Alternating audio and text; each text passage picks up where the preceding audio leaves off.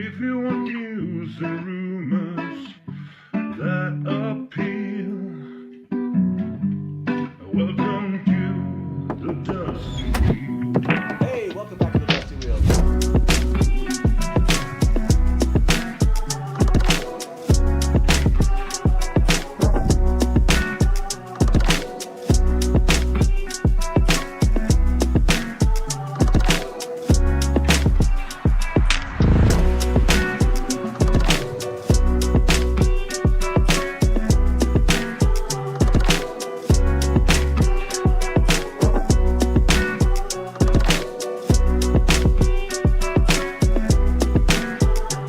Hey, welcome back to the Dusty Wheel. I'm your host, the Innkeeper, and this is our live call and talk show all about the Wheel of Time. And today we are back early, right? We started on time even. I know, shocking. But we were talking here about, obviously, the Global Fan Event, the stuff that's going to drop there, the interview coming up. We're going to dive into the clip of Gawyn and Galad. I have not actually watched it, so I can't wait to see that one. And we're going to be talking all about like preparation for this live watch party Amazon's running, this live experience Global Fan Event, like making sure you're all set up, like what do we do, etc. So yeah, let's get like some of the first prep out of the way. But to do that with me and to kind of get ready for this thing, welcome our 3 guests so far, just 3. That's right. Bree is here. Bree, welcome. Good to see you. Kevin. I'm excited. Kevin, are you? Kevin's. Hello. Oh, Kevin's. I wasn't sure if you were like stuck there. You're just holding a frame. No, I'm just really good at holding a single face for a long time. Yeah, that was very good. Can you just do that randomly during the watch party? Just like you froze. And Brian the Gleeman is here. Brian, good to see you. What's up, everybody? So I can already see chat is starting to hop here. I'm looking at the first poll, almost at 500 votes. We're going to leave that poll up here. Started that last night. So, as people start to queue in, I'm seeing a lot of questions, so we'll get to those. We still have like an hour of prep to go here. Does everyone have their? Let's talk about some of the logistics here. This is my second set of earphones right here on my laptop, where I'll be watching the watch party that Amazon is running.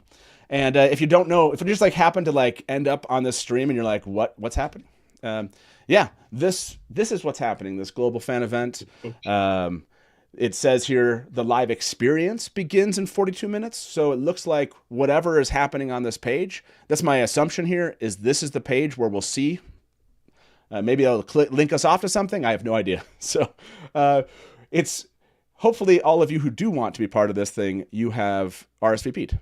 So if you haven't. There's still time. There's still time. Yeah. I mean, I asked that question. We've given to understand that you can enter this thing throughout the event when it's happening. So. Yes, 42 minutes before that page goes up. But remember, we won't be showing that experience here on the screen.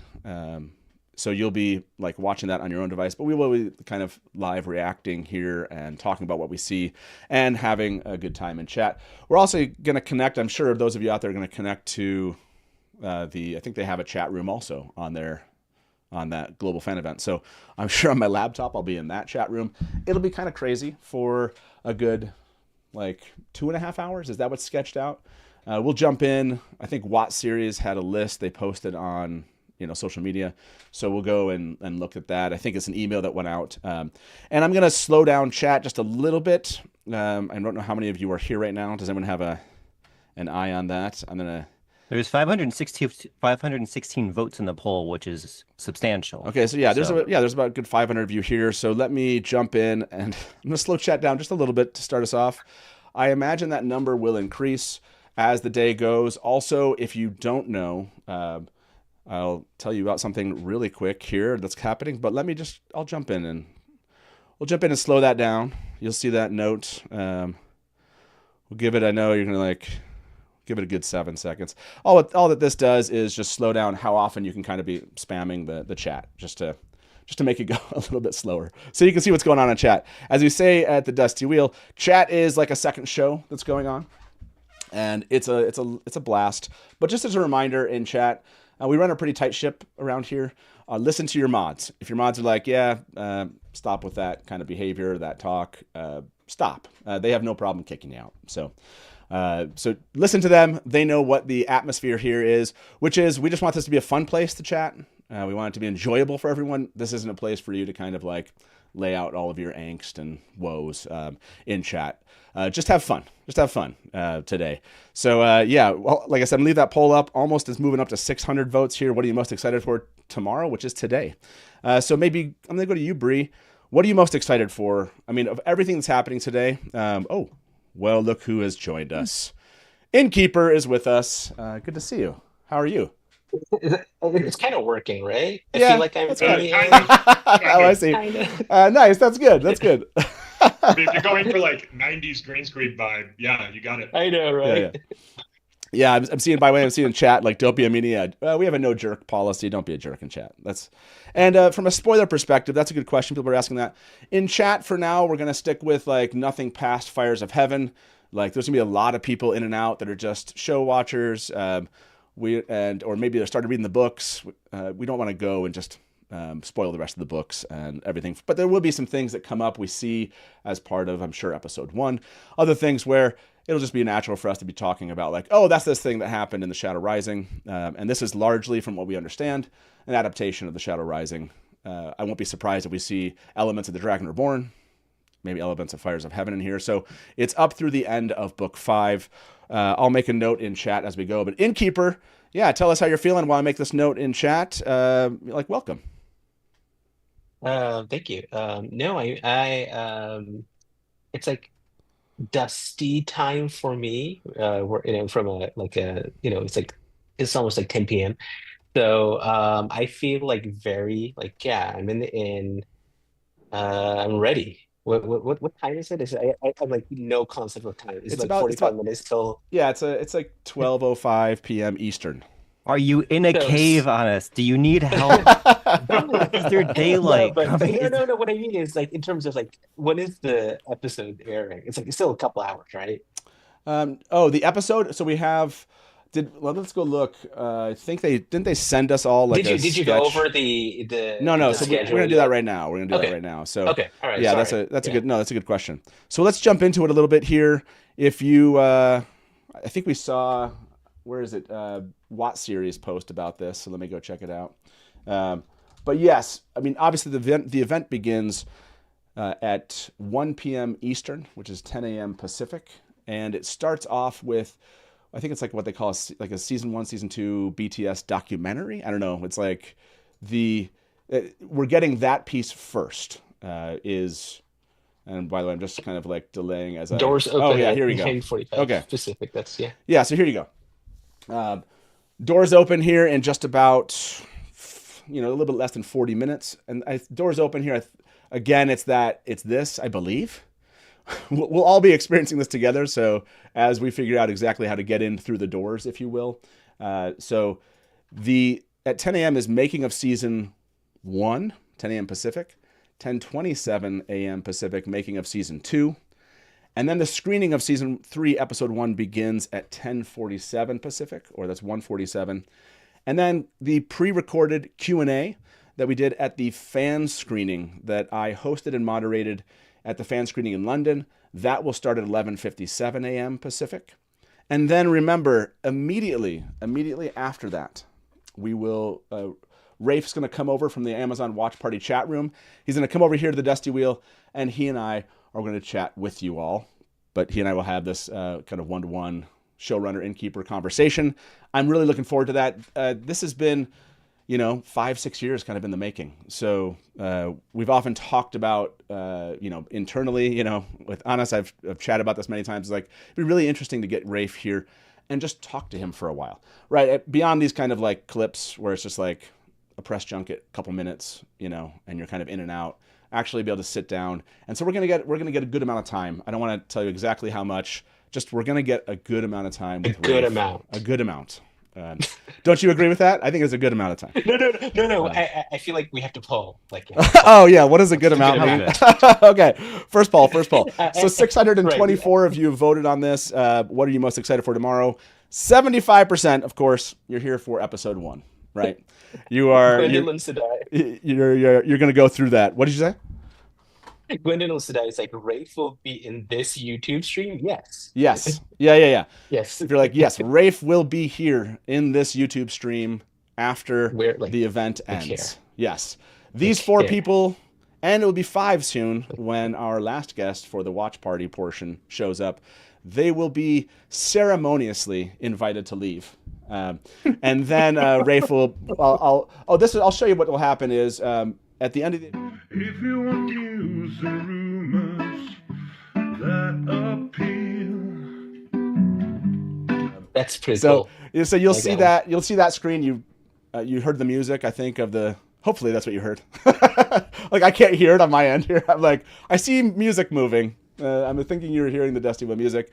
We'll put that screen up, and then Rafe. I'll work to get Rafe in the show, and it's gonna be a lot of fun. So,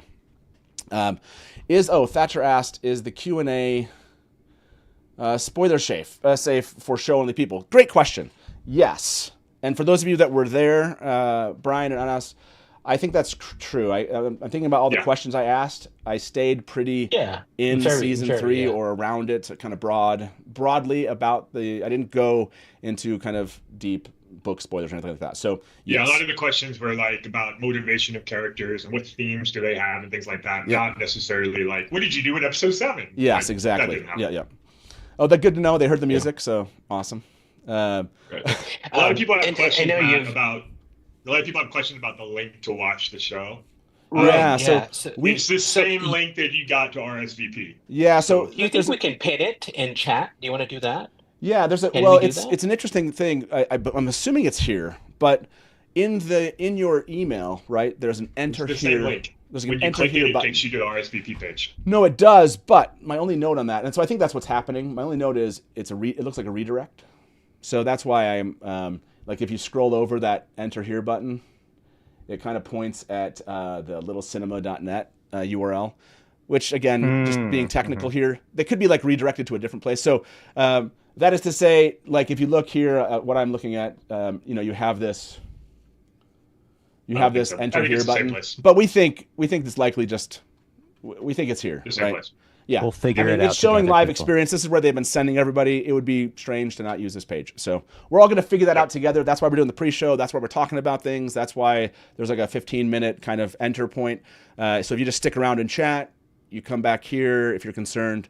But remember, we're not showing that on screen. We're actually going to be watching it. You need to have a second device, which we all do, right? Everyone on chat. I have my earphones ready to go for my computer. And so it's going to be a blast. You can zoom in on my eyes and watch it in the reflection. So yes, I got my glasses. Close enough to Yeah. I'm all about the shenanigans. I like that. Yes, all about the shenanigans. Yes, that's why they're starting 15 minutes early.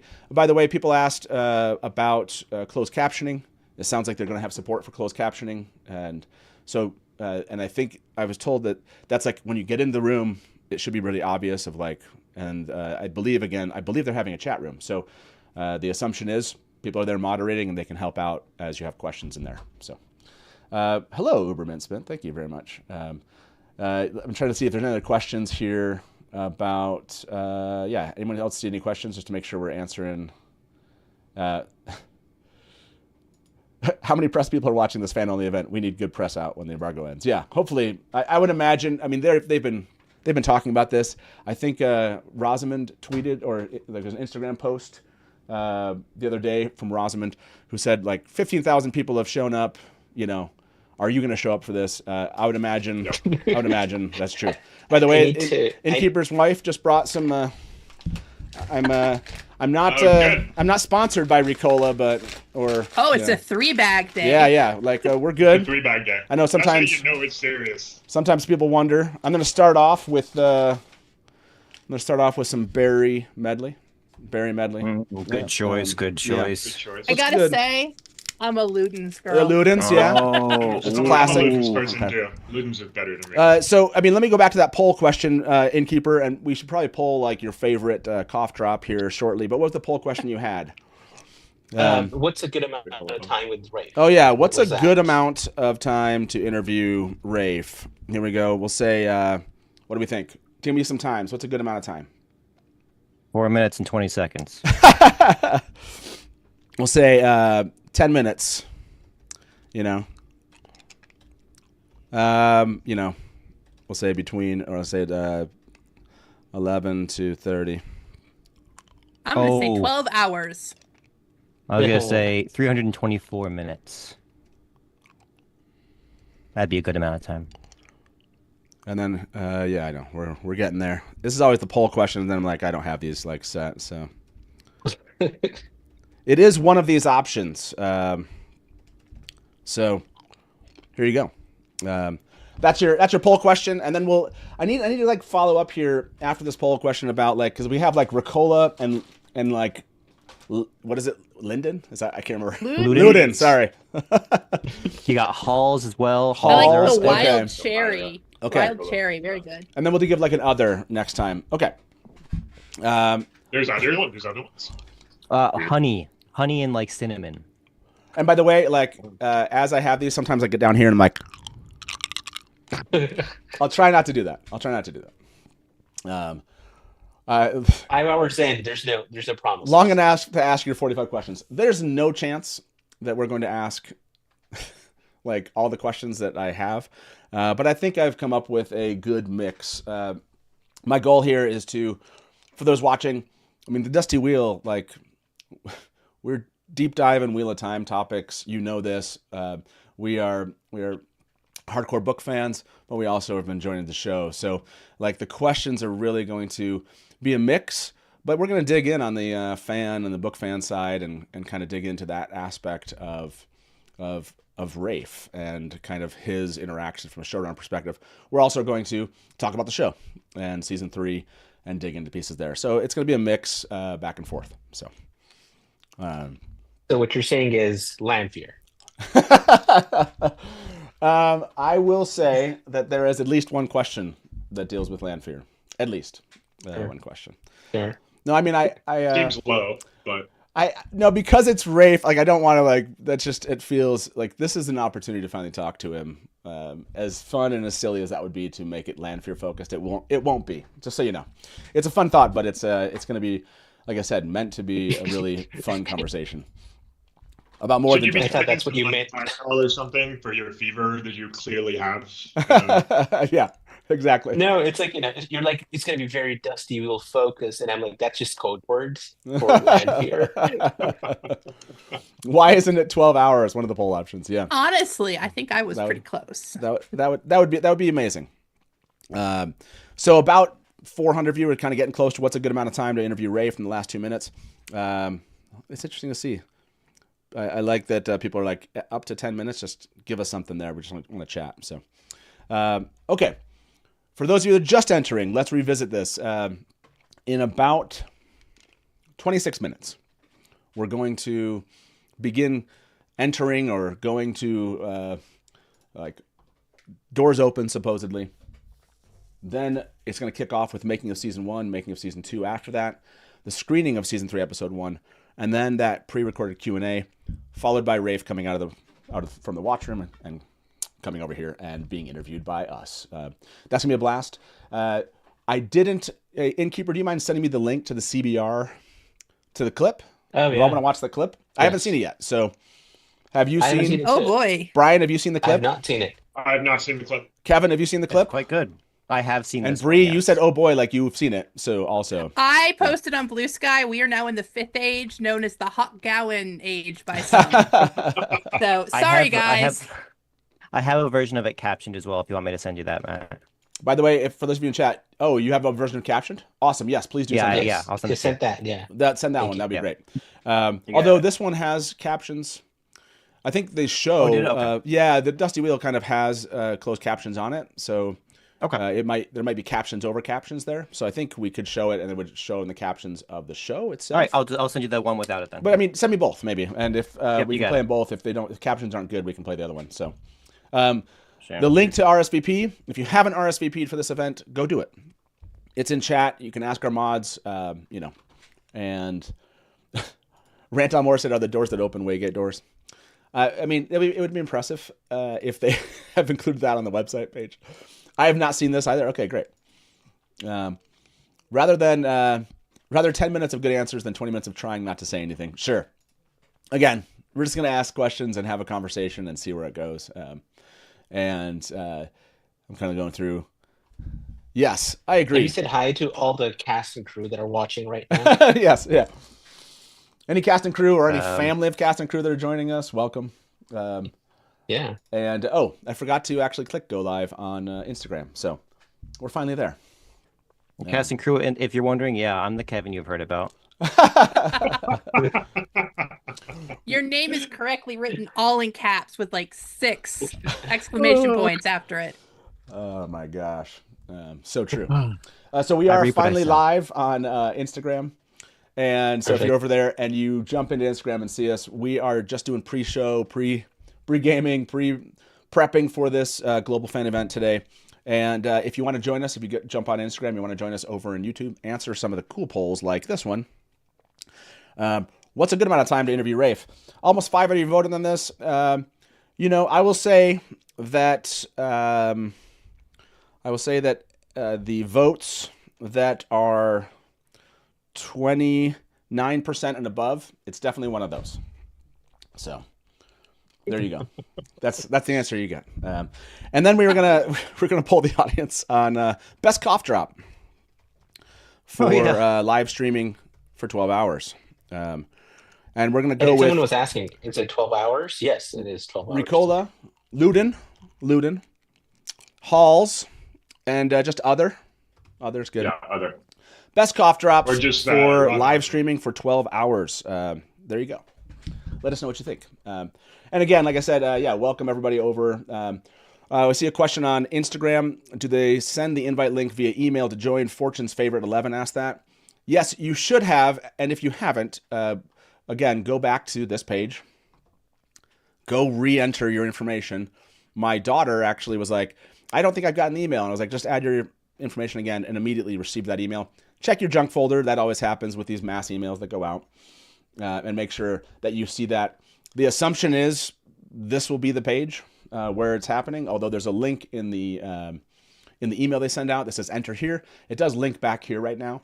So I'm sure if you just kind of pay attention to this live stream, obviously pay attention to socials, I'm sure fans everywhere will be like, it's here. They'll be talking about it. There are tens of thousands at this point, or at least 10,000 that have signed up, or 15,000. So at least 15,000. if not, kind of more than 20 at this point. So someone's going to post it somewhere, but obviously in chat we'll try to do that. So okay, that should be enough. Kind of like chatting. There's 22 minutes to go. Plenty of time to watch this clip. And Kevin, you sent me the clip. Which in your Blue Sky DMs. Blue Sky. Okay, let me go check that out, everybody. And Kevin, I was like trying to like somehow be the bottom half of your Rosamund. Oh, when Rosamund was like, yeah. So I'm like, I don't know Blue if I Sky. can, but like, I want to. I absolutely told my family, Such a- if you missed that in the beginning, no significant use of the internet today. And Innkeeper, do you mind setting up a second stream just in case this one goes down? That's what I was thinking about. Like, maybe while we're watching the documentary, I'll like set up a second stream. If for some reason, I'm not trying to jinx it, if, like the stream went down and we'd have a second place to go. Let's hope that doesn't happen. Okay. I'm not going to, because it's not going to happen. you're like I'm how not giving in. like- I'm not giving in. No, like, I mean, let's like, no, we've never done that. So Is at least not. 15,000 the number of times Dusty Will entered their email? No, Okay, so enjoy this clip. It was dropped yesterday. Was it CBR dropped this clip? And like I said, we have this one. Captions hopefully are here working on Dusty Wheel, and then we can play the one with captions if that doesn't work out. So I have not seen this yet, so looking forward to it. Here we go.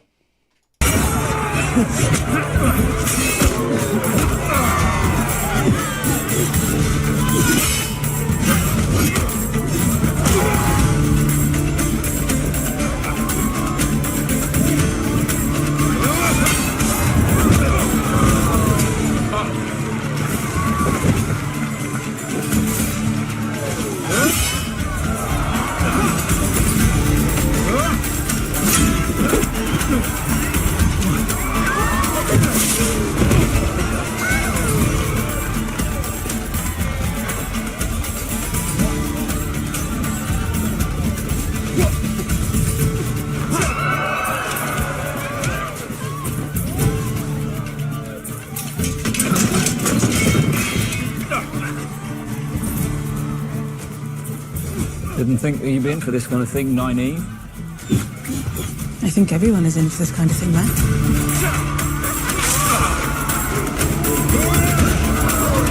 So, who are these tossers? My brothers. So, they're princes or something? And they act like it. Entitled bastards. No offense, Elaine. None taken. Coming from someone sleeping with an actual king.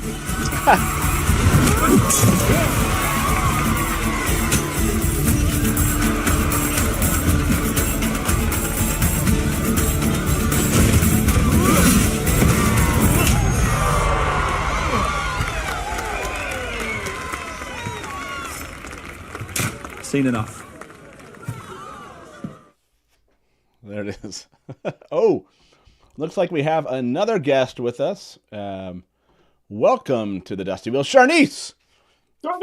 Fantastic to see you, Sharnice. You ready for this? Oh my God, I'm like. So did you see? Have you seen the clip with Gawyn and Galad? Gawyn and Galad clip? No. Oh, we're gonna have to watch it again. Oh man. So we're not able to hear Matt, it I don't as think well. you're not sharing. Oh my gosh. You're not sharing. We can't hear it. I don't know if the audience can hear, but The audience can hear, but we can't hear. Yeah. I gotcha. Okay. Fixed. There you go. We should watch it again just Fixed. for that, right? Okay. For those of you asking, Gawyn is in the red pants. Galad is in the white pants. So, with that they thought, have pants on. with that thought, here you go. I Who's don't. looking at pants?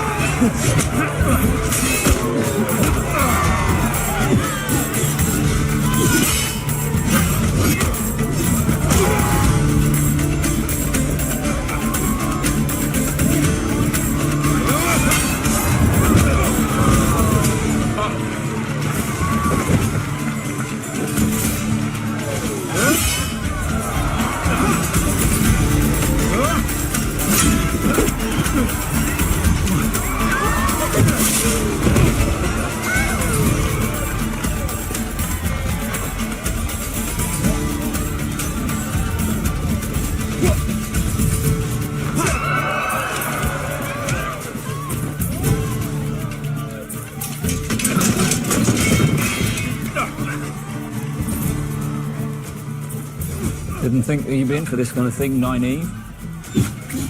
I think everyone is in for this kind of thing, Matt.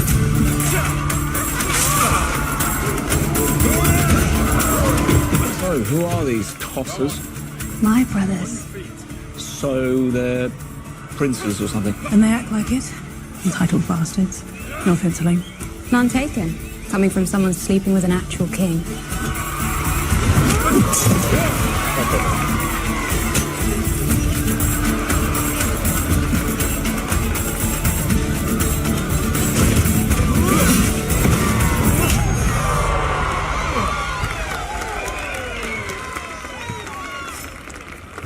Seen enough. Sleeping with an actual king is pretty freaking hilarious. Good line. That's a good line. I love Matt's knocking things over, turning into "I meant to do that." It's just like the most perfect. It's quintessential, Matt. Yeah, someone mentioning that maybe you know the scene from you see him with like a novice in the teaser, or no, it was like in the Matt thing, the Matt clip. They wondered as you see him kind of like pulling his coat over, like is he coming from that moment, and is this what he walks into? Like I was like, oh, that's interesting. That makes sense that might be how this kind of comes together. So yeah, by the way, let me end this poll. I heard there's about 1,000 of you here right now, which is insane. So if there are 1,000 of you watching right now, let's just like really double check that everyone understands what's happening today. Let's go back and just do this explanation over and over again. Here is the page where you RSVP for this event. In 15 minutes, they'll open the doors. As you saw in this tweet here from Watt Series, they're opening the doors in 15 minutes at 10 p.m. Pacific, 1 p.m. Eastern. Don't know that in GMT, but it's probably like, 6 p.m. GMT, something like that, 5 p.m. GMT. That's making of season 1 begins, then making of season 2 after that, and then the screening of season 3, episode 1. So the screening 3 of season 3, episode 1 begins 47 minutes after the event starts. There's then a pre-recorded Q&A that came from the fan screening that I moderated in London. And then after that, Rafe Judkins will be coming from the Amazon Watch Party chat room. and he'll be coming over here to the Dusty Wheel. And yes, he will be on screen here, and he and I will be having just a kind of one-to-one conversation. Obviously, I'll be trying to watch chat. Just understand that there's going to be so many people in chat that if you just tag me, the likelihood is I'm just not going to see it. At this point, I've tried to take questions that you've all had. I've come up with kind of what I've been looking to ask Rafe for the last 5 years, and then integrating into like questions about season 3. And so just you popping a question in chat probably is just not going to happen unless I just happen to catch it out of the corner of my eye and I throw it in. I'm not saying you shouldn't try. I'm just saying just don't count on it. But that will happen after everything is over. We will afterwards, just so you know, we'll cut that portion out. We'll post that separately. So if you missed it or whatever, you can't stick around for it, we'll eventually have it where you can just watch that. Because this stream is going to go 12 hours. Like, this is Premiere Guide On for us. We got season 1. We're going to have that interview. We're going to have these clips to talk about. So I can't imagine we're not going to be going well into the evening with this conversation. I have a bunch of fans and guests that are coming in to join us, and it's gonna be a lot of fun. So I think that's a good summary. Let's jump back to those clips. Sharnice, what did you think about that Gawyn and Galad clip? Oh my God, I loved it. I loved it, and now I want to know: is Matt gonna fight them next? Is that what's gonna happen? Well, I mean, and Rafe has said this, right? That we are going to see that moment. He didn't say exactly that moment. I can't remember his verbiage, but he was like, basically, yes, we're gonna get like Matt, Gawyn, and Galad. Does anyone remember what the exact quote was? Like a believable version of it. A believable version. Thank you, Innkeeper. Yeah. So, yes, So like this feels like before that, right? Not necessarily this scene, maybe, or I mean, Matt seems to be walking away, so it's doubtful that it'll be this moment in my mind. Like, he's just taken off. He's like, I'm not into this. I mean, I guess he could come back in that moment, but this feels like, I don't know. This feels like, to me, this is the first time we've seen them. Like, this is kind of that, like, show us everyone kind of gathering around watching them moment. But maybe there's other stuff that comes before this. That's possible, true. So, Rain said a 24-hour stream. No, the reason why we only go 12 hours is YouTube only promises to hold on to your, live stream at 12 hours. So we don't want to lose it. As you say around here at the Dusty Wheel, chat is its own, like, show. Like, there's 1,000 people here, chats flying, right? Like, it's so much fun for people to go back and just see what was happening, polls that were asked, things that people were commenting. So in order for us to make sure that we don't lose the chat, we always end at 12 hours just because that makes sure we don't lose things. So, and another piece of this, by the way, if you see questions in chat, you 5 that you call to my attention, or if one of our mods wants to call something to my attention, please tag me in chat. Just as a reminder, we're not going to be showing this. You're here to just kind of be here with a bunch of fans in a place at the Dusty Wheel where you can just have reliable conversations with the people hopefully you've been hanging out with, or you've just kind of come to know. We're happy to have you here if you're new to the Dusty Wheel. Please remember, in chat at the Dusty Wheel, like, you can think whatever you want to think. You can say whatever you want to say, obviously, to whomever's around you. But in chat itself, this is meant to be a fun, enjoyable, kind place to be. It's not meant to be where you grind out all of your angst about things you don't, things you hate about X. It's okay to be like, oh, I didn't like that. That's fine. But listen to the mods. Listen to the mods. And if they're like, hey, like, chill out, or like, listen, they're happy to be like, no, you're out. Because they want to make sure that this place, for the hundreds of other people that are in chat, stays and kind of maintains its space as, basically, just think about it, it's the Innkeeper's home, right? So if you're in my home, treat it accordingly. That's how we think about chat. I just want, for those of new people that are jumping in. Let me jump over to Instagram. I know some of you might be over there. Let me see if there are any questions. Fortune's Favorite said, Gawyn won the match, or did Galad let him win to save him from embarrassment? Ooh. Okay. So I'm going to end this poll. Almost 600 of you voted on this. Best cough drops for live streaming in 12 hours. Ricola won. That's right. Ricola right here, everybody. We got the number one cough drop. There's no sponsorship here. It's just, I think Ricola is like a very funny statement, but I'm going with the wild berry. Wild berry is my choice here, and I will try to prevent myself from making a lot of noise in the mic with, the cough drop. So that's a good question. I want to ask all of you that while we wait. Who won this fight? Gawyn, obviously, or Galad let him win. Okay. Or Matt. Or Matt. Kevin, what do you think? Do you think that Galad was kind of like, or do you think Gawyn took this one? I think that Gawyn got a lucky shot. I think that, they were always, relatively equal, not equal in skill, but on par with each other. They could compete with each other. It was always like a good matchup with each other. So I think that Gawyn got a lucky final shot and he earned it. It's let him have the one win. Let him have it. Yeah. I mean, he needs it. Give Gawyn a win. Just one. This question is peak troll. What color are the pants of Gawyn? They're like a red, whatever the color. My guess is whatever that color is in the for Andor. Is my guess. So, any other comments here? Let's take a look here. Sally said someone said there's a link on the Watt page. Is there? And by the way, Prime maybe. Let me see if I see anything, or maybe on their Insta. By the way, eyes and ears, this is how this works. If you're seeing something, say something to us about like, something's been dropped. If there's some social media going on out on X, Blue Sky, Instagram, Facebook from, the cast and crew, from the show, let us know. Right. Like, if there's something that's dropped there. But yes, this is where we're all kind of focused. It says it's going to begin in 8 minutes and 30 seconds. And that's just the, again, kind of door opening aspect of this. We know it doesn't begin until the hour. So as this, Brian, are you a Gawyn fan?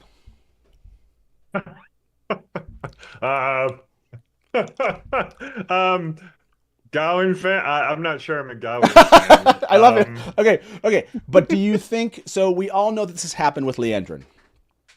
I was not a Leandrin fan coming in. Sure. In fact, I detested Leandrin. I see where you're going with this. Thought it was a terrible character and like really kind of two-dimensional, dark friend, Black Aja. Yeah. Kate Fleetwood is killing it. They've really dug into Leandrin's storyline. Really compelling character. So, like, I'm really enjoying it. Do you think that they're going to make Gawyn a compelling character? I think there's a very good chance. I'm remaining open to the possibility that they make Gawyn a very relatable,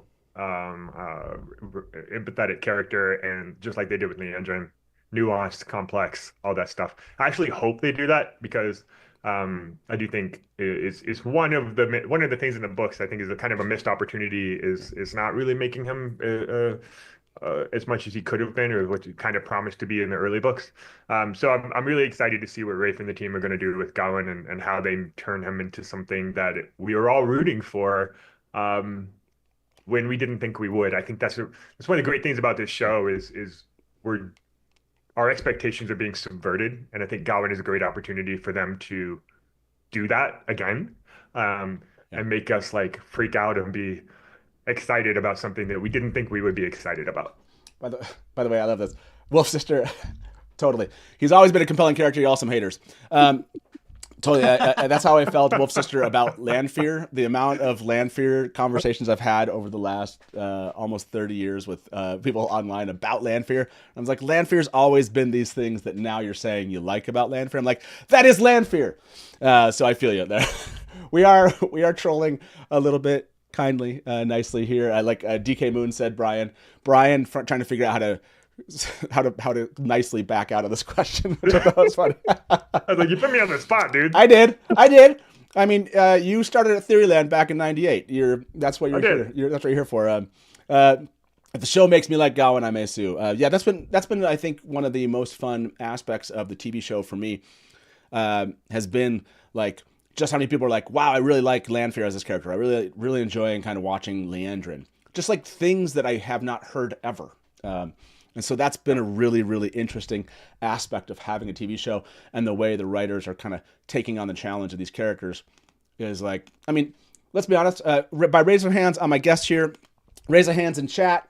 Have you enjoyed, think about the first three books of The Wheel of Time, and then think about the show.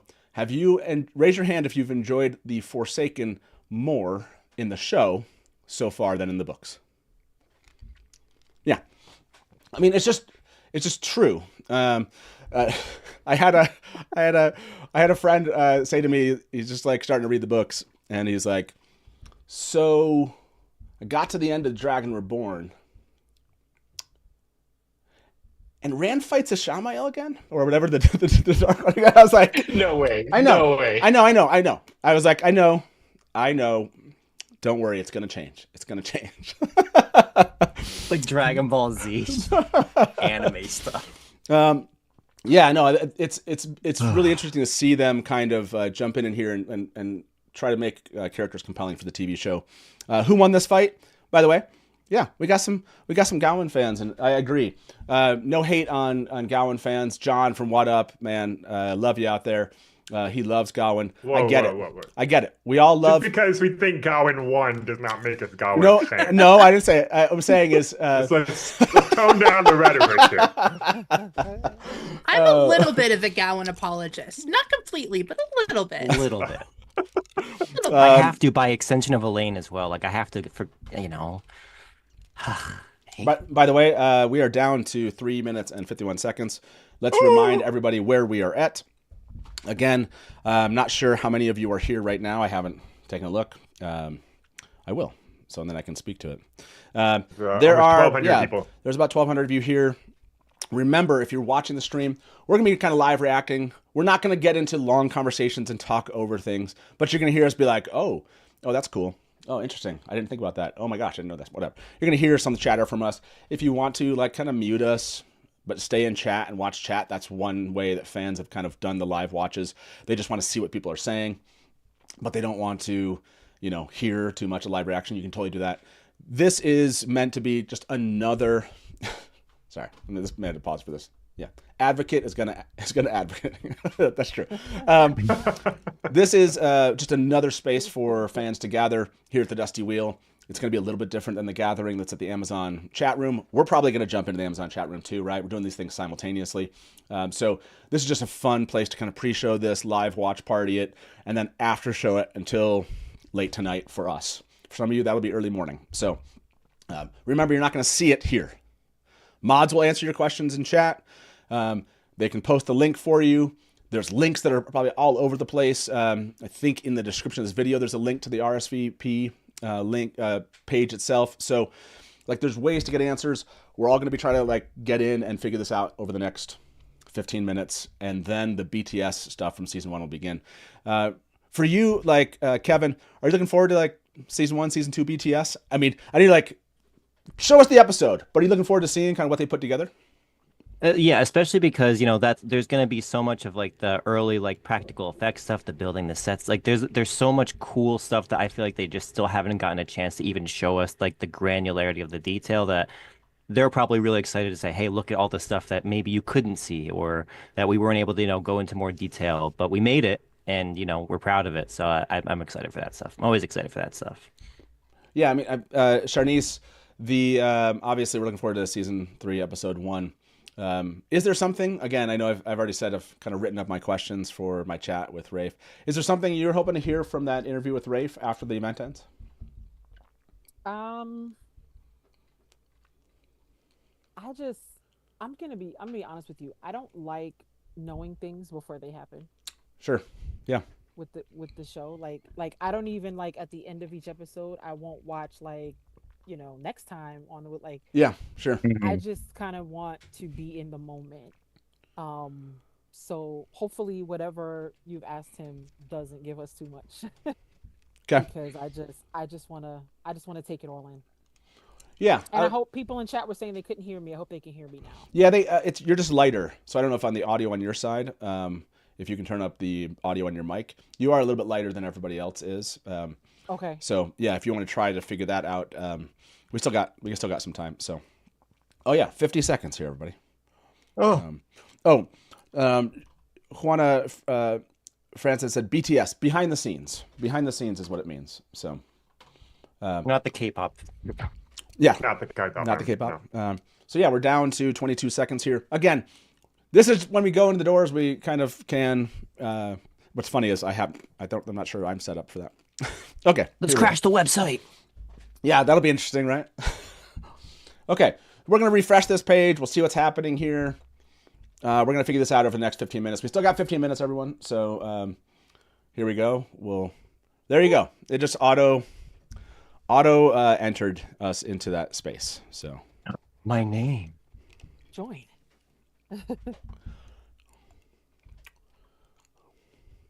Okay. So yeah, you should be seeing this on that page, everyone. So we just entered in. I'm looking at their chat and I'm like, oh yeah, you're not going to see much there, man. That stuff's going to fly by too. So, oh yeah, that's crazy. Make sure you jump over, type your name in, go ahead and join this. They have a countdown here. My guess is here's your subtitles. So, get your subtitles on if that's what you would like. I sometimes like even for myself, like these days I'm putting the subtitles on all the time, just how they've mixed sound and everything. Even, thinking, oh, I'll be able to hear this. It's, sometimes it's very difficult. So, it looks like they got a chat room going. And so jump in that chat too. We're going to be simultaneously in both chats. I'll be seeing some comments as people go in Dusty Wheel chat. I'll be posting those here. I won't be posting their chat on here, I don't think. It doesn't look like they have kind of a pop-out mechanism. I'm going to go look. Yeah, they don't. So won't be showing that here. But yeah, this is really easy to go find. Again, you should be able to just jump into that link. So if you want to ask in chat, where's the link again? Where's the link? The link is actually in the description of the video. You can find it there. And so, yeah, I'm trying to get to the bottom of chat now. I did want to, there was a call out to a question. I saw some tips here. Sorry, there's a lot happening right now, so I apologize if you sent us a little tip and I didn't get to your question. And then I know that Stubble McShave had a comment, and I'm trying to just look for it. So, oh yeah, he said you can see Lan's ring around Nynaeve's neck when they focus on her for the first time. Very cool. And let's see if there's anything else I missed. Hopefully you're all kind of going here and getting ready for this, this event. It'll be interesting to see just how fast their chat ends up moving too. So, but yeah, we are now. That was really simple. It was just right there on that page. Innkeeper, do you mind posting on social media too? Just the link, just like, hey, everyone, you just go to the page, type your name in.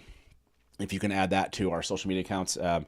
And then also, Innkeeper, if you can I can't imagine people on our Discord don't know we're live, but if you can just kind of do a round of social media and post that stuff on Discord too. So, you guys all ready? We have 12 minutes. What are you thinking about, Bree, at this point?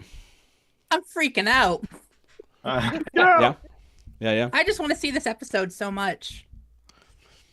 Yeah, I have not, again, like I think I've told people, have not said anything. This had to do with, we went out to premiere for the first 2 episodes in season 1. And thinking, I came back and I was like, oh yeah, it was great. But people didn't have, it was great with context because I couldn't talk about the episode. And they're like, well, you said it was great. And I was like, well, if you showed up to the after show for the first one, you would have heard me talk about what I thought was great and then what wasn't. So I haven't talked about I haven't said because we can't talk about the episode yet. Now we'll be able to, which I'm very excited about. But yeah, I'm looking forward to that. For some reason, I don't know why, my chat, I can't get to the bottom. I'm going to just refresh this. Are you looking forward to watching this time, or are you doing too many things this time? Yeah, that's a good question. Why don't I see the chat where you can type? Okay, there. I just got rid of it. It's too much. Yeah, no, I can't see where I can enter it's it for some reason on this computer. Let me. Oh, there we go. I had to size down my browser. That's what happened. If it disappears for you, if the chat enter where you put the message in, you might have to size down your browser, and it worked for me. So. Yeah, it's extremely fast. I figured it was going to be really fast. Mics. So. I just switched mics. Can you hear me better? Yeah, I think that's a good. You sound better. Yeah. Okay, great. Yeah, everyone, can you give a thumbs up? So yeah, is everyone ready for this? Yeah. So Daniel said I can't see the message window either. If you, here I will. I'll type in. Go join it over here. I don't want to actually join it on this one for too long and have the chat and have it kind of affect the kind of our setup here. But let me just show you what you should be seeing. Oh, there you go. You can kind of hear it. What you should be seeing is chat over here. And see how it's kind of hard to get down here? You should be able to kind of size that down, size the screen down, and then you can see the message down there. So Do you think that link is not specific, right? You just go to that link. Yeah, you So just go do to you that think, link. Right. So if do you think we should put that in our chat and pin it? Yes, I mean that would be really good. I have the kind of no spoiler do one that. there, but let me go and just verify that. I'm assuming if you just look up Wheel of Time, I bet you could even Google global event. I bet you Google has this link also in it. Yeah, it does. So Wheel of Time fan event, and I just went there, and it looks like I'm gonna see if it does keep your information. Yeah, it does. So if you entered your name, it keeps your information if you go to that page again. And so I'm gonna, for now, I'm gonna close that on the screen. So, yeah, I'm getting ready for. I mean, it's 10 minutes to go. Is this new music on the watch party? Yeah. Does anyone know? I haven't been able to. Let me turn it up. Yeah. I haven't really stared at the explanation cards. So, yeah. But April's saying those are pretty cool. I should. Oh yeah. What am I doing? I should add my earphone and I can listen. This sounds like a new theme. I can't place it in any episode. Yeah, I don't recognize it. Are you all seeing the trivia yet? The trivia? Yeah, well, no. it's in the Trollocs. Where's the trivia? Oh, baby, there they are. There's trivia. Oh, it just came up. Oh, okay, gotcha. Rand is merely a spoke. What elements does Swan compare him when she... yeah, that one's easy, right? How am I ahead of you? Huh. Oh, you're ahead. I'm at because you just built different, Sharnice. You just built different. I'm gonna refresh that page in my kind of local machine and see if it's on. What I'm seeing. My watch party starts in 7 minutes and 25 yeah, seconds. mine says 7:58. Oh yeah, mine says 8 minutes. Mine's 8 minutes too. You're what just, the hell, Sharnice? You're just like 30 seconds ahead of us. Yeah, that's awesome. What the hell? All I did was switch my mic. Prue said it's a variation on an existing soundtrack. Nice. Frozen Flame said I've got a Samsung Frame TV in Chrome. Awesome. Let's see. Trivia. Yeah, that's actually. If you click on it, it pauses the video. I was trying to click the trivia. I think that's what I did too. I was like, I want to answer. Gotcha. Okay. That's why I did. I'm so dumb. I'm dumb as hell. If you click on the trivia, it'll pause the video. So that's why some of us were behind. Got it. And by the way, I recommend trying different devices. They did say that like iPhones and iPads would work. I don't know if I'm other on my phones... iPad and I'm AirPlaying. And that's working. TV. Okay. Neil says we just want to answer the quiz. Yeah. Did they not? Whatever comes. Can you not answer the quiz? Is it just answer it for you? You just have to put it in the chat. Okay. They give you the answer really like. There's only like 10 seconds. Yeah. 20 seconds of 15 seconds before they gotcha. show you the answer. Okay. Yeah, they start dimming out the wrong answers as it goes. Yeah. Gotcha. Okay. All right. Yeah. There's just I see a lot of people are you just type it in. I see. That's cool. So if you want to answer those, it sounds like you just type your answer into chat. That's pretty. Yeah. Don't pause the video. Okay, so I'll try not to react then if I'm like a minute ahead of a lot of you. I'm at 6 minutes now. Like 6:18. Yeah, I'm at 5 and 40 seconds. I know. You are like 30 seconds in the future. Yeah. Can 1,200 the Dusty Wheel viewers figure out how to trivia? Yes, I mean, if you want to shout out in chat kind of what you're using, what's working for you. Other people might be kind of wondering what is or isn't working. Some people are using Firefox. It looks like it's working kind of generally across the major browsers. Checking on our Instagram folks here, seeing if there's any questions we have. So happy to share this event with you guys. France is supporting you. Thank you very much. Appreciate that a lot. Magic. Very, very, very appreciate that. Very much appreciate that. So, again, if you're watching us on Instagram, you certainly can, but you need to be watching the actual event. Jump in there. Won't be showing that on our stream. Because obviously it's proprietary. Shut up. The Tweeter of Chaos is not here, is he? Tweeter of Chaos is here, man. No, that's awesome. The OG? Yeah, the OG. Oh, man. Okay, that's freaking cool. Joe Perry said, I have good internet. I actually do have good internet. Just tried to sign into the Amazon page, was told Guy Sean are forbidden. Outed myself too soon. No, never. Great to see. Much love to the Tweeter of Chaos. Yay, Tweeter 5 minutes, y'all. 5 minutes, dang. 4 minutes and 24 seconds. Yeah, again, if you're watching us, how are you? we're doing a live watch party, and after show. So let's go over what this looks like again from a scheduling standpoint. If I can find that. Oh, did I close that image? Oh, I must have closed it. Okay, so we're not going to do that yet. Let me see where are we at. Okay, so yeah, I can show you this one. Remember, the doors have opened here. Making of season 1 is at 10 a.m. So in 5 minutes, we get the making of season 1. 27 minutes later is making of season 2. Then the screening of season 3, episode 1 happens at 10:47 Pacific, so 47 minutes in.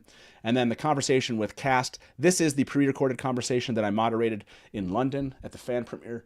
You'll be watching that. That'll be a really interesting thing for me to go back and watch that. I'm not fond of like watching myself do stuff like that. So, but I'll try to give you the director's. This will be so much fun. I'll try to give you the director's version and be like, yeah, I changed that question right in the moment, and I shouldn't have, or whatever.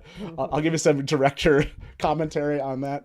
And then, like I said, after that, like you're seeing the chat over on Amazon's watch party, it says Rafe will be coming from there. So I don't know if Rafe will be is ending up in the chat over there, which would be cool.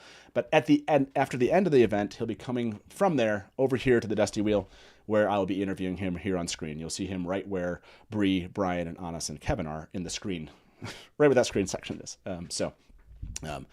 Director commentary is the best.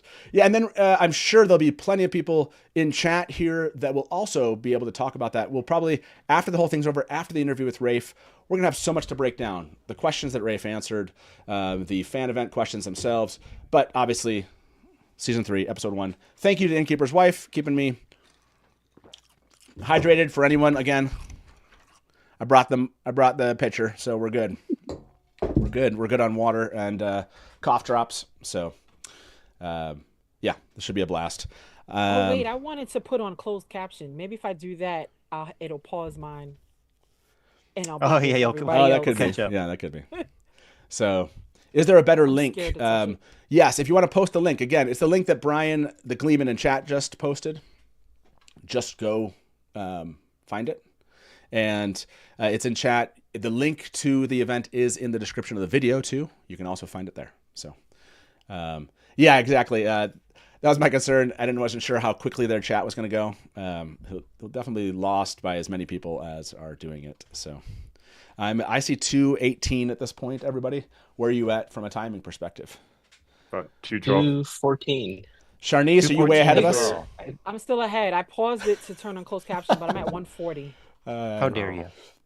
Wow. Hey guys, by the way, it's already 11:30 p.m. here. Amazing for being here. I hope you stay up and enjoy this.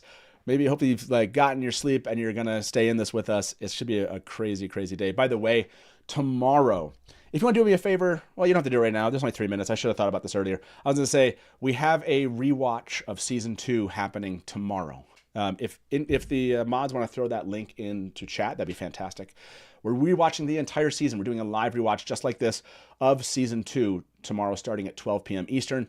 Join us. It's a lot of fun. It'll be good to kind of remind ourselves where everyone's at, what's happening, and it'll be a blast. Yes, that's right. We're doing 2 Gaidans in a row because we're crazy. I don't know. Because this is the time. This is the time to have fun. So, do you see any questions in chat? Anyone that anyone has here that we can answer? Here we go. Like I said, I see it. Last minute. So, we're just going to start playing. So, do you want to just say something? I don't know. Yeah. So, I mean, again, no, I'm just going to say, for the last minute, you're going to hear us. Remember, you're going to hear us kind of live react to some of the stuff. We're not going to talk your ears off or anything. We're not going to have long conversations over things that are happening. We're going to be pulling some things from chat, posting on here. We're going to be laughing at things together. Stay with us or just go over there and then come back. But I hope that we're doing the simultaneous thing. We're not going to put this on screen here. So looking forward to this. Yeah.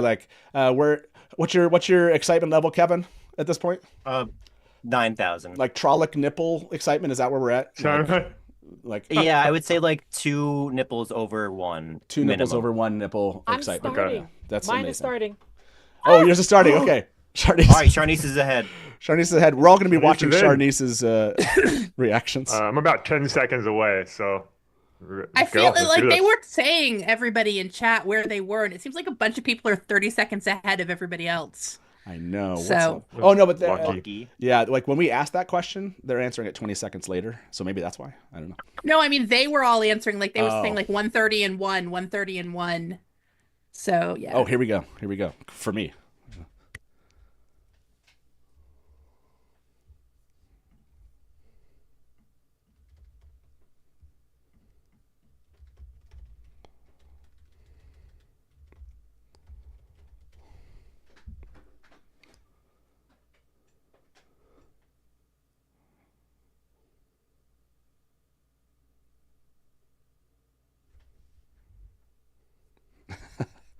Only.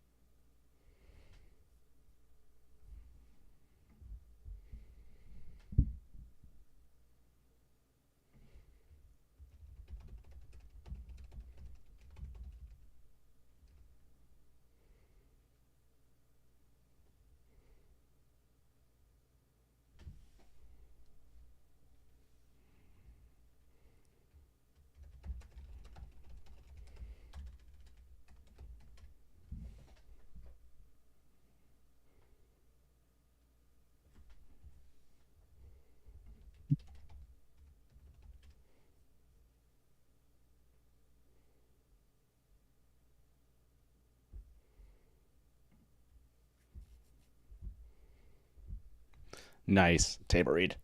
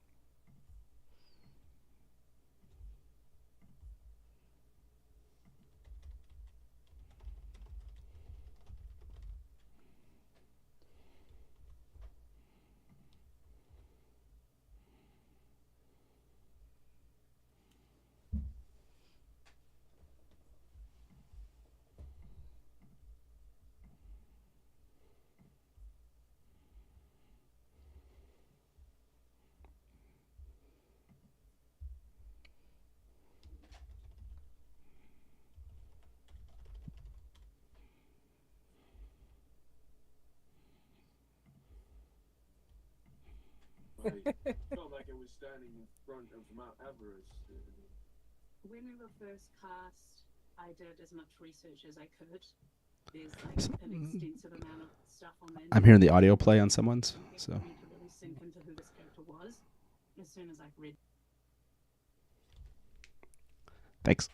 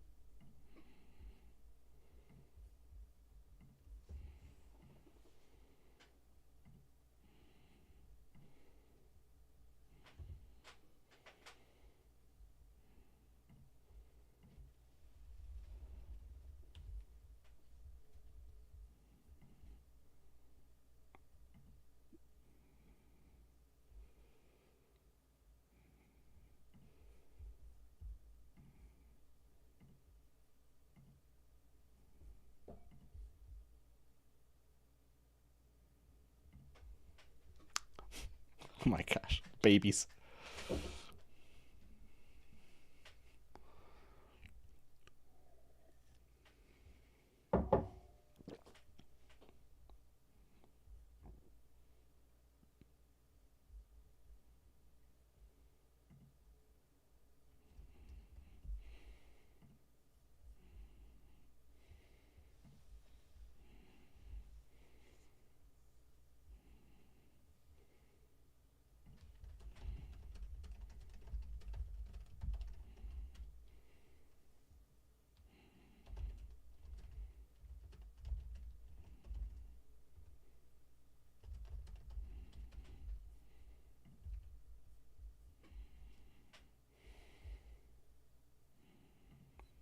That table reading was amazing.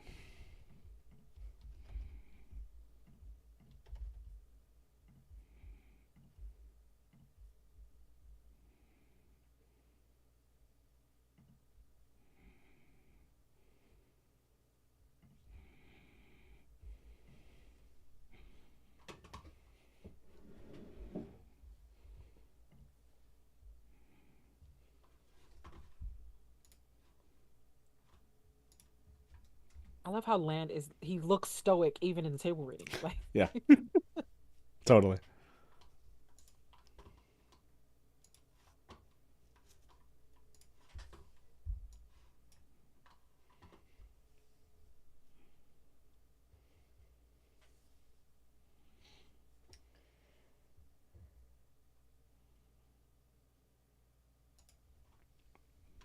That's my birthday. Happy birthday.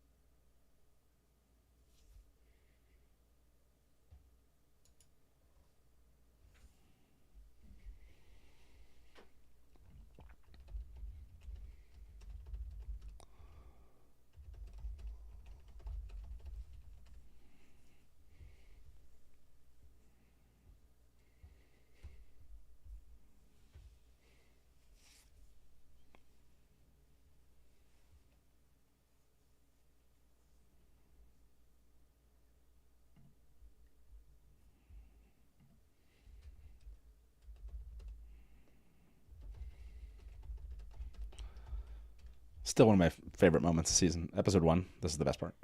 So good.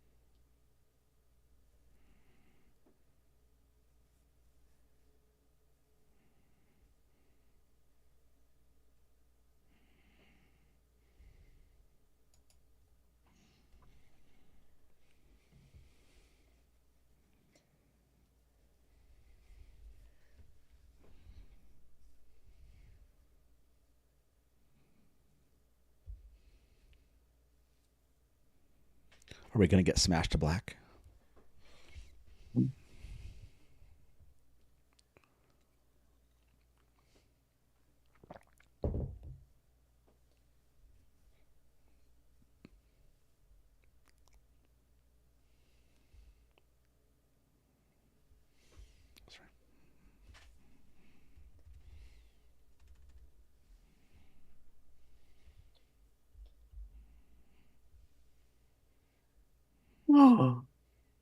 It's a beautiful shot.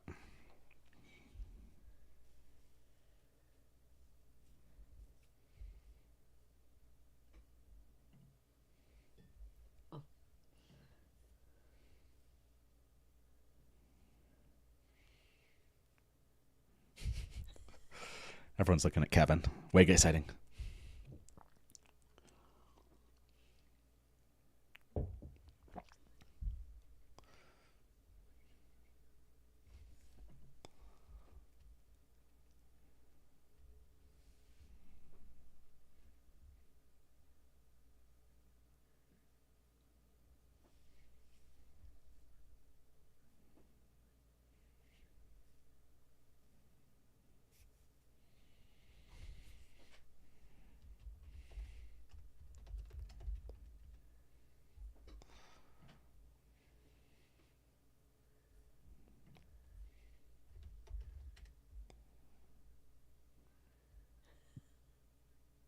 Oh, look for the extra man, Matt.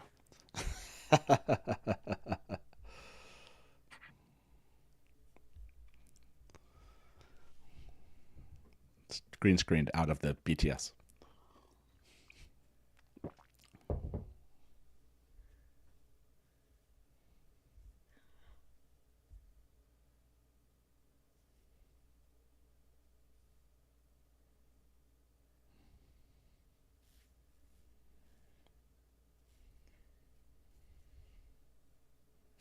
Sheesh.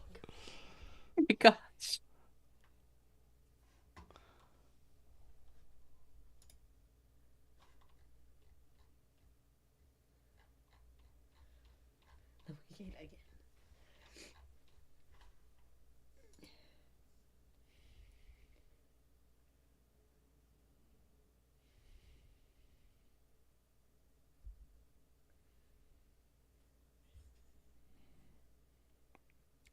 That's right. Sally was there.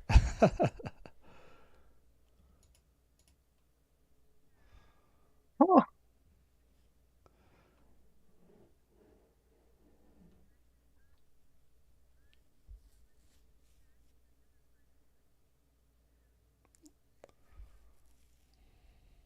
That's awesome. I never noticed that. That's so funny. It's one of the things she told us in an interview we did with her, but it hadn't been released. We were like, I don't know if she's Have talking you released about that? I don't think so. Look, that happens around here sometimes.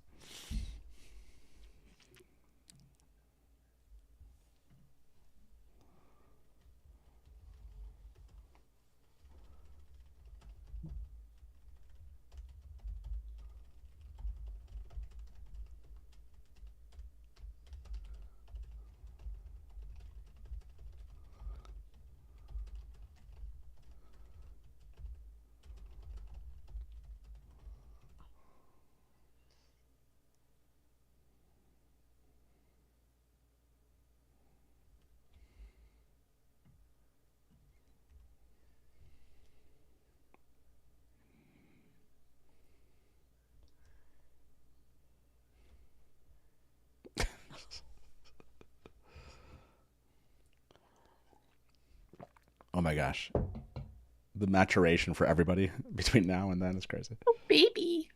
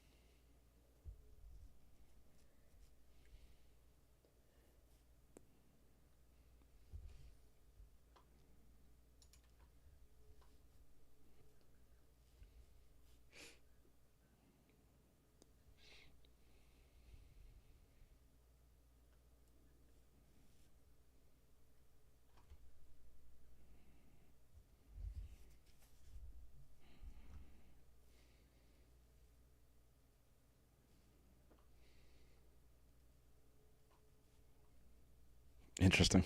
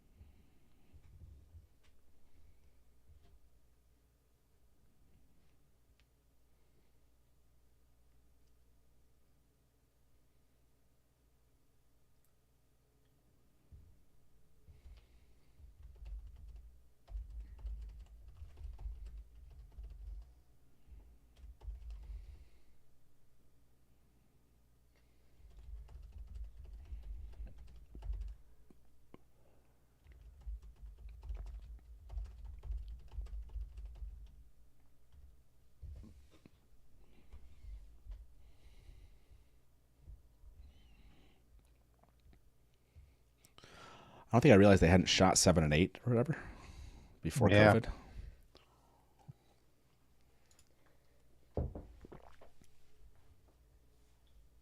I am so impressed with Rosamund right now. For sure.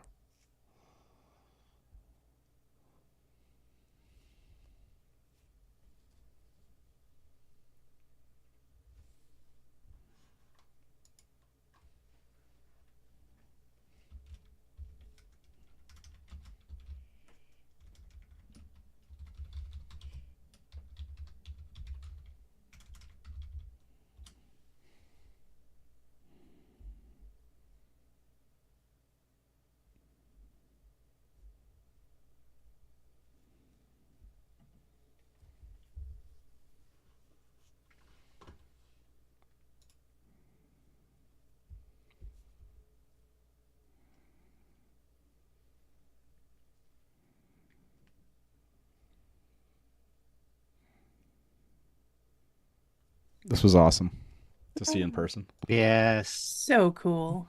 Yeah. Oh, incredible.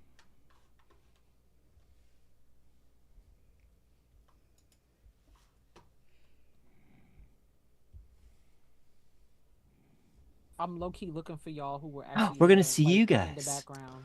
I don't know. That'd be fun if they included some shots. That's where I met Marcus right in that location. That was fun.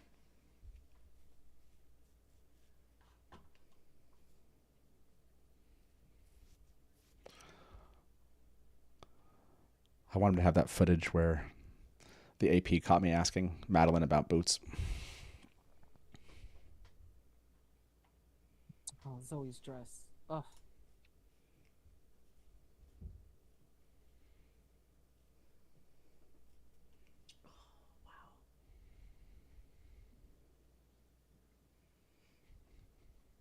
Taylor.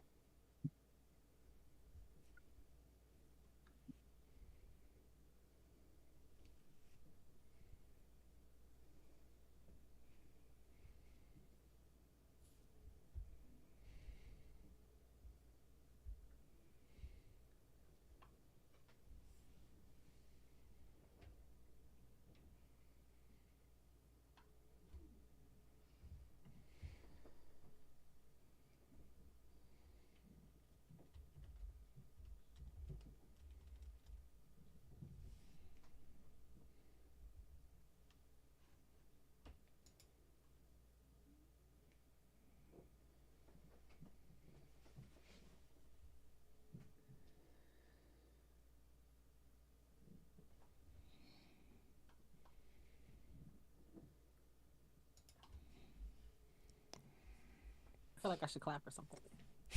Right?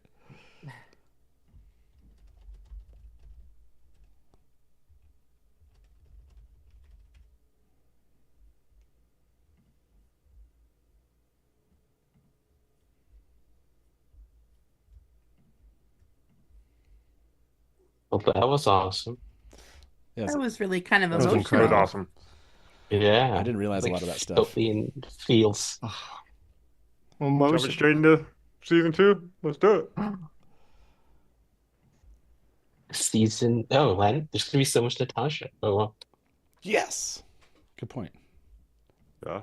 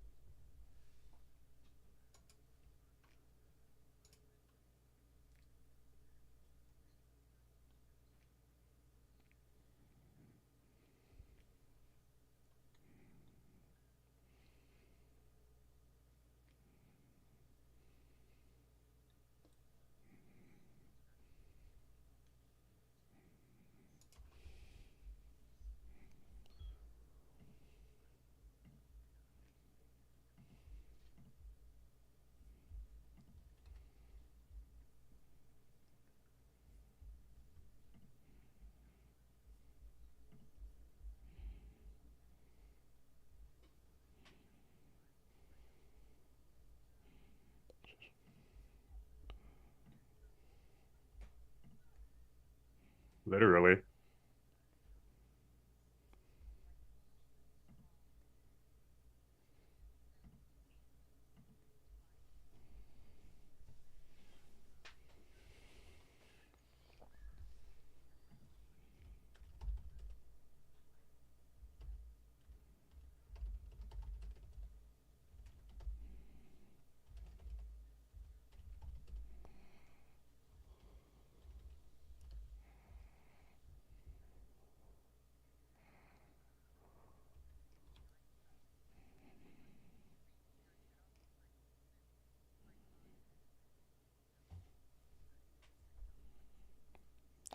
I like seeing you guys in the Amazon chat. It's fun.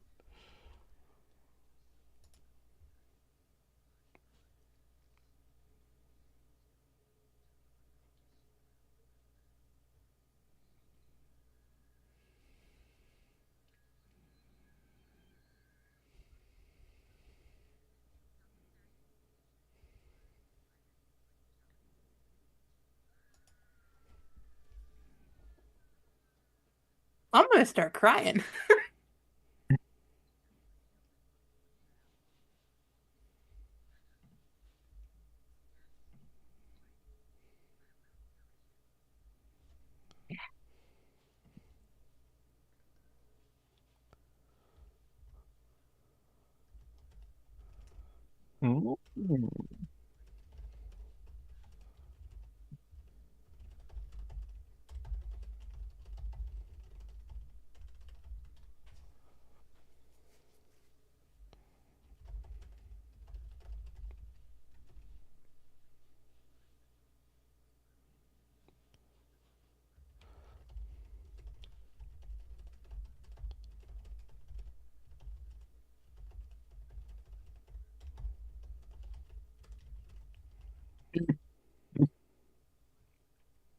Land.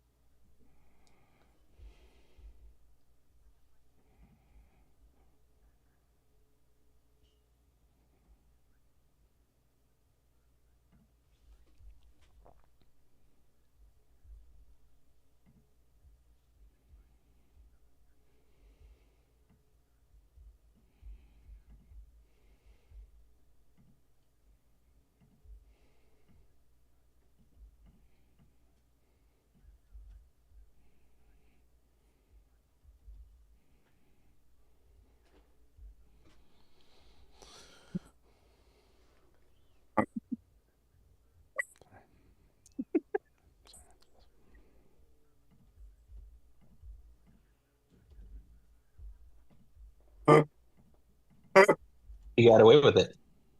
What a guy.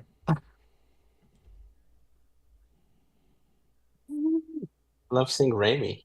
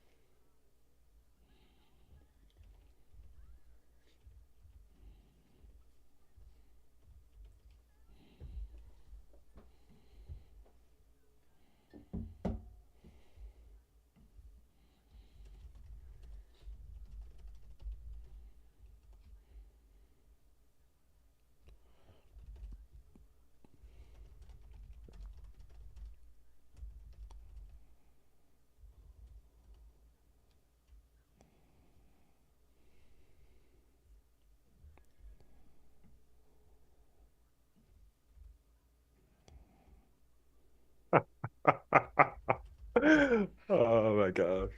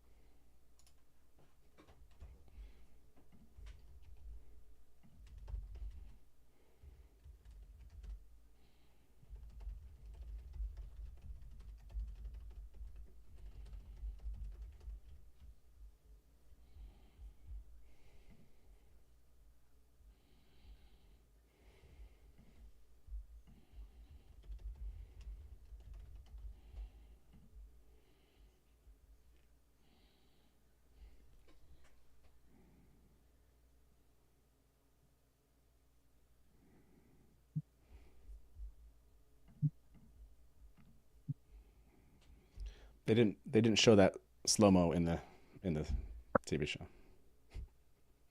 I feel like somebody made the wrong cut there. So. Very wrong decision. Evil ass bitch. Respectfully appreciative. Yeah.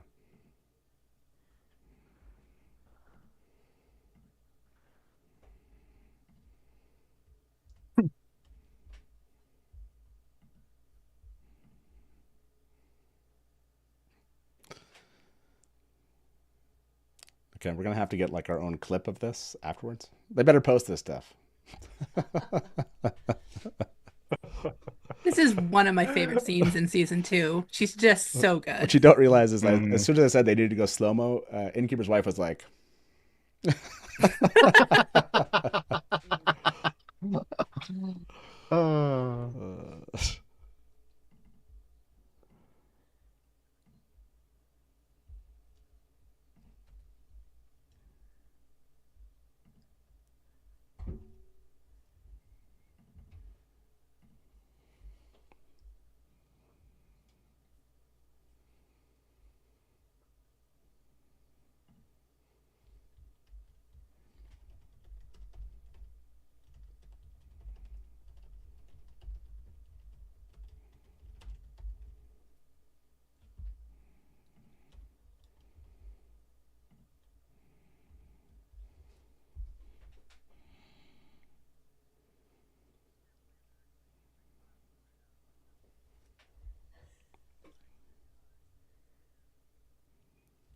I think this is true.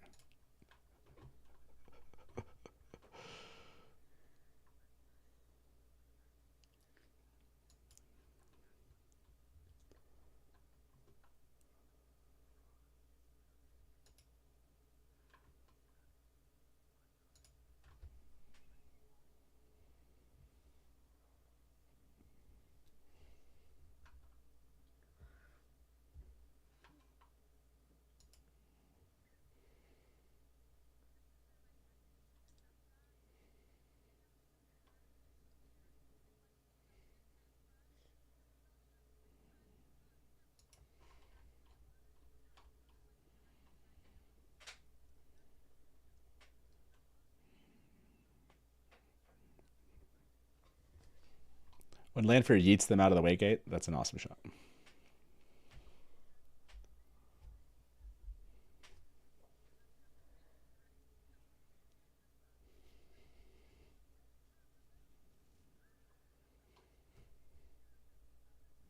Severin.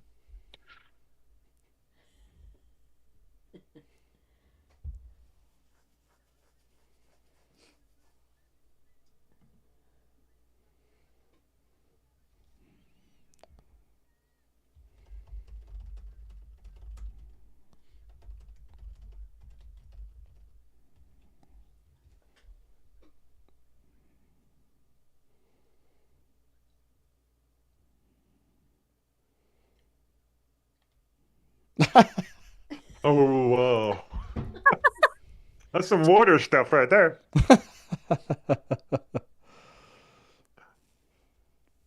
I was waiting for y'all to get to that part because I had cracked up already. That's hilarious.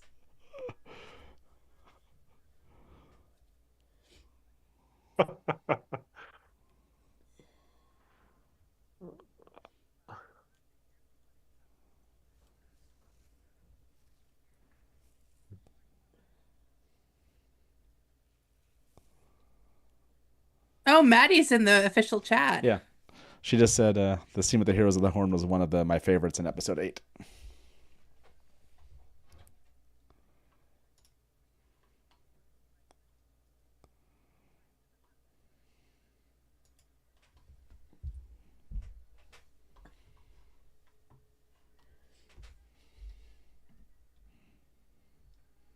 The best thing. The best thing. Oh, this is also so good.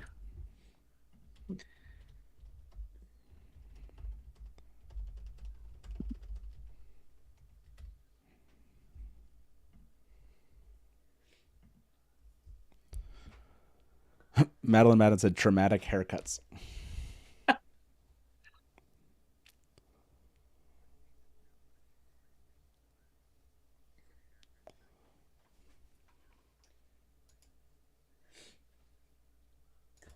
Oh, Maddie's 30 seconds ahead of me too. Is she? The traumatic haircut just happened. Oh, yeah.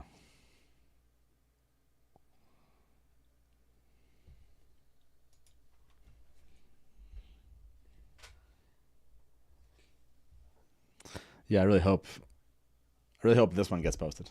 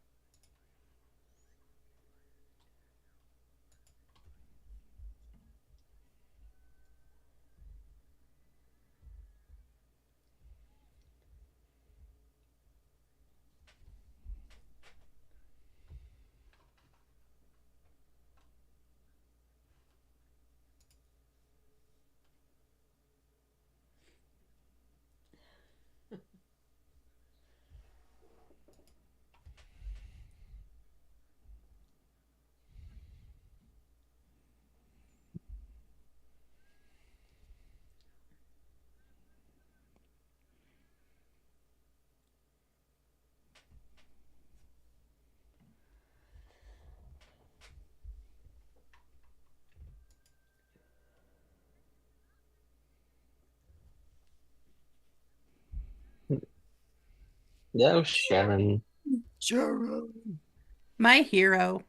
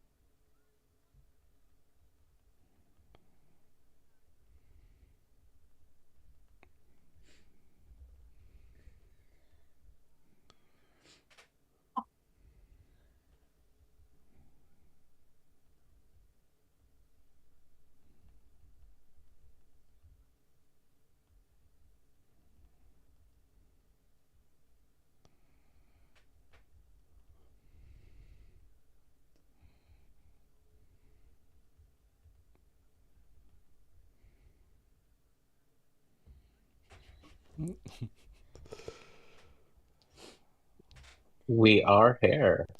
We're a hit.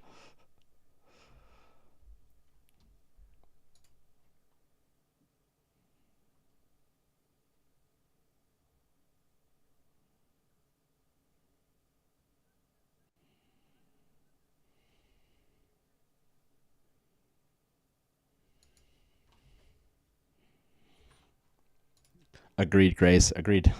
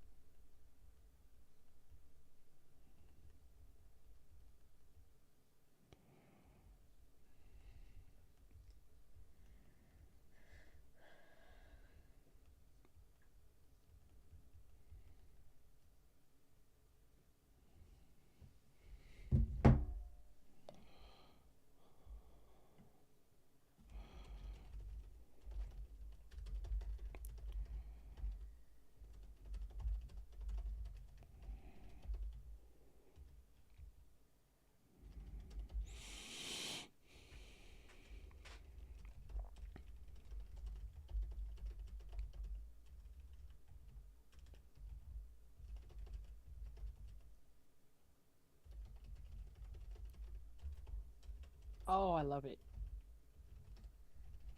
I don't have time to go pee, do I? Oh my gosh, is this it? Are we finally at the time? Oh, we are. Oh my gosh. Love that scene. Okay, here we go. Oh my gosh, episode 1 is coming right great. now. Great behind the Wait, scenes. really? If you're Right watching, now? yeah, it's coming right, That was right awesome. away. If you're watching this right now, again, links in the description. I'm working on some things. You'll see me kind of like prepping for a little bit later, so I'll be a little bit distracted. I guess I'm holding it. Here we go. Roz is back. Oh, she's back.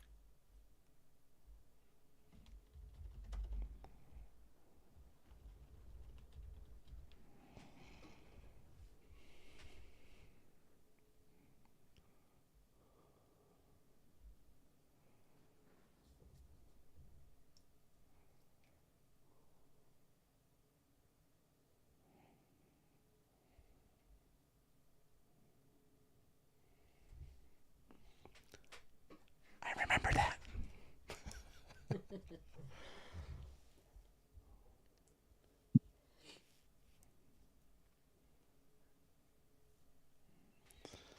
Okay. Everyone that might want to take a clip to send it to us, don't. Yeah.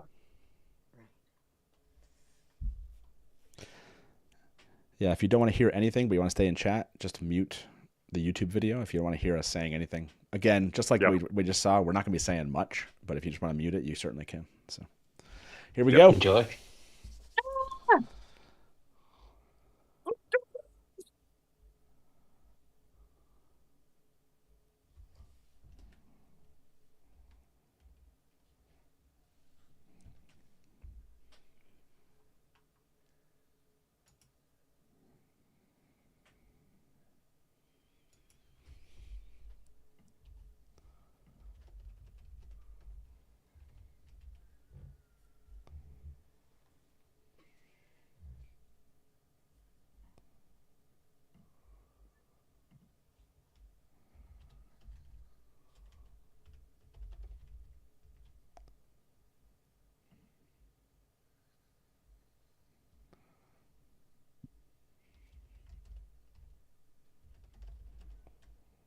I made it. I went to the bathroom and I made it. Okay. You made it.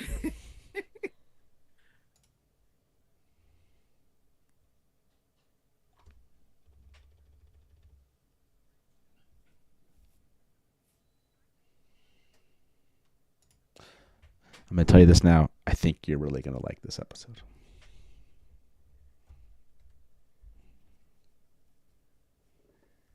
Oh.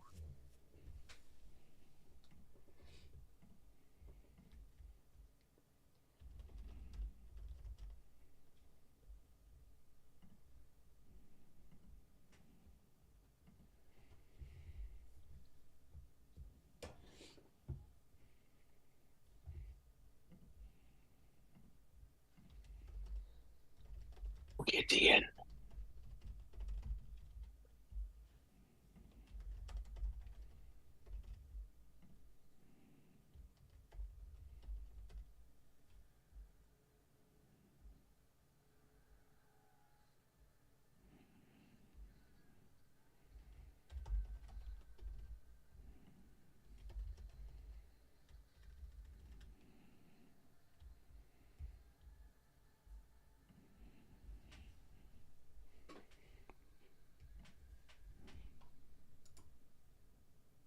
Let's do this.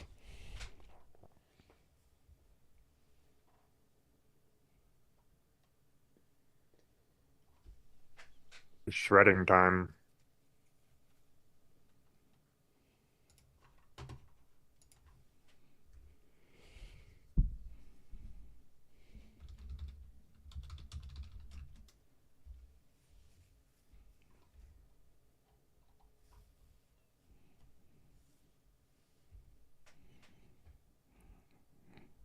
I love the rain.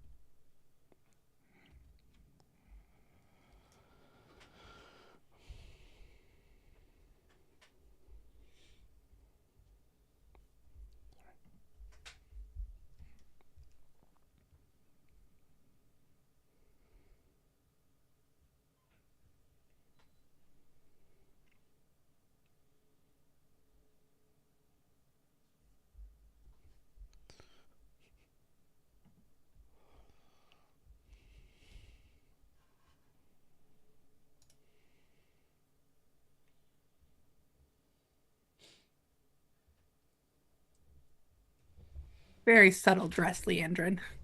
Mm-hmm.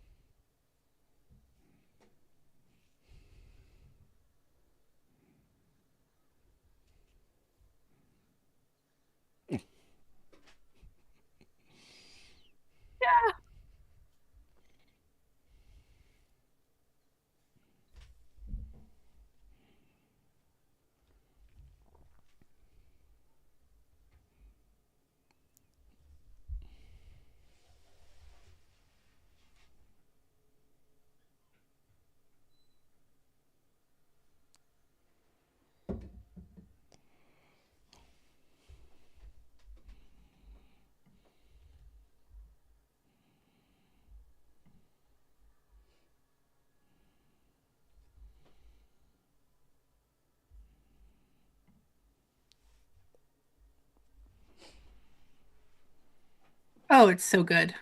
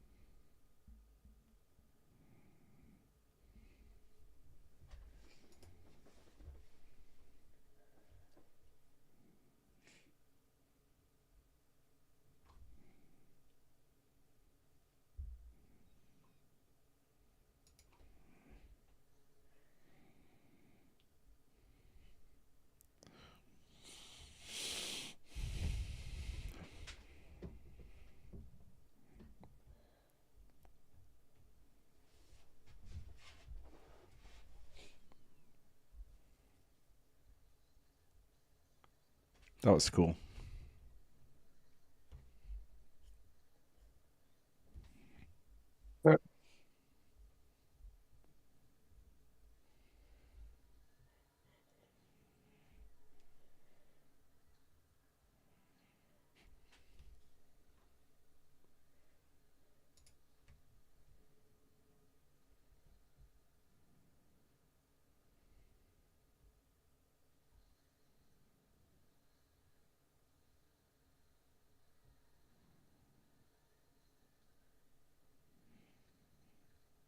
So.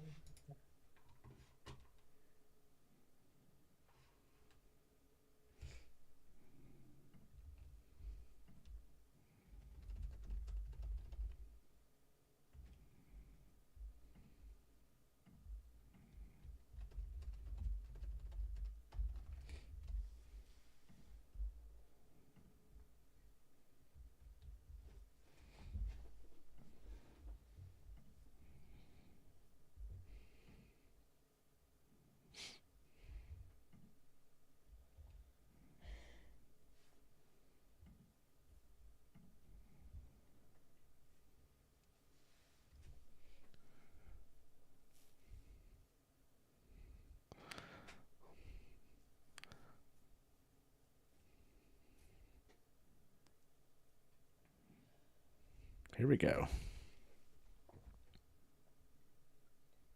Storm. So nervous. I love the Western aspect of this. This is as far as I've seen.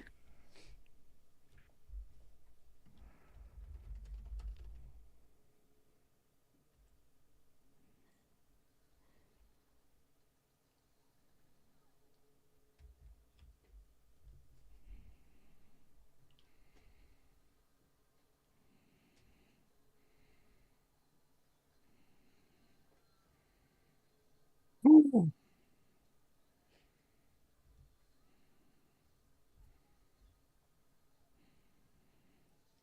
Oh. Mm. What?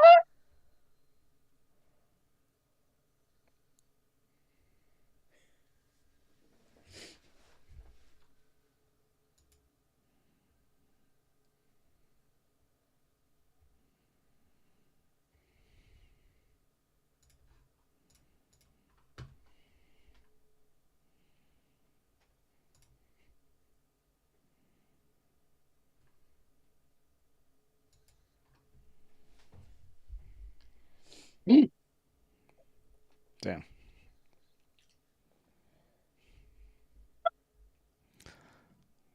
On your knees. Damn. Nice.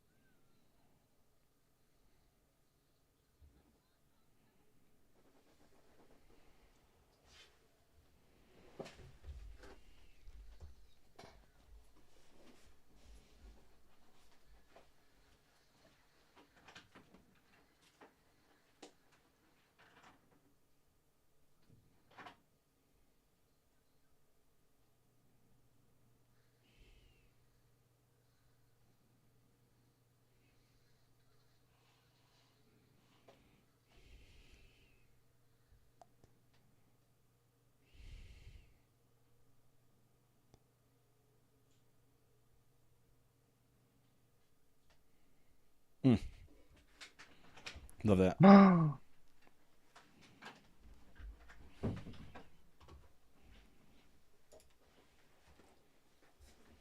So cool. Love that. Love that shot. That was cool. So cool.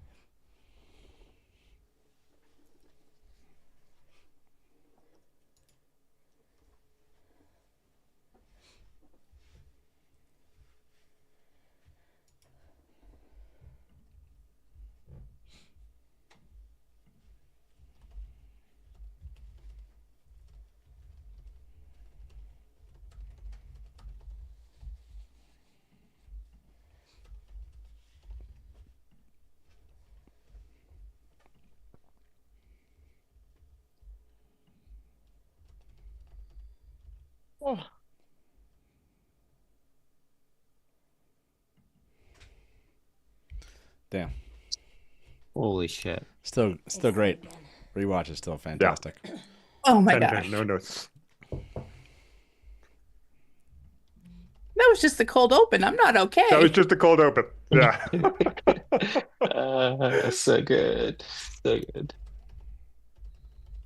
I didn't realize that that first 11 minutes wasn't the entire cold open.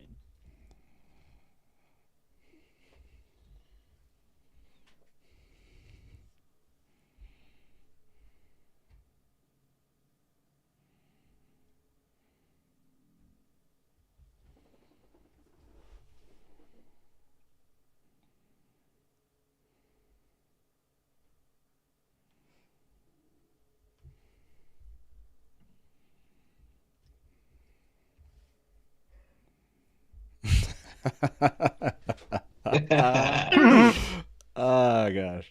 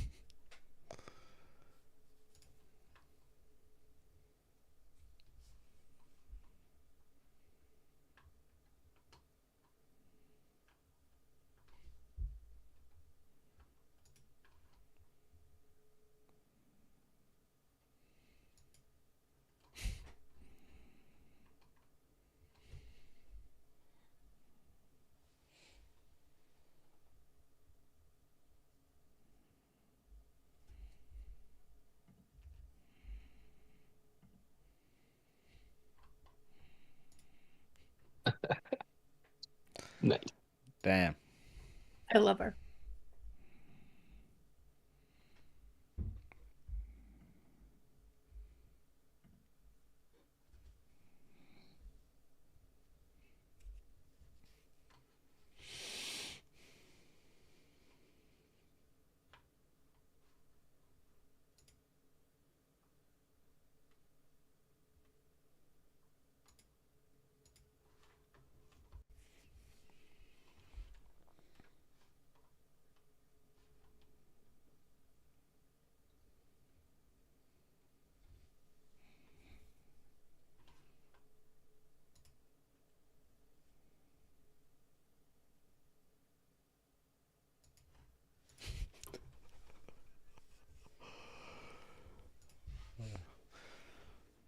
We located this inn.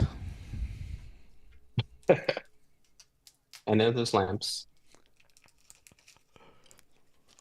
Matt, are you just running around with this thing?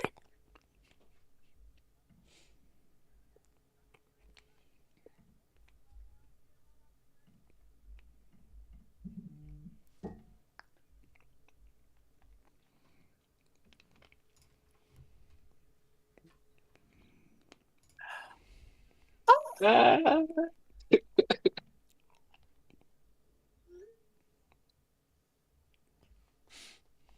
You saw what you saw. Amazing. Oh, I didn't. This is the table scene from season 1. Yeah. It is.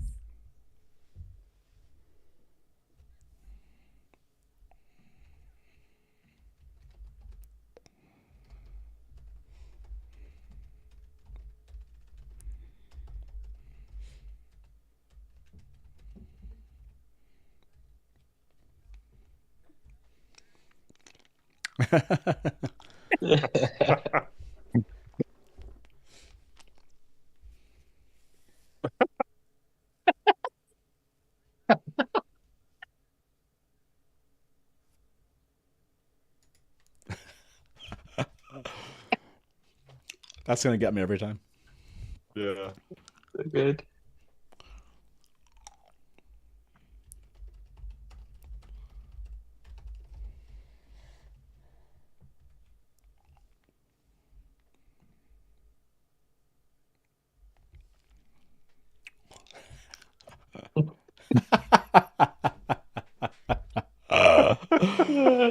The boys. There she is. Speaking of swinging, This is the part that I did not holler at, and I should have in the show. You can holler now.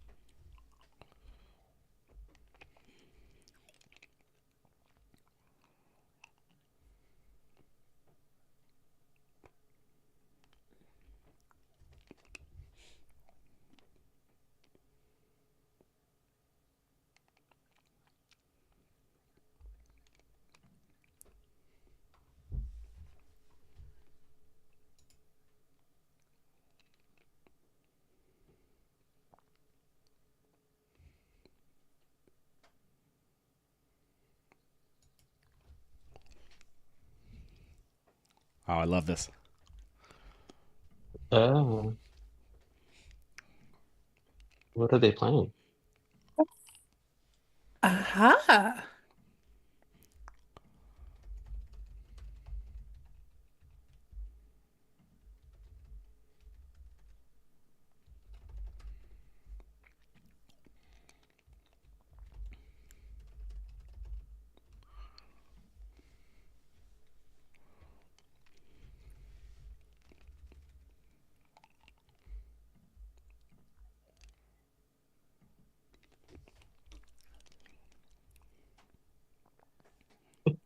I love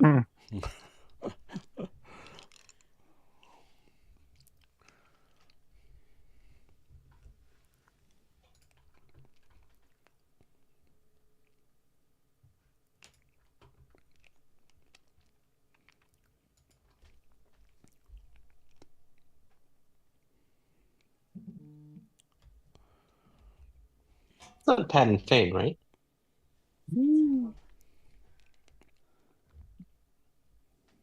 Nice. Oh, I didn't know they both had kind of a cover there. Oh.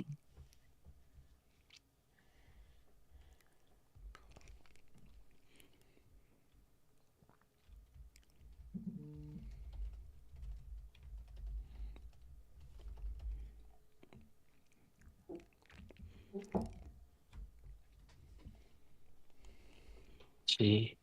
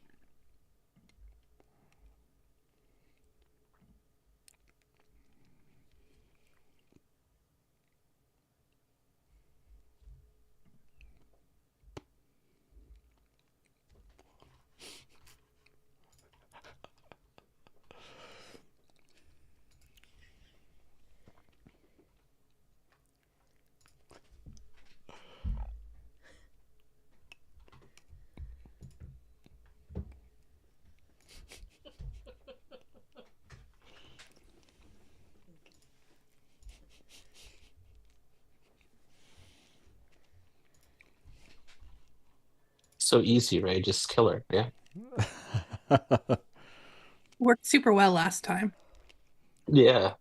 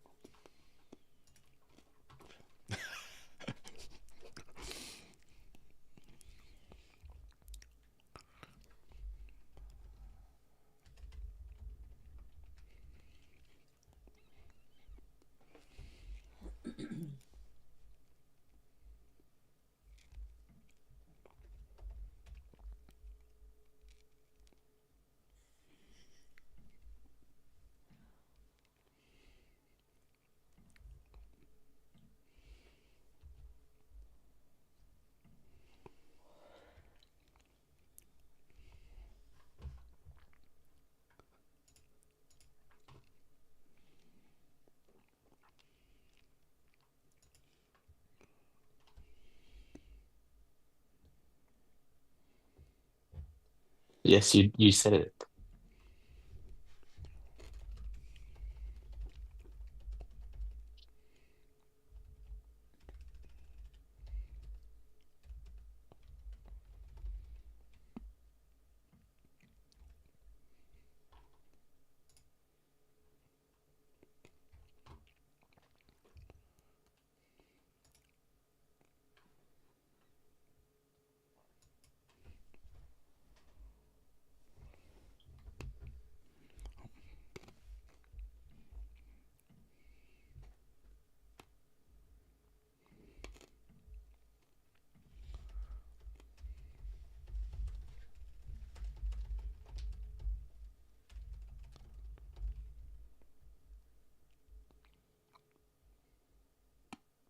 we get to talk about this episode.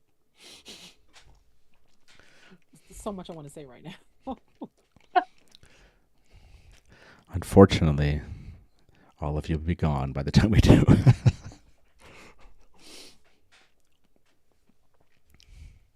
Raisin.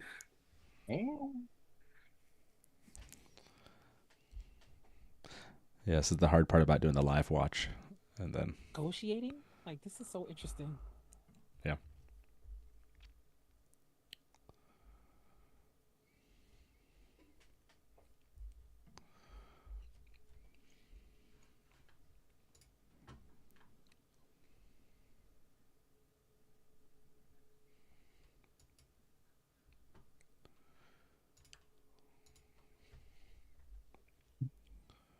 Wait, what? That took They a said second. it. They said it. Oh no. Elfiarin. Hello, Asadai.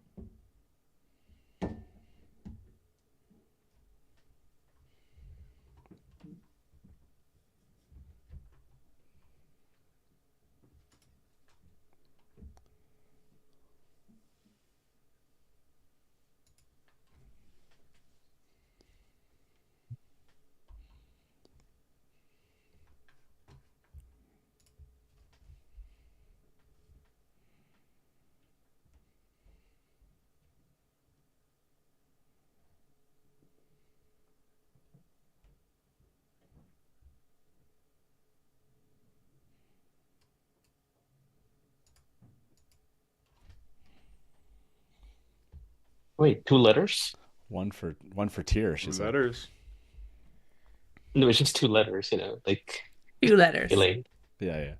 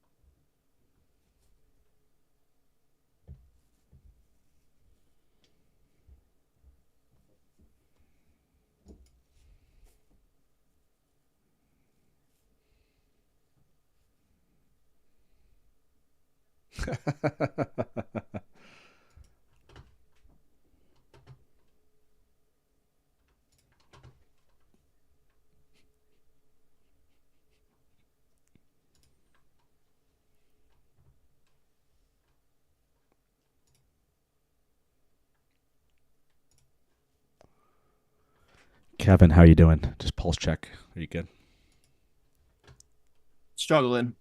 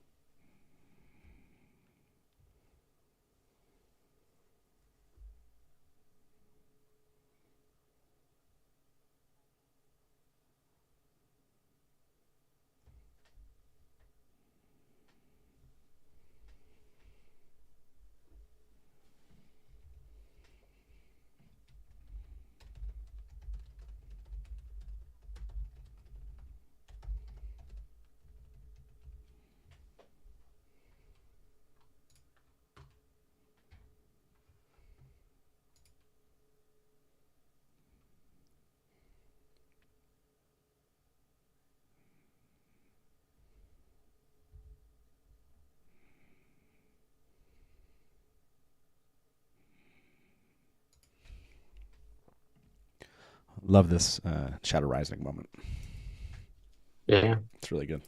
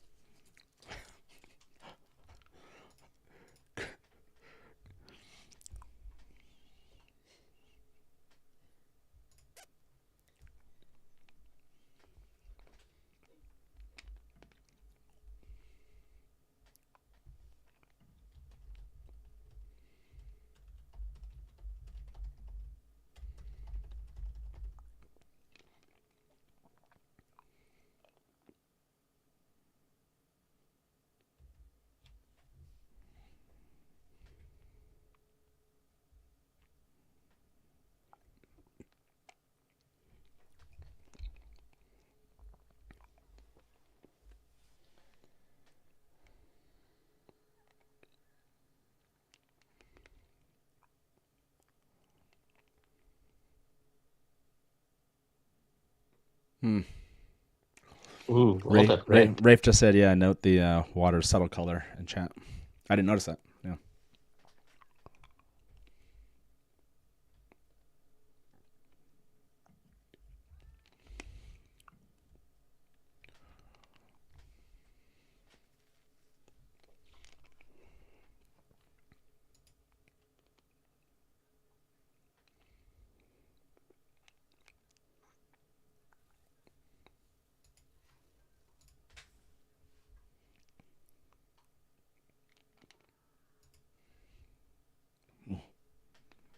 Damn.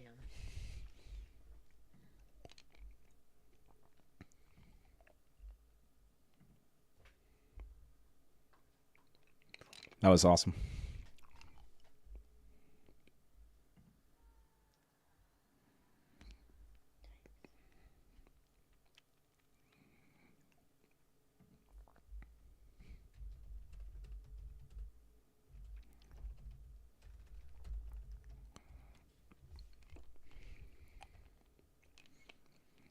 Oh, I like that transitions from that moment to this. Cool.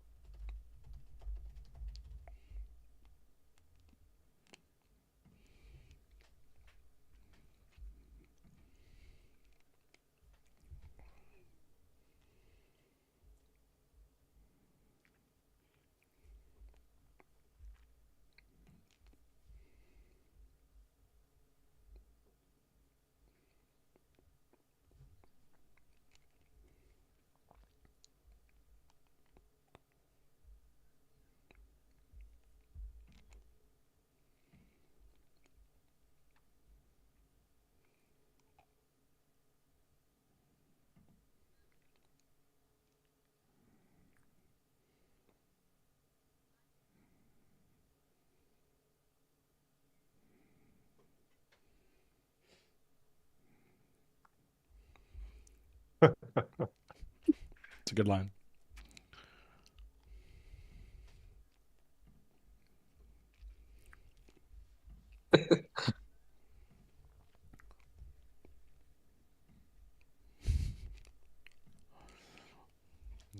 Math's so good here.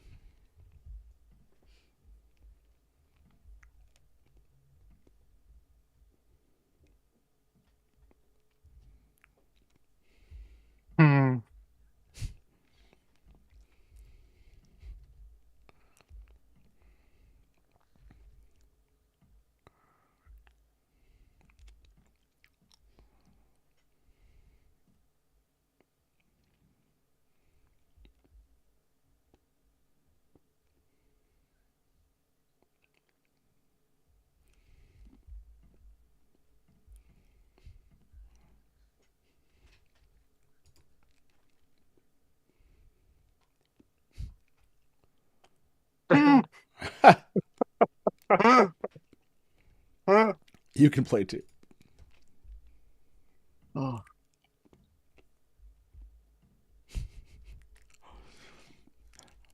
Kevin's noise there was made me.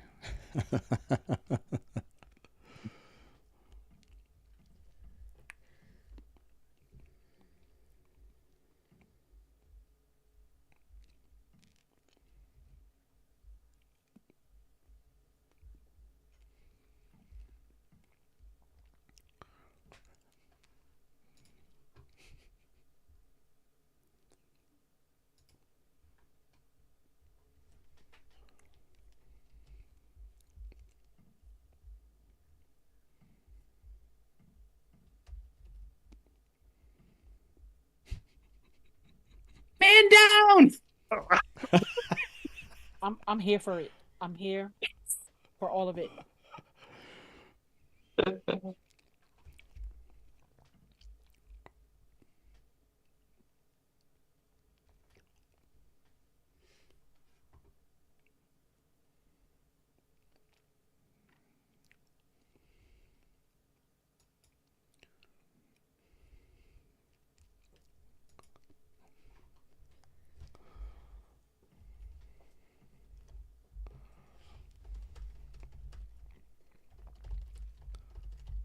Kevin and Bree were amazing there.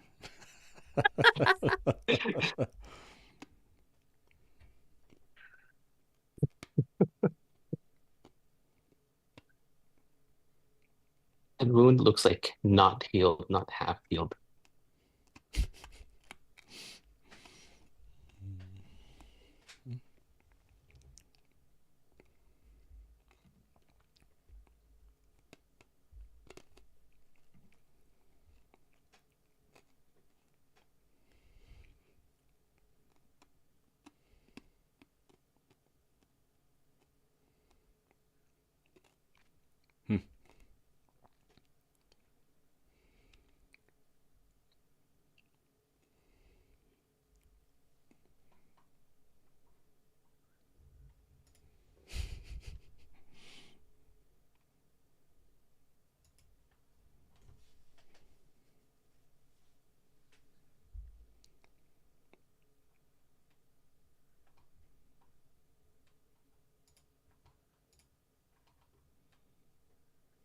Oh, ominous.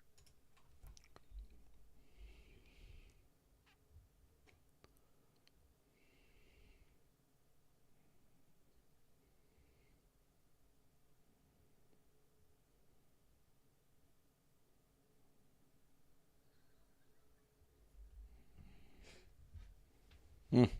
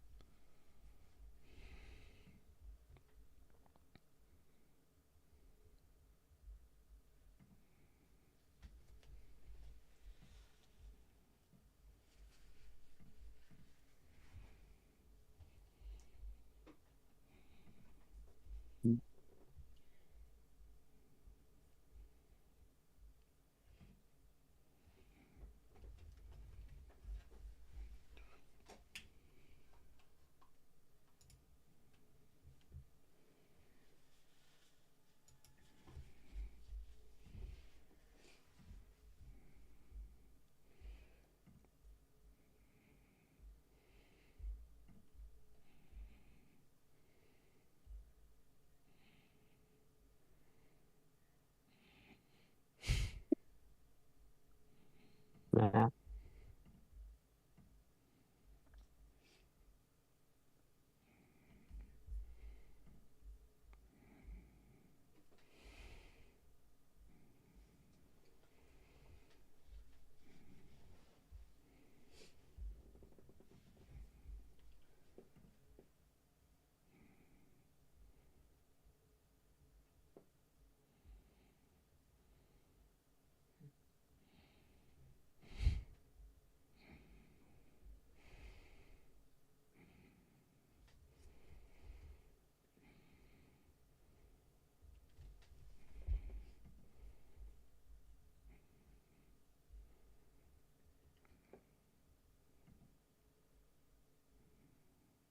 I love this.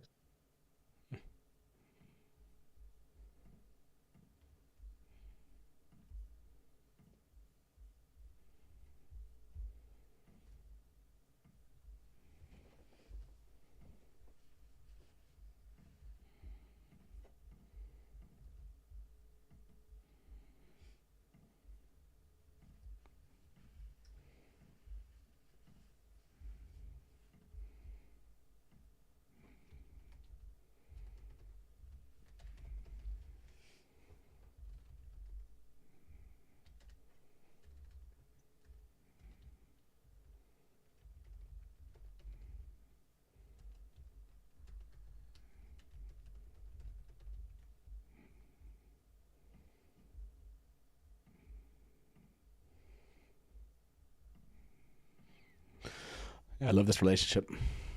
That's so good. Yeah, this is so good.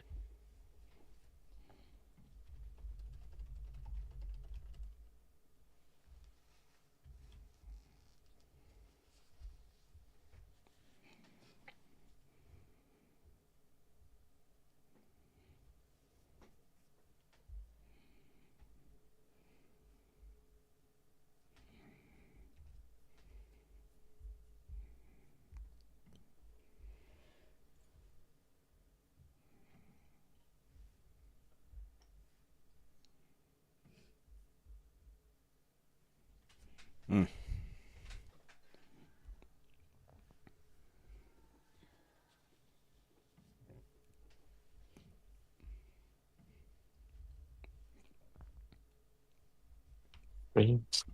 Streams.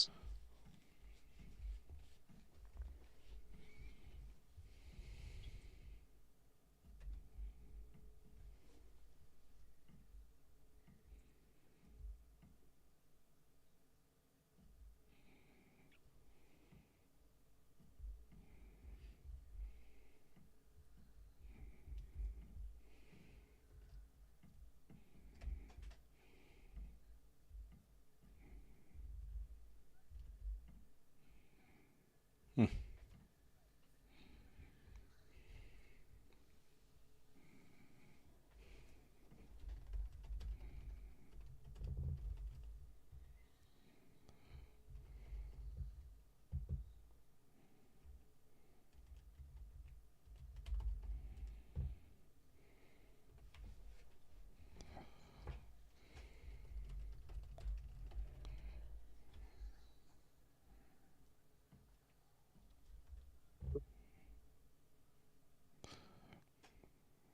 Rafe just said you're just seeing the Gray Man now, but he's been in the episode 6 times before. Ooh. Wow. Oh, I love that.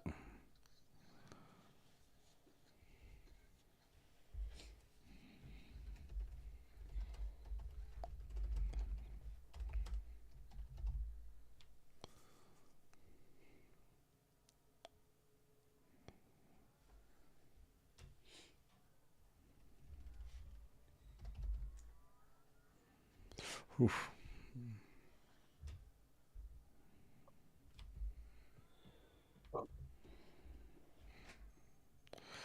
Ooh, the ring. Ring.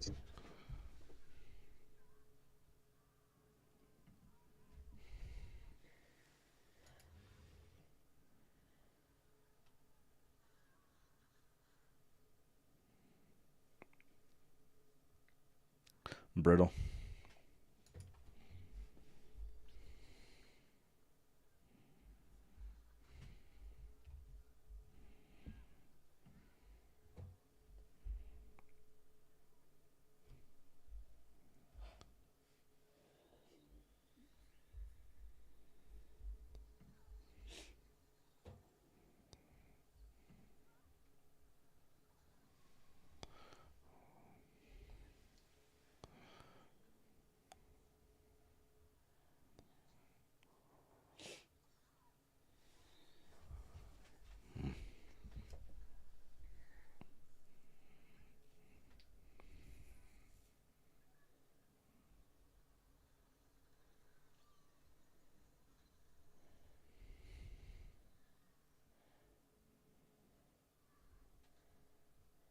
Yes, loyal.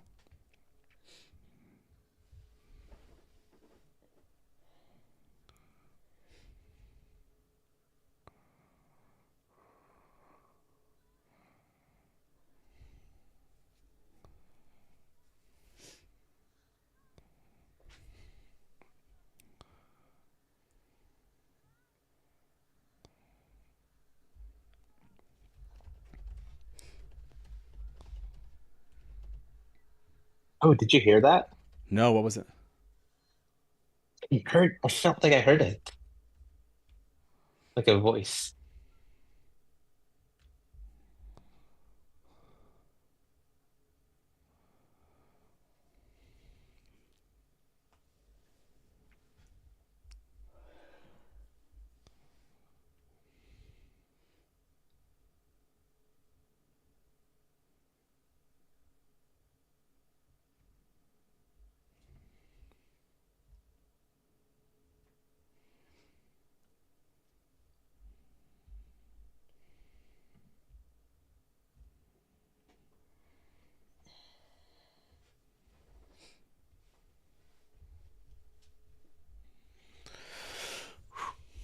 Oh man.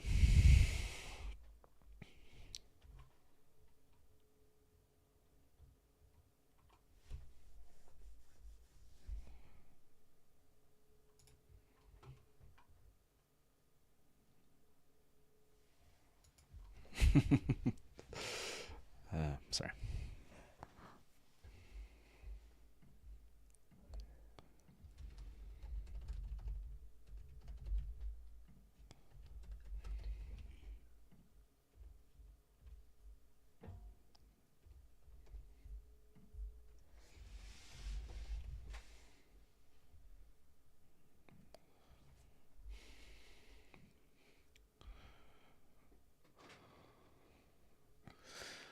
Oh.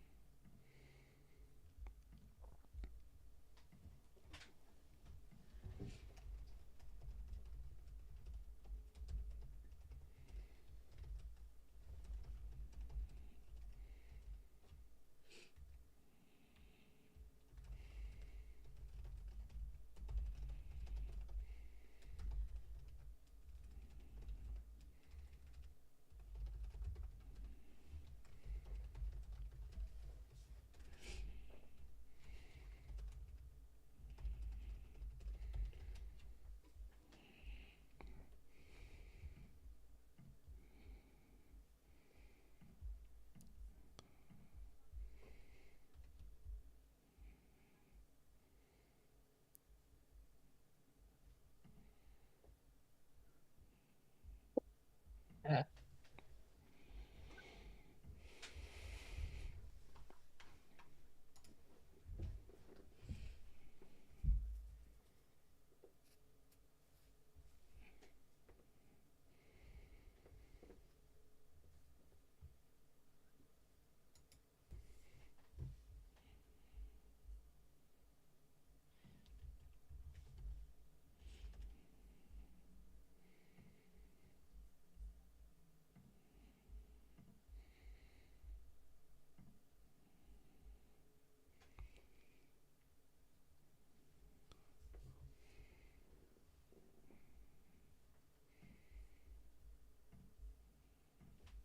like so much more real. Yeah. So good.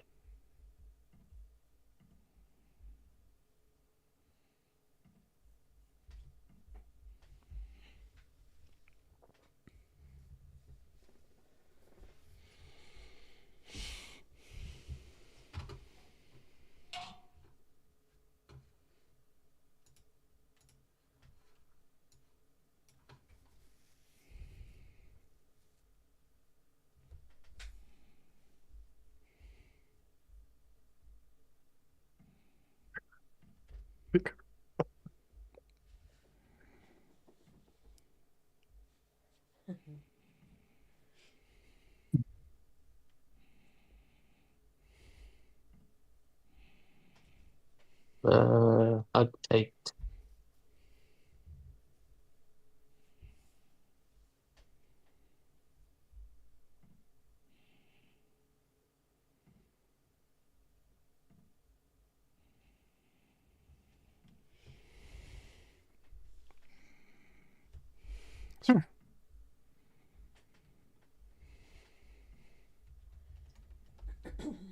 Wow. Remember who you are.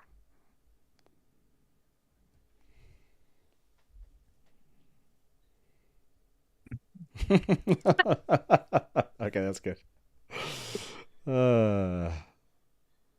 Matt.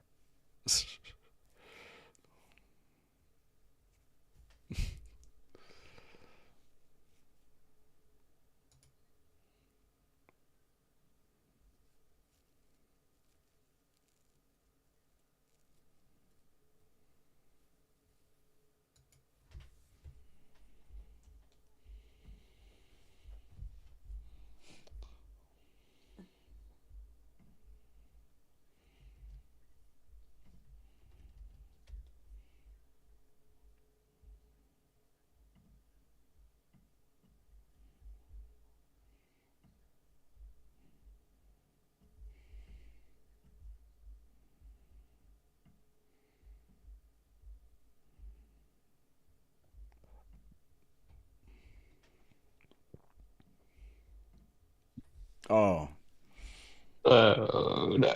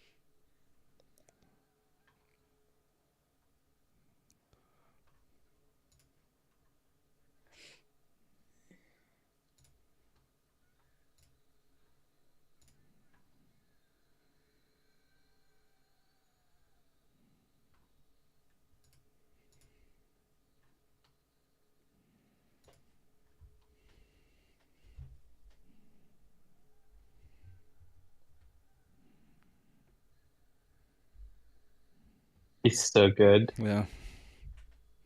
So creepy.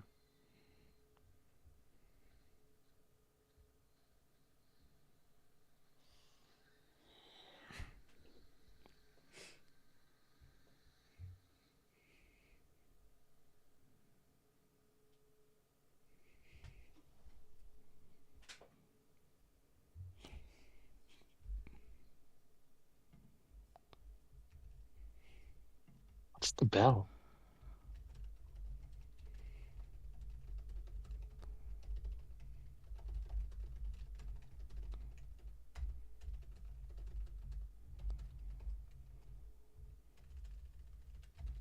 I liked Ishi when he just caressed the face. Okay, I can breathe now.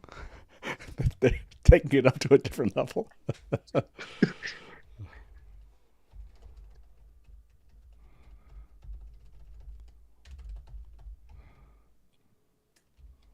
Oh boy. Well, Oh my gosh. Kevin, are you still alive? Damn. Oh, are they doing like the next coming soon? They're doing they're doing Oh, shoot. This season. I like don't want to watch, but I'm gonna watch. Don't. Yeah, I'm not really looking. I mean, I feel like I have to at this point. Ooh, did you see?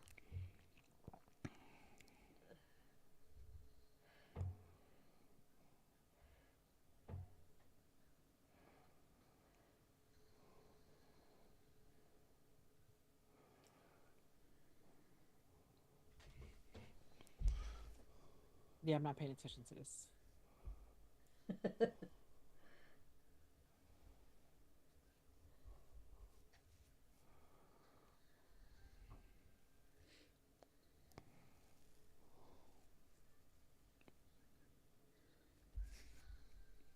Was that Faio? Ooh, Chismo. Yeah. Oh damn. Dang. Uh, What was that?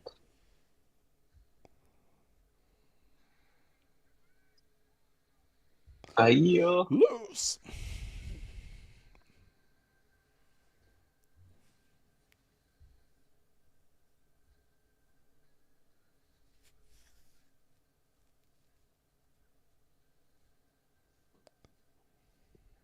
Two rivers.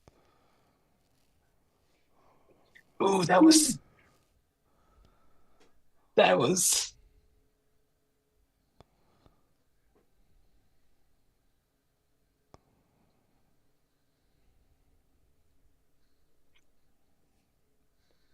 I need to debrief.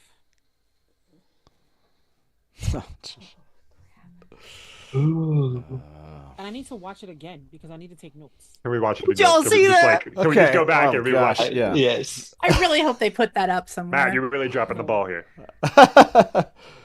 By the way, about 400 voted on this. Bubble of Evil Scene, 10 no notes, 57%, 8 to 9. Yeah, 90, basically 93% of you. Okay, I mean, final here. Like, What's this song?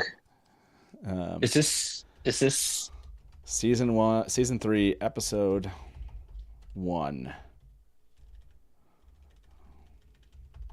Alviarin, Naomi, Annelies, Espen, Chesmo, Emery, Amiko.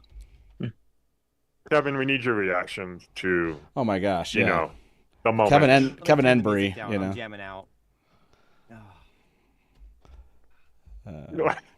Speechless Brie. That's never happened. Seriously, this is Yes. like Swan and Moraine in season 1. I wanted it, but I didn't think I was gonna get it. And honestly, I have been wanting Elaine and Avienda since Yeah. Rafe said that thing about like polyamory, like before the show started, like years ago. I've been like, come on, just give this to me. Right. By the way, next up is the Q&A portion. And I've been doing some prep, and so that's why you see me kind of doing some work on my computer for the Rafe interview piece of that. Will come after the Q&A. So, yeah, more to come here. I put a rating up in the Zoom. You can come over there. I mean, not Zoom, in chat. Tell us what your rating was. So far, 60% of you are 10 no notes. I can't wait to talk about this. We want to have a lot of time here. We have credits, and we go to Q&A. And then I go to the interview. So I'm not totally focused on like reactions until after that interview. And but yeah, where are you at, Sharnice? Before we jump into the Q&A here, what'd you think? So I am. This is a lot. This is a lot, and you're on my screen right now because I'm ahead. Oh, okay. I'm watching you. You're watching us. Yeah, that'll be really disturbing. No, I need to debrief. And Oh, there you are. Oh my Matt, you're gosh. up. I have a Oh, it starts with gala. Lamphere. I have a gala to go to that I have to get ready for. I still have to get Manny and Petty and all those things. So I'm gonna be really distracted at my gala later.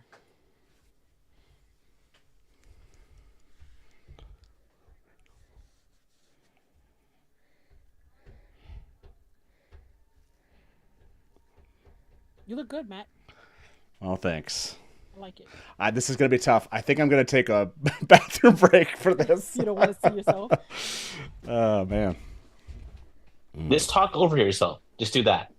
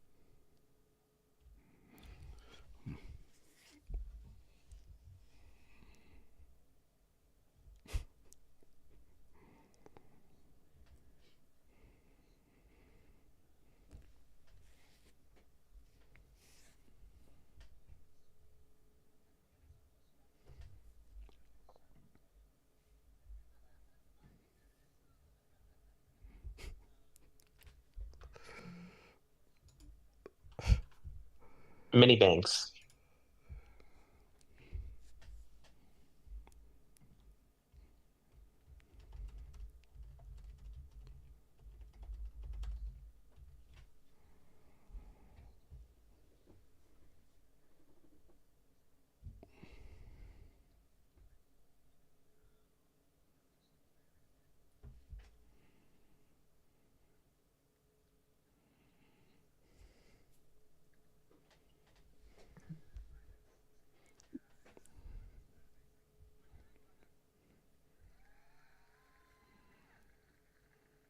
You got to poll the audience here, everybody. You got to poll the audience. Rest in peace, headphone users. Oh.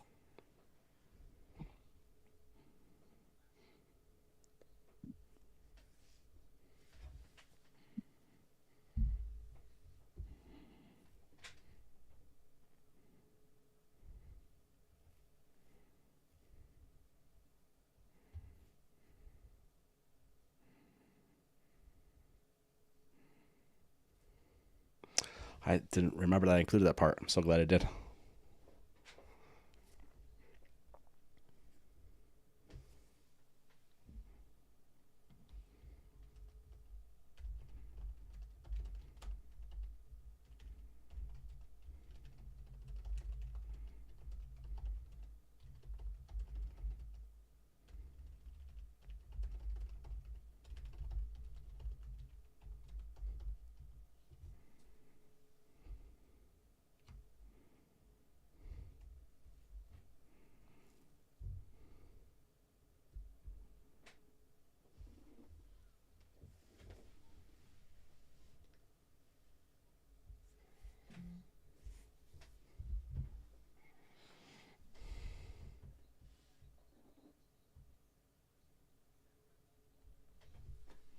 I gotta take.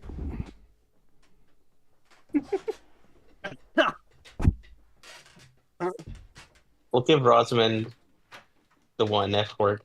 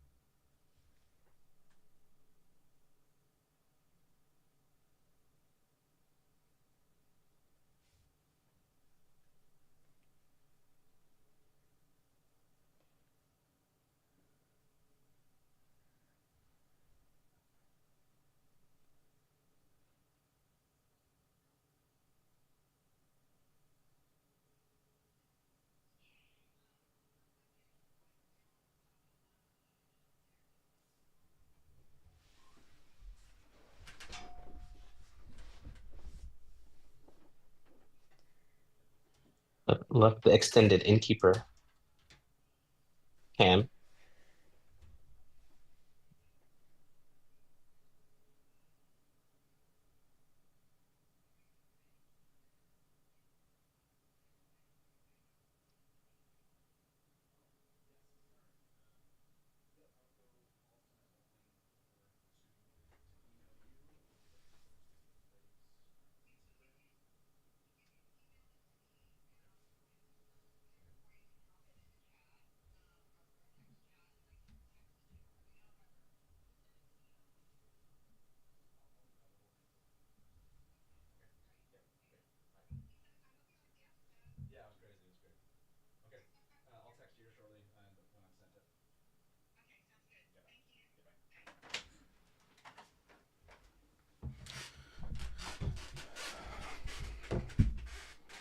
Oh, I don't need that actually.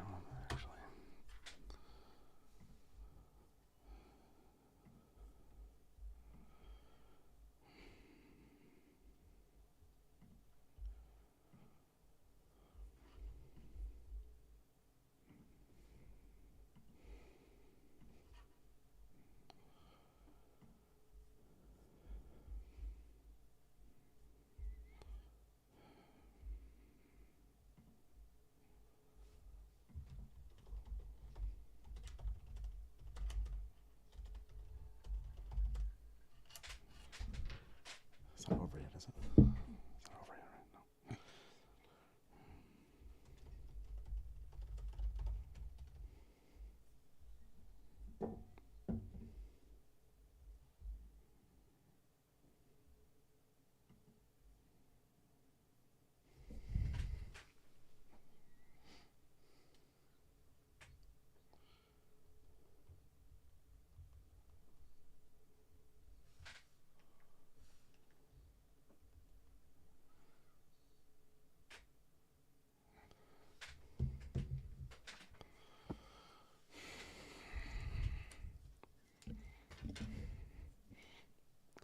How's it going?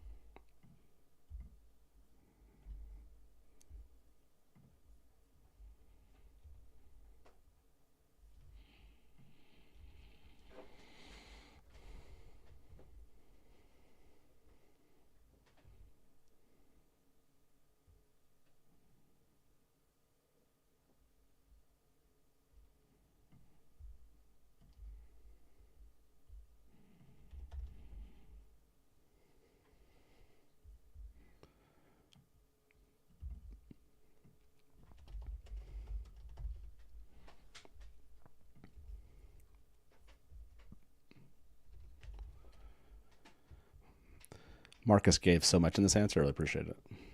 This is so cool. Like, wow.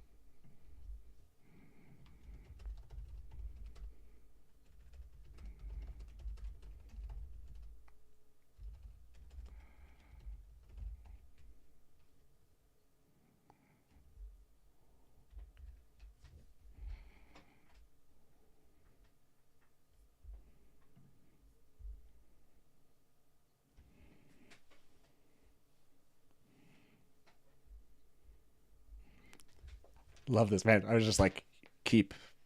It keeps going. Keeps going and going He's and so going. into this. I'm so happy for him. He's the best, man. He's the best. This is what we call an info dump. He's spending so much time with Loyal.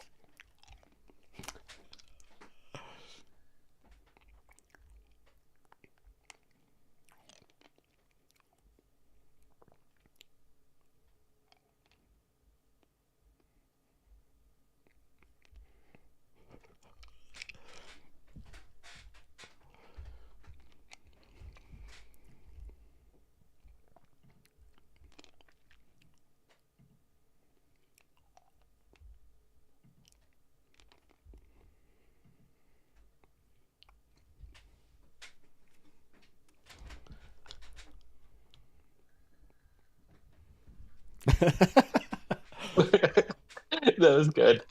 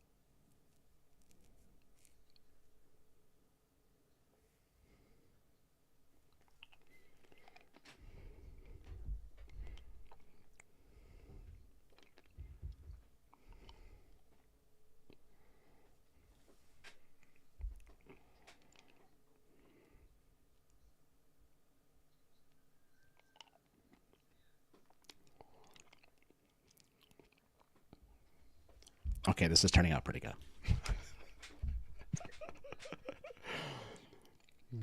I'm so happy.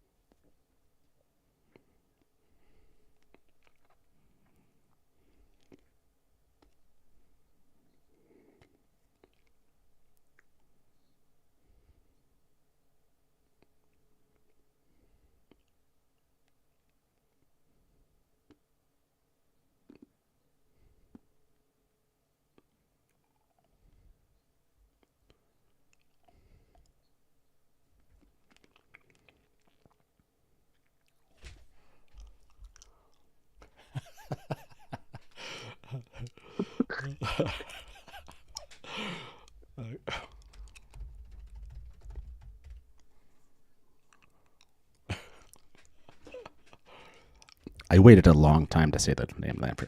We know, Matt. We know. We're very proud of you.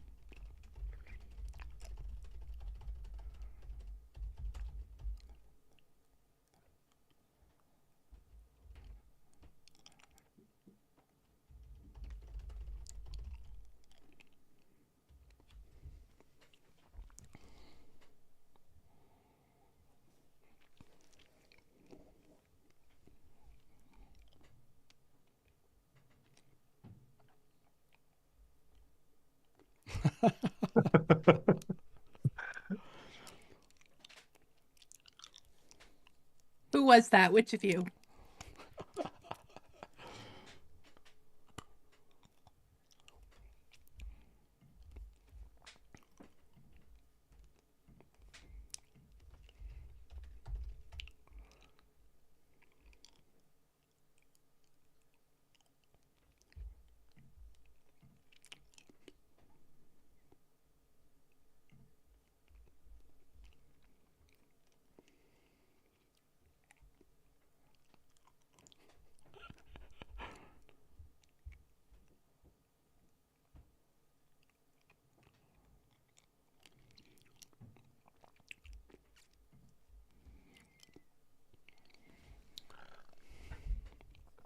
I thought it was interesting.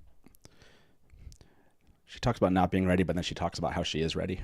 Since it's an interesting moment.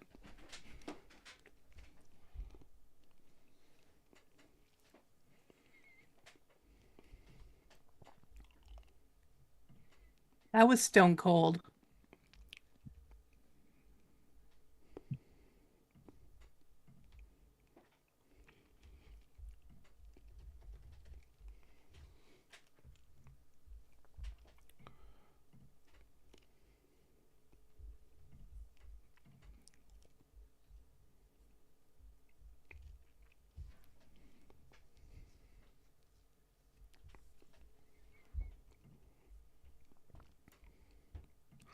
Forgot how long this went. It was a blur when it was happening.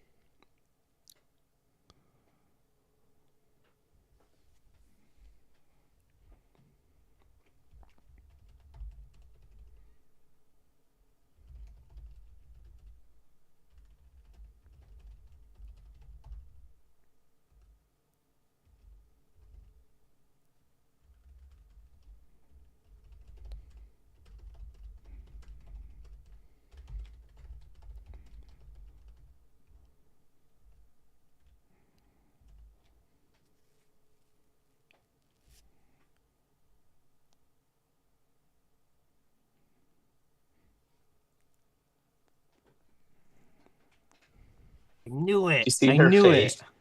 Did you see her face when Yeah, I Marcus did. said it?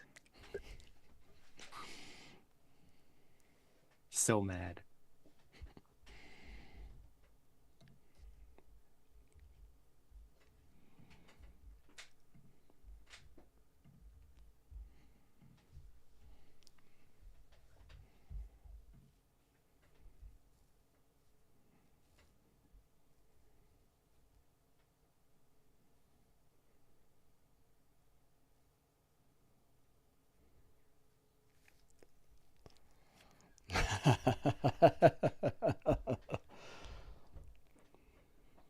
Look at Excited. it.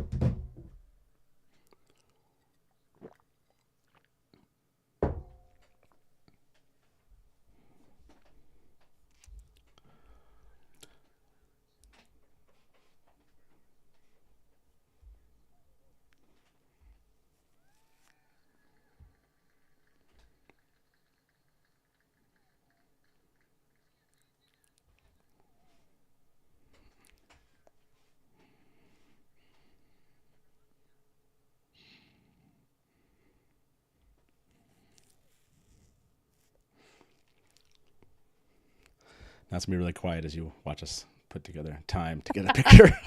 Is this the backstory? Oh, they of like the showed Getty it like photo? yeah. I thought it was gonna be like I thought they might edit this part. I was like, okay, cool.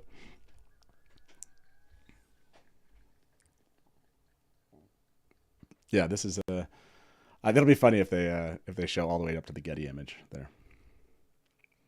It should. Yeah, because all the They cast should. was in that They one, should right? get the smashed to black. They're gonna get smashed to black.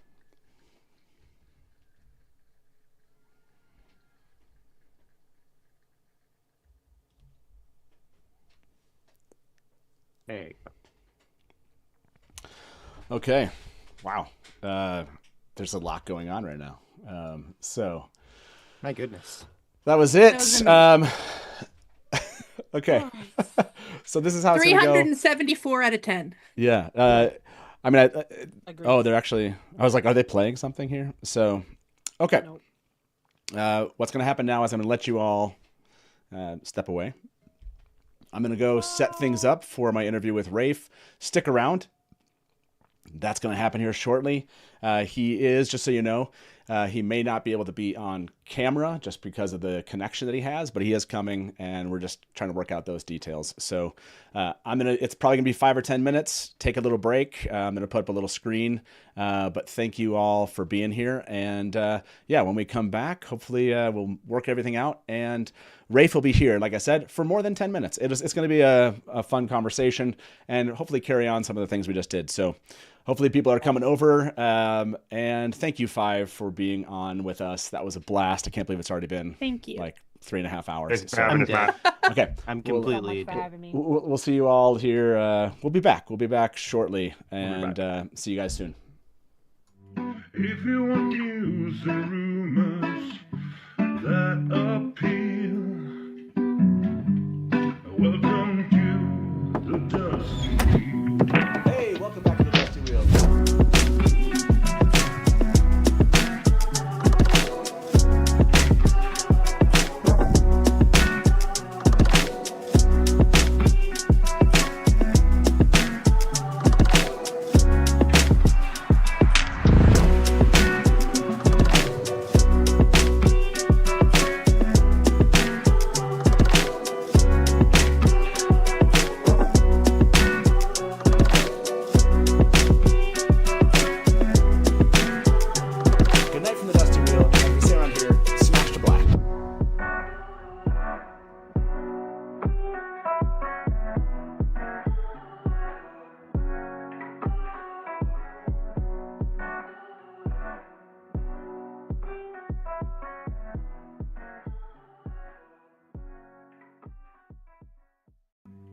If you want news and rumors that appeal,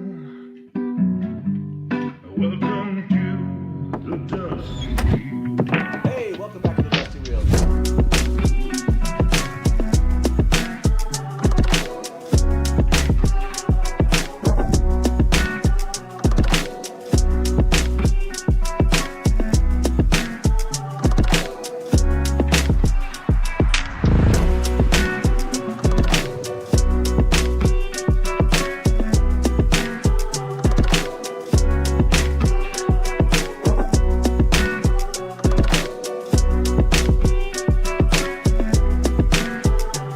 Good night from the Dusty Wheel. As we say around here, smash to black.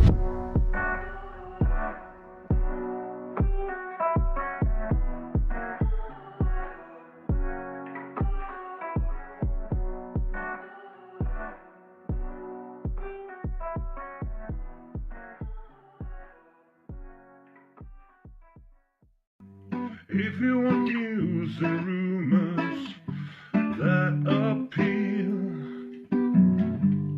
welcome to the Dusty Wheel. Hey, welcome back to the Dusty Wheel.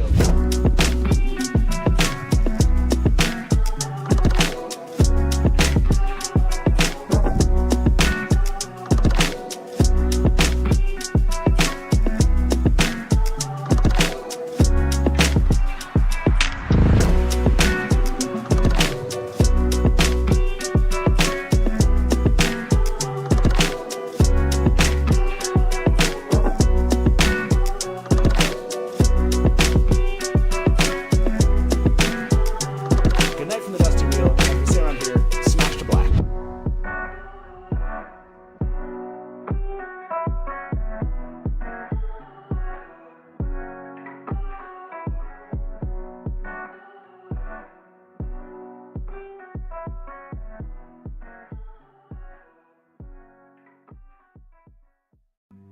If you want news and rumors that appeal, welcome to the Dusty Wheel. Hey, welcome back to the Dusty Wheel.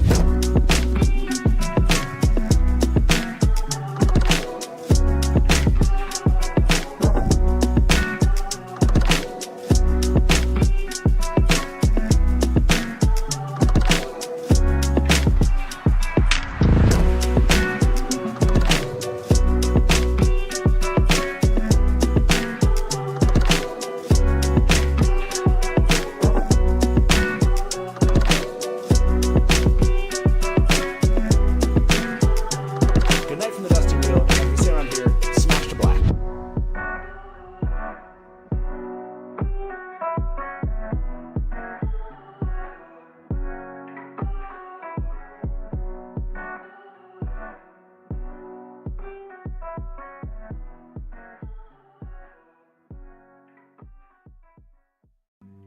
If you want news and rumors that appeal,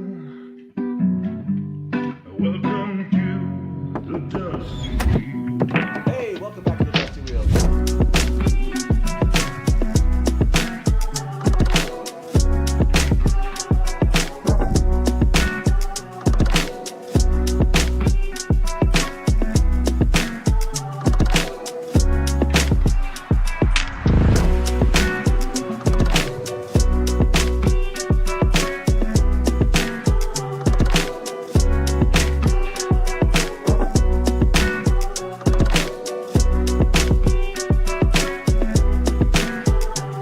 Good night from the Dusty Wheel. As we say around here, smash to black.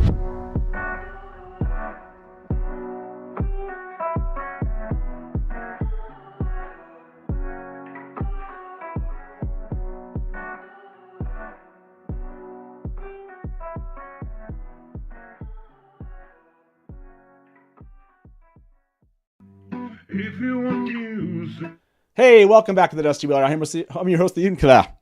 I totally flubbed that. Hey, welcome back to the Dusty Wheel. I'm your host, the Innkeeper. I've said that 1,000 times. And this is our chat with Rafe Judkins, the showrunner. Rafe, can you hear us?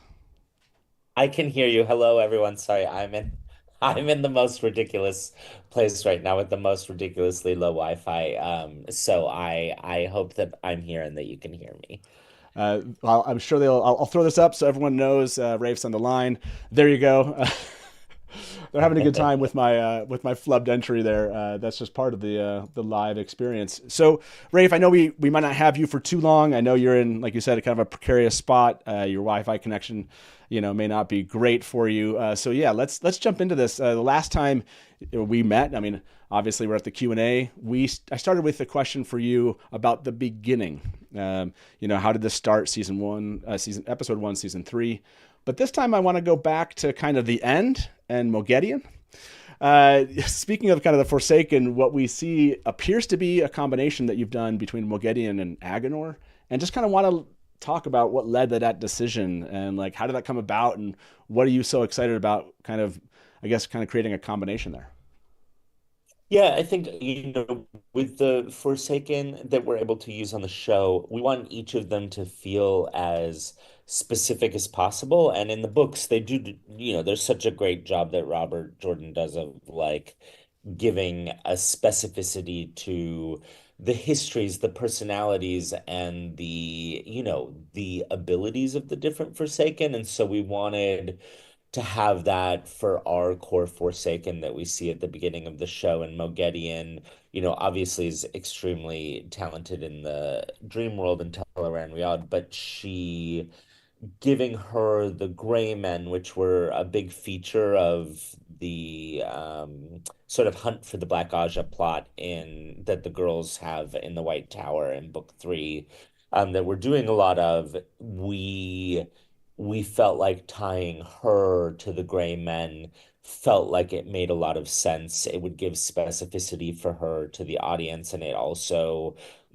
she's an assassin who strikes from the shadows. So to tie her to these sort of creatures whose key feature is that they are difficult to see, that you don't see them coming until it's too late. It all felt very Moghedien to us. So, Yeah. hopefully that tie works for people. I think for people who don't know the books at all, the tie works perfectly for them. They really understand how these guys connect to her. And I think hopefully it works for people who love the books as well, as we never got too much insight into how great men were Sure. created in Yeah, the yeah. book. It's nice to see it, I think.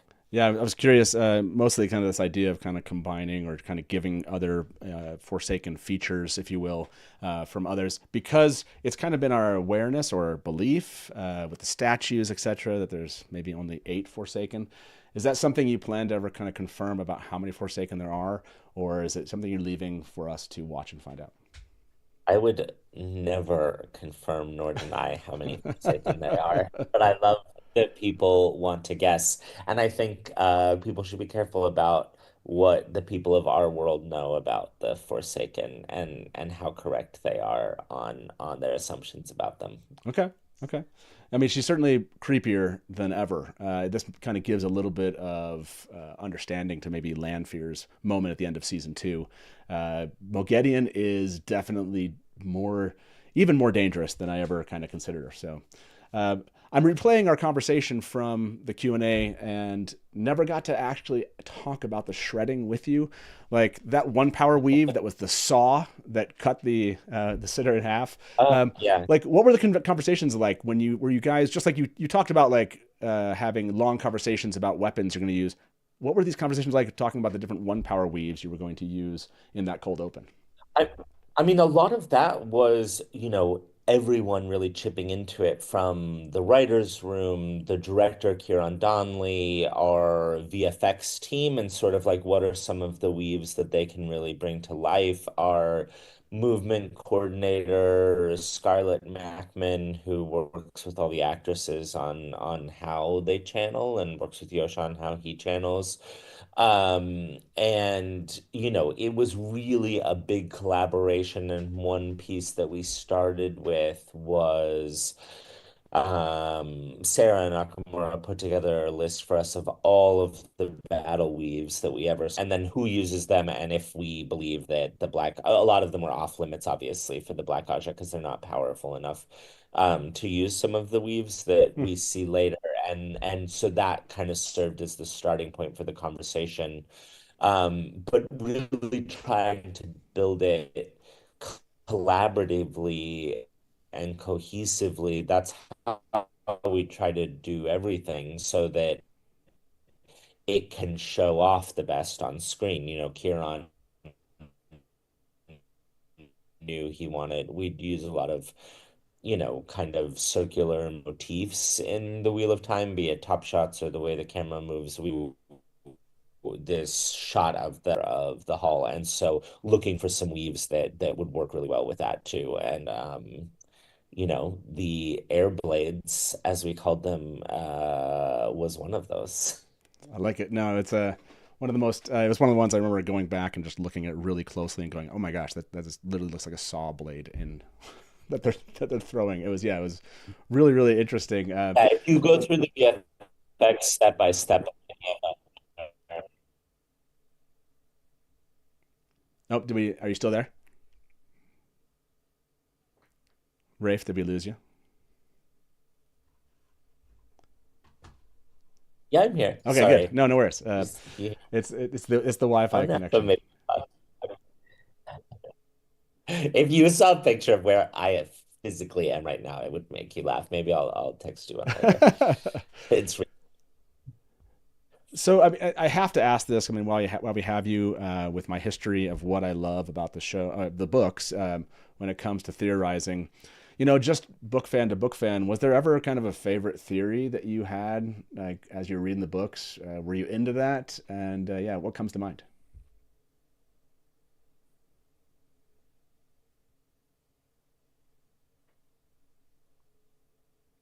Rafe, what's funny is when I read the books, I just theorized together, and then she's a faster reader than me, so she also got quite a bit ahead of me at a certain point, and then we reached the point where we're both waiting for the books to come out, and that's when we do more of our theorizing. And I do think Who Killed Asmodeus, as it is for many, many people, was like one of the big things that my mom and I talked about. And she does on her car now have a bumper sticker that says "Who Killed." Nice, yeah. I mean, it's a classic for sure, and it was obviously one of my favorites. I mean, that I was I was disappointed when they finally gave us the answer, because I love that theories can go on and live a long life, if that makes sense. I mean, Yeah. I'm kind of curious. I think Robert Jordan once said that Lan was he was a character, kind of person he aspired to be like. Is there, for you, just as a book fan, was there a character that you felt an attachment to, or where you saw yourself in the books, and that kind of made a difference to your life?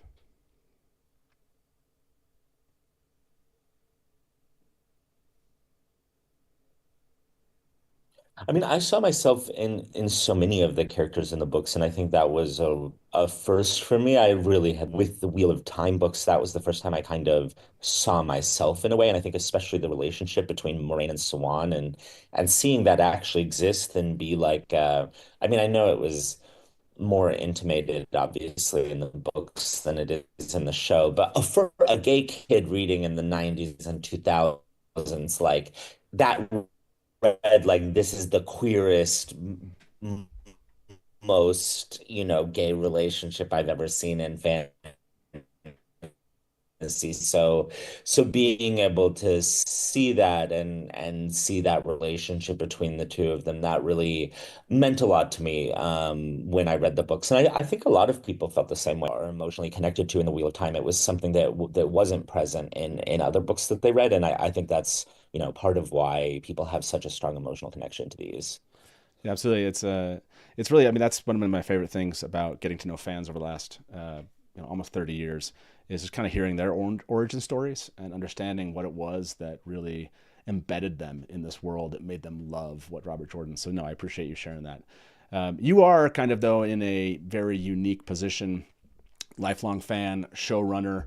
And in the build up to season 1, you said you lie awake at night wondering when are the right times to change things and when are the right times to keep things the same. And a lot of us remember you saying, like, gird your loins around season 1. We've just seen episode 1 of season 3, which what we anticipate to be largely an adaptation of Shadow Rising. What do you want to say to fans of the books in anticipation of seeing the rest of season 3? I mean, I feel like everyone should always gird their loins. You should just be ready because you're watching the world that exists inside your head that you love so much and have spent so much time with.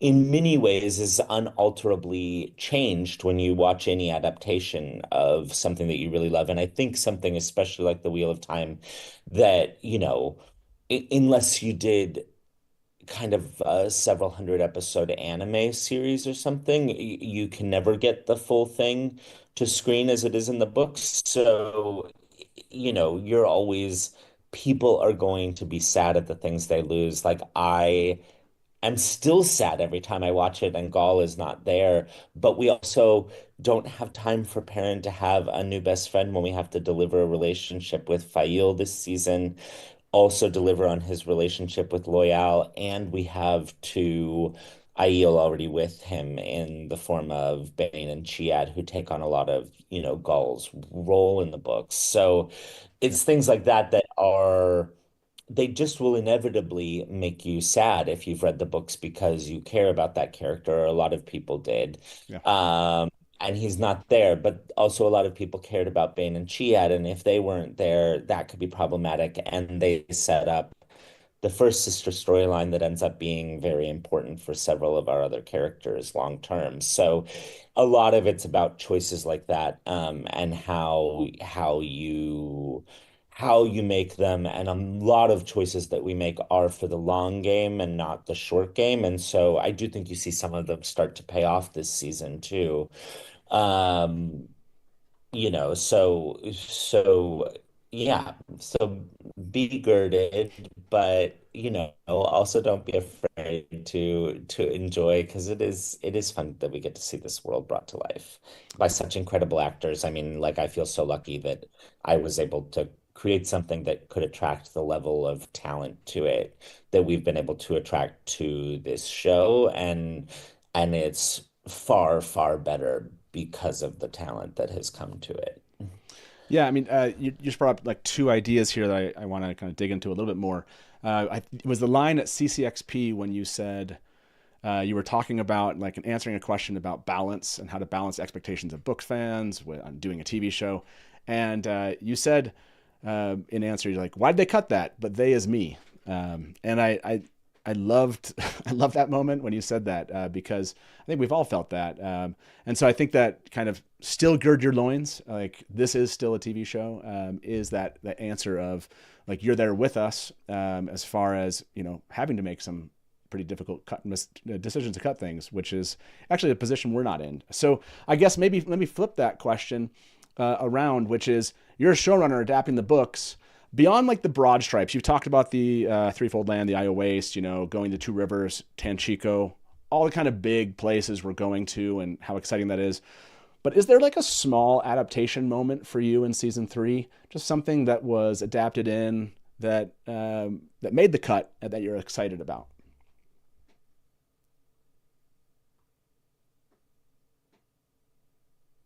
Season that are the characters from the book in the same place that they were in the book, talking about the same thing that they were in the book and using dialogue from the book. And because of the way we were adapting seasons 1 and 2, we got to do that much less often. So there's small scenes like we have a couple scenes with Moraine and Rand this season where they have conversations that are almost word for word pulled from the book, but we've done little shifts on them to make them make sense with how the scene plays out, but they're pretty close.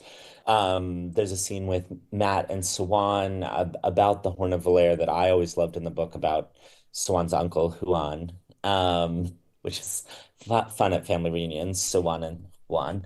And And I really love that scene in the books. It's beautiful to be able to put that up. I like the scene in 301 where Elaine and Rand are talking about what it means to be a leader.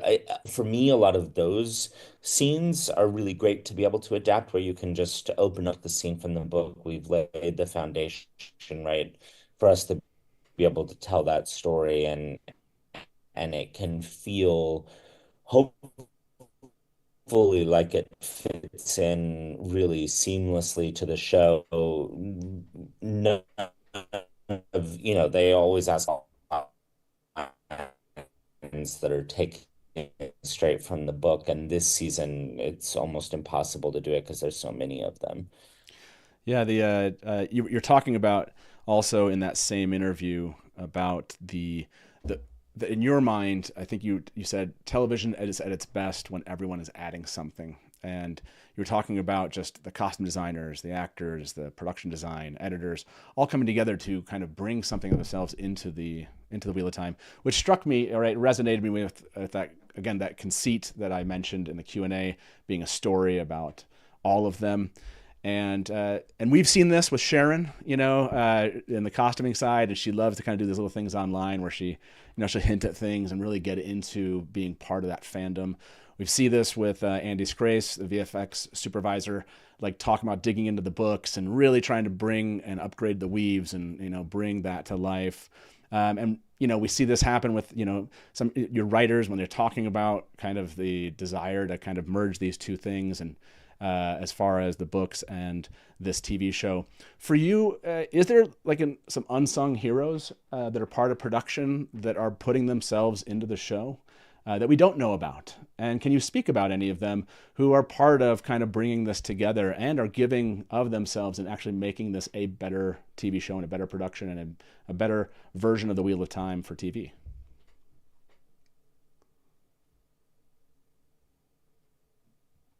Yeah, I think the thing that people don't understand is how many human beings who are operating at the very top of their fields have made Wheel of Time their life for the last, 3 to 6 years. It's innumerable. Like Andy Scrace, who is the best and is so amazing, also is surrounded by an incredible team. There's Brian Shows, his producer. There's Julia Marco,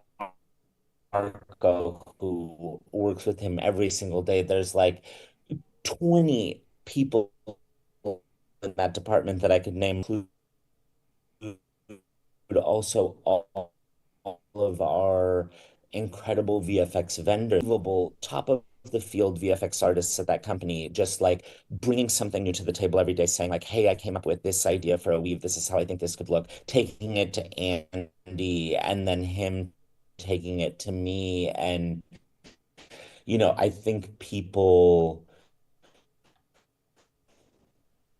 underestimate how many literal thousands of human beings like are poring over these books, looking at every detail, finding every detail, trying to pour, to make this show together. I think more than any one individual, that's what people probably can never fully understand until you're actually working on the production, is just how many people are pouring themselves into this and using the books as the thing that drives them. Like my driver in Prague was reading the books every day in Czech as as he was waiting, not as he's driving, but as he's waiting for me on set, like he's there reading through the books in Czech. So, it's thousands of people really who are totally enamored of this and bring so much to it. And I think I think a lot of people think of television that there's kind of two different kinds of showrunners. There's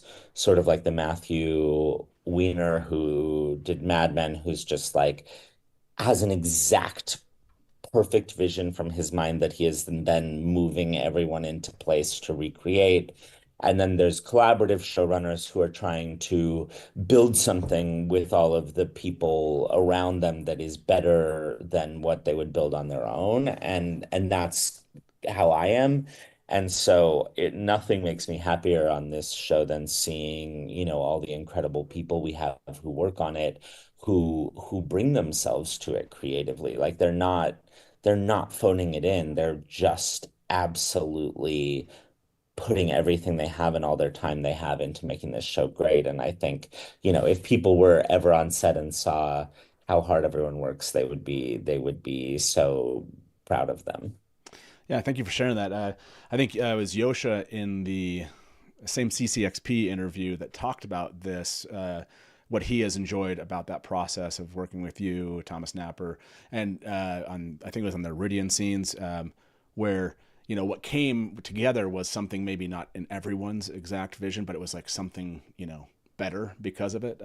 So I can't wait. I mean, honestly, that I can't wait for those scenes.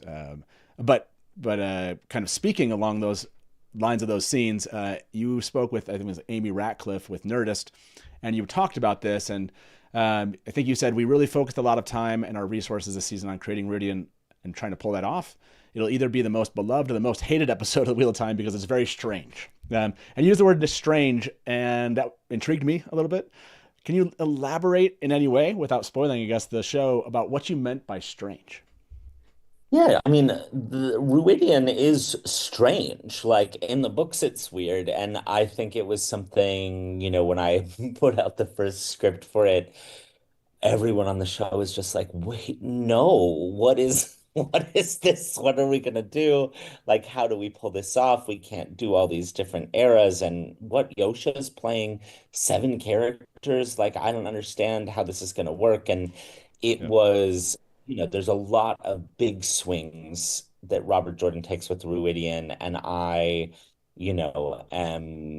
have worked very hard over the last few years to earn enough cred with my network and studio that they let us do these really fucking crazy things, and put an episode of television on air that is set in various random time periods through the past with characters that we've never met before and will never meet again, mostly. And, it's a very structurally strange thing to do in a television show.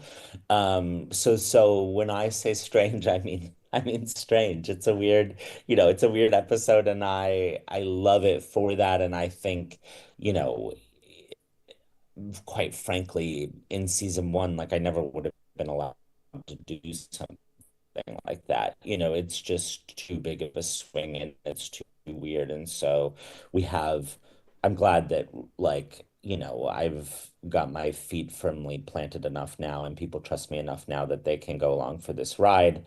And I think we do it successfully. I hope everyone else thinks we do too. But I think we do pull off Fruidian and bring what was really memorable to me when I read the books, to life in a way that audiences who love the books will be able to see something that they didn't get to see before in a really visual way, and that audiences who've never read the books will feel also like they've never seen something like this on TV before. And I think that's where you can be exciting as a TV shows, when you're doing stuff people haven't seen before. So I know we only have you for a couple more minutes, and so I'm looking down through kind of where I was going with some questions, and I have to ask this one, because it's just it's on par with who I am. As a fan, I particularly felt seen after the portrayal of Lanfear by Natasha O'Keeffe in season 2.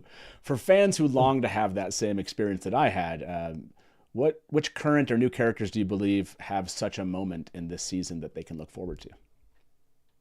You know who I think it is this season is I think that there's some characters in the books that not everyone really loves while they're reading the books necessarily, but like, they are great characters, like, and they should be beloved. And I think that Fail is one of those characters, and I think that Isabella's performance as Fail, I think that there's going to be a lot of Fail fans out there, and I think that they're gonna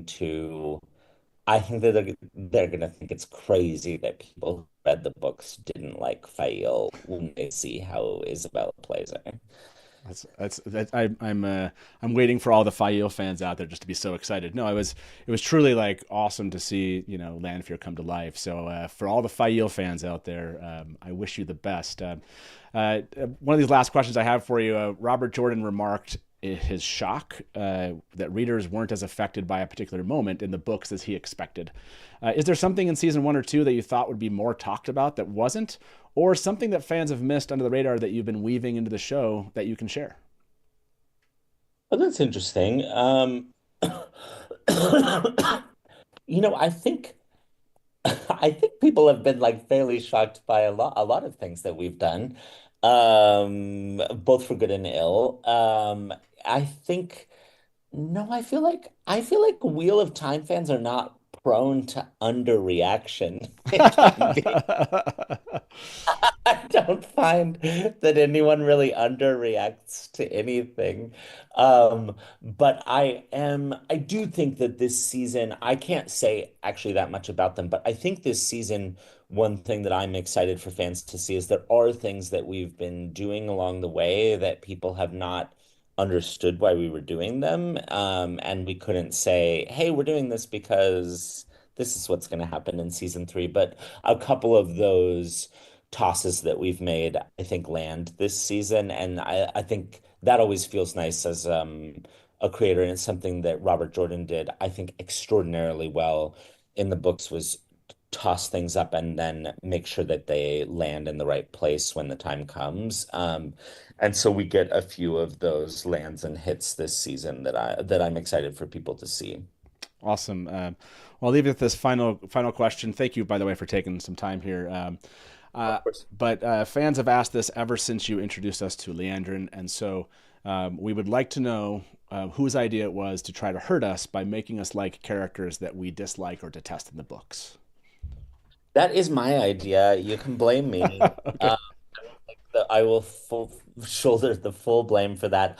I think it's really important as a writer, like one of my philosophies of writing is that I have to have fallen in love with the character before I write them. And so some characters are really hard to fall in love with, like Leandrin. And so I spent a lot of time with her until I did feel like I loved her. And then once we were there, then we were able to write for her. I think you write for someone better if you do have like love and empathy for them in your heart. And so, that doesn't mean that those people can't do some really awful things, and they do really awful things. And it doesn't mean that you have to like soften them and excuse everything that you do. But I think you have to find some part of them as a writer that you love so you can give that to the audience. Because if you have someone on screen, you've got to hope that at least some of the audience watching is going to fall in love with that character. Because otherwise, why are you putting them on screen? Yeah, absolutely. I mean, Robert Jordan talked about, I think, that same thing about, his favorite character was the one he was writing. I think that's, if I remember correctly. And so it seems like you went with that same idea. I mean seriously, it's so compelling from a book fan perspective to just see a character in a new light. So props to you guys when you've done that. Again, Leandrin's kind of like the one that always comes to mind. So, by the way, thank you for making time today. I know I'm glad the Wi-Fi held out. I know we were some stressed I'm so people glad. in chat. They were Everyone in this small village will not have Wi-Fi for the week because of that. No, but we'd love to. We'd love to have you back again, talking about the season. So let's work something out there. But I'm happy to confirm live here today that I will come back and talk to you about episode 4 after it airs. Oh, awesome. Okay, episode 4, everybody. You gotta be back here. We'll do episode 4. Can't wait. That is an episode I am looking forward to so much. And so again, everyone, I know you can't see Rafe, but there's a lot of love in chat. Just thanking you for the time you took here, everyone. I'm gonna step away with Rafe for a moment and let him make sure he gets out quickly, and then I'll come back and we'll get started talking about everything we've just heard and seen. Once again, Rafe, thank you to you and your team. Today's been a blast, and season 3 looks like it's off to a fun start. So thank you. Thank you. Yeah. Thanks for making time and coming. It means a lot to all of us. Awesome. Hey, and we'll be right back, everyone. If you want news and rumors that appeal,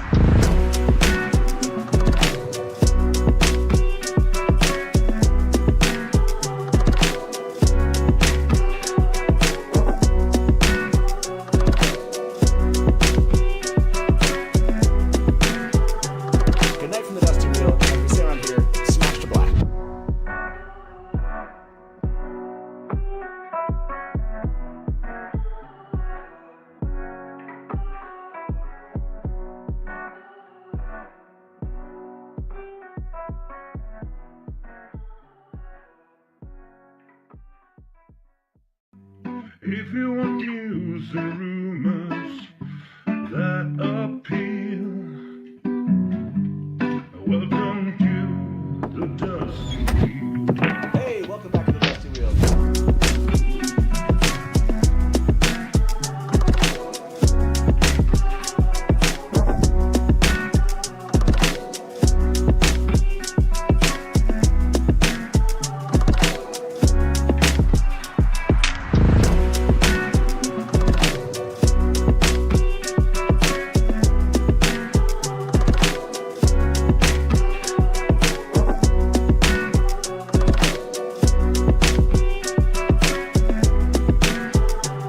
Good night from the Dusty Wheel. Like we say around here, smash to black.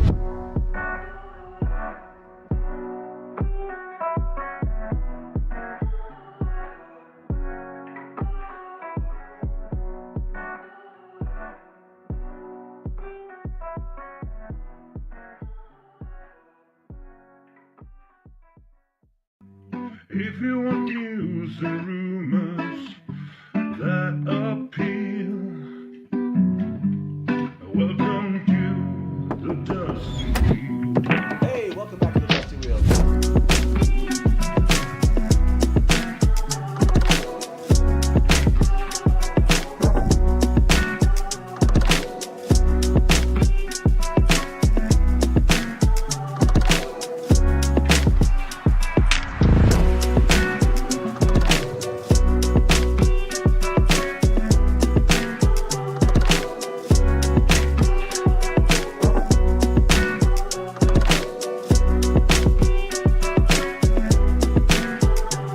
Good night from the Dusty Wheel. Like we say around here, smash to black.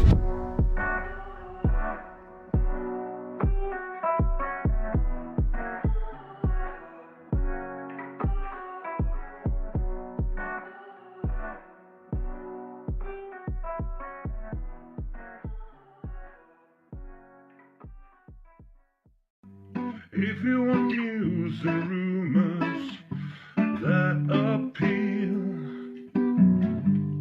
welcome to the Dusty Wheel. Hey, welcome back to the Dusty Wheel.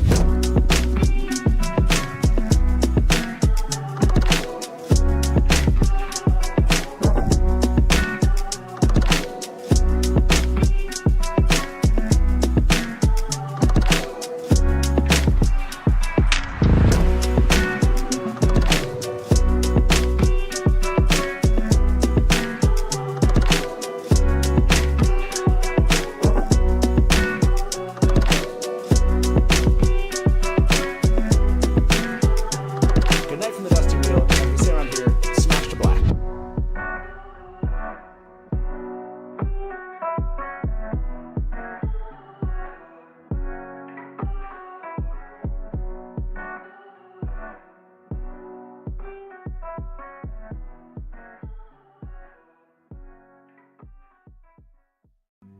If you want news and rumors that appeal, welcome to the Dusty Wheel. Hey, welcome back to the Dusty Wheel.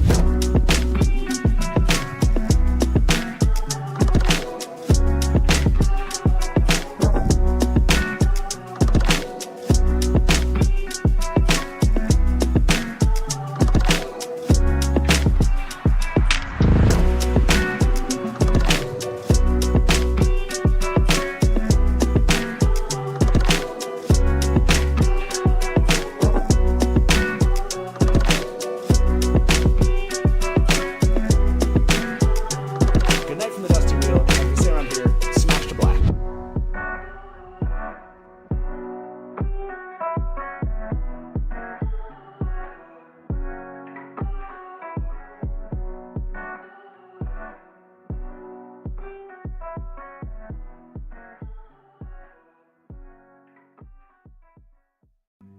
If you want news and rumors that appeal, welcome to the Dusty Wheel. Hey, welcome back to the Dusty Wheel.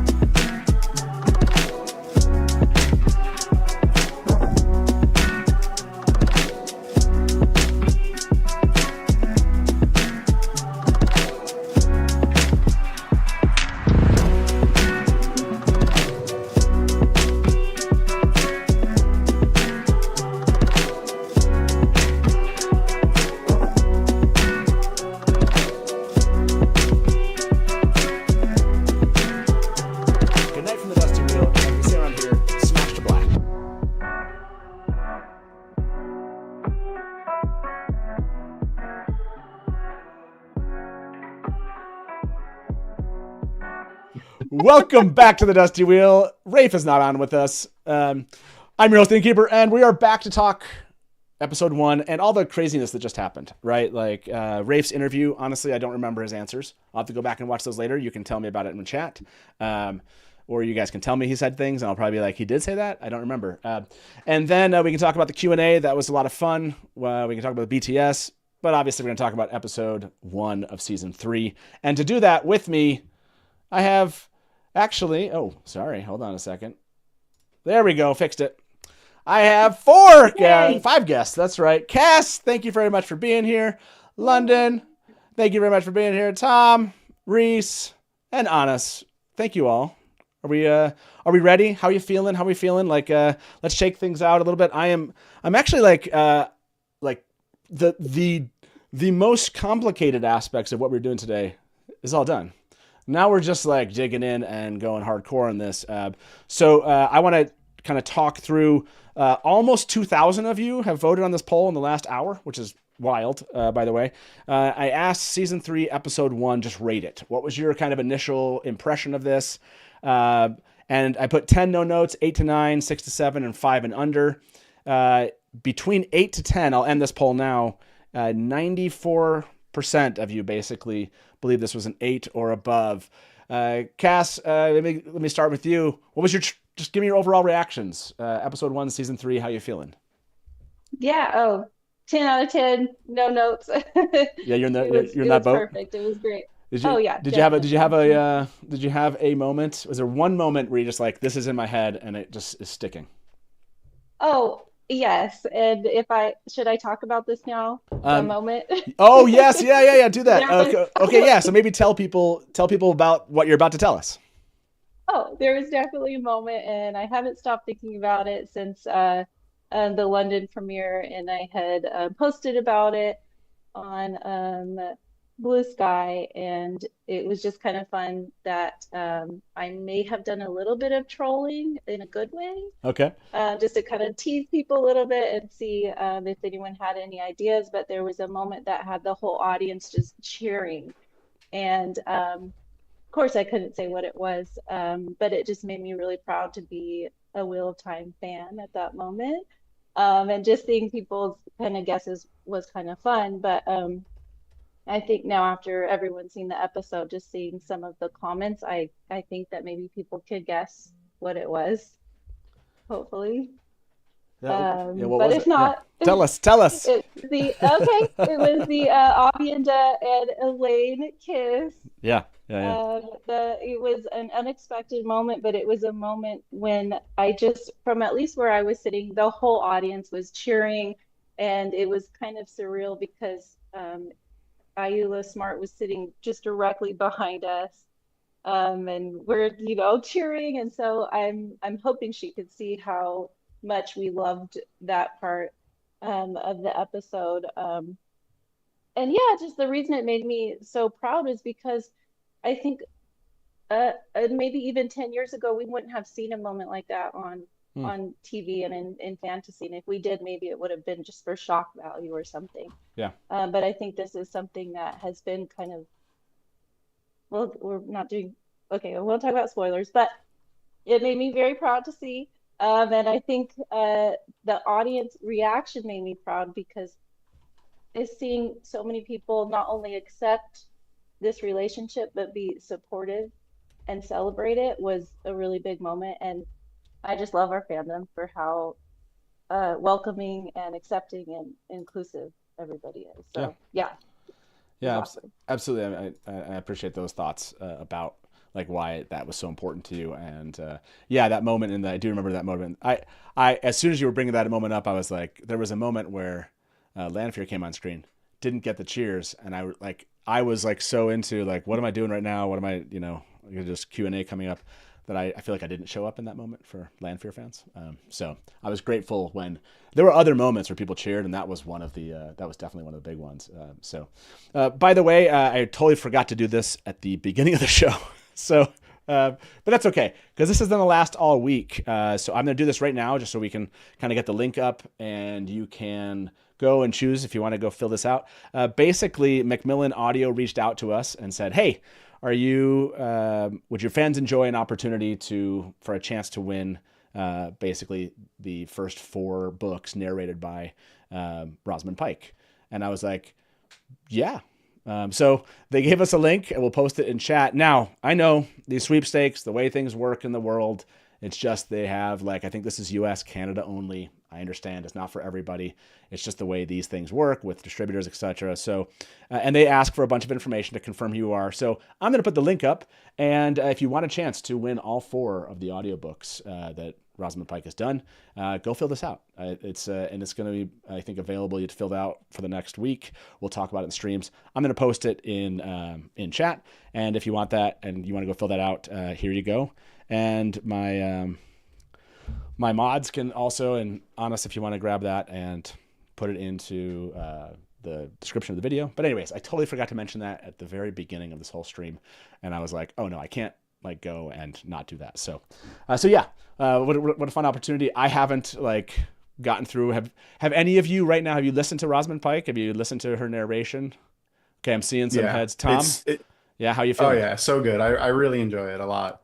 It's almost like watching it's almost like getting a whole another adaptation, hearing her be, you know, she has different inflections, different voices, different, you know, everything. So it's almost like a whole nother adaptation. Yeah, the best part is like you hear her as Moraine, and it's a slightly different Moraine than the show Moraine. It's also like it's so much nuance to it. Super meta. Yeah.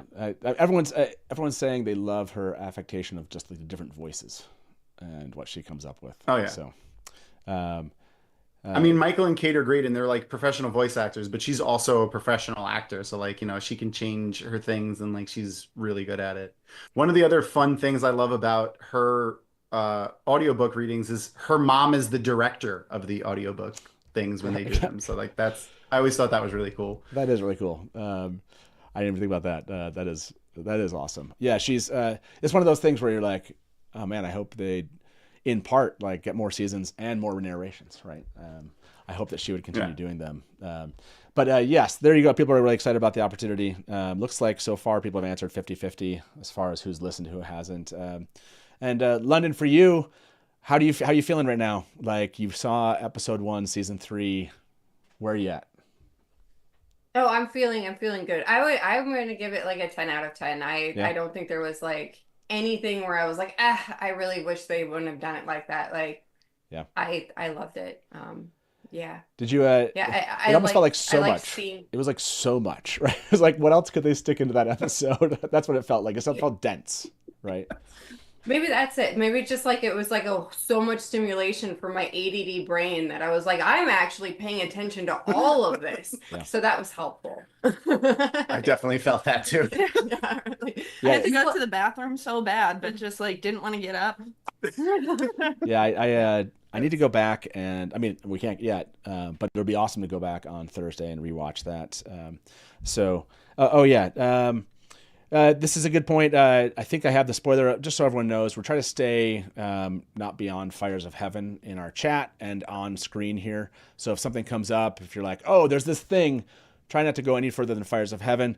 Going no spoilers at all is just very difficult here at the Dusty Wheel. It's just we're so heavy deep into the books, but we can just avoid not going well beyond it and having really deep conversations later in the books and how it's really hard for others to kind of follow along. But within Fires of Heaven, I think is a great place to be. So I put that, just keep that in mind as you're kind of talking. Reese, how about for you? I know I can kind of see your head kind of nod along. How you feeling? Season 3, how it started.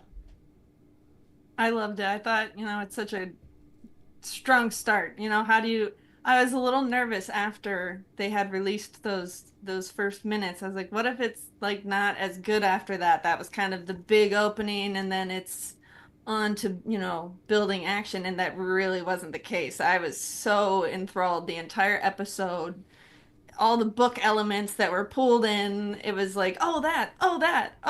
Like as a book fan, it was so there were so many parts that were. I could just keep talking. Yeah, so good. It's so good. Was there one piece of that, like you're saying that was there one moment within the first 5 books where you were like, I really appreciated this, either pulling directly from or just adapting this idea or the sequence or the scene into episode 1? I really enjoyed the bubbles of evil being displayed. Like, that's just something that, even just, you're walking in your house and you trip over, you're like, oh, bubble of evil. It's just such a common thing to happen, to actually see like the cards, the glass, all of that, the axe, like, oh, that was so cool. It just jumped right off of the pages and onto the screen. It's so cool. Yeah, that one was really, really interesting. Rafe, I think, was making comments. I didn't think to like grab the comments. I don't know. Can you go? I don't think you can get back in. I don't know. How does it doesn't seem like probably not gonna be able to get back into that watch party. So you would have had to have like taken a screenshot or whatever. In other words, you'd had to like copy and paste those comments. But I think he said something about them, and shoot, now I don't have it, but yeah, he was talking. Someone did. Come on, it's the Wheel of Time. Yeah, somebody not at them at the Dusty Wheel. Post them on the socials and at Dusty Wheel. He talked about the Bubble of Evil scene, and I can't remember what he said, but yeah, he did. I can't remember what. Someone has to have the screenshots. By the way, oh yeah, go ahead. No, go ahead. By the way, about 500 of you voted on this. Have you listened to Rosamund Pike's narration on the Wheel of Time? 45% said yes. 55% say no. Okay. That makes sense. And I want to avoid, they asked us not to take screenshots of the actual, so I'm not going to throw those up here.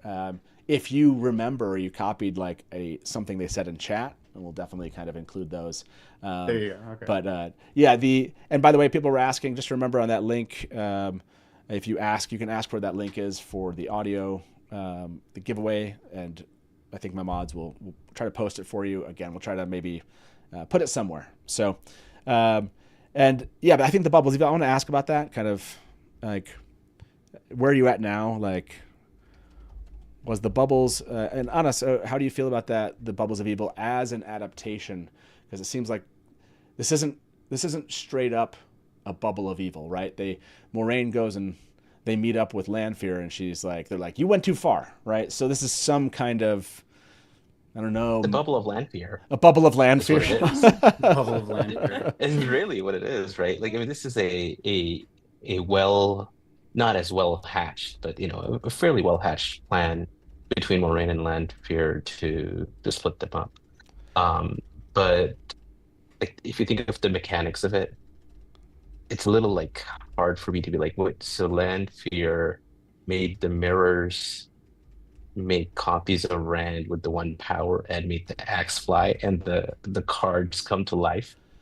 But that's fine. It was awesome. Like, it doesn't matter. It feels like, I mean, this is what I've read into. It feels like they've definitely gone, it's like taking kind of what was a hard magic system, or is a hard magic system, and they've softened it a bit. That's what it feels like. It's like, yeah, of course, maybe they're not showing you how dialed... she did it, right? Like, if it was in Tel'aran'rhiod or something, like, that would make sense. But I mean, maybe she dialed Shell Ghoul, right? London, what were you saying? I mean, sorry. I mean, maybe compulsion was used in it as well. Because I think, like, Matt looking at the cards, I think he's the only one that saw the cards doing what they're doing. Yeah. So he could have been under compulsion and just seeing what, like, she's trying to get him to see. And even with Rand and Egwene, we don't know. Well, there's an injury up there, but, like, what if that was him? Because we don't know which Rand stabbed her. So maybe even be seeing all these things, like, maybe there's compulsion. Magic in the first place. Yeah, it's true. It's very true, Matt. I mean, it's true. It's still, like, Bubbles of Evil are, I mean, you could say this, pattern level events, right? Yes, those are soft magic. The actual weaving the one power, or Tel'aran'rhiod is going to be soft. Hard. So that's what I was saying, it was a soft magic application of what you would imagine are weaves of some sort, but yeah, maybe. Okay. Well, how about this? What if it wasn't the one power at all? What if it was the true power? What if we know Lanfear can touch the true power, so maybe she had some Sa in her eyes when she was conjuring those things up. Yeah, maybe there was like a Turon Grial involved. Lanfear is a pattern level event. That's good. Like, really just typically. down with regular reads sometimes. The bubble was effective. I can understand why they did it. They made it something she did. Yeah, giving it actual, like, having it kind of flow into characters and a character arc instead of just happening, and making it more of kind of just world building itself. Yeah, some people understand. I saw a comment. I answered from our farm at CSA. I answered no because I understand why they did it for cinematic purposes, but I don't like that it was basically just channeling, but they called it a bubble of evil. Again, they didn't show us what it was, and that's what I mean. Is it kind of like was off screen? So yeah. In the end, I did as a fan love to see what I interpret as the bubble of evil, right? Like that's the bubble of evil, and you see it and you're like, okay, that's. But again, Lanfear definitely made it happen, which I agree. So yeah, Lanfear is a pattern level event, which is accurate. Megan said, I feel like it had to be either Tasha true power or O'Keefe is some a pattern weird level. tar thing. Otherwise, Egwene would have sensed Sidar. Sure, that's a good point. Again, these off-screen things, I think they're able to kind of, right, just kind of like, it happened. Right, they have to explain it. This is it. Time for another Wheel of Time reread. Has anyone have you been doing that, Cass? Have you been rereading the books as you go, as they've gone with the show? Yes, you're waving your head. Where are you at in your reread? And has it made it like more enjoyable, less enjoyable? Like, how does the reread affected you? Yeah, I did start a reread, trying to kind of stay with the show, but then of course, it's a little bit of time in between seasons. So now I'm up to, I think, second to the last book. But I'll probably go back and reread again and again, like you do, But no, I don't think it's affected my viewing experience much. I kind of like to be able to compare the differences, but in a good way. It's kind of fun, and it is kind of fun to maybe forget things that happen or certain ways that things happen, so that it is a little bit more of a surprise if it does happen in the show. So yeah, it's been fun. Yeah, I mean, I love kind of picking through. Like the one that shocked me was, this was brought up by fans in chat. I have no idea. I don't remember the last time I read New Spring, but it was something they had done last season with Moraine and the Kyrian sequence, which was like pull in something from her testing, but switch that it was like father versus mother. But those kind of little things I would never have remembered. I've just been like, oh, it's an interesting choice. What was the rationale for it? So I would actually prefer to go back and see those because I know people have said I don't want to get too close to the source material again, because it makes it harder. But for me, I like seeing like, oh, this is what they did. They twisted this in. I asked you this question, about 500 of you voted on this. Do you like the Bubble of Lanfear adaptation from the Bubble of Evil? 88-12. Yeah, that one, and I wonder if there's a little bit, I wonder if that's not as high. Like in my head, I would go like, oh, it's cool to see Bubble of Evil visually speaking. But I wonder if it's not as high because of how it was formed. And so, Tom, how do you feel about this Moraine, who's kind of like working together with Lanfear? Like they both wanted them to move and to leave. Did you feel like Moraine knew exactly what was going to happen? Do you feel like she was just kind of like, she doesn't have a choice here? Like, how do you feel about what they've done here with this, this relationship between this Forsaken and Moraine?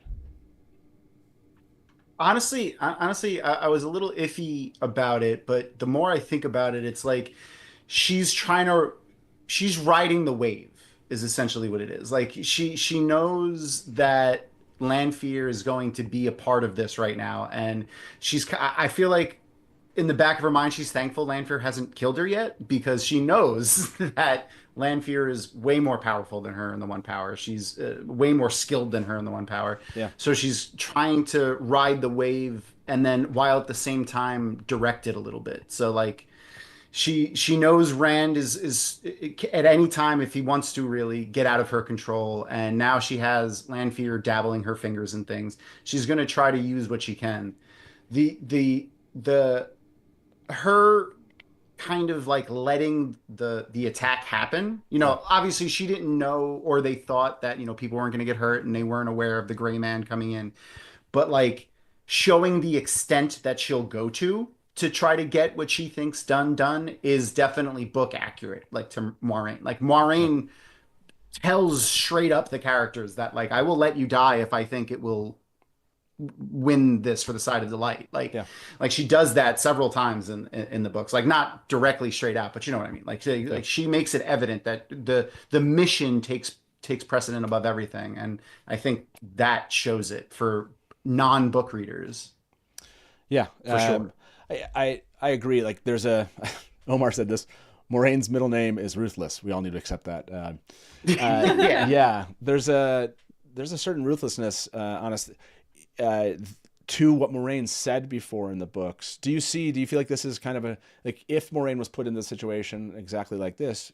Do you feel like these are choices she would make because she feels so dedicated to this idea of like what has to happen, and she's going to get people there, if that makes sense? Yeah, absolutely. Yeah, especially because like, you know, she has Lanfear there, kind of like, you know, if she pushes too hard up against Lanfear, like she's not going to win. So she's got to kind of play it safely with her too. Yeah. Innkeeper? Yeah, no, I think it's also, you know, like there's a kind of building up pressure or almost being cornered. So the more Moraine is not in control, the more erratic that ruthlessness can become, or more dangerous, or more she's willing to take more risks with it. So even though she's single-minded in it, it's also becoming like, well, she's not going to kill Rand tonight. Like maybe tomorrow, but not tonight. So she's like, I'll do that. So I think we'll see some sort of a change to that ruthlessness. I mean, it has to come to a head at some time this season. But yeah, the first episode, there's she's willing to do anything at this point. Would you call this a truce between the two of them? Does this feel like a truce? What does it feel like? What would you call? What would you call? That's truce is too strong a word. Okay, what would you call what's happening? This is being manipulated, is what this is. You know, by Lanfear. I think that's like this is trying to manipulate each other, and like this is Dice Damar. This is really what it is. Okay, you know, this is the game. You know, yeah. Like this is that kind of element to it. Yeah. So yeah, let me add that. I'm gonna add that. I'm going to add that poll here. Here we go. I had to like remind myself.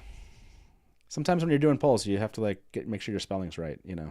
Otherwise, you know, chat just goes, they just blow up. Just talking about, you know, the bubble evil, like taking it a level further from maybe the books and what this accomplishes. Like it shows us Perrin's ring being like cut in half, like, you know, like that is a strong visual. It shows Bane and Shia need to go to Two Rivers with Loyal.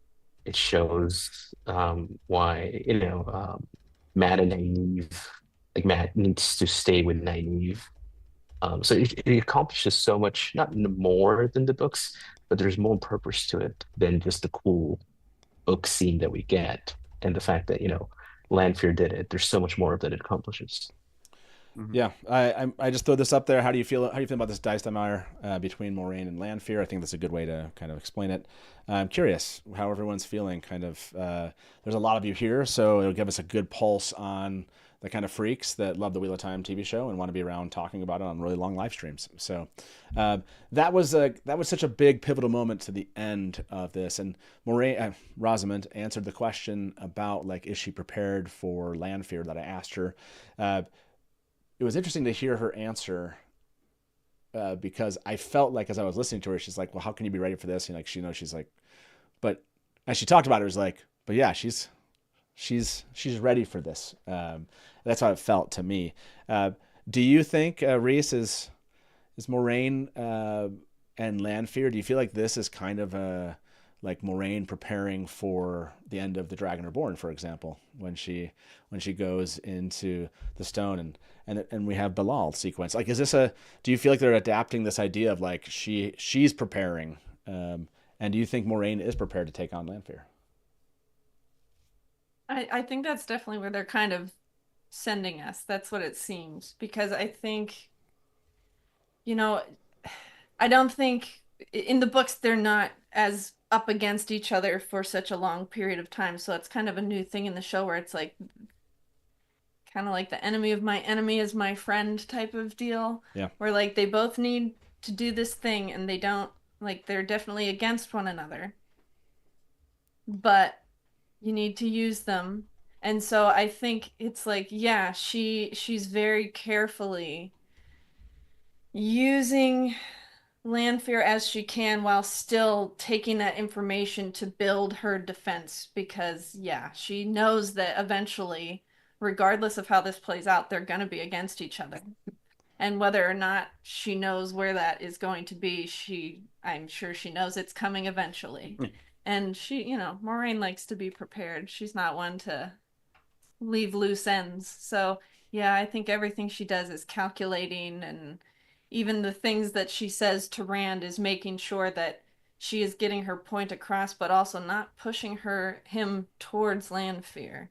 Yeah. Yeah. She did send Lan to get the Malkir blade, the power up blade. I did. That's true. She was, again, she's doing some things to kind of prep for, in the eventuality of Gaptooth said a temporary ceasefire at best, but done well. Ceasefire, yeah. Ceasefire is a good way to kind of think about it. About 400 of you voted so far. I'm going to leave that one up. London, for you, is there, because we don't have like the material to go back and kind of like watch a little clip and break it down, I can't remember everything that happened. So this is just going to be like, I'm just going to ask you all, like, what's something else that came to mind that you really want to talk about, something you really enjoyed? We'll kind of break it down. So London, was there something where you're just like, oh, I want to talk about this topic once we get to the end of this episode? What? Sorry. Is there something from episode 1 that you really enjoyed? I really enjoyed the battle, even though like we all saw it already before, like actually seeing that unfold, and then the entire like Western style street fight with the ninja kick. So great. But it was, because we never really see we never get that in the books. We kind of see like everything happening like in the like periphery, but we don't actually see like the Aes Sedai throwing down in the books in the tower. And I really, really liked the way they did that, and it was terrifying. Oh God. Yeah, it was so many dead warders. There were so many dead warders in that hallway. I feel so bad for those Aes Sedai. Yep, a lot of sad Aes Sedai. Yeah, that's it was this, this is something we can actually like, this moment, right? I think it's so good between these two. And yeah, I thought this was really, really well handled.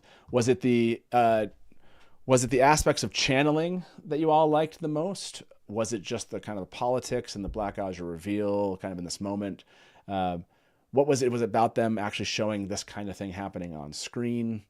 Was it just kind of seeing kind of the maturation, like how the weaves and everything have gotten better? Like, what were the standouts for you? Like, Cass, this whole kind of beginning cold open sequence, like what made it, you said this show, it was 10 out of 10. Like, what made this a 10 out of 10 for you? Yeah.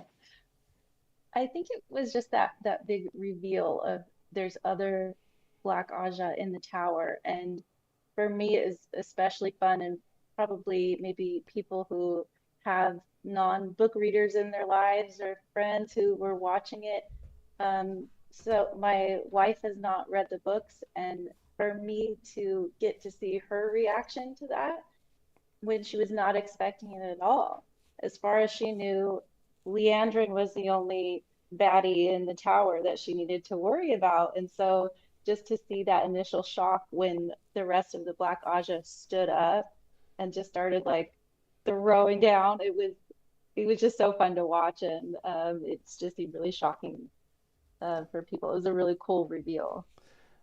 Yeah, it was the reveal itself, that, Black Aja stepped up and began fighting. I like that Rafe talked about kind of that piece when we got that back there about kind of the one power weaves, and you could tell what they were, again, all of these moments, there's so much behind the scenes that was going on to kind of create this. And I think it really does hit for fans. It'd be really interesting to see if this is like, if new viewers, if this is something that appeals to them, just viewers only. Anas, was there something for you that stood out in this moment? I know we've talked about this, but like seeing it again, is this like just as good on rewatch? Yeah, I mean, especially the part that we didn't see, right? The actual like the street fight and how much of a street fight it was that a green sister and her two warders with whatever number of sisters were there, that the battle Aja can actually fight and stand up to full sisters as a complement group with like close quarters battle. The fact that Leandrin actually gets stabbed and like basically almost dies and then gets healed. It's like it was like so like it made me think of like a video game type of thing where they're like, okay, our turn, we're gonna heal our like one player. It's like it's so cool. Okay, you brought up a fun topic for us. Okay, you got here, and I think this is a good time. 500 of you voted on this. How are you feeling about the dice that are between Moraine and Lanfear? I left that up. Love it, 65%. I'm neutral, 19%. I'm uneasy, 14%. I don't like it, 2%. Yeah, like the still how this is going to play out, and my guess is going to be that how it plays out is going to affect that by the end of the, how we feel about this one at the end of the season. I have a poll as we talk is based on this one we ended. Yeah. Does chat think that Book Moraine would make the same truce with Lanfear, or is this a show Moraine? Like, do you from what we've do you think there's a difference between? You just mean like this under the same circumstance? Is that what you mean? Like these are you'd have to like kind of put Book Moraine in exactly all the things that happened. So I mean, right? Yeah. That's the only problem with that question is it's like. Yeah, you're right. You're right. Yeah. If Book Moraine like had this, but I do want to ask this question. Oh man, forgot how kind of gory some of that stuff was. It's done well. Are there too many stabbings and healings? Like Tom, where are you at here? Are you talking just about the Nynaeve scene with the Gray Man? Just in episode 1, like the amount of times that like the Nynaeve scene, the amount of times that is it Leandrin gets? Does Leandrin also get stabbed in the initial? I can't remember. Does Leandrin get stabbed, or is it only on the streets that she gets stabbed? Suan kind of like does something to her with the one power that makes her get messed up. She like squeezes her or something. I don't know. She spits out blood. Yeah, like she is to get healed. How many almost like fake deaths? Like is it? Do you like what I mean? You're like, oh, someone's gonna come around and heal them. They'll be fine. Like, I love it. I love the battlefield healing. Like I love seeing that. Like I thought it was really cool. Like I thought like don't get me wrong. Like Leandrin almost got stabbed in the heart. Like it was it was a little off obviously because she didn't instantly die. But the battlefield healing like is really cool to see, especially like Anas, like you said, like it's like. The tank stepped up, with the shield while the healer went back to heal Leandrin on the street. Like that was really cool to see that coordination with them too, for sure. I mean, why have healing if you're not going to use it? So I just feel like it was used well. Now, did Nynaeve need to get stabbed 11 times and be healed? Like from 11 stabs, maybe that's questionable. But I think. Yes, definitely. I think healing is in a war type of situation. Yeah, I'd love to see that. Yeah. Can I say one of the things that I really, really loved from this first episode? Yeah. Specifically, while we're still on the Aes Sedai fight area, is the costumes. Sharon Gillan ate this whole episode, like the different dresses between the Aes Sedai and the costuming has just been absolutely like 100%, like 10 out of 10, no notes on anything ever. Sharon is an amazing costume designer, and her and Davina Lamont with hair and makeup together, like they have done amazing. Like just I would watch this on mute just to look at the background characters in their outfits. Yeah, no, absolutely. that's kind of another piece of that they continue to upgrade every year.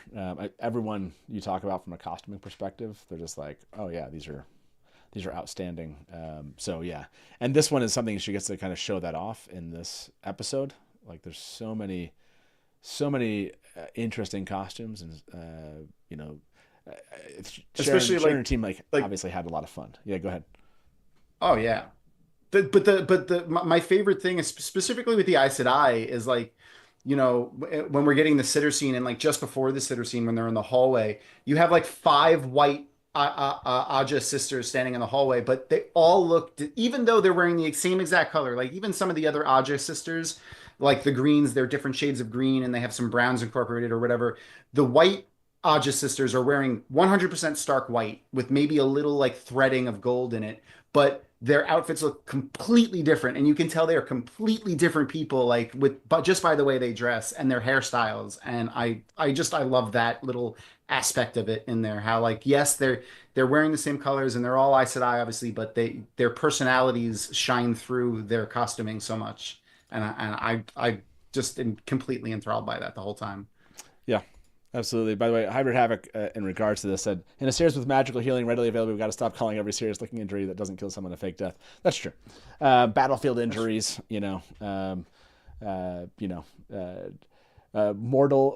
seemingly mortal injuries, And they were yellow sisters yeah. that did all of the battlefield quick healing. It was always a yellow sister that did that. Like when it had to be like a quick heal, like in the moment. So that kind of makes sense. Yeah, I did ask this question about, it's kind of going up to about 400 view, too much stabbing and healing. It looks like a perfect amount, or it's fine. Is kind of taking that 82, 83%, which would make sense. By show of hands, are you fine with the amount of stabbing and healing? Who here is okay with all the stabbing and healing that's going on in episode 1? Raise your hand. Yeah, I mean, give us more. More. But this is it's one of those. I think it's just there's and maybe that's just like this part of it, which is you have someone's very capable, and that's the thing they're good at, right? Like this person's throwing fireballs and saw weaves, whatever. What do you call it? What did Rafe call that again? The air blades. Air blades, and this person's like, you do that, but I can heal it, right? So it does show that they actually have a very meaningful role. You know what I mean? It's not just like, oh, you have some really bad disease, we're going to help heal you. It's like, no, even in the midst of something as traumatic that we saw, a really good healer can come in extremely, useful in that moment, just as much as someone that can drop a building on someone's head, etc. So there's that aspect that they are showing off that I think it's just this like, wow, it happened a lot in this episode, so it kind of stood out to me. But I will. I'll end that one. It's about 450 of you. Seems like it's going to kind of be in that 83%. So, yeah, I saw. I mean, to your point, Nynaeve gets a concussion and gets stabbed 11 times in the same day. So that's in the just same too day. much, Yes. Nynaeve. I'm trying to think of how many times Nynaeve has been knocked out in the. Or almost, yeah. Or yeah, exactly. I mean, that was her greeting with the Trollocs, right? She got knocked over the head and dragged away by the Trollocs. Yeah. Well, she's got her herb pouch, though. She's fine.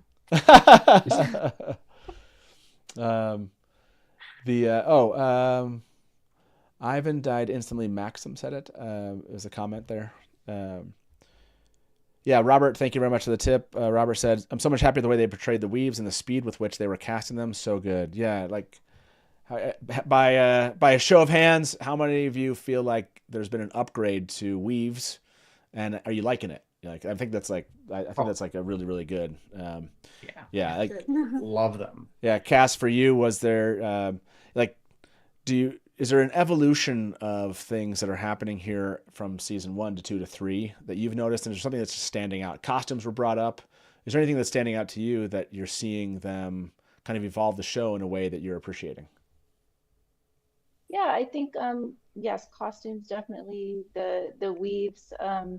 There's something about the weaves that just look a little more like refined and kind of intricate as the seasons go on, and I don't know if that's a CGI thing or what.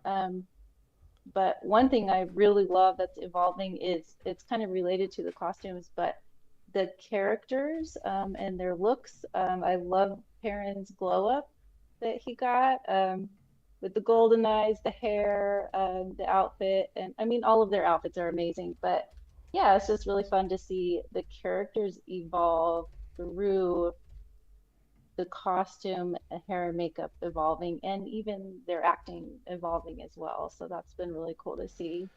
Yeah, like I mean, speak to me about that when you bring up the acting. What stood out to you, or who stood out to you?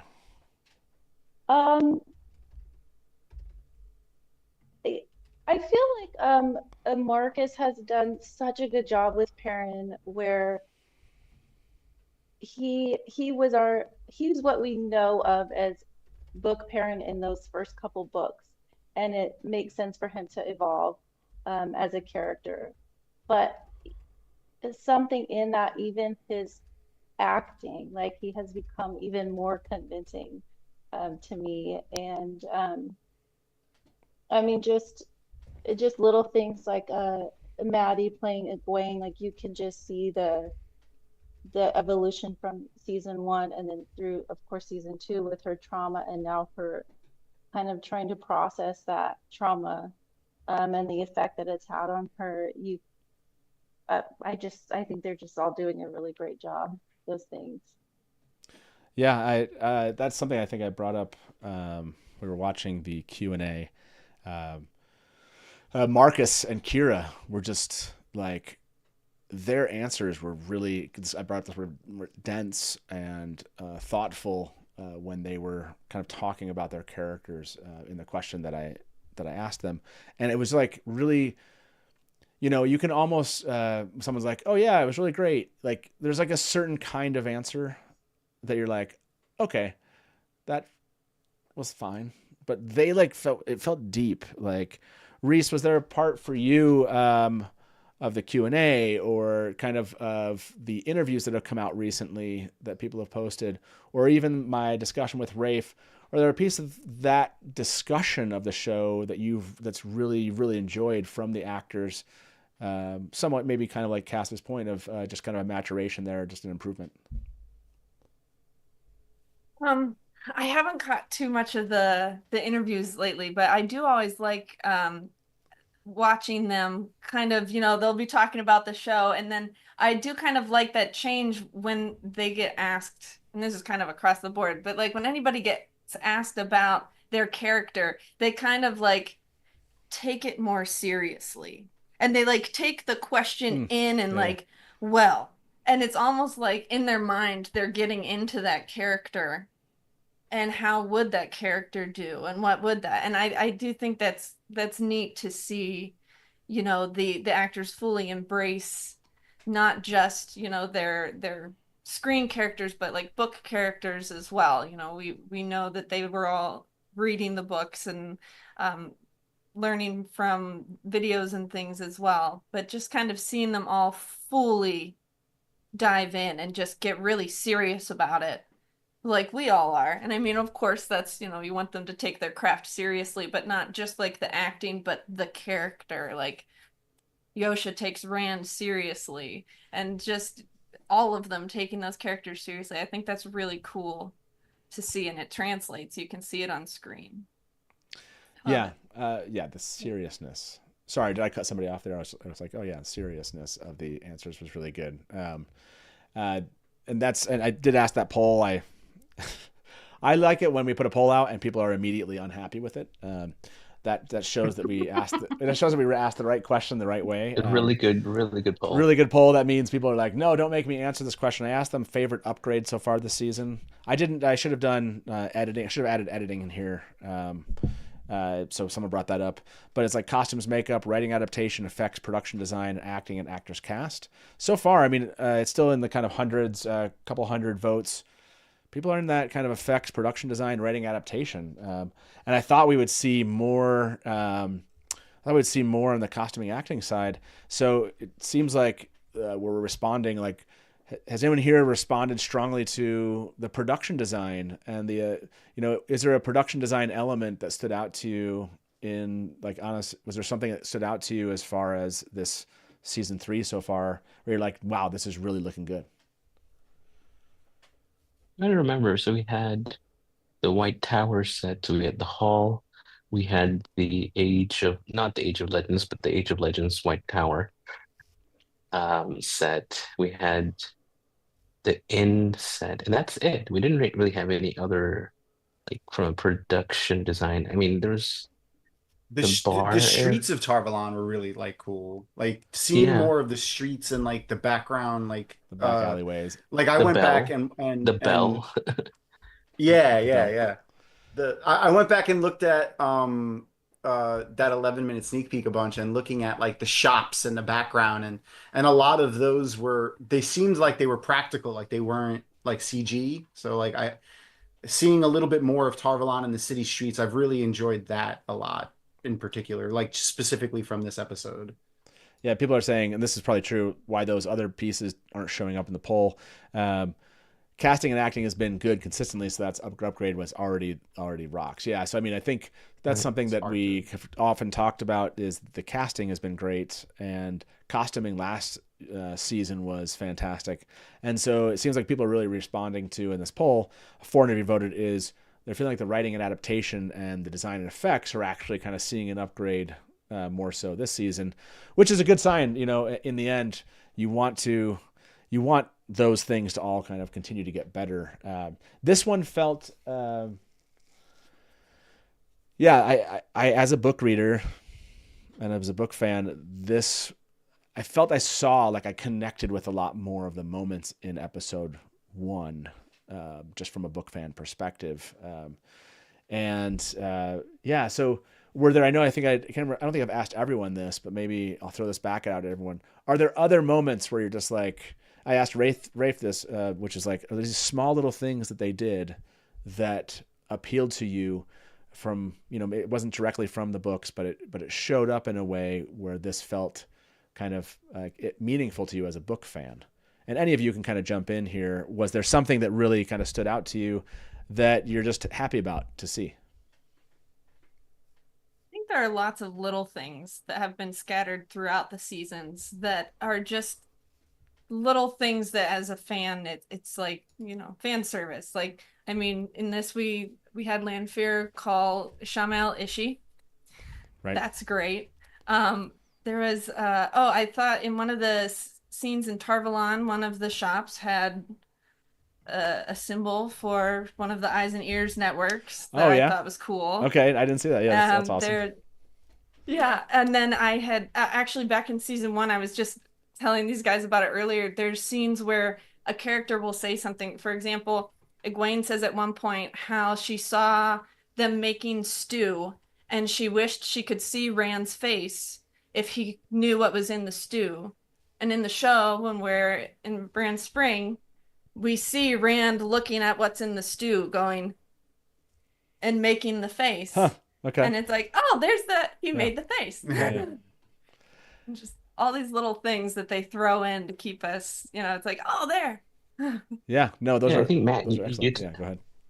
You talked about it, I think, while watching the Shadow Rising Elaine Rand dynamic with the giving advice, and how like easily Elaine Kara and steps into that role as Elaine, where she's like talking to friends earlier, and then she's like talking to Rand. I mean, she's talking to Avienda, and then she's talking to Rand about being a leader and giving advice. And she's she's young, she's not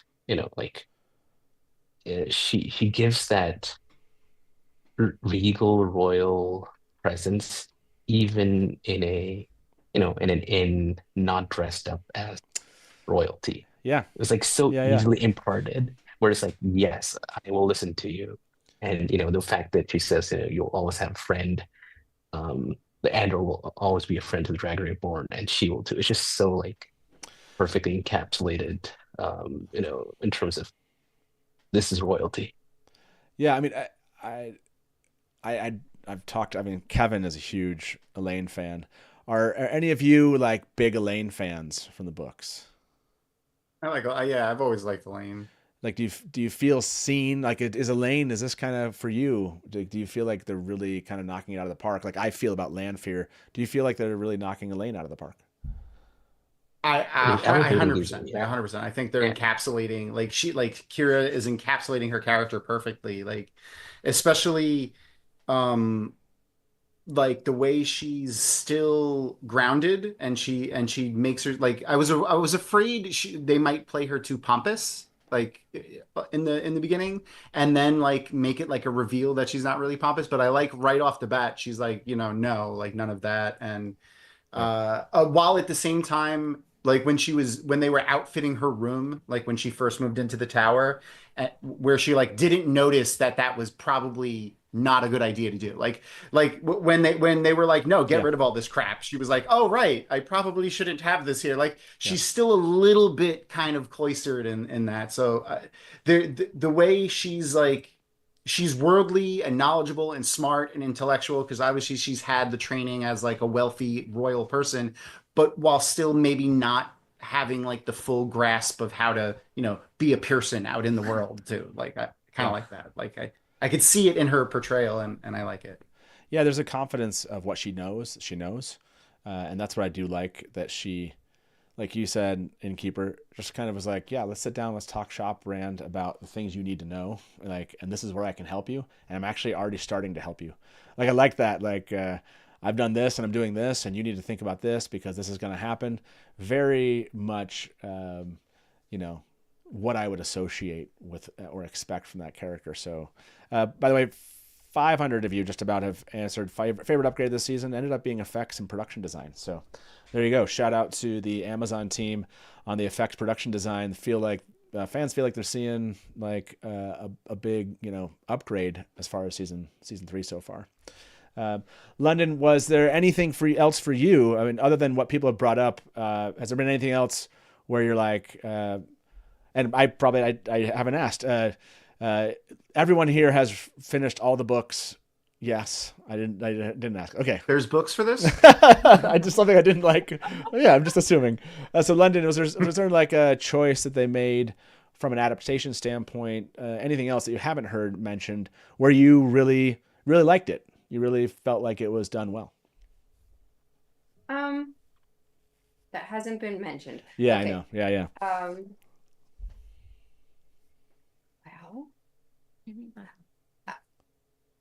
like the trauma.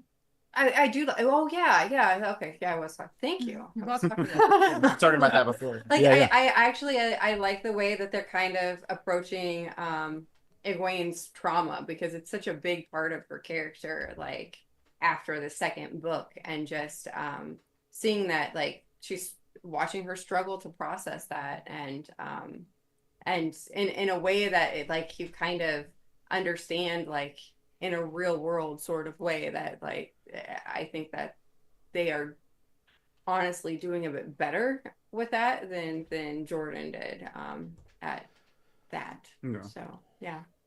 I hate to, you hate to say like, I like to watch her go through trauma and relive it, Sure. but like, it's nice to see it done well on the screen. And I hate saying like, I want to see more. I want to see more of her have a bad time, but Well, no, but I want to see more of her like overcoming that. And in order to like really fully appreciate like her process of overcoming it, we actually have to see it. Yeah. So like, yeah. I just always feel bad for Egwene being like, go and relive your trauma again. No, it does make it feel real, right? Like you feel like, of course, in this relationship, with this happening to this person, you want to see them write a scene that is going to reflect the reality of where that person would be at. You don't, like when they ignore that, or if it just didn't show up, it would just feel really awkward and weird, like what's going on. And so having them do little flashbacks in her mind, a little thought process kind of things. And you can see kind of, at least I view it this way. Egwene feels to me like with what happened to her, she doesn't know who to trust, right? Like she's really hesitant on a couple things, right? With Rand, and she was like telling him like, stop channeling, like you can let it go. Like she doesn't know if she can trust Rand, right? And then it's like, I'm sure for her, it's like all these things are kind of happening with what happened with the Seanchan, right? She can't obviously trust the Aes Sedai, right? With them showing what happened with the Black Aja. Like she is like I can't put myself in this situation if I can't trust you, right? And so it feels like really like how she went about leaving the White Tower. Like I want to dissect that when I can go back and rewatch it, but the actual feelings that led to it feel very kind of genuine and real, of just like this thing is breaking. I can't be around this because I can't put myself in a situation again that's going to be like what I did there. And Aes Sedai put me in that situation, right? This tower, right? Like that trauma, right, is connected in really specific ways. So I like that they have made this, they've created this conflict between the tower and Egwene in this way, because I think it is a more real reflection of how something like that would traumatize someone, going back into this place that led them into the situation where they were enslaved by the Seanchan. Anyway, I think they've done. I agree with you. I think they've done that really well. Other things people want to throw out from adaptation standpoint, where you thought that they did a really good job. For me, it was that. I can't remember honest which one you brought up where I was like, the Elaine piece, but Rand and Elaine. And I guess I just asked you this question. Now I want to answer it myself. I did love seeing, Rand, Perrin, and Matt. Like that's just like my 15-year-old heart. That when I picked up these books, and seeing, I always talk about that. I call back to season 1, episode 3 a lot. Just seeing Rand and Matt together on their little journey. Them coming back together and them revisiting that kind of season 1 moment where they're talking and kind of checking in on each other before this kind of breaks up again. Really, really love that. It feels very, very much like what made me love the books and the characters in those books. So, love that piece. The non-toxic, like male relationships that Perrin, Rand, and Matt have in the show, and the way they're showing them has been really fantastic. Like I love it a lot. Specifically, like you said, in season 1 with Barney and Perrin. In fact, when Matt gave Perrin the dagger that Layla made for him, like he was like, your wife basically gave me this dagger to protect people I love, so here you go, because I love you because you're my friend, so I want to protect you with this dagger that your wife made for me. Yeah, I like that. And as a small thing though, also in the Rand, Matt, and Perrin scene, that I really liked as a thing in this episode was the Snakes and Foxes board that they were, when they were playing Snakes and Foxes. Right. How are we feeling? It was a great little thing, and also great merchandising opportunity for anyone that game of Snakes and Foxes for all of my friends. We all buy that if anyone's listening. I don't know who has the rights. I'm not sure if Sony or Amazon has the rights, but somebody please get that on the market. Would you buy Wheel of Time TV show merch? There you go. There's the question. Buy all of the merch, please. I don't know. You can't see my room right now, but it is filled with Wheel of Time merch. What? We've never bought anything Wheel of Time related. That'd be crazy. The Snakes and Foxes moment was just, again, one of those pieces that this goes back to Rafe's point, and I saw some of this doing the rewatch of season 1. And by the way, doing a rewatch of season 2 tomorrow. So please join us. We'll do another live stream and do a live rewatch of the entire season. It's gonna be fun. So, the things that they're laying groundwork for, right? Where you're like, they don't just want it to drop and be like, what is this? And why are they talking about this? So the fact that they're playing this game lets them kind of almost reference it now. It's like, oh, it's that game that it seems to be kind of a game that just people know in this world, like what it is. And now they can kind of bring it up and they can reference it. And so, little things like that, you go like, oh, they might not be able to bring it up or do it the same exact way, but they're bringing it into this show so they can actually talk about it and start to lay the groundwork for things that hopefully later will happen. How many of you are hopeful at this point, like, who believes with certainty, only raise your hand if it's a certainty, who believes with certainty that we will get the Finns in season 3? Raise your hand. Certainty. Okay. I mean, no, but like, I don't care. you're like, whatever. Like, yeah, I'd rather be in chat. happy In that chat. certainty By the way, I've seen chat or do wrong. this. We used to do this a lot. Like, you can put your hand up if you believe it's certainty. There we go. I like to see starting the hands in chat. Very close to certain. Close to certain. I want to see it really bad. I really want to see it.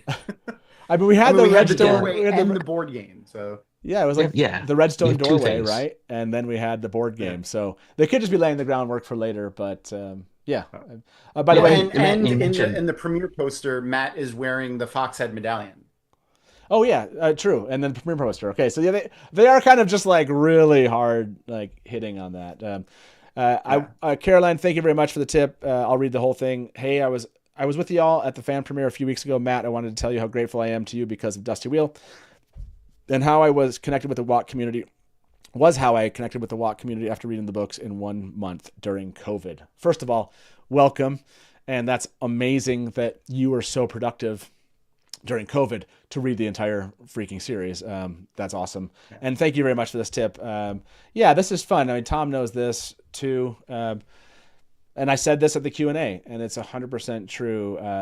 My favorite part of the Wheel of Time is just the people I've met along the way. And it's all of us, right? It's all of us that actually matter the most to me. And so, yeah, I'm glad you found the community. I'm always shocked when people are like, wait, there's an online Wheel of Time community? I was like... Yeah, I know, right? How do you not know this? It's just... my brain doesn't have like a framework for the absence of that knowledge. You know what I mean? I'm like, only because of Theoryland. I mean, like, yeah, what is it? It's going on 27 years now or something like that? It was April of 98. So... I guess it's April or it's March of what, 25? Close. So yeah, 25. So yeah, 27, just about 27 years since I put that thing live. And yeah, so like in my head, it's like obvious, but when someone gets here, I'm always like, that's okay. Like there's so many fans and just start here and have a blast. Remind me, when was the first time everybody cast? Like when did you find out there was a online Wheel of Time community? When did you start interacting with that community? 1999, 8. It was when it was the web forums. I forgot what the type of web forums were, but it was before regular forum posting. I forgot what it was called. It wasn't like the journal pages, and there was also some role playing forums involved, I believe, as well. So 98, and then Dragonmount and Theoryland, pretty much at the same time. And Cass, for you. I think, Matt, you're responsible for a lot of us joining this fandom. Well, yeah, because for me it was right when that picture was posted of the cast. I think Rafe had just talked about it, the photo that I guess the first day they showed behind the scenes, the first day of filming, or when they first met, they took the photo together of the cast and they posted it with that cast announcement, and that got me going online, of course, and wanting to see what that was all about. And then came across one of the Dusty Wheels videos, and that was talking about the cast and just really got me hooked. And from there, I just Oh, you were early in that. So. That's awesome. Yeah. That's where we started. London, when did you end up finding the online community for the Wheel of Time? I didn't until COVID, and I wasn't working or anything, but I posted something about the Wheel of Time on my Twitter, and I was like, this has nothing to do with any of you, but I want to talk about something I want to talk about. And then, like, I didn't realize that there was this whole Twitter of time, and also like people just found my tweet because I said the Wheel of Time. Yeah. And it was just like a whole flood of people that had no idea what I do that are like, I'll talk about the Wheel of Time, and that's how I wasn't. Yeah, just put the Wheel of Time. Just like, oh, you mentioned Wheel of Time on the internet? Yeah. And there's just like comments from a whole, and I'm like, who are you? So yeah, it was an accident. Yeah, for you, Reese, when was it for you? So I had originally found, like, I knew of the online community. I had originally found in like 2009, 2010, but I'm like a hyper introvert and just stayed away from it. Yeah. So I didn't do anything with it. But when the show was announced, I needed to talk to somebody about it. And I just went everywhere online and I found Twitter, the community on Twitter. And through the community on Twitter, I found Matt, your videos. And I saw in the chat a bunch of people that I knew from Twitter. And I was like, oh, I know your handle. And I had to figure out how to switch my YouTube handle so that people would know who I was. When you're chatting. Right.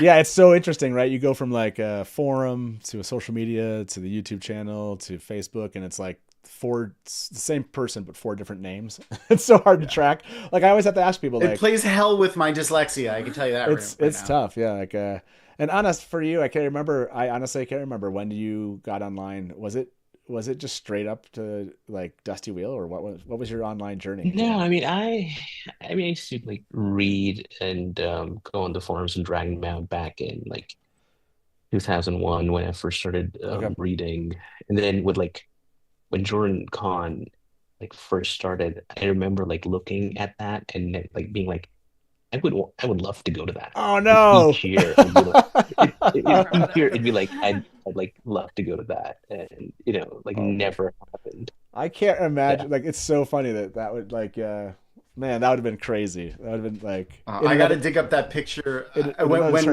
Matt did an episode of us of our rewatch when we were doing season 2. And I found a picture of baby Matt from Jordan Con 2. I gotta post. I'm gonna post that online with your permission. I'll post that. You can post tag it, tag you on Twitter from Jordan Con 2. Just so you can get a taste of what the experience was like back then for you and I. Baby Matt. By the way, I am shocked how many Usenet people are in my chat here. I think I always forget that there's so many of you that were like, yeah, we're geezers. We've been doing this a long time and we like fellow geezers. So. Usenet. That's what it was called. Yeah, Thank you, whoever that was. Usenet. It was Usenet. The Usenet forums. That's what it was called. Look at this. I didn't know this from Thatcher. From my class, we met Tom and Maria Simmons, and my professor showed us the Dusty Wheel.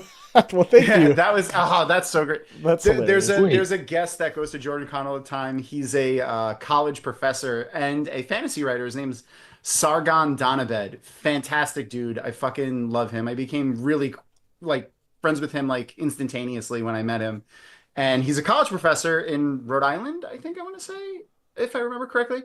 And he teaches history, and he uses the Wheel of Time and Lord of the Rings and other fantasy books as an avenue to teach how folklore and history and stuff like that influences folklore and storytelling throughout history, and it's really cool. So like he gets to assign the Wheel of Time books as class material to his students, and that's where Thatcher comes from. Thatcher came with Sargon to do a panel at Jordan Con, which was pretty cool. He had his students leading the panel at Jordan Con, which was a lot of fun.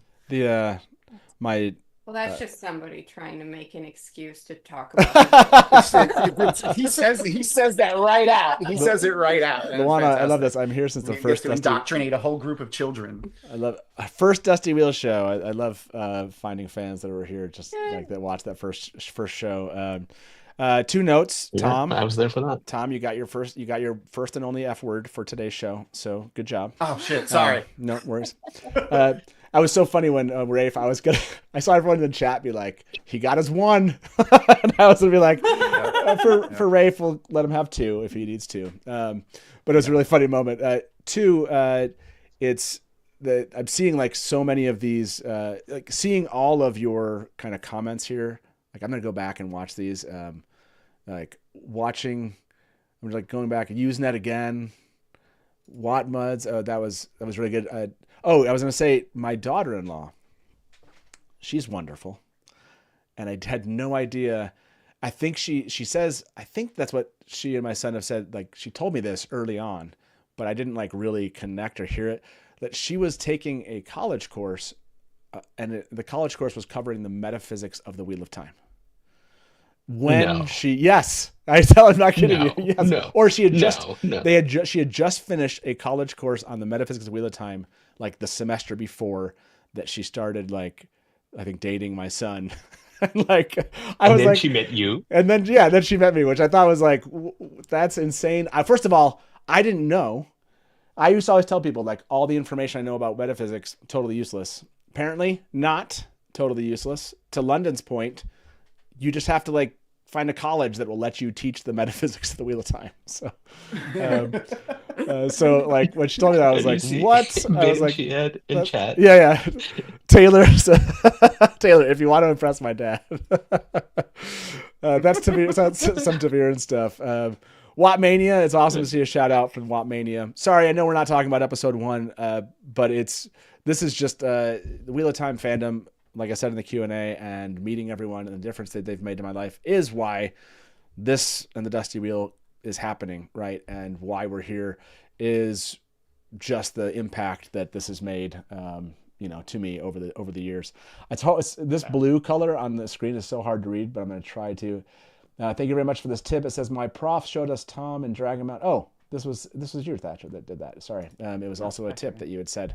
And I think there was another tip in here I wanted to make sure. Oh, yeah. Thank you, Robert. Do a decades poll when everyone had their first read. Might be fun. Let me end this poll right here. About 500 you vote on this. Would you buy Wheel of Time merch? 93% would buy Wheel of Time merch. Just saying to Amazon. There you go.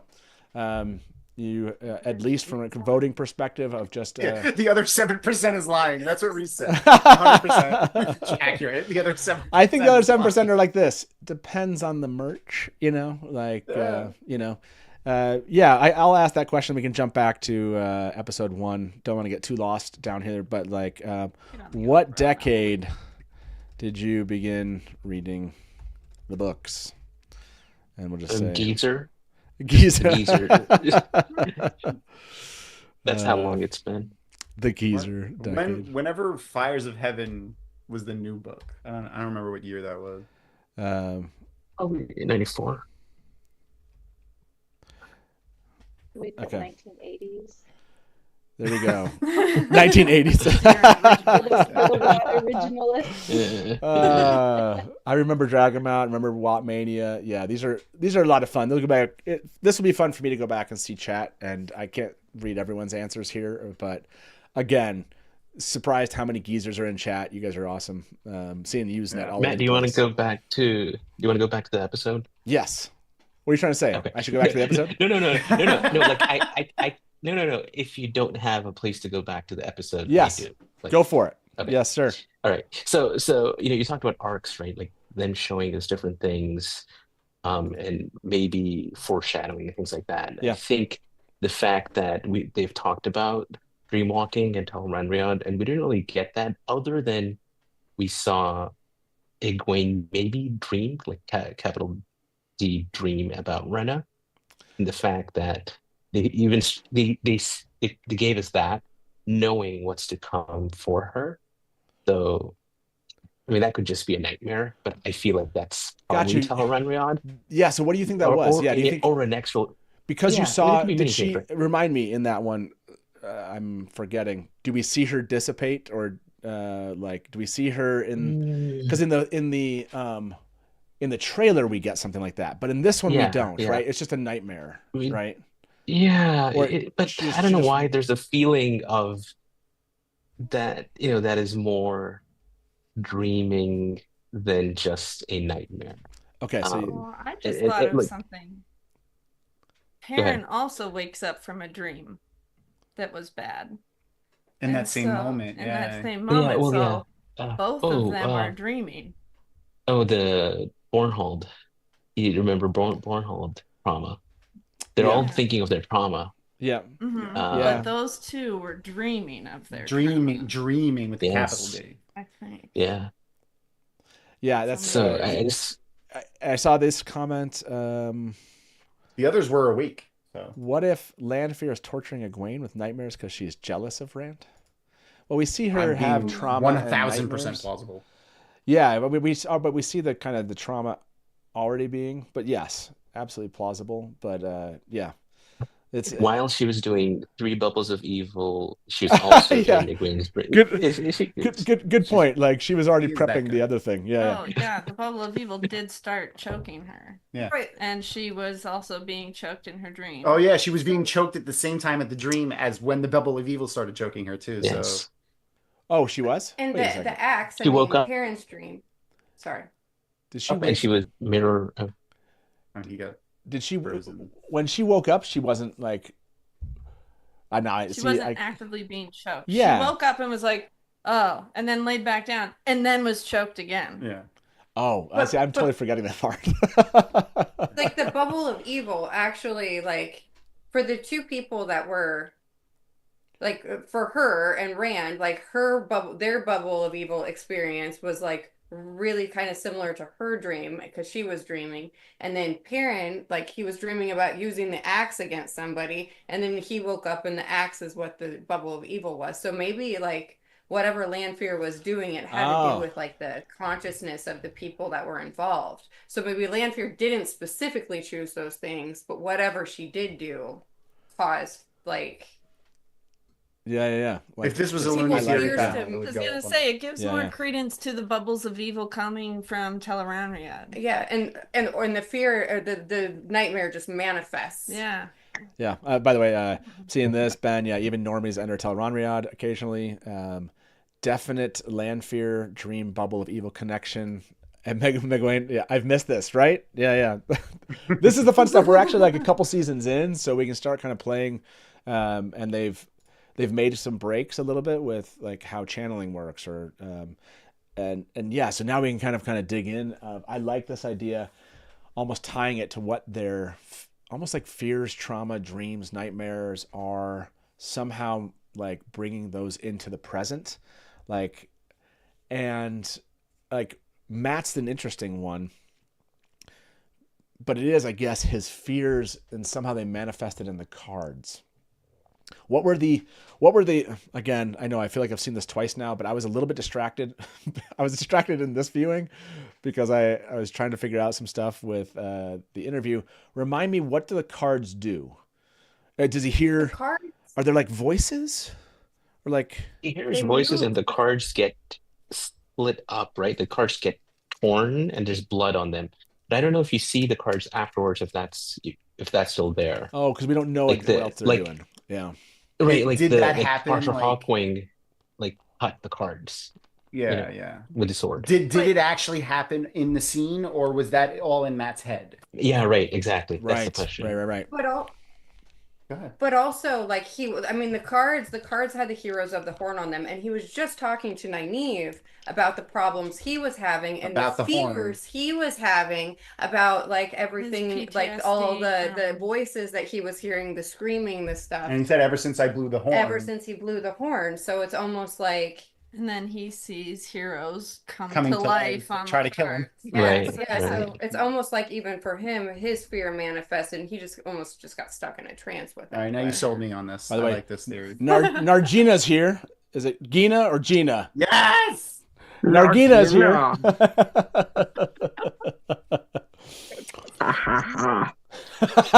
Beauteous. Nargina, it's good to have you here. Nargina, what did you think about episode 1, season 3?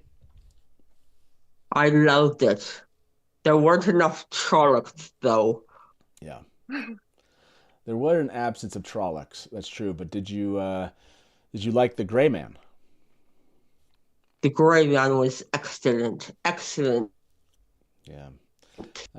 I think we should dig into that's gonna really play so well into this topic, because the Gray Man, how are we feeling about this? I asked Rafe poignantly, trying to say, like, is this meant to be this combo between these two? He pulled back from that a little bit. What I understood from what I remember from Rafe's answer was, he was like, we are trying to, man, I can't remember his answer. Other than that, what I took from his answer was condense. Yeah, like condense. Kind of like, but like use things. It's like and well, it's basically, yeah. Go ahead. No, go ahead. What were you gonna say? No, I was gonna say, like, Rafe said that, Gideon works from the shadows and is like, like hiding. And the Gray Man work from the shadows and are hiding and are assassins. So why don't combine that aspect of it? And so Mogedion makes the agreement instead of Mogedion shadow spawn creator Right. inventor. Yeah, I was wondering. I was wondering if it was going the other way. Like, okay, they're gonna go with this idea that she has some ability to kind of like basically create some kind of shadow spawn. And in the end, he was like, no, we thought this was an interesting aspect of kind of adding another element to her character, but not necessarily tied that way. I did like softly gave him the idea of like, would they ever tell us 8 or not? Do you think that? Do you think we are going to see some combinations of these Forsaken, where we're actually going to see elements where it's like, yeah, we're not getting these, but we're going to take all of the aspects of them and really put them into other Forsaken? Or do you think they're just opening? So. You think they're just leaving this open? Like, cast, do you think they're just kind of like, we'll do what we want to do, but we're kind of suggesting there might only be 8? I think it would make sense if they were sticking with a change to 8, just because of some of the little kind of hints that they've already shown for that.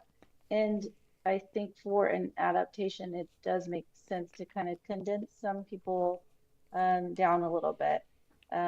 Now that we know for sure, we've got Lanfear, so we're good. And, the other people can just be combined. No big deal.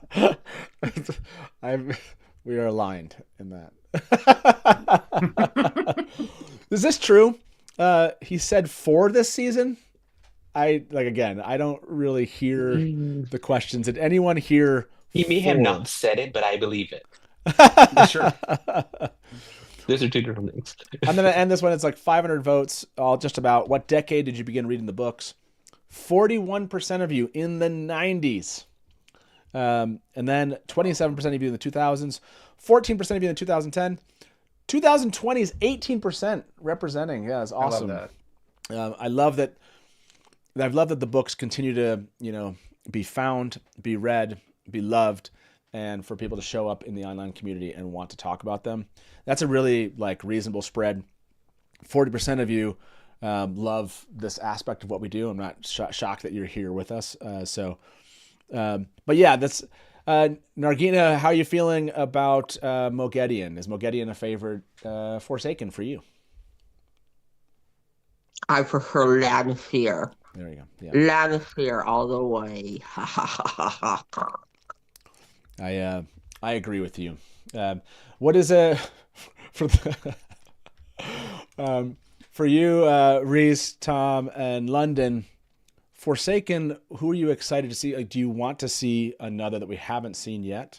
Or do you are your favorites Lanfear, Mogedion, or Ishamael? Like, how are you feeling about the representation, and what are you hoping for when it comes to Forsaken this season? I have an answer. Go for it. Honestly, I hope they combine Forsaken, because some of the Forsaken, to be perfectly honest, just don't have great backstories. Or reason for joining the Shadow. Most of the men are just, I'm jealous of Luce Theron and I'm gonna go to the Shadow. The one specifically that I really, really hope we get more of is Agonor's backstory. I hope they give Agonor's story to somebody. I don't care who they give it to. Yeah. If they give it to Mogedion and make her the creator of all the Shadowspawn, cool. I just want to see a flashback of them creating Shadowspawn. I'm sorry, Nargina. Yes, I mean perfectly natural births of all the Shadowspawn. Yeah, I I hope they give Agonor's story to somebody, and just get rid of Demandred completely. I mean, did I say that out loud? I'm sorry. Yes, I saw it. By the way, people are like, Rantal Moore said, did he say 4 Forsaken? But some people are saying he said the core Forsaken. So okay, we'll have to find out. We do see this aspect.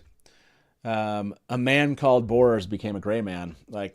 How do you feel about this, Innkeeper? Do you like this twist? Do you like this introduction of Jakim? Yeah, it's interesting. So the way the way it ended was she turns him into a Greyman and says, right, that I need you to find someone. Does she say? So, I can't remember. I Like, could be wrong. Like did she say someone that? correct me. No, And that's that what she kind says. of Yeah. isn't that what Gideon does with? Doesn't she task Carradine in finding, or at least getting into the Panos Palace? So not, it's not the same thing, but it's kind of similar in terms of using him. So I don't really know who he's who he's going to go after. Is it Rand? Is it Okay. Nynaeve? Like it's I like it because I don't know what they'll do with it. Yeah. And Bors is an interesting character to read about, but I am not overly like I'm not like missing him. I wouldn't miss him. And a Greyman Bors is great. Yeah. That now I have to go back and read. This is one of those where I'm And like, are people saying I moved away from chat? What were you saying? Like I really feel like she said something like, yeah, people are I saying that they need you did. to Yeah, she did. yeah. Yes, she does. Bane and Shad said She yes. definitely says, She "I said need this. you to find somebody," Yeah. or something like that. Yeah. Yeah. She. I'm trying to think. By the way, again, I know I'm not gonna. It says Matt didn't even watch this episode twice. I know. Both times I've watched this episode, I've been focused on doing interviews immediately after. And it's very. Just takes me out of it a little bit. So I eventually will watch the first episode next Thursday. Not anticipating like another interview, and so it'll be good. Wait, why are you not manifesting an interview after that? I could be right. Like I guess I'm going live really early on Thursday. So you're right. I can't say it's not going to happen. Yeah. I mean, Rafe's coming back, and Rafe is coming back. That was a lot of fun to. I like how he's like, I will say this to the chat. And I was like, okay, cool. He's holding himself to that. I like it. That'll be episode 4. So I am already thinking about like, okay, what do I take from the interview that I didn't get to That's ask? next week. That's next week. We'll think about it later. But this Bors aspect for you, Reese, do you like when they basically take somebody who's admittedly not a core character and they're like maybe not going to give us a lot of time to spend with them? Do you still like them kind of showing up in some way in this adaptation? Do you like it like, okay, this isn't exactly how it happened, but okay, this is fun? Yeah, I think, there's so many parts of the story that we kind of need shown rather than explained like it is in the books. And, rather than having no-named characters that are just there to show us how a gray man is made, they give us a character that we know and give them this other fate. And it's like, oh, dang, okay. Yeah. I feel like it kind of, for the book readers, because if you're a show fan, that name would mean nothing to you. But as a book reader, it's kind of like that new turning aspect where it's like, oh, here's where that weave or where that thread popped up this time. Like, I think that's neat. I do like to see it anyways, like, even if it's different. I like it there. Okay. I agree with you there. It's fun for them to, well, because it doesn't seem like a throwaway. It does seem like we're getting this idea that it seems like he was a dark friend. That's the assumption, right? And that's how she kind of uses and chooses him to kind of create him into this gray man assassin. And she's going to use him to go after someone. So it, like you said, it's like a way to introduce it. It's also a way to kind of tie it back to the books and maybe give us an interesting mystery. And the mystery is, who is Bors going after? So that's what I want to ask everybody. Nargina, you probably have more knowledge about this than we do. So who do you think that one of the Forsaken would send Bors after to kill? Oh, I would say since Bors is the White Cloak, it would definitely be Perrin. Okay, how are we feeling? I just saw a lot of people appreciate how smart Nargina is. That's what I saw right there. There was a lot smart. There's a lot of appreciation for Nargina's intelligence. So, Nargina's smart. Nargina's smart. That's very true. Jen, welcome here. I appreciate you jumping in. We are at the moment where we're trying to think through what do they have planned for Boars, and so who is Boars going after? Nargina just gave an excellent answer. So. Perrin is one option here. Jen, you are like new to the show. Have you thought about this? Who do you think that Moghedien is going after with Boars? With the new Gray Man? Yeah. I loved, and just going back to the whole like she's from the shadows, and I love the whole connection of the Gray Man. But who's she sending him after? I mean, I think Boars is going to Tanchico. Ooh, so someone in Tanchico. Who would you say though? You got to give me. You can't just give Tanchico. I need who's the target in Tanchico? Well, Nynaeve is a failed Gray Man assassin attempt already. So I'm saying Nynaeve. Ooh, and why wouldn't Moghedien go after Nynaeve if she has any inkling of the fact that Nynaeve's going to kick her ass? Okay, so I like that. Oh, shoot, that's good. Okay, yeah. Why did the Gray Man go after Nynaeve? And Carradin's in Tanchico anyway. I mean, like in the books. Oh, so good point. Okay, but just the first time, like, why did if Moghedien sent the first Gray Man, why did that Gray Man attack Nynaeve? Okay, because Nynaeve is stronger than her. We're gonna Nynaeve was gonna testify against Leandrin. Oh, good point. Nargina is extremely smart. But on that thought, let's pause that. And Tom, Reese, and London, I just wanted to thank you all for being part of this moment. What a blast. Hopefully the live watch party was enjoyable. Again, I'll have to go back and watch those afterwards. Yeah. But thank you very much for making time and being here with us. Any final thoughts from the three of you before I let you go? I'm really excited for this season. I think it's going to be more book service for the fans, and I'm so excited to see where the story takes us. Yeah, I have a thought to leave you guys with that you can muddle over specifically on what we're talking about. Why did Moghedien need Bors's permission? She waited till he said yes. Yeah, she did. Before she did that, I like it because she's weird. Okay. It's true. She is weird. I love it. Yeah. And were the fingers also part of the weave? Was the fingers in the mouth part of the weave? Yeah. And London, any other thoughts from you? Any last thoughts? No. Sounds good. Well, I know I appreciate you all three jumping on. And yes, Thatcher. Thanks, Dragonmount.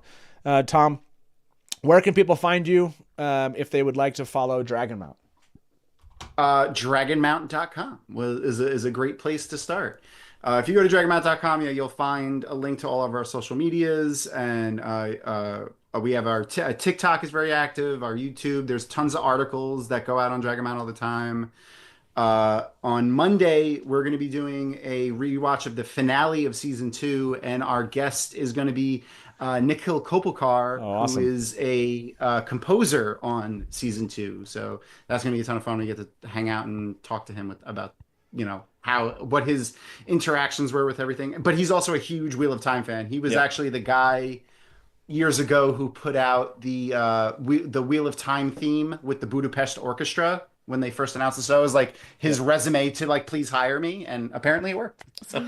Nikhil's awesome. Yeah, he's we haven't had a chance to speak with him before, and now you're bringing him up, and I'm like, shoot, we should get him to come out during the season and chat with us. So awesome. I'll send if you want, I'll give him your phone number and tell him to give you a call. I've chatted with him. I just need to reach back out to him, but I will show up probably in chat on Monday. Did you say Monday is when you're doing that? Monday at 9 p.m. Eastern, we'll be live and hanging out with him. Monday it is. Thank you very much, and we will see you all soon. Nice to see you guys. Goodbye. See ya. Bye. You're delicious.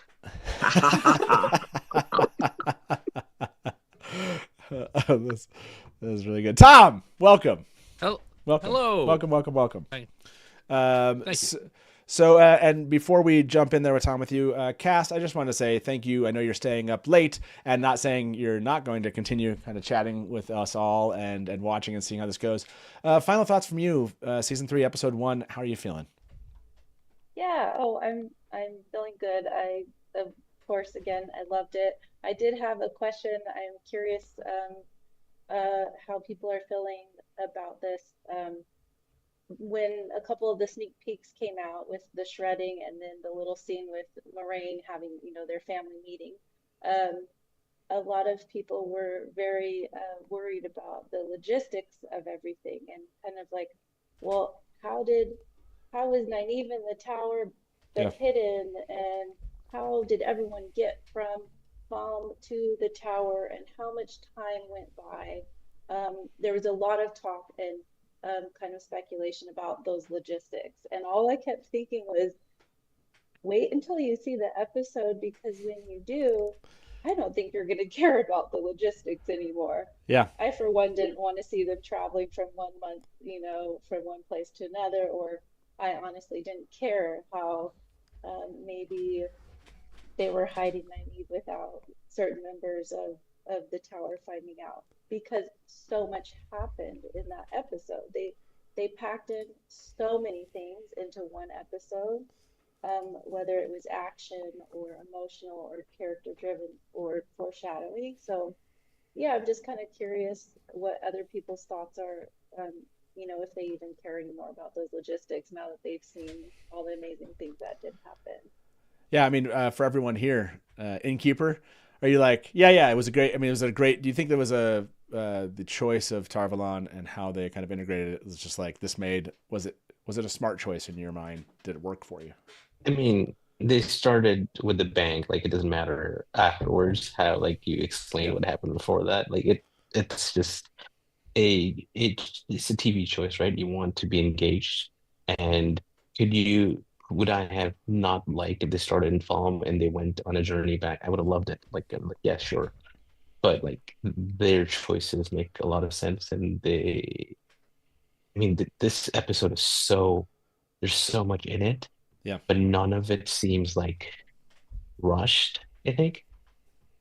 It's all like purposeful. Yeah, for sure. Yeah, I agree with you. Like it really, really worked. Like what like you said, Cass, like beforehand is like, wait, but how are they going to do this? How are they going to do this? Like for what the story that they're telling, right? And we're 3 seasons in. I think I said this, I can't remember where it was. It might've been when we were at the London premiere talking with just fans, but we're now so far into the story they're telling that it's really even hard to kind of be like you, Innkeeper, you said, would Moraine do this thing in season 3? And it was like, from the books. It's like, well, that's a really hard thing. It's like, if Moraine from the books had lived the way that the show has brought Moraine's story, and that's where we're that far in that we're now we've almost basically gotten through would this character do this? Because like we have, as we get the season, it's like, well, they would have had to have gone through the things that they've showed them to know if they would have done them. And so we're getting detached enough from that it becomes less so of like, well, how's this going to work? Because they have to do these things and these things. And you're like, you don't know what they have to do. And so, yeah, I'm of the mind, Cass. Yeah, like I think this turned out great. And so I'm not even thinking about those things. It's just like, okay, they're breaking up and moving on. You're like, let's go. Tom, for you, is your brain still in logistics, or are you just like, yeah, this worked and it was a bang and we're moving on? Yeah, I think I'm not too hung up on the logistics of things for the show. I've always felt, and I was saying this, I remember saying this before season 2 came out, and people were like, oh, there's so much from season 1 that you have to wrap up that season 2 should start like right. I'm like, no, just skip to whatever the plot of season 2 is, and then backfill what you need. And I think they've done the same thing here. Like, we don't need to tie up loose ends. We'll tie them up as we go. Let's get going. And I thought, Simzana said, like, they started off with a bang, and that bang lets you forget whatever questions you have. Yeah, it does. You're in for the ride a bit, and that's what it feels like, right? Like, and I think season 2 did that for me. Like, it was just like, oh yeah, just you're taking me on a ride now. But I do. There's moments that take me out of it, right? Like all of a sudden, I'm like, whoa, what just happened? And it does still take me a while to get back in. Like the Moraine aspect of this kind of took me a bit of like, Ooh. Like since I've seen it, I'm like, okay, yeah, like she. You see chat? What's that? Did I miss You see something? chat? What All about right. it? Yeah, no. You got Lauren releasing stuff on Twitter. Lauren Balf. Oh, I was just like I was just like, this is what is he releasing? What's happening? It's on Twitter. Yes. Okay. Showing his link. Sorry, I like cut you off. Like no, it's you're okay. Like, So going somewhere with yeah. that. Well, let's see, Lauren. We're going there. Lauren's dropping something. I just see. Oh, this must be. Whoa. Okay, here we go. We'll watch this, and then we'll let you go, Cass. Here we go.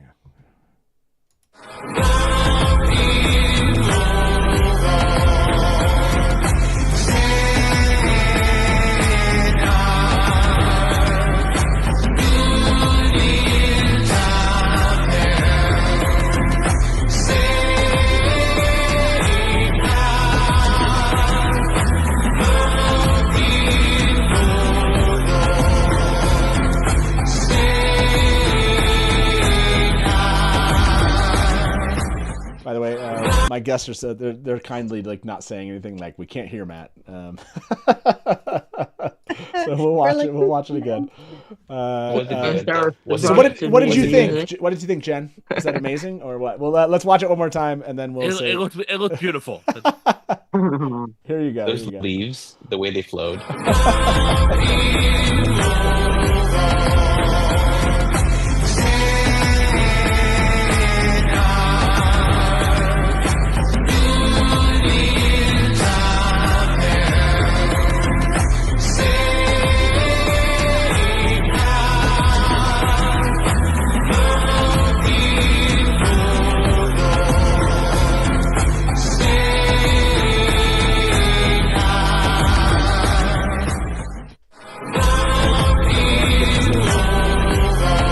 Thank you very much, Lauren.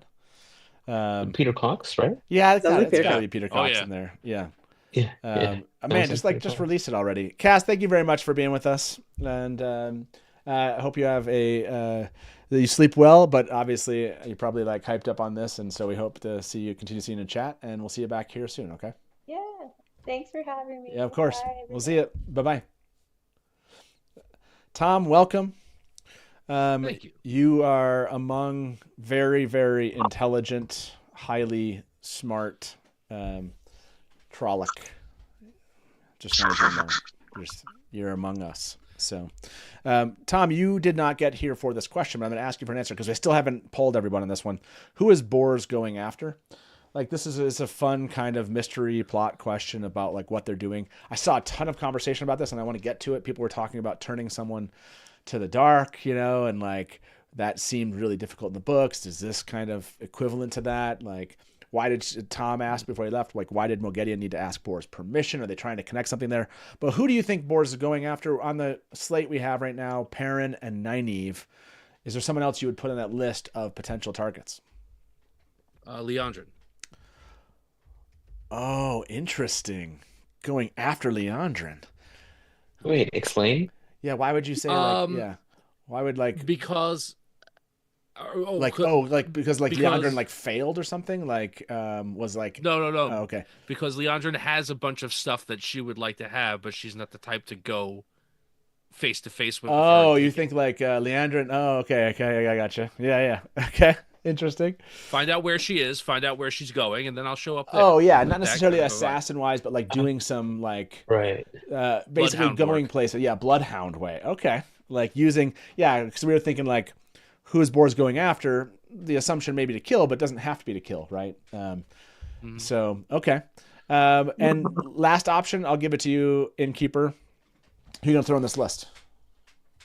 It's tough, right? It was either between Rand or Moraine.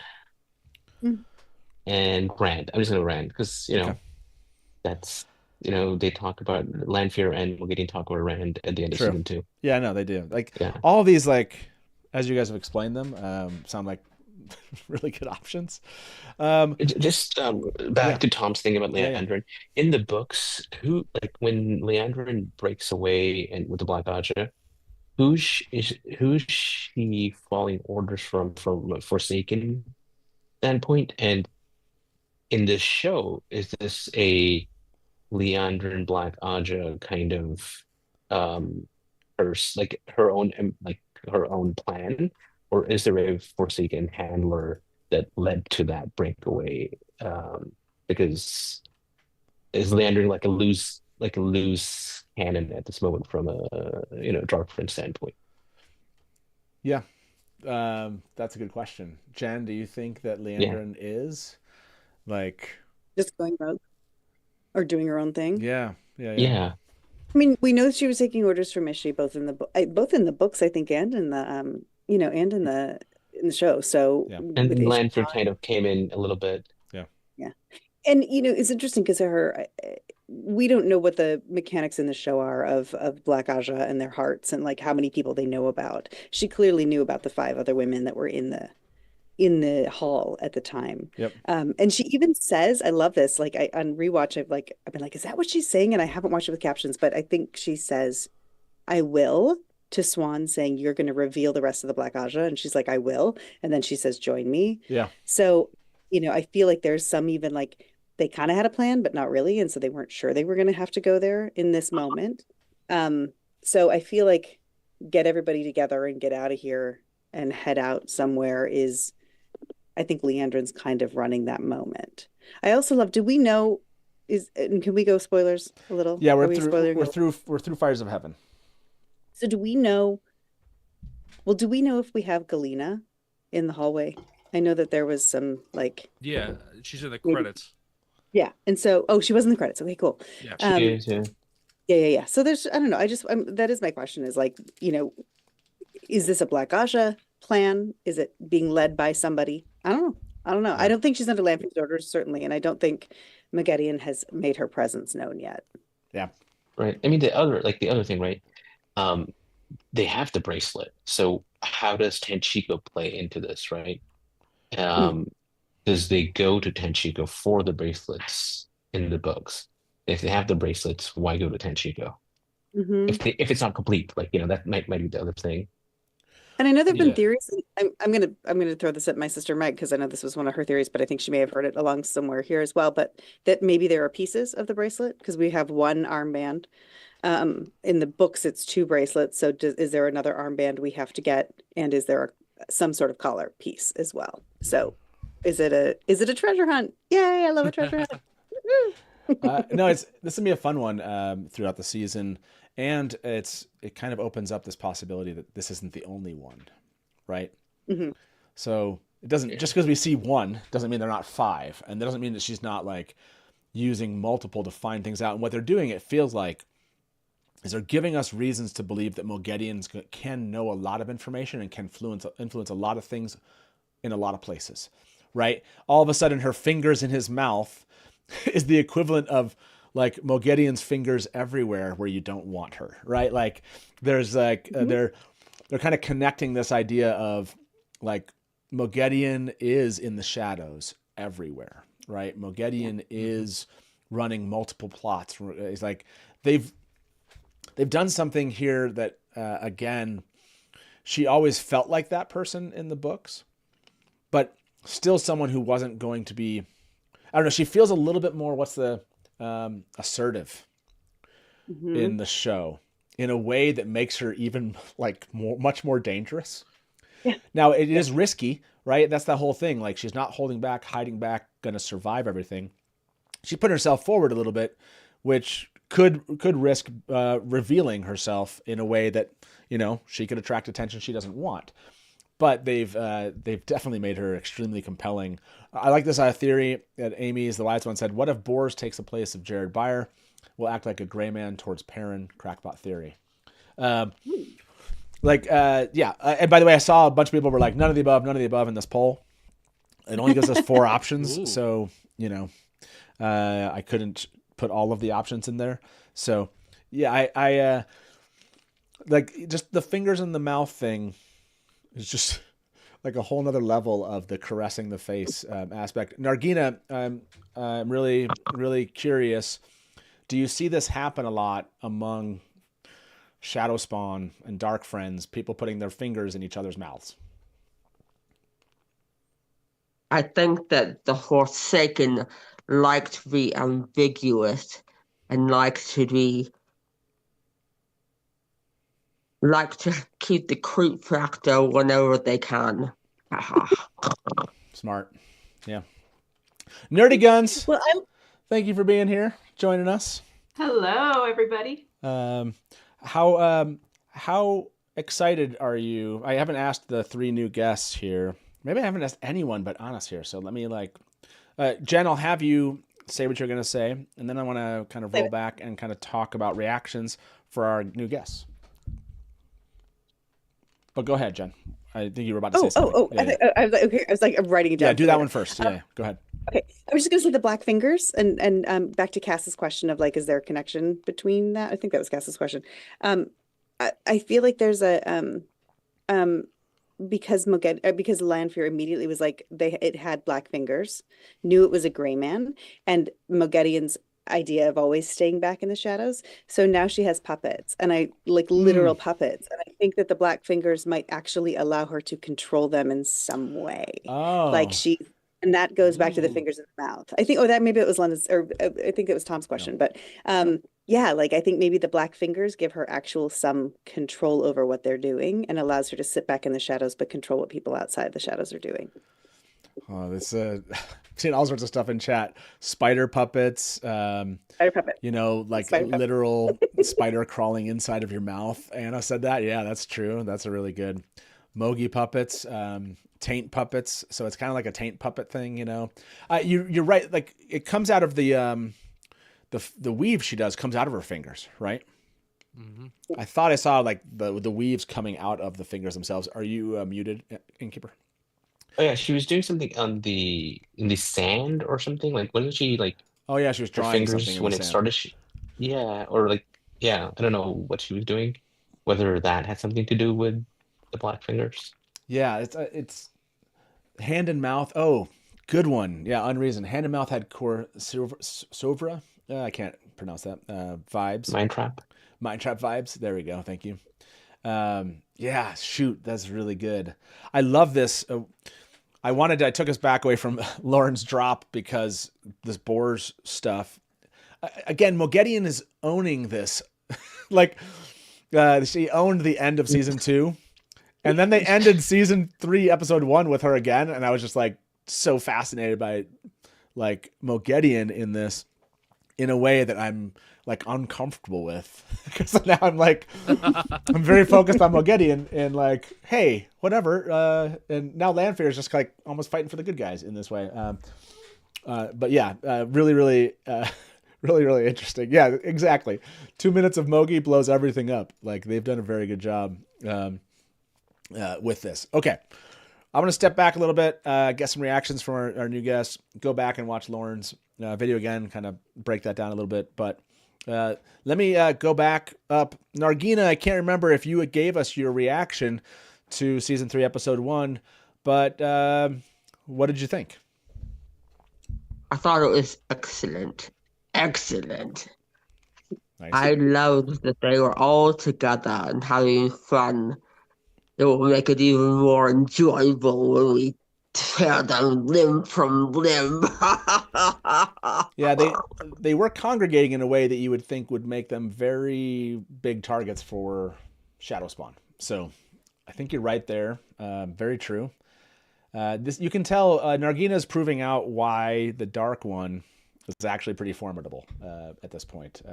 Because the side of the light, they just hold the horn up, hang out in bars, they go out in the city, they don't care where they're at, and they make themselves targets, Jen, I can't remember if I asked you, what was your reaction to season 3, episode 1? Well, I had watched the 11 minutes, and I screamed at the end of the 11 minutes because I was like, we're ending now in this moment, on Alana, whom I love so much. And so I was so excited to actually see that next second finally, and like see that weave that like blows up the city street. It's so incredible. Yeah, I was just beside myself. It was so wonderful, so fun, so much character depth and development. They do. That's one of the things that they do so beautifully in this is in 8 episodes, somehow they're able to really give us some depth to all of these characters. And it was really fun. And I watched it with my family, which was really great. What was their reaction? Both loved it. So, my husband is in Shadow Rising. Last night he said, I'm not going to finish before tomorrow morning. I said, don't worry, you've got till Saturday to technically, or till Thursday technically. And my son has not read the books yet, although he wants to. And he's a teenager, and he was like, I was watching him during the shredding because he doesn't mind violent content, and there were a couple places where he just laughed out loud and kind of giggled at some of the like amazing killing that was happening. Yeah. My wife was reacting. She was sitting next to me here, and it's really funny because like where my right hand is like where her face was, and so she's like mostly covered, but I think she had some amazing reactions that I would catch out of my eye, and I would look to see if on camera. So I need to go back and watch because like there are moments where she's here and she's like, oh, she's like freaking out. And so I need I need to go back and see what her reactions were to the episode, because and maybe I'll get her on screen to like live react with us. Because for her, right, like I'm too analytical about it. Sometimes I think I'm like, oh, what's happening? What are they doing? She's just purely reacting to kind of what's happening in the moment in a way that I'm just not doing. Doing like watching this with family. Did any of you also watch this with family? Yeah, not yet. You're devoted to our family right here. In chat. Tom, what was your season 3 episode 1 reaction? I really, really liked it. I've seen some hyperbolic. This is the best episode of the show ever. I don't know necessarily if I go that far, but I think it's near the top. Inarguably. I thought that. I was actually a little worried.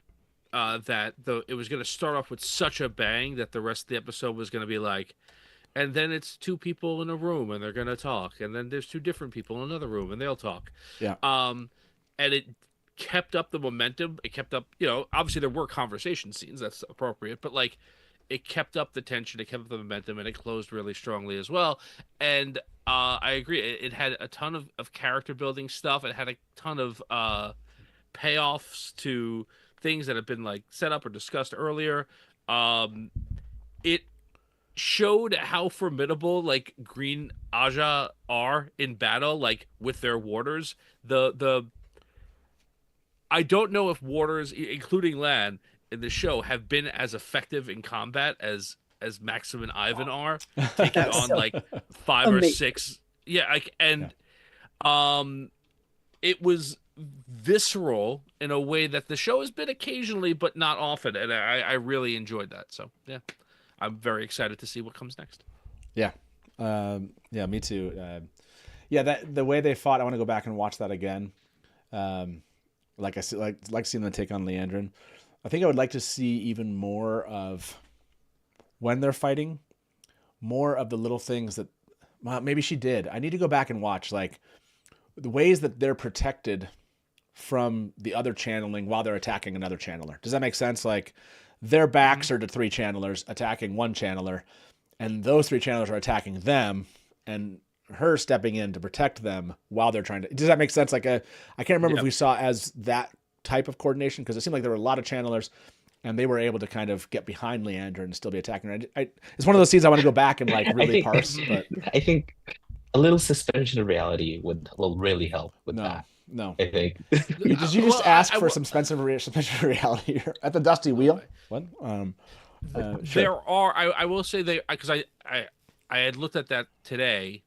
There are definitely like battle tactics that they use. It's not just like, everyone's 100%. good at stuff. So like there are things that they do to work in tandem with each other. Yeah, I'm just saying. Like again, it's that kind of. I think they probably did what I'm talking about. So much is happening, and this the way they edit it. It's like I'm wondering if we see some of that. By the way, I see some comments about phone lines opening. Yeah, I'll get the phone line in with us going back and forth between Zoom calls, etc. I just haven't actually re-added it, so I will add that here shortly. Nerdy Guns for you. How you feeling? Season 3, episode 1. Yeah, I don't think my heart has slowed down still. There was so much information. Like, I have 2 pages of notes of all of the wonderful things, even from like the breakdowns or the behind the scenes through the interviews in episode 1. There's so many things. So yeah, my head is still spinning. I loved all the things everybody's talked about so far. Like, just probably like the just character moments were so beautiful. Like Matt saying the White Tower looks like a massive, and then Bane saying, I go where she goes. And so there were just so many things that were so like beautiful, that really felt like this is the wheel time. So yeah, it was so good. I feel like that, I want to say, and Tom, you were there, Honest, you were there, that line got a good laugh too from the audience. Matt's and pretty much anything Matt said, I felt like was just Matt's dick joke was so on point. Don't know, right. He Wait, how did the audience react to Elena Navienda when it was live and you had a room full? No, it was like they cheered. That's what Cass was saying. They cheered. So yeah, it was being there with a large audience of fans. It just changes the experience of what you think about it. Nerdy Guns, the fact that you said you have notes, I'm so excited about that because I did not think to take notes as we were going. So yes, we will do, like I said, we'll get the call line in here shortly and make that happen too. So I had my notebook, but decided not to because I was like, first time through, I want to just be audience. I want to it's hard to turn off my writer brain, but I tried really hard. And so next time through, I'll take notes, but it's frustrating that I can't go back and watch it right now. I know. That's like I said, I would love to be showing things like, it's so hard. I'm sure like people in chat jumping in, we're still doing polls. We're all chatting about it. Giving you that kind of visual reference it's like one of those things that's like annoying me. I'm not able to I just want to show the scene so we can talk about it and parse it. And I'm not allowed, I can't, right? So, by the way, thank you very much, Brian. Is the gray man Steve? I know. There were a lot of questions I was going to ask Rafe. And 6 times. Didn't he say? Was that? He said 6 times. The gray man was seen 6 times before that scene. Oh, yeah. So he said, he was already in the scene like 5 or 6 times. So in the chat, in but I that don't know. Scene. Yeah, okay. No, like I think he was saying they had put the gray man in places that we hadn't noticed him. So it'll be fun to go back and watch the episode and see where those are. I think I noticed him like 3 times. I was not as focused. So I agree. We're gonna talk about through the notes. Dana, Queen of the Darkness, absolutely. And like I said, we'll get the call lines in here shortly. So you'll hear the call line show up here in just a moment. So it'll be kind of annoying, but I guess we could, while this happens.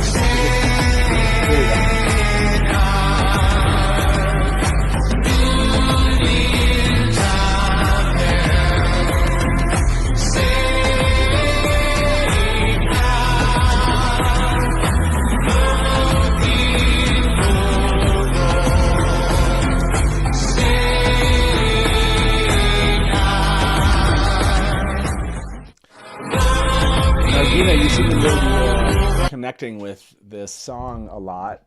Like, what do you like about what Lauren has done with this theme for Para Nybara? The beats are primitive. I love the sound of the drums. It makes me feel like I'm going into a trance. Yeah. It's primal. We need to send Lauren your reaction to his beats. I think we need to cut that out. Sorry, people are talking about how loud it's surprisingly loud. Vashi said, "Are you going to focus on the episode on Thursday?" Yes, I think. Instead of barring any other barring any other potential potential interviews, that's someday I will focus on them. And it is funny, the entire time we were there, again, like I said in the Q&A, it's really hard to focus when you're about to be in front of a crowd like that. The Q&A actually, I'm going to say this, turned out pretty good. If you were there with me, the after effect of that, that is just like a dive. I emotionally have a very deep dive after something like that, because I was like, there's a lot of stress in that moment. And so I was like, was it good? I don't know. Was it good? And listening back, it was like, it turned out well. The audience was really engaged in it. Everyone on stage was having a good time. I thought it was really interesting that they left up the kind of part where we all got up and did a picture. That was fun. I wasn't sure how far they were going to go, because the rest of the cast does come down, and they finally kind of faded out there. And I was like, okay, that's cool. But yeah, I like that they included the season 4 chant that happened in the audience. Did you hear how it started? No. How did it start? You said, "So Lanfear." That's what I said. That's how it started. It did? No, so yeah, you said, "So Lanfear." Like, that's what you said. Like, as it joking that let's talk about Lanfear. And then it started. That was the first words. Really? Yeah. You missed it? Yeah. No, yes. Assume I missed like everything. Like, I just assume at this point I don't remember. I mean, I much. know, but like Lanfear, I thought you would hear Lanfear. But... That is funny. Yes. So maybe let's take again, we'll talk about episode 1, everyone. We're just basically just scattered right now. So Nerdy Guns, you took some notes. So maybe let's go back to the beginning of the day. You took some notes, did you say, during the BTS stuff also? Yeah. So tell us, I mean, we all saw hopefully all saw the BTS. What notes did you take? What kind of stuck out to you in the behind the scenes footage? Rafe had so much emotion as he was explaining the whole process, and so that hit me in the feels pretty hard, especially when he was talking about season 1 and COVID shutting things down, and the show hadn't even aired yet, and how much of an impact that had on everything. That was a pretty big moment that I wrote down, and I kind of talked about I took notes on everybody arriving on set for the first day, and Maddie was like, "Oh my gosh," and she was talking about how nervous she was, and so it was great to see behind the scenes on how everything actually went, and how the actors and stuff. So it was great. Loved it. Yeah, it was the behind the scenes stuff for season 1 started off a lot more emotional than I thought it was going to. You know what I mean? I was like, oh, they're going to show us some cool stuff. I think there's that piece where, at least this is how I took it.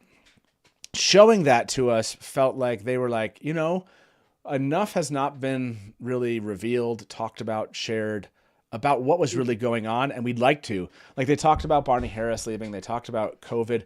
I don't think I had remembered, maybe it was out there, maybe it wasn't, that COVID happened right before episodes 7 and 8. I look at those episodes, and especially episode 8, one of my least favorite of the Wheel of Time TV show up to date. There's not that I can't find things that I enjoy about it. It's just, it doesn't feel as well put together. And so hearing him talk about this, having to rewrite 2 episodes of TV, I don't know, Jen, that challenge. So it's an actor is no longer going to be part of the show. Rewrite your final 2 episodes. Is it something you would wish on your worst enemy? How daunting is that kind of thing? Your writer's room isn't even attacked anymore. So you have your writer's room at the beginning, and you've broken the whole season, and you've split up who's going to do what and how it's going to come down, and some small minor details are still going to come out of that writing process, but you really know where everything's going.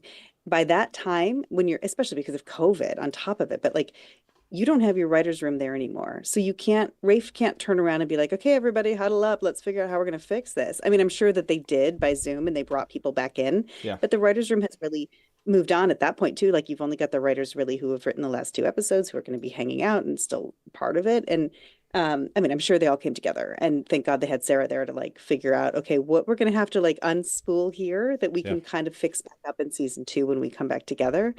But what what a challenge. And then also to be told, oh, and your actors you can't have 100 actors on stage together. It was interesting to hear him say that when we did the battle scene in episode 2 or season 2, that with Matt and the heroes, that was what they wanted the epic battle scene to be. Right.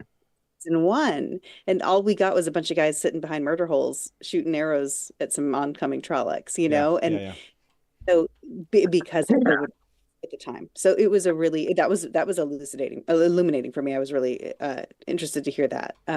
Yeah, what a challenge. And I think, I know everybody has had questions about those last 2 episodes of season 1, and with their hands literally tied behind their back and their faces covered, what they came up with was I think really elegant and gave us what we needed to do. And what a gift, what an unexpected gift that Barney was the last one through the door, so that they could go back and make that scene work with him not coming through. I mean, they're like, those were some fortuitous moments, and I feel like they handled it beautifully. And ultimately, like, this idea now that we have this Perrin storyline with Perrin and Paddon Fane having had that connection or whatever happened at the end of season 1 gives us so much more meat going into season 3 that probably may or may not have been written in, because Matt would have been there and Matt would have been the main foil for Paddon Fane.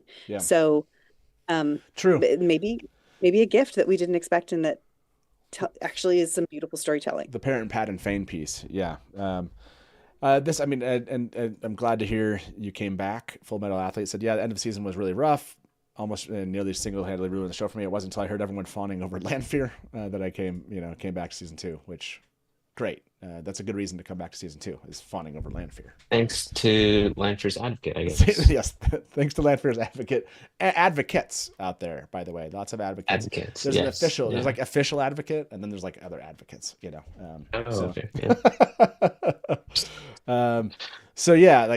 Hearing those stories, it was meaningful in the sense of, they're moving on. It's like that happened, but like, you can tell how ecstatic they are to just get out there. Like, Tom, like, you've done some interviews with the press junk and stuff. Are you feeling a different energy from the cast when talking about their work now than you've noticed in the past?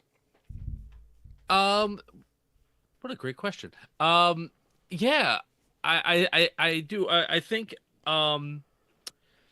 the cast is extraordinarily confident about the season. I think kind of across the board, there's been a surprising amount of like being prepared to put their money where their mouth is, and like saying, you know what, you're gonna like this episode, like giving them the episode number. When this happens, you're gonna like this, and the fans might think this, but and there's a lot of like, I remember Daniel Henney saying they did interviews after season 2 had come out, when they were, and they had been working on season 3 at the time, and he said, like, really, like, season 3 is where this show has like hit its stride and discovered what it's supposed to be, and like has kind of worked through the bugs of it. I think that's the vibe that I'm getting, both from whatever conversations I've had and whatever I've seen and read of others. I think there's a real sense that this thing is like, this is what they want it to be, and like there's no more excuses. There's no that behind the scenes was very telling, and I'm really surprised about how open they were about things about like Barney leaving and whatnot. But none of that happened here. Here you go. We were able to do it. Yeah, it's interesting to hear the story. Nargina, curious, do you think that these characters should be confident going into season 3? Like, do you think they should be confident? Confident how? You think they should be confident that they're going to successfully realize their character arcs in season 3 in ways that they weren't able to do them in previous seasons? I feel like they're going to. They all have a very strong storyline to start with for now, so the story arcs are going to be a lot richer than they were before. So yes, they should be confident. It's very positive And of you. scared. That felt way too positive about their confidence levels. I really had to work for a question there that I still don't think really worked out. But the fact that you said they were scared, that did actually help us. Innkeeper, I know you had to take a little break. Are we you stepping away here? Yeah. I'll step away for a little bit, and I'll be back. Could be back. Yeah. Okay, we'll see you soon. Yeah. By the way, Innkeeper pointed out that the I like how Tom's always like, I'm there. I'm always wrong too. I always go to the wrong side, but I try for a second. Innkeeper pointed out that this is live right now, everybody. So if you we just saw this, so there we go. You know, 3, 2, 1, you can go see Unraveling. People wondered if they'd be able to see the stuff that was put there, and so yeah, if you are curious, if you missed it, the things we're talking about right now, you can go watch it. So if you weren't around, that's awesome. How fast this is live and available, I'm very impressed. Things really seem to be hitting for them, even from that perspective of just how much chatter, at least I'm seeing, about the show. Just some of the fun clips they're doing with some of the actors, and then to do this fan event. Nerdy Guns, how do you feel? Do you feel like this was we still have the official premiere is next Thursday? Do you like that they kind of did this fan engagement moment where we were able to see some additional material along with the season premiere early? Oh yeah, absolutely. I feel like I have to be on my phone all the time, which is not very productive for school and work, but it's fine. But behind the Matt video, and then we had Lan reading tweets, which I know a few people in the fandom were a little bit nervous about what that might look like in the future for them. Sure. But yeah, no, it was so great, and that's what part of what I feel like has been missing a little bit about other seasons. But it seems like they have turned the volume all the way up. They are ready to go with things like that. It's so good. Yeah. By the way, people were asking where that's at. That's on season 3 on the Prime Video app. If you go to season 3 under extras, you can see both the pieces of Unraveling that we just watched. So I got to go back. I really missed some core moments in the part 2. So I need to go. Did they show that in London? No, we didn't see these. So it was new today. It was very cool. So is there something from part 2, Nerdy Guns, where, by the way, this show has become Nerdy Guns Notes Show? I don't know if everyone realized that, but that's what the live stream has turned into. So the Nerdy Guns Notes Show it will continue along with that. Was there something from part 2 in the BTS that stood out to you? I have to take notes because I feel like I'll black out because all the information coming from all the things has been so wonderful. So that's why I took notes for a few things. But really quickly, for season 1, I thought it was so beautiful, Rosamund speaking in Czech for saying goodbye to everybody. Yeah. And it, right. It's so, and that goes into season 2 also, but it's so evident her leadership skills and just how much she supports everybody is just beautiful. But so season 2 behind the scenes, there's a lot of notes. I'll summarize, but it just showing the realness of all of the actors and actresses, and Donald talking about how he feels so lucky, and I thought that was cute that he said lucky because of reasons we'll see for working on the show, and Lan with sunglasses when they were filming the tower part, and he looked pretty cool. And then Daniel's speech at the end when he was talking about being incredibly creatively fulfilled, and so it's just there was so many great moments in that part. Yeah, I was gonna. This is the shot of Daniel. Here we go. Yeah, just them talking about. Look at that. Yeah. So cool. That moment was great too, because there's they're standing there chatting for behind the scenes. Oh, yes, true. They're people, we have the tide. Yeah, let's go. The tide, we have the sun. We Get have to one. We have to see his water skills here. This is amazing water skills. Oh yes. Only a few moments with the water. We got to take it. These are impressive warder skills right in this moment. I love that they included this stuff. This is amazing. Life doesn't get any better than this. But it was incredible, you know. Water. Okay. I literally have to go back and watch that because I was distracted a lot. So I missed that everyone was typing in warder. Like, I thought that was just like something that people were like, oh, he's a warder. I didn't realize that he had prompted everybody by saying warder. Yeah, like Rosamund again thanking everybody, I think, was one that stuck out to me. There was some moments with some the parts I did see involved Lanfear. I saw those. I remembered those moments. Lots of slow like clips on Lanfear, and everyone was like, they did these for you, Innkeeper. And I was like, probably. Me and every other Lanfear advocate out there. But yes, it was fun to see again, kind of, you can see it in season 2. There was a lot more hope in season 2.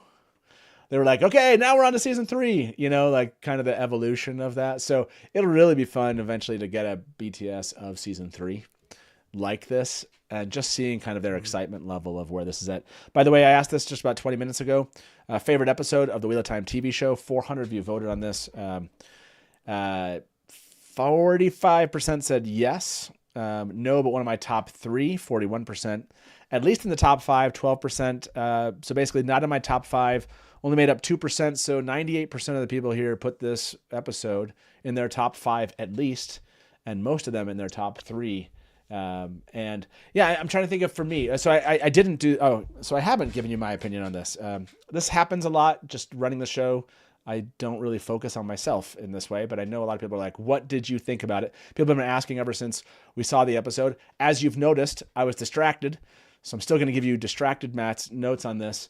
But 100%, this is easily one of my favorite episodes of the TV show. But I don't know if I would say probably top 5. I haven't thought about it that way. I know I didn't think about my own poll.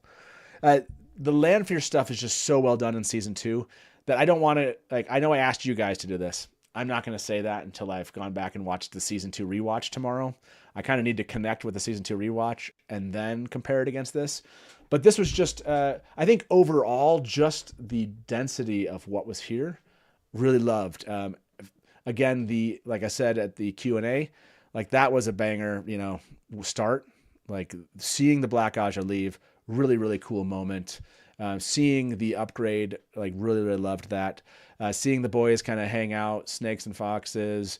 Seeing kind of how serious they're taking Egwene's, the trauma that Egwene's been through and how that's affected her role. Seeing Elaine kind of step into who she is and kind of connect, obviously with Rand, but also with Avienda, right? Like them kind of painting this picture of where they're going with these characters. That felt like they were just more confident this episode. This is one of the most confident episodes of The Wheel of Time I feel like I've seen, and the most well put together from whether or not it's including little kind of foreshadowing moments, talking about prophecy, whether or not it's just like the actors really settling into their roles. So yeah, I mean, I won't be surprised if this just end up in one of my top episodes because it's just really well crafted. Again, ending on a note with Moghedien, pulling in kind of the Forsaken, assassin kind of tracking people aspect of this whole thing. Moraine and Lanfear and Lan, that one is still kind of like forming for me. Like that's the one in my brain that still kind of holds me back a little bit. I'm like, I want to see how this kind of goes together before I say it. So yeah, as I think about it, cinematography on this, it just feels like I hope they keep this going for the rest of the season. Really, really liked it. I've learned to try not to question too much of their kind of like plotting these things out. They're season 3 in. Again, the Lanfear, Lan, Moraine piece. Like Lan, one of the tough things for me is watching Lan. Lan sitting in that room. Like I see Moraine and maybe Lan didn't have any choice for this, right? Maybe it's like, I go where she goes. We recreated this bond. I'm going to do what Moraine wants. But seeing Lan in that room, knowing that Lanfear was going to torture those kids, that was tough for me. I was like, oh man, like, and he ran out obviously when he heard Nynaeve, but I was like, that dude, yes, he obviously loves Nynaeve, but he cares for these kids. And so that one continues to be a struggle for me. And it'll be interesting to see how well they piece that together. And so I think that's the one of all the episode is probably the biggest struggle for me in this one. But good TV, 100%. Like, yeah, that's where, I don't know if that gives you context. Really, really happy with that episode. Some things I'm kind of wondering about, but I think they have their stuff together, right? Like, you can tell they're in a vibe, right, to start this off. So, yeah, like Christy said, Nynaeve being attacked, Lan didn't know. But again, for me, it kind of goes beyond that. So I feel like Lan really cares about each one of these. So yeah, that's my kind of, I've been distracted watching this episode twice. I will try to focus in on Thursday to really kind of walk away with final note, but it's a really, really well-crafted piece of work and really well adapted. And again, I think this has been a common theme for me, I think, throughout all the 3 seasons. I think it's that Moraine Lan dynamic, and then that dynamic with now Forsaken involved. Like, that one has been an interesting struggle for me to kind of really zero in and just kind of like accept that this is the new norm or of how they're handling it. So, yeah. Anyone else like feel like the things that they struggled with? We haven't really talked about that. Was there anything? All of you here are people that fit into my mind as huge fans, hardcore fan freaks. So, did you struggle with anything? Nargina, did you struggle with something in this episode? I wish they had more blood. Yeah. The scene where Leandrin had the blood gushing from her mouth was, oh, it's delicious. They needed more of that, more people cutting in half. Ha ha ha ha ha.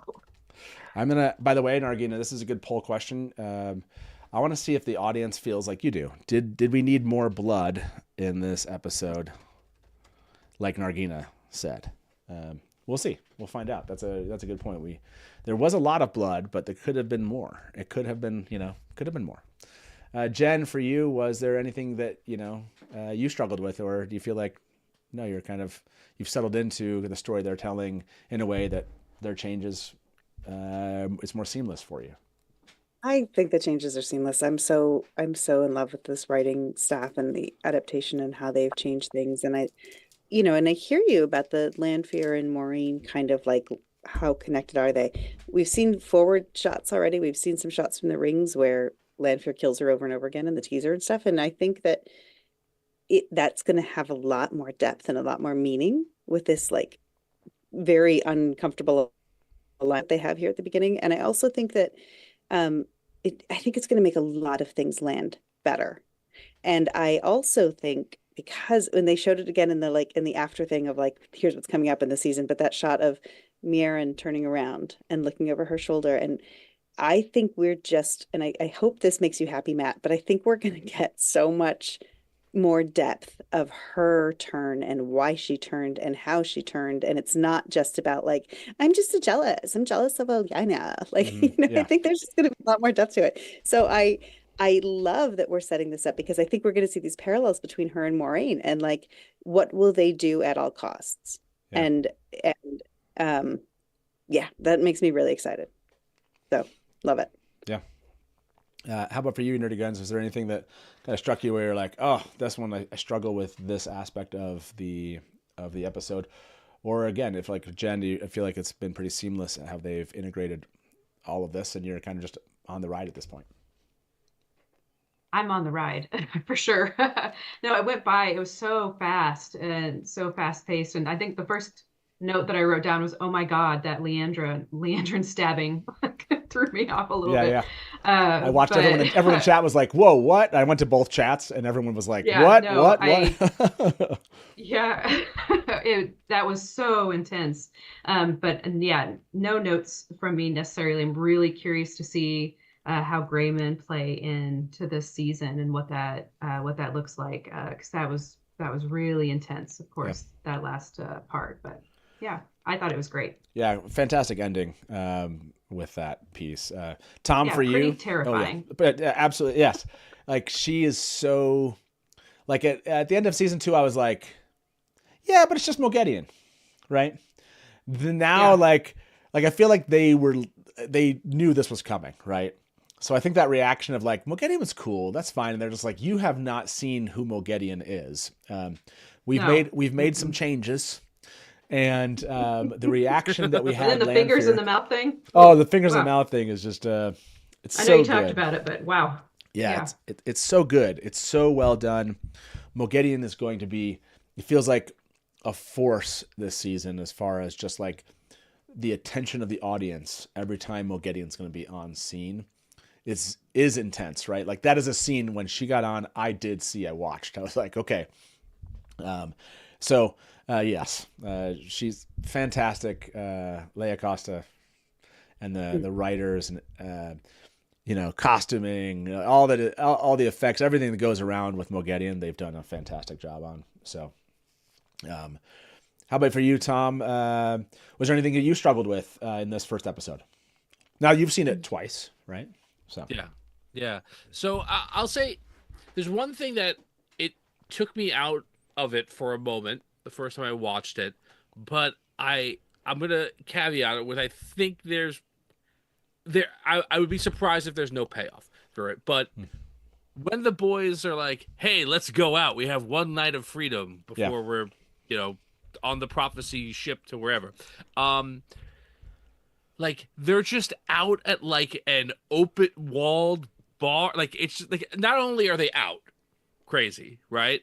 Not only are they out at a bar, crazier, but like, there's not even walls, and Matt's there and he's getting his picture drawn, and there's like, and like, I'm like, really, like, somebody should just snipe. Like, there should be like an arrow, a crossbow bolt, something. And like, that didn't happen, right? Obviously, but like, so that took me out of it a little bit, like just the complete lack of like immediate danger, I guess.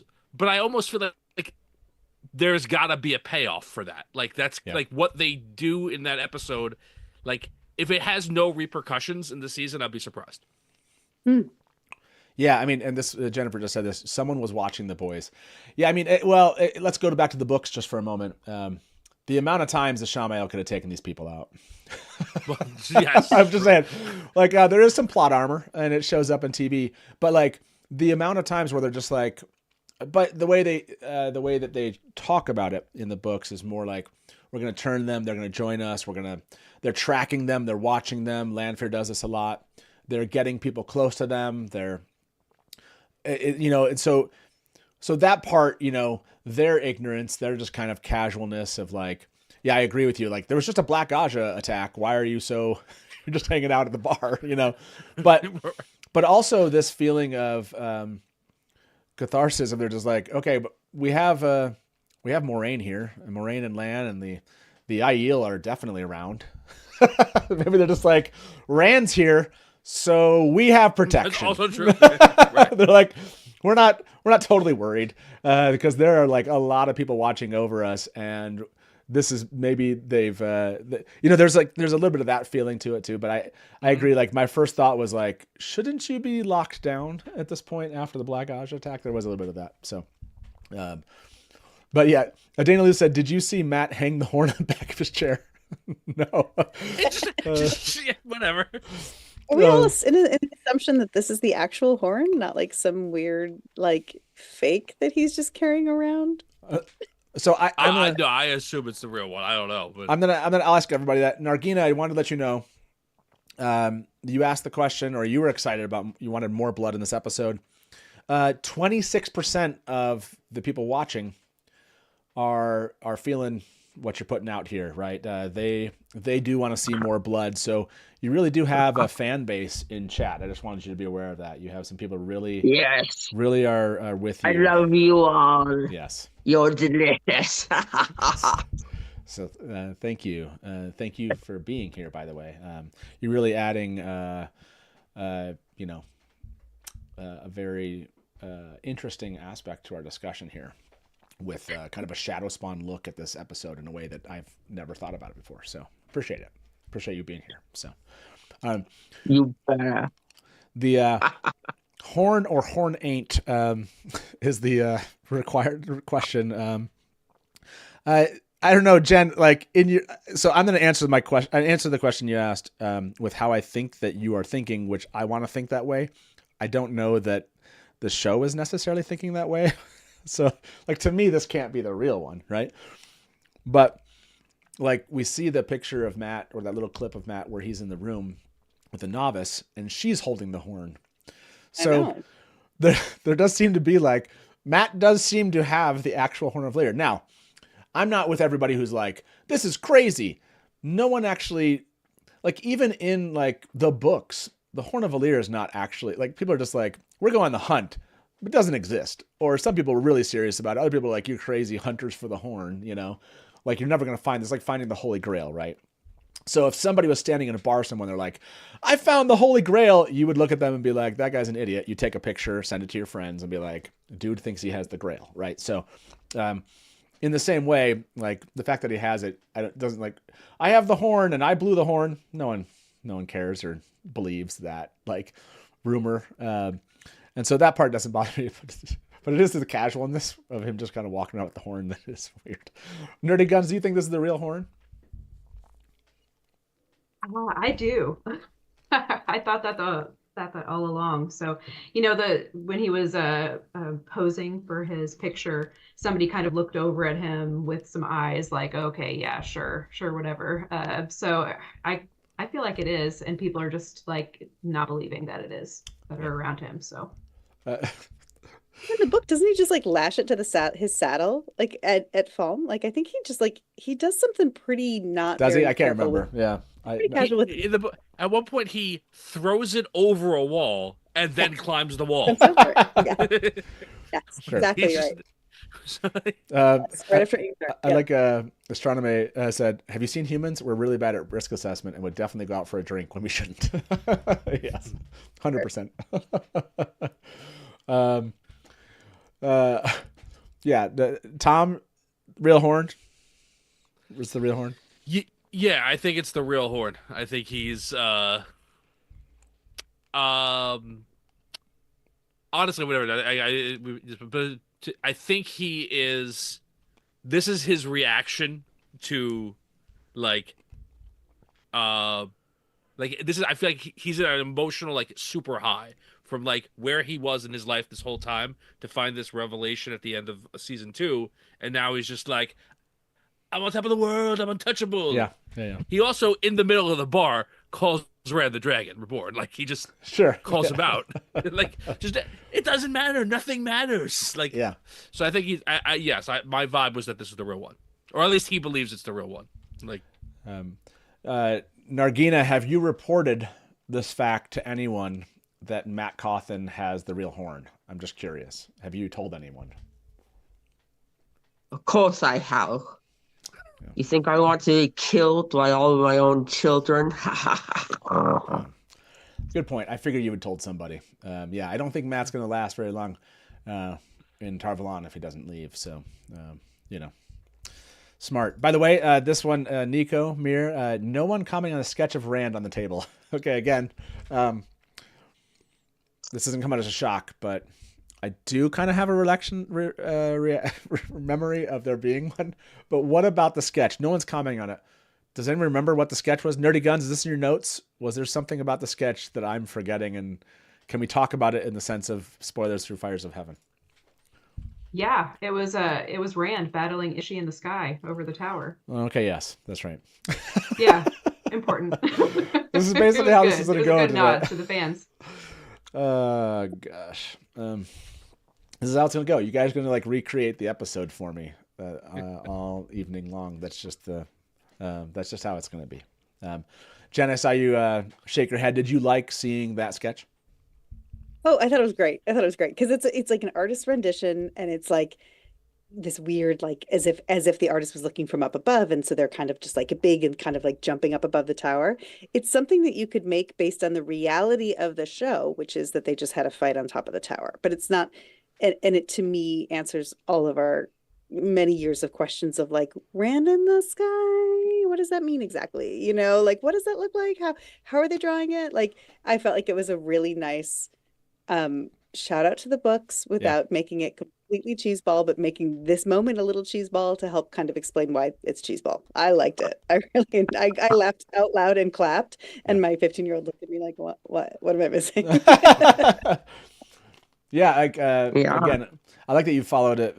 You watched it with family. I like that. Yeah, that you were reacting to it. Nargina, did you enjoy the photo of Rand and the dark one? Rand in the sky with Itchy. I really hope that they show a scene with Elida looking at the sketch. Yeah, that would be good. Oh, that could totally happen.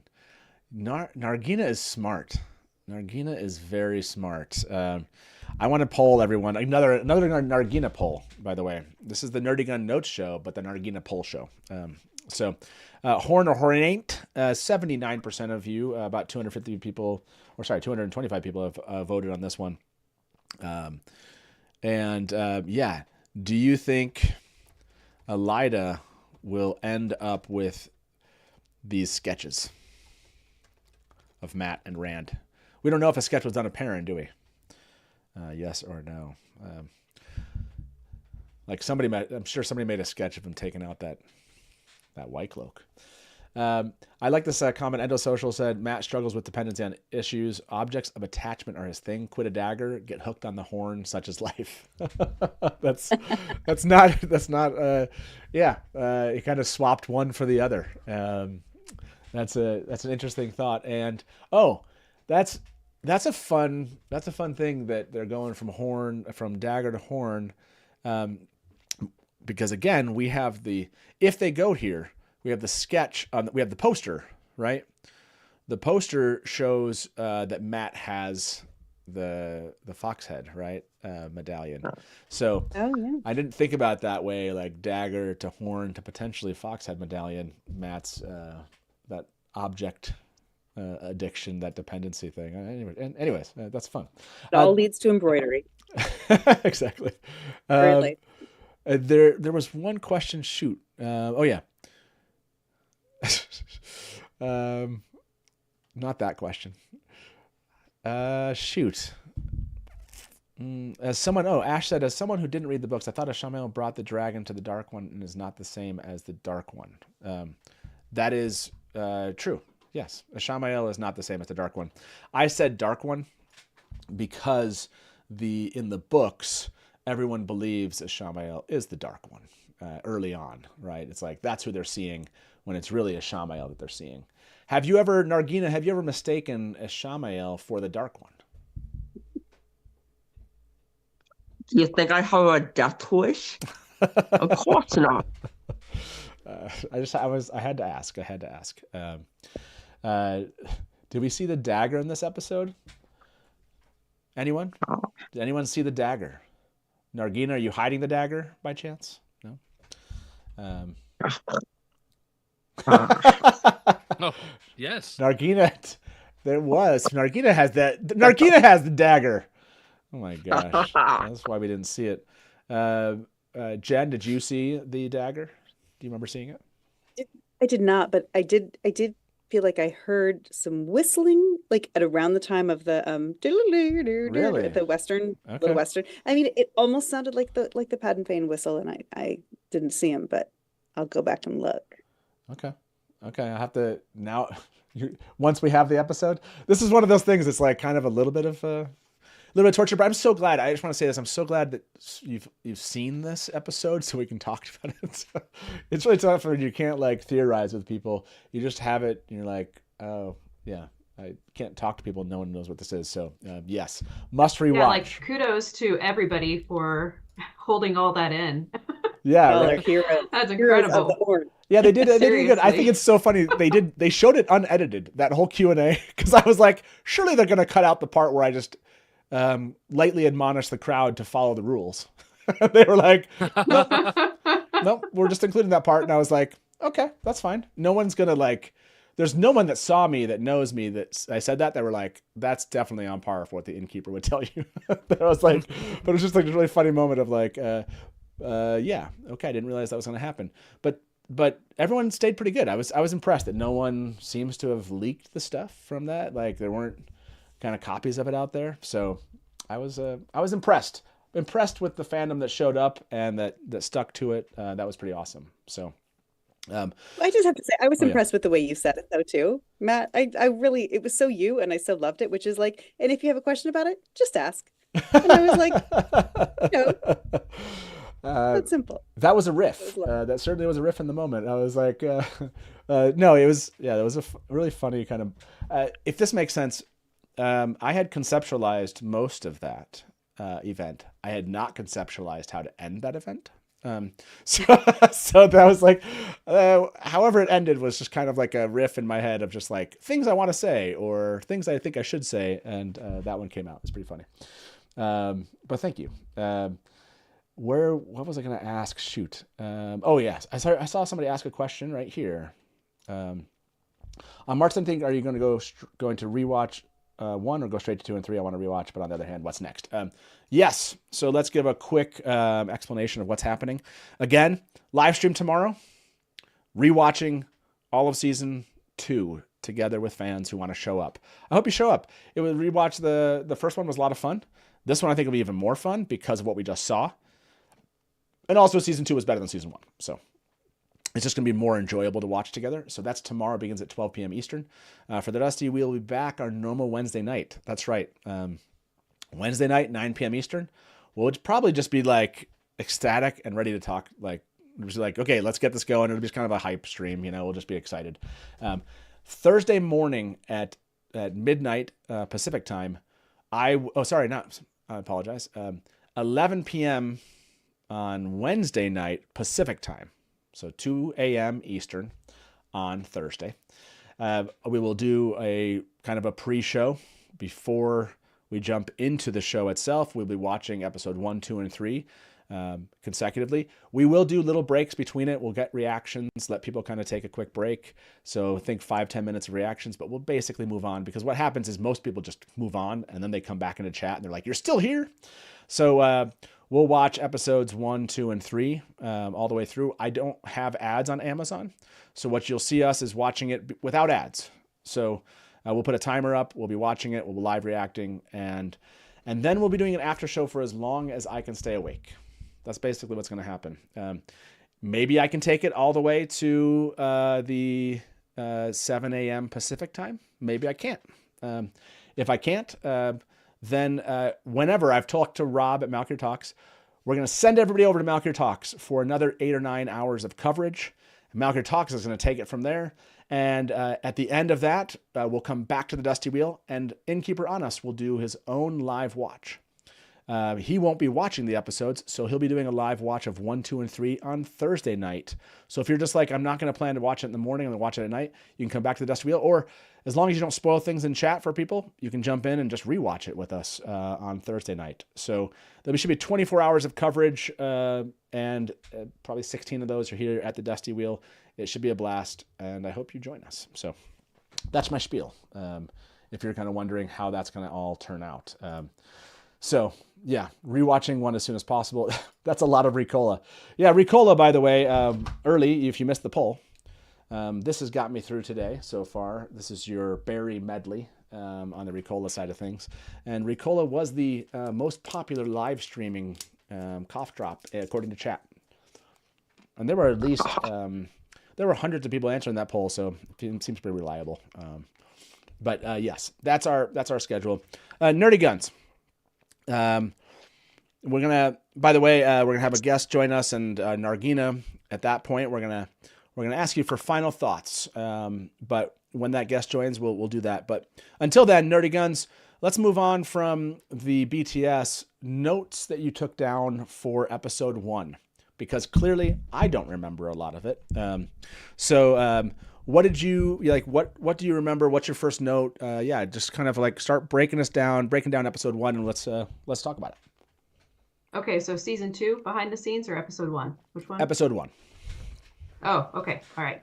Yeah, so I said before, my first note was, oh my God, that Leandrin stabbing. And then capturing Suan was pretty surprising. And then we get to Yvonne dying, which was horrific, so horrible, and so much emotion in that moment.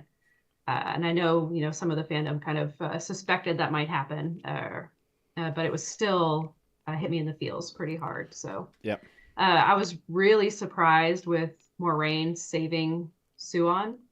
I don't know if anybody in the moment was like, oh yeah, that was Moraine. And then you weren't surprised when you saw Moraine. I was surprised. So that kind of, that was a good moment. Pause right there. Like, that's a good question. Tom, do you remember what your reaction was to that? Were you surprised by this, like sitting in that theater? Were you like, or did, like when it stopped, did you immediately know, or did it take a moment?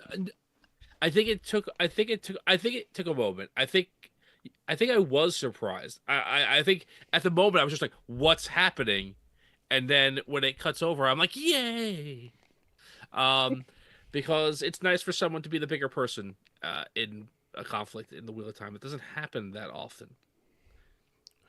Yeah, so I was very happy with that. Yeah, I was happy. I don't think I knew immediately, but I can't remember honestly what I was thinking.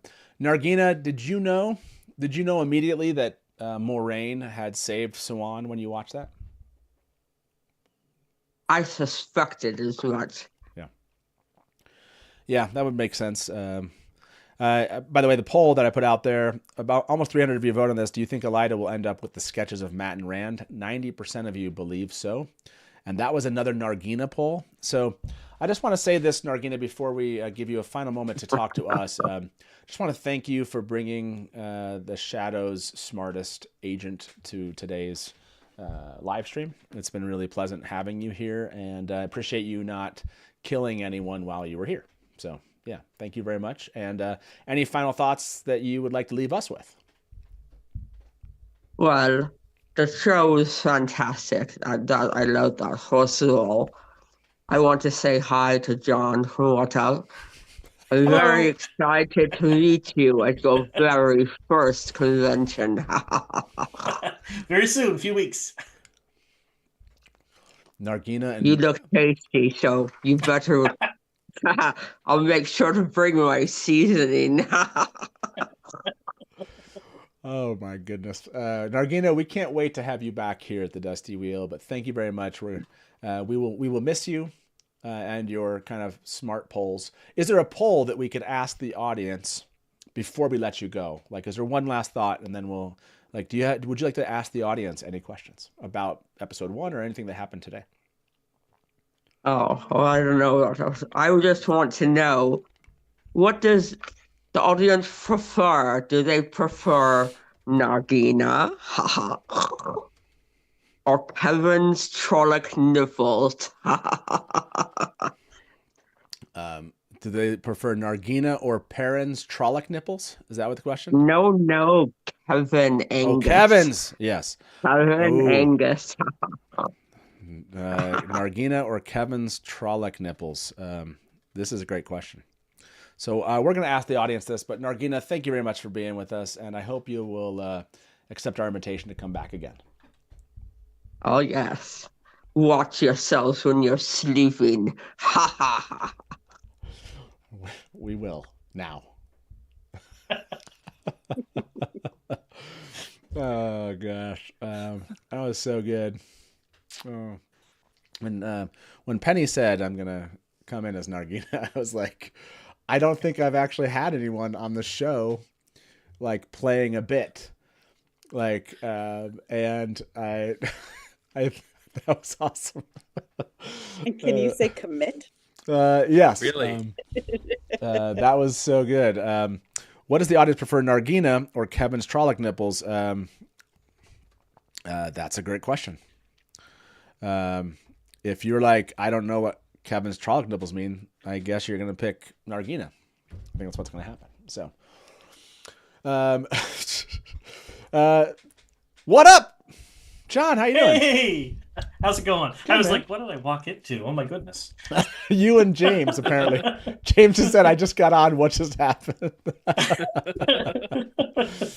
And Trian said, That was amazing. And there's John as a replacement for Nargina. I am not near as cool as Nargina. Not even close. Keep trading down. How are you feeling? What was your reaction to episode 1 of The Wheel of Times, season 3? Amazing. It was really, really good. I have nothing bad to say about it at all. It was I think this season, if it follows how good I'm trying to be, I don't know how spoilery we're allowed to talk about here with the episode, so how much can I say? Am I allowed to? Yeah, no, talk I mean we're talking about the episode. Like if you like, Nerdy Guns took notes. So Nerdy Guns is like we're actually, this is a Nerdy Guns notes show at this point because I don't remember a lot. Like I remember like main scenes, but I've been distracted the last 2 times I've watched this. So basically, this has been like, oh, that happened. Oh, interesting. Let's talk about it, kind of thing. So yes, we're talking about we're actually talking about the whole event. Like if you want to talk about some of the questions, you want to talk about. But yeah, episode 1. I have questions for you, Matt. Okay. How were you so bloody composed? Was I composed? Sitting on that I don't stage? actually think, I don't like have that kind of concept. The whole time I'm thinking, this is what I think about. Am I smiling or am I looking like angry? That's why I like, I try to like kind of like serious. Happy serious. Happy serious. Is how you Okay, look yeah. The whole time. Happy serious. Okay, good. Like angry serious. I was trying to like, am I like frowning? Because sometimes when I'm like so concentrated, I can just like kind of, your face kind of like droops, whatever. So I was like, oh, I think I'm on camera. We're talking.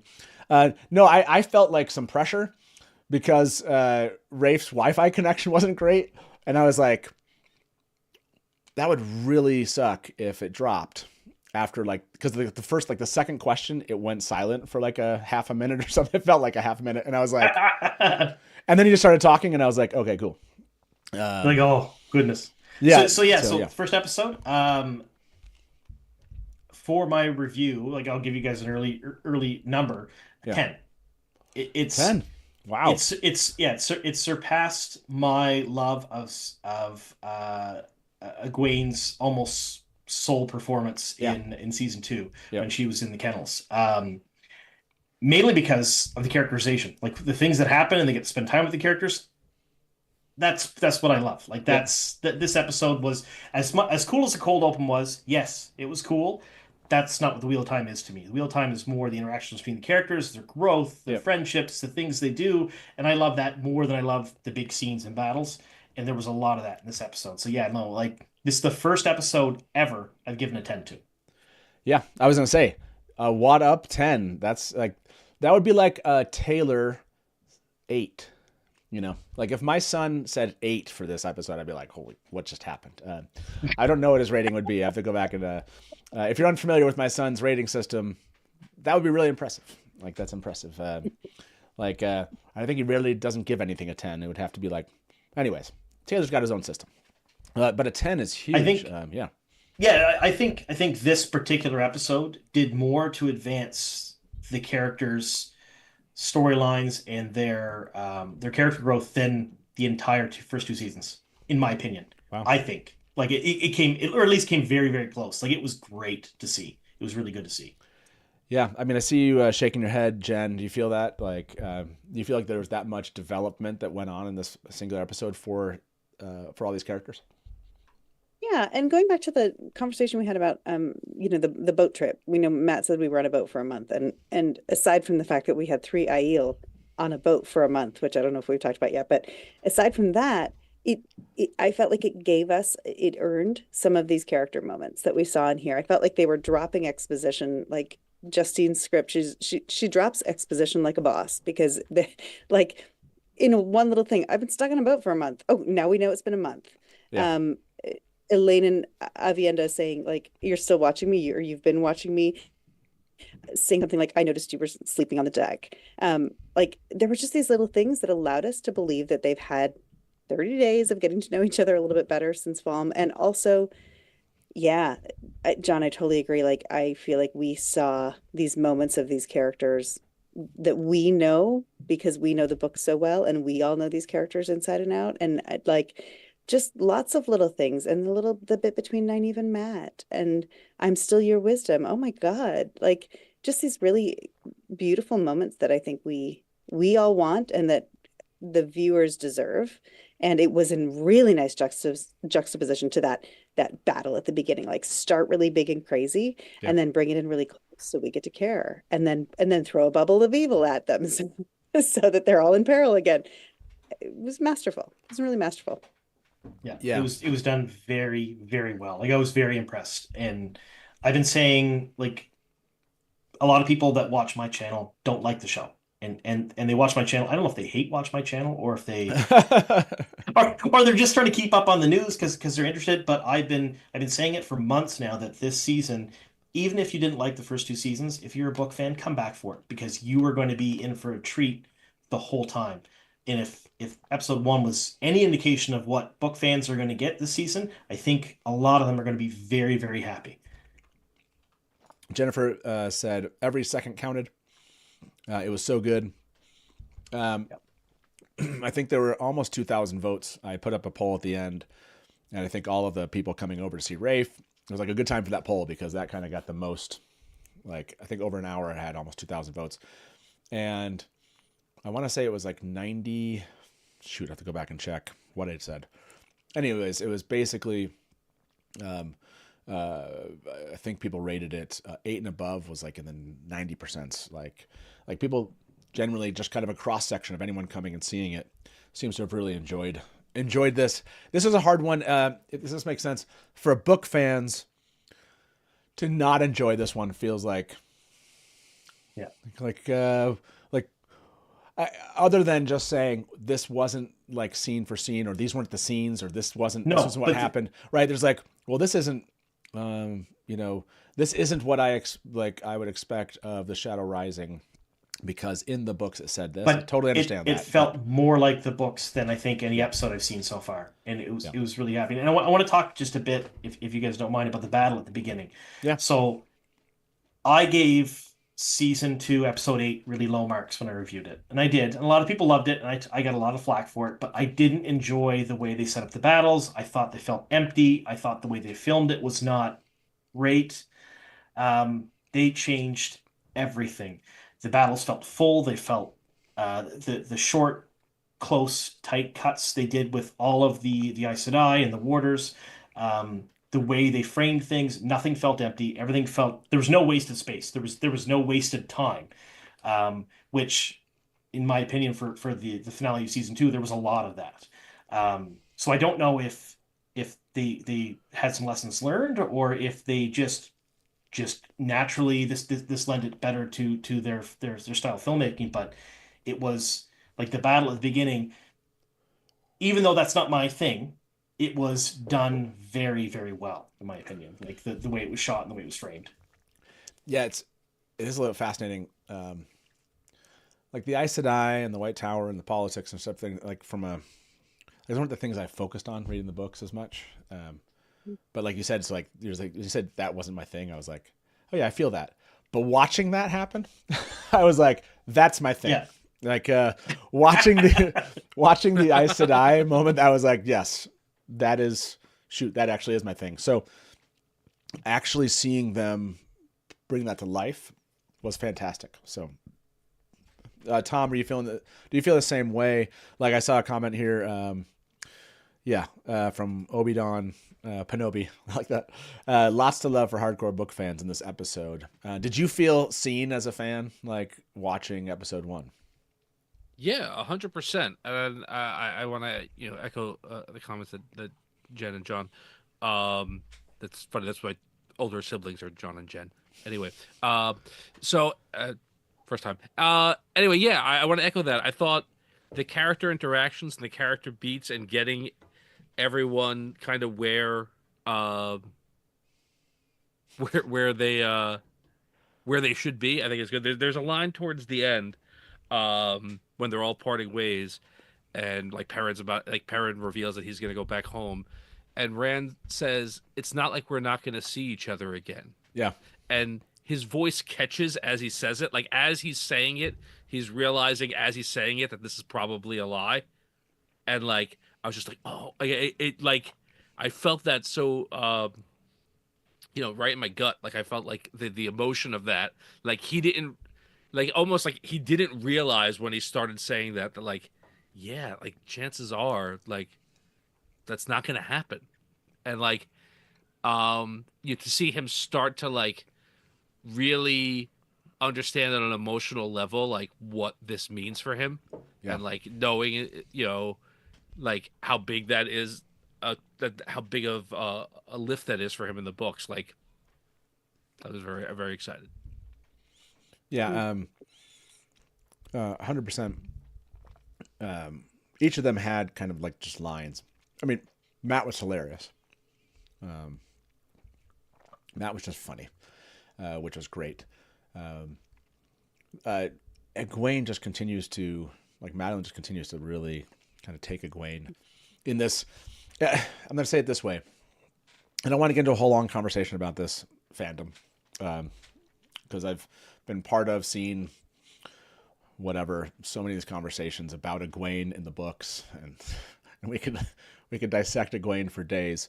But there is something like, really, they've done this really well. As in, I think they've carried this idea of just the things that are so polarizing a bit, like in fandom.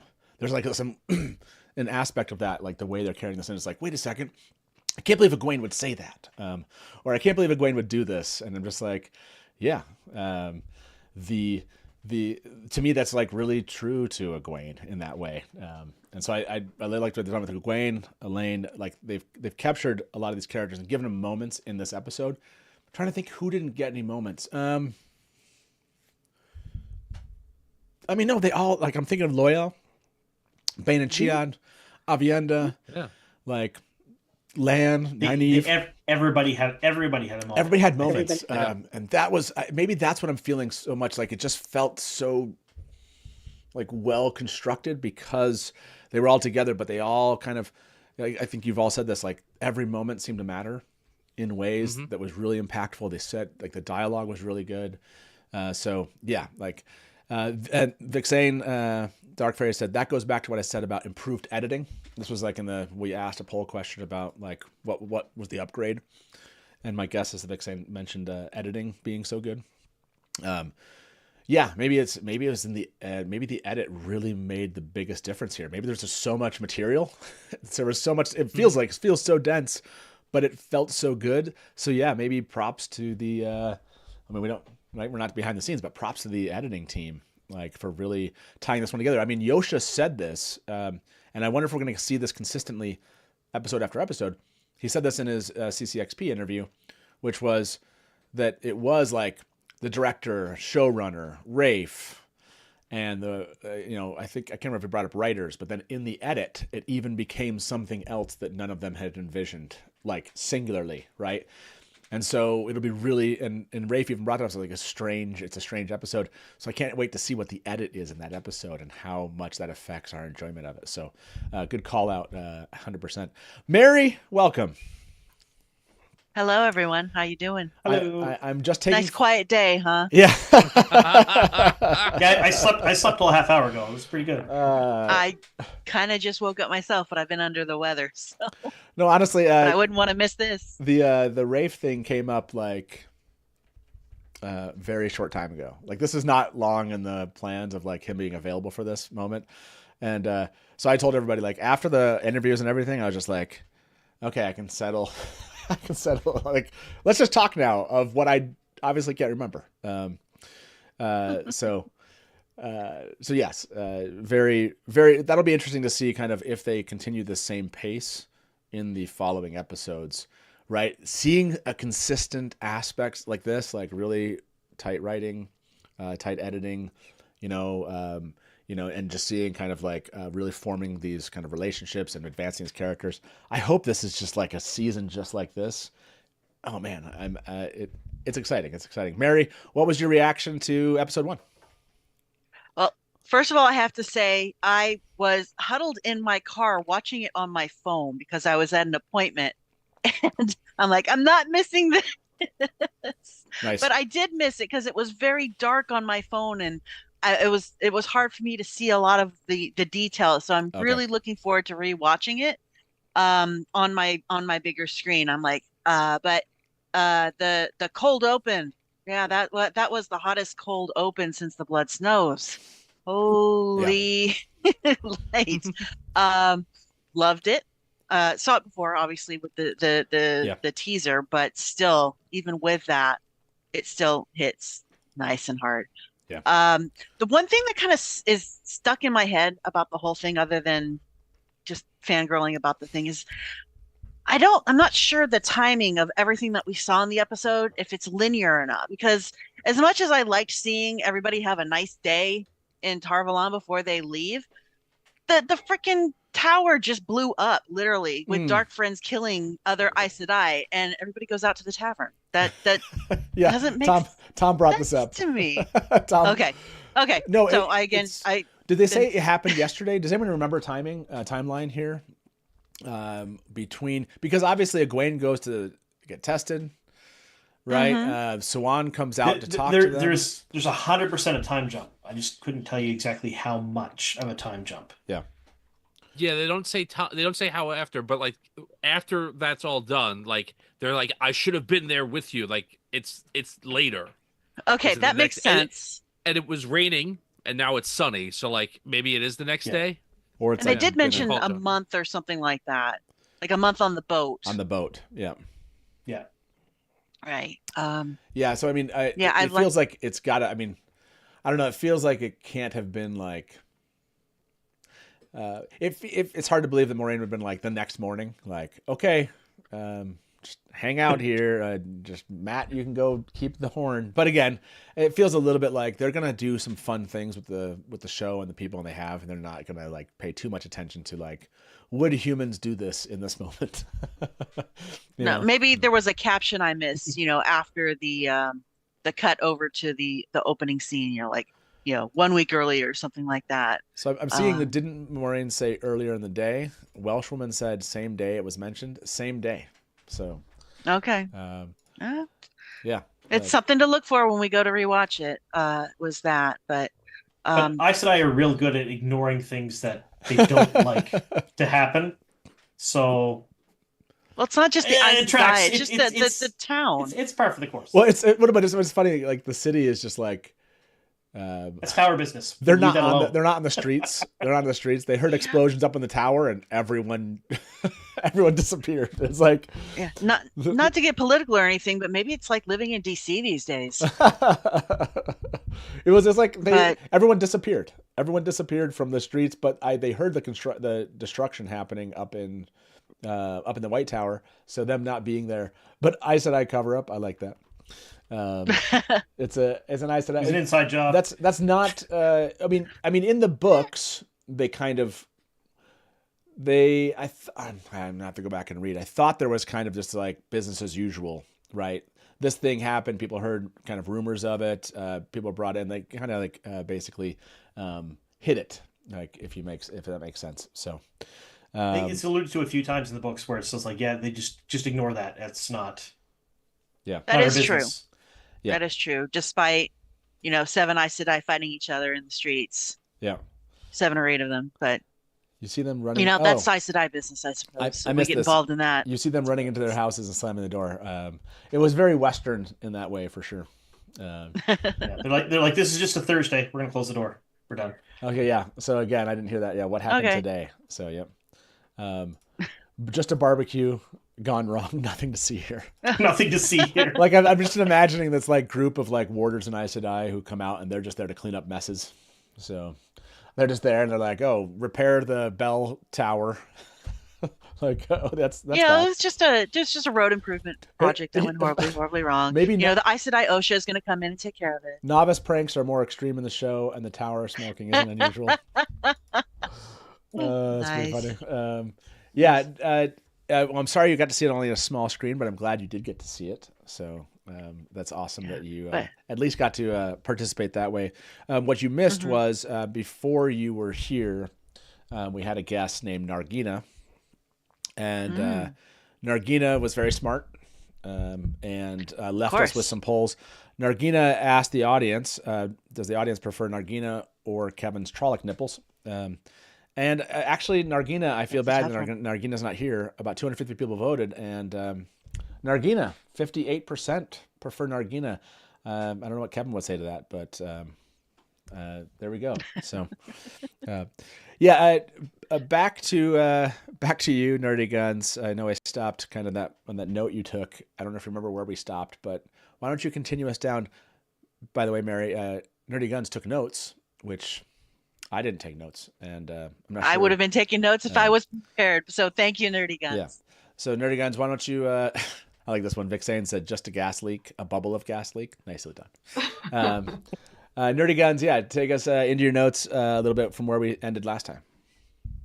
Yeah, so where we ended was Moraine saving Suan, and if people thought like while it was happening was that Moraine. The next part that I wrote down was Matt talking in the old tongue, just like at the table and them being like, "Oh, okay," and then just moving on with their conversation like it's been happening. So I'm curious what everybody else thought about that. Yeah, I mean, let's hear it. Maybe let's go to you first, Jen. What was your reaction to Matt and the old tongue? I thought it was really deft and fun and fitting on Matt to like kind of try to ignore it, but then like I just did it again, didn't I? And then, but also really beautifully set up his scene with Nynaeve, because then he actually just opens up. It was really, it was great to see him kind of being casual and callous about it in his Matt way. And then like in private, I'm freaked out about this and what's happening. It was really lovely. It was really great. And also gave us a great setup for why he's going to not go with Rand and why he's going to stay with Nynaeve. Oh, yeah, good point. I didn't think about it obviously playing that role, something that they would believe. Like, okay, yeah, like this is... Yeah, and he goes to Ruidian because he wants answers. He's staying with Nynaeve because he wants answers / help. Like, to me, that's a really, like, again, a really deft way to change what's happening in the plot, but give us the same underlying story. Yeah, I mean, I'm seeing some heads wave, Tom, for you, and this old tongue moment. Was it seamless for you? And do you think that was like well kind of placed? Yes, to both of those questions. I think it was done well in the way like he slips into it. He doesn't even realize that he's doing it. And like, he has to look at like people's reaction almost to see like that he did it again. And then as that leads up to that scene with he and Nynaeve later in the episode, when Nynaeve like gets him to like calm down and just be quiet and like tell me what you hear. Yeah. I wondered. This is one of the things I wondered. How would the show, how would the show illustrate that? Matt's memories and Matt's battle memories, and just to hear it. And in the books, it's cool, right? Right. This is horrific because it's just people screaming and dying, right? Like that's what he's hearing. Interesting. Yeah. And right. You don't, partially I think because of how Matt handles his stress and his trauma, like you don't necessarily think like what he's actually experiencing when he's like, even though he talks about it, he's like, I remember myself dying like a bunch of times, right? I thought it was really, really well done. You brought up something, and we'll mention, John, I kind of want to get your opinion on this, but I really like what they've done here. Like Nynaeve, kind of in search of healing, right? In search of healing things that are difficult to heal, things that affect her friends, and, feeling maybe powerless in this moment. And so that transcends to the idea of like, okay, if Nynaeve is ever able to get over her block, like what would she be interested in doing? right? So I think there's a lot of, without kind of going on spoilers for the books, there's a lot of like ideas that they seem to be like really settling in here. And I like using Matt for this. Like, I think because of what they've decided to do, I want to say I read in looking up things for the interview, I was reading stuff that Rafe was answering in other articles about Matt's storyline, not wanting to put him in the Threefold Land for some of you, or the Io Waste for others. Give him more of a chance to be up front rather than like character. He would be, with so many of things that they were doing there, it would feel like it'd be really hard to put him up front, and now they put him up front in Tanchico. So okay, if you're in Tanchico with Nynaeve, how do you make a connection? Like, how do you make the most use of that change? And so seeing it start to come together in this way, I was like, okay, I'm digging this. Nynaeve, Matt, he's trying to get healed, stays with them. That's how we get the tower. That's how we get Gawyn and Galad. We haven't even talked about Gawyn yet. Geesh. So I that one I thought was deftly done. I really, really, again, that's one of the smaller ones. I think it has a bigger impact later. It was like setting some foundation for things, which I think was great. John, how did you already given this episode a 10 out of 10? So I feel like anything I ask you, you're going to be like, it's fantastic. It was like, yeah. Like, how did, were you like, just like pleasantly kind of surprised, or did you kind of like the first time you saw this, were you just like, did you clap? Like, what was your reaction to the old tongue? So, that Leo meme where he's like, oh yeah, the pointing. Yeah. That was me. I was so happy to see that. And it was just, it slipped in just so, it wasn't really under the radar, but it wasn't like everybody brought a lot of attention to it. It just happened. And I love it when things just happen and everybody's like, okay. But at home you can go, I understand that reference. That's good. You know what I mean? Like, and I loved the scene between Nynaeve and Matt, because Nynaeve doesn't take the explanation of the Aes Sedai where, well, some things can't be healed, or we can't do some things. And she's just like she is in the book. She's like, yeah, you're stupid. I'm going to fix this because I can. And she's stubborn as all get out. And I love that for her. Yeah. And I liked seeing that she cared. She still cared about the Two Rivers folks. She cared about Matt. She's still his wisdom.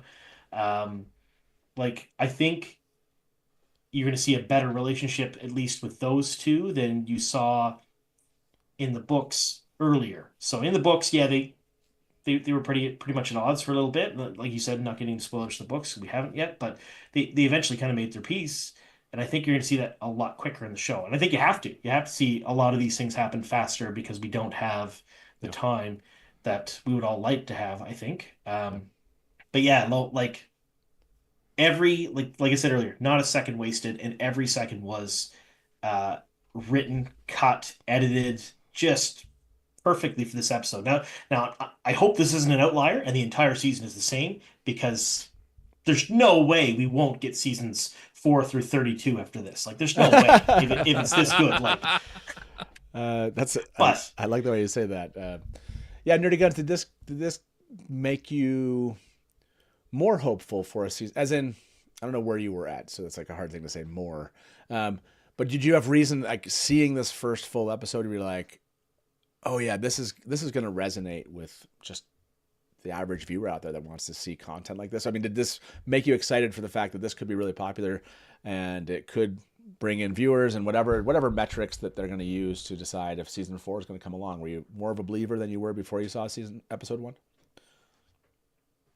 Yes. I was trying to answer that. But I, seeing all of the things, it just had everything that you would want from a TV show, I feel like. So drawing people in, it should be able to do that. And there's just been so many more people on social media saying, are people watching The Wheel of Time? I don't know if anybody else has noticed that. There seems to be so many more people. So I feel like people are being drawn in. So definitely hopeful. I was hopeful before, now super hyped, hopeful, maybe. Gotcha. Super hyped, hopeful. That's a good way to say it. I like it. Yeah. Yeah, I know I asked you like 7 questions there, but I ended with the ones which you answered, which I appreciate. Yeah, it's this one's. I think I feel hearing the confidence of them, like seeing kind of the marketing strategy, as they're going out with, really leaning into their characters, which I think they should. They always have marketing this time. Yeah, which is great. I think this is exactly what they wanted to be doing for season 2. Season 2 was a great season. Like season 1, I was like, and I told the story so many times, but I'll say it again. Season 1, I would tell people, yeah, they adapted my favorite books. Season 2, I was like, when is season 3? Right? Like season 2 hit me like, this is good television. I want to, and it's a story I really like, and I like what they're adapting here. Like, give me more. And so I feel like they knew that going into season 2. Like, we know we've upgraded all this stuff. We just can't really talk about it.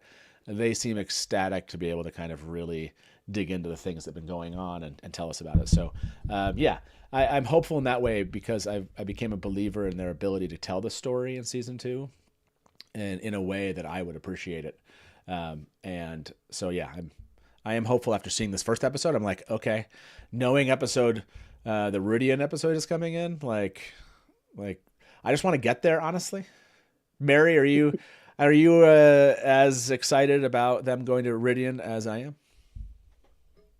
Just a little bit. You know, it's something that I've been actually thinking a lot about since I've been telling people they should watch the show and they should read the books for who knows how long. And I still stay in touch with people who don't like the show or who like the show but don't like the books. And it's interesting to hear their perspectives. And, you know, we're coming at this from book lovers, you know, and for, and this is something that they talked about since the first season is it's a fine line to walk between fan service for the fan base, the book fan base, and making good TV. Yeah. And I agree with you, Matt. I think they're finally, hitting both of those nails on the head after, you know, they're getting their stride. Yeah. And they're having to get their stride, you know, in the midst of COVID, in the midst of a SAG-AFTRA strike. You know, this is a story that just wants to be told.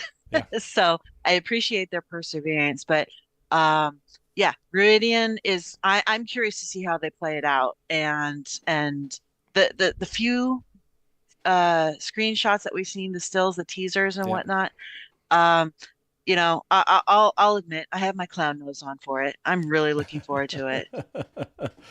Yeah, Jen, I don't think I've asked you this question.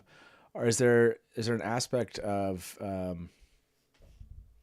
like what you anticipate for? I mean, we've talked about these places: Tanchico, Two Rivers, the Aiel Waste, the White Tower. I think those are the 4 places they've identified where we can see stuff happening, which is a lot of stuff, admittedly. Like, this is 8 episodes. Like, this is a book I was like, give them 10 episodes maybe. Like, that would be amazing.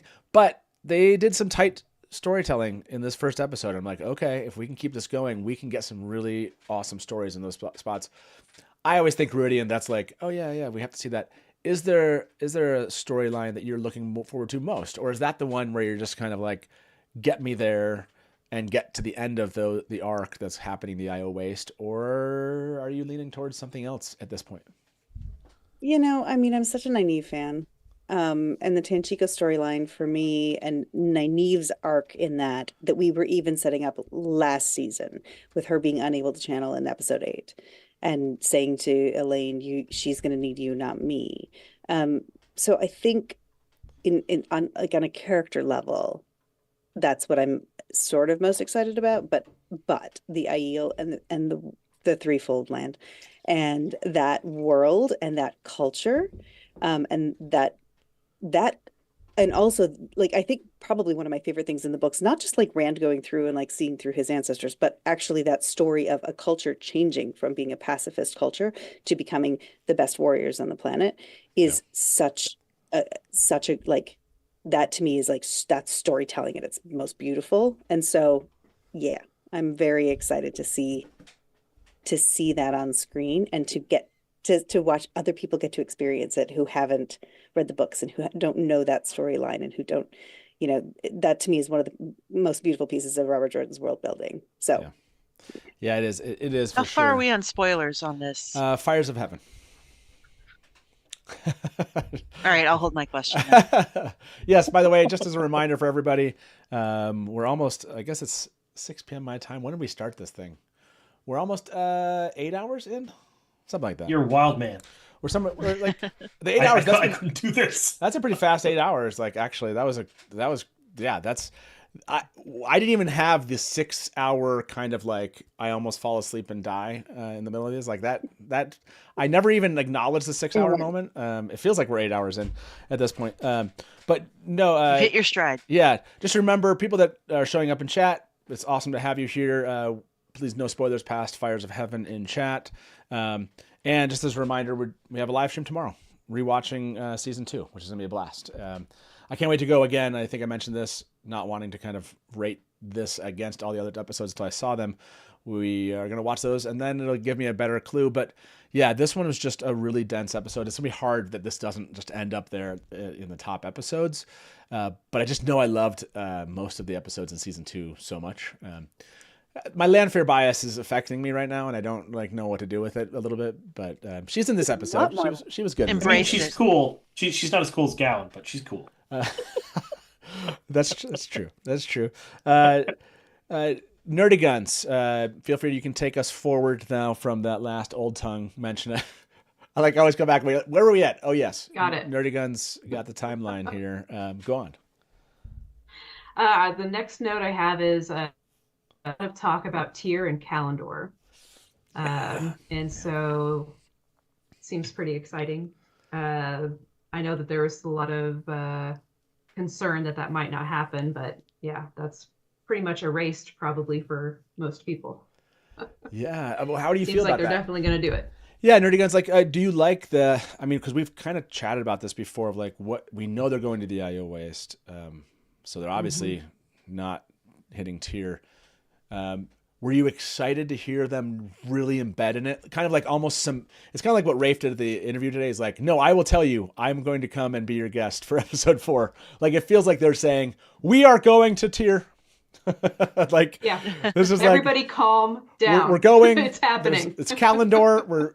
It's happening. Like, they feel like they have if almost telling the executives who have to sign off on this thing somewhere with money, we know where we're going and it's happening and we're setting it up and we're not going to go faster necessarily, but that's where we're going next. Do you like what they did and how they integrated Kalendor and the discussions of Tyr? And do you like the decision to kind of go after versus before?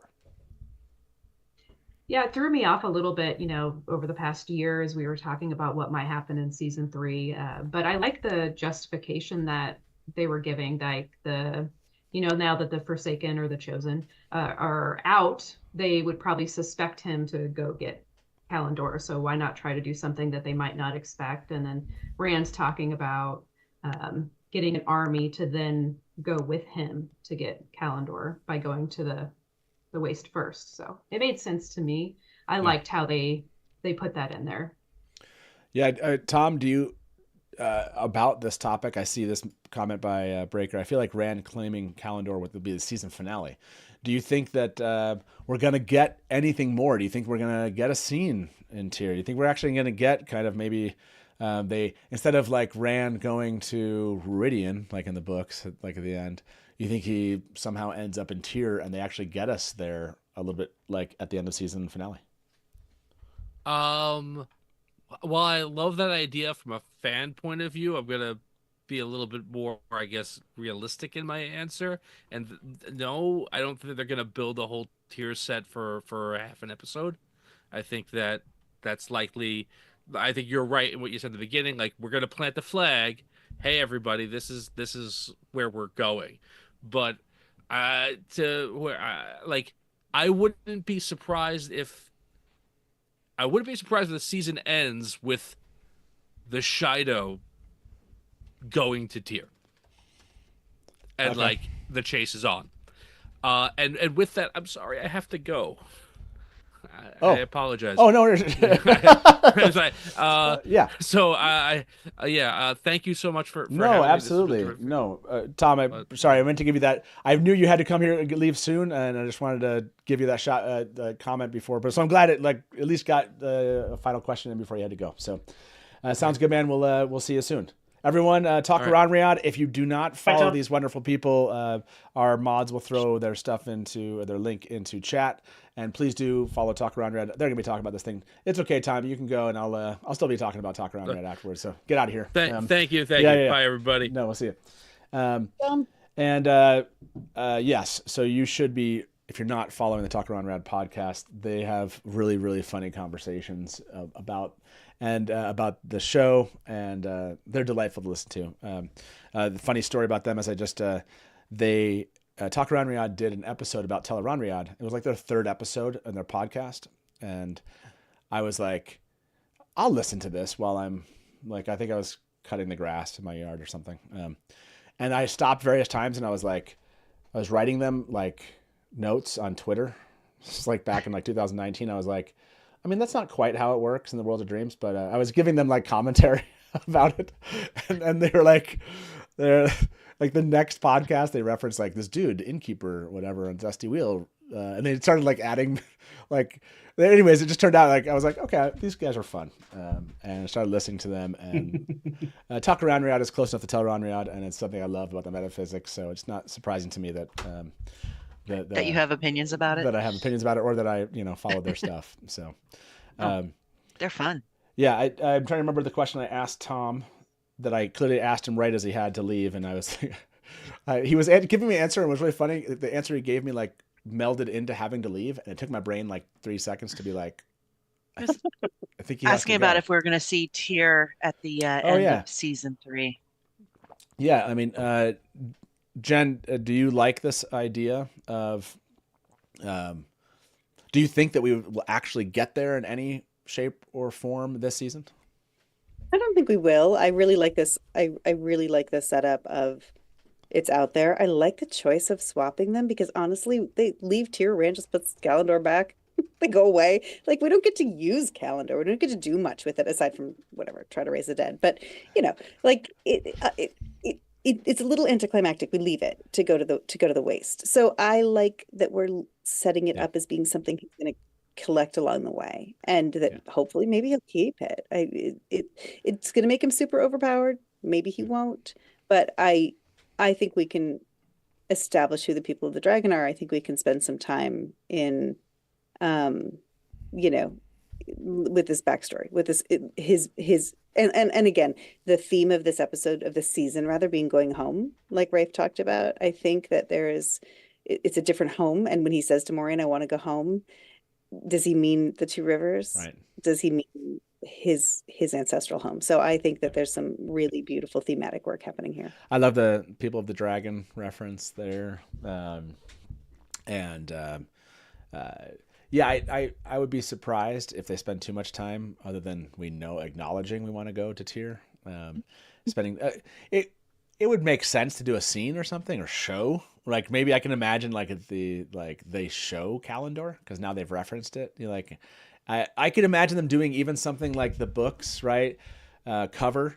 I could see them kind of, or including something where Black Age are forsaken somehow in the Stone of, you know what I mean? I could see them setting up similar to what they set up at the end of season 2 in Tyr. So I wouldn't be surprised if they gave us a little something for sure. Mary, this, I don't know if you felt this way when reading the books, but when Rand puts Calendar back in the ground, where you're just like, do you remember what your reaction was? You're like, wait, what? You came all the way here. Do you have any recollection of how you felt in that moment where you're like, was this dumb? Was it just like, why did he just leave this here? Or are you just like, no, you have no memory of what that was like? It was a long time ago. It was. I know.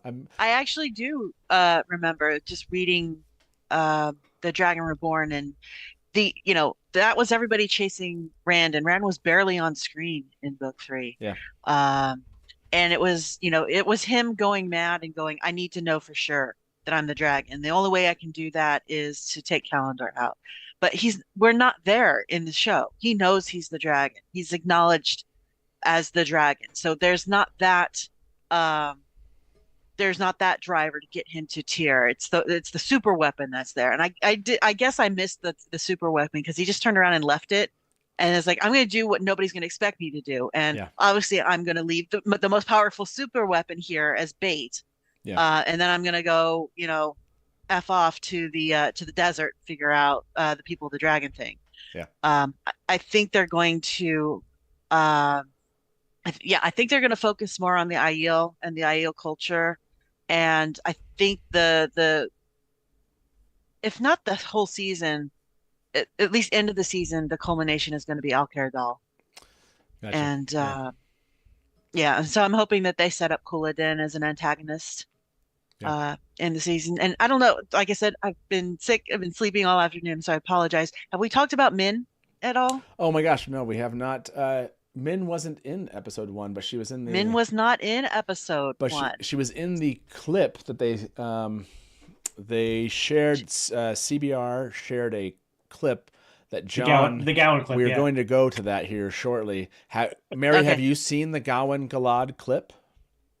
I remember somebody, was it Matt saying to Nynaeve, I didn't think you were into this, and then she says, I think everybody's into this. Yeah. So I'm curious about that because that seems out of character for Nynaeve. But I also know that they are very clever in their editing for these teasers, and what you hear is not what you think you hear. Yeah. So, but did you see the full clip or no? I apparently didn't. Okay, I mean it's like. Or if I did, it was so dark on my screen. Okay, so yeah, we'll show that here shortly. I'm gonna. Okay. Jay Kronk, thank you very much. Said probably the strongest episode of the series so far. What a great sign for the season. So grateful for this community. Sorry, Innkeeper, but I'm paying, so let's effing go. Woo! Is what he said. You can't even see that right here, but I love that he paid for his one F word. That's fantastic. That's really good. He said woo, so the F word must be Claire. That's right. Woo! William, I saw this comment before, like a while back. Has Lanfear used compulsion on the Innkeeper? Yes. Amy's answered that. Innkeeper has been a great keeper for decades. It was willing. That is hilarious. It's a hell of a tied off weave. It's been going for decades. Right. Welcome, Jess. How you doing? Hey, Jess. Can you hear us? Oh, I asked Jess. I apologize. I was like, oh yeah, there's always that moment where Zoom's connecting the audio and everything. I was like saying connecting. Welcome. Hi. Jess, before I ask you your thoughts, Jen, I wanted to give you, I wanted to say thank you very much for being with us today, and see if you had any final thoughts before we let you go. Yeah, one little final thought. Kind of based on some of the things you and John were saying about like the editing being incredible and like all of the pieces. I don't have to repeat costuming, but we all know how much we love that. Right.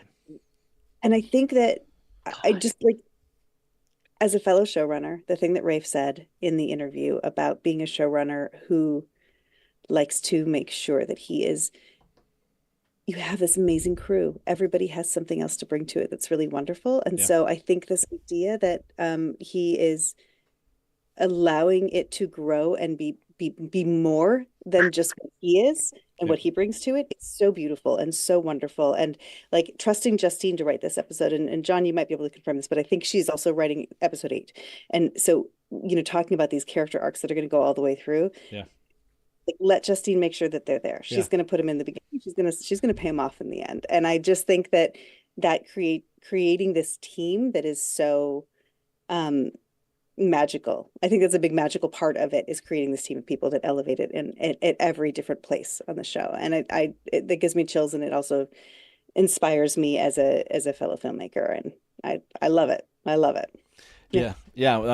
Great final thought. His comment there. I need to go back and listen. He gave some great answers to those questions, and I loved how much he dug into giving us. When I asked him whether there's some unsung heroes with the crew, and he really dug into that answer, and I loved that he just kept on talking. I was like, yeah, tell us more. It's really interesting, just how many people are working, and like I love that he mentioned the chauffeur at the end of that comment. But yeah, his comment about showrunners was so fascinating. Again, I connected with probably about half of what he actually said, but I took away from that we look at, maybe from the outside, we look at showrunners, they're all the same. Like showrunners' processes are the same. This is how a showrunner does this. And I like that he kind of brought to mind of like, yeah, you might be familiar with how some have done it. This is how I do it. And yeah, maybe you like it this way. This is how we've done it, and we've found success in X. And his collaborative approach that a lot of the actors have talked about, or at least some of them have, about like how this has come together. I love seeing like the Sharons and others talk about their work and how much they are so connected to it because some of their vision, some of that gets to be part of it and to make the show better, right? They could bring their excitement for the material there just as much as others and are heard about like what they're trying to bring into the show. So yeah, really, I'm grateful you brought that one up. Really fascinating. And Jen, thank you for being with us tonight. Really appreciate Thanks it. for having me. Of course. Hi, Sissy. I think this is the first time my sister and I have been on Dusty Wheels exactly together. Well, get out of here then, Jen. Leave. I gotta go. You can't have two of us at the same time. We'll see Thanks, you soon. everyone. Okay. Bye bye. Yeah, See you you too. later. Bye bye. Bye.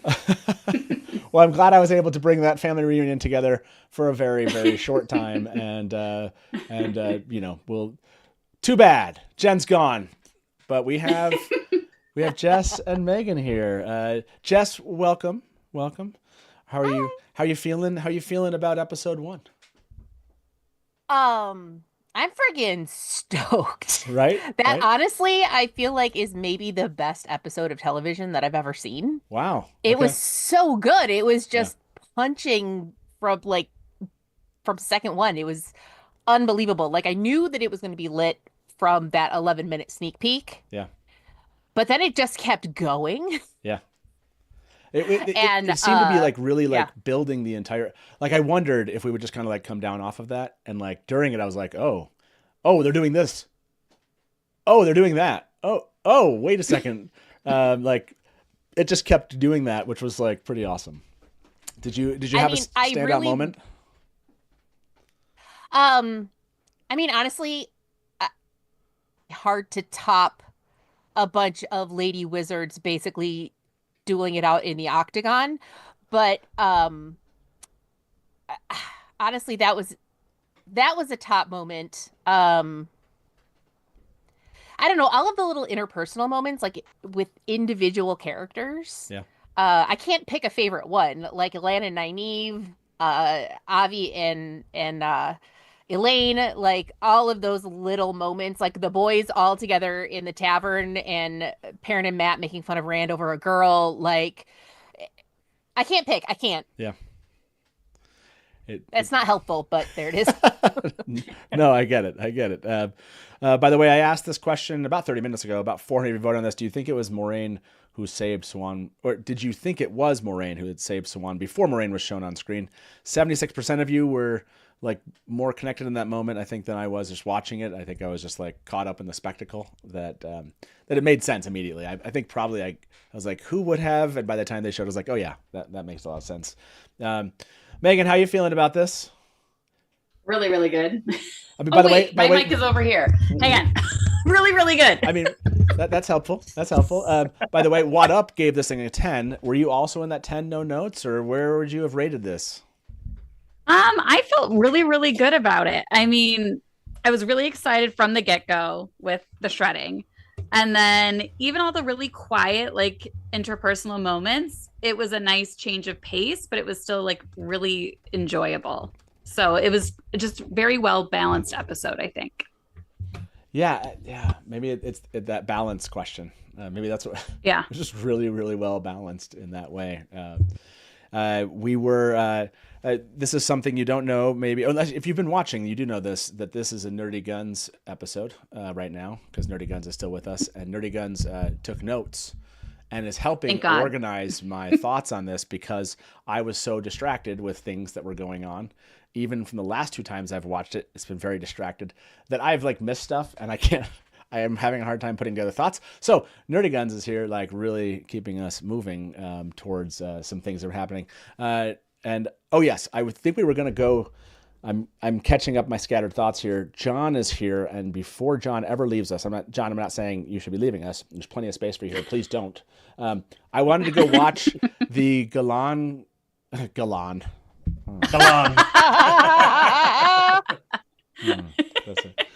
Did Matt just make a ship name? Galad. He did. And we're getting Lannister with it now, I guess. Galad is a ship name. It's so good. That would not surprise me after I saw this clip that those are 2. So I think I have the clip. I think Kevin left it for me, and let me see. It's over here. Yes, here we go. Okay, so let's watch this one. This one's a lot of fun. John, I'm gonna ask you to react to this, because I feel like Gawyn's finally out there, man. So I want to hear your thoughts on this. Perfection. Perfect. You're like, I already can give you my thoughts. I already said What's so funny about this is, there we go. What's really funny about that moment was I lost the screen, and it was gonna be really loud and obnoxious before I could find the screen. And I was like, people just have to deal with the fact that I can't find the screen. But it showed back up. So here we go. Gawyn and Galad. If you missed this clip, it's about a minute 40, and I think it's really, really well done. Here we go.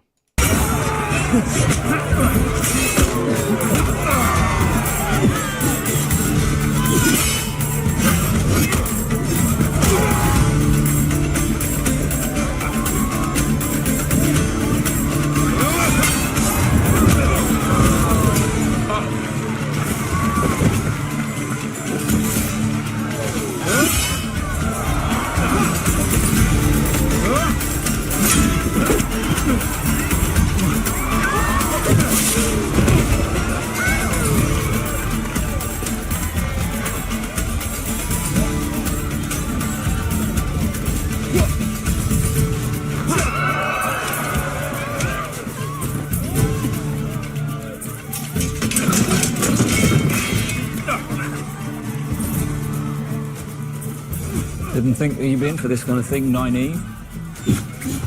I think everyone is in for this kind of thing, man.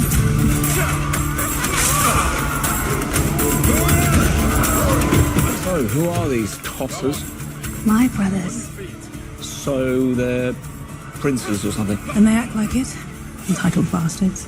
No offense, Elaine. None taken. Coming from someone sleeping with an actual king.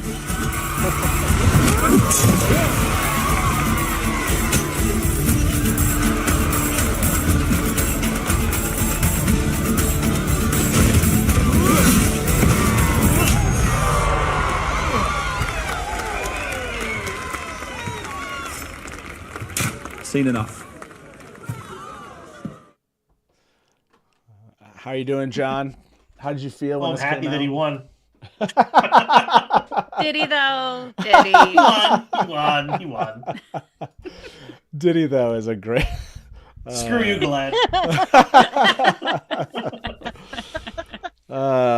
Yeah, are you? I mean, again, I know Gawyn's your favorite. He's tattooed on you, right? So there he is.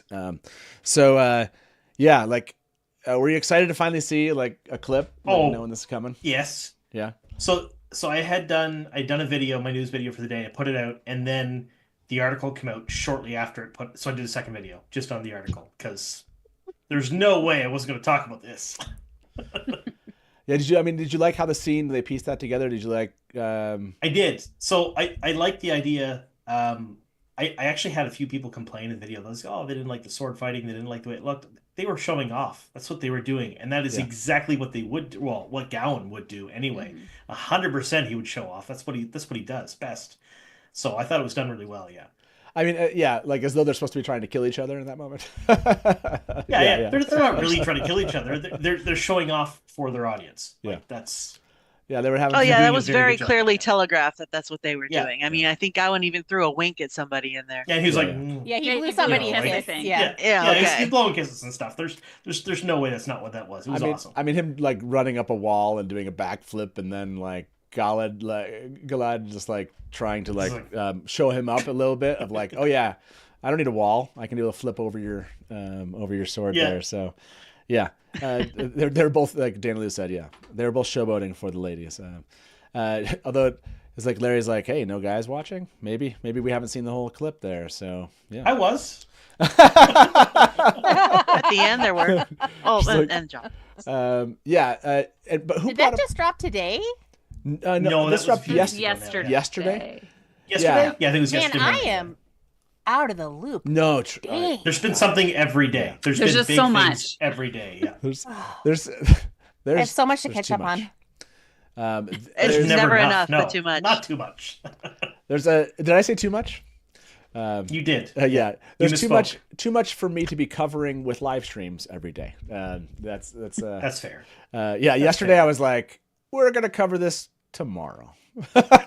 Normally, like a clip like that I dropped, like everyone's like off of work and we're talking about it forever. Instead, I was like, I'm not gonna watch the clip.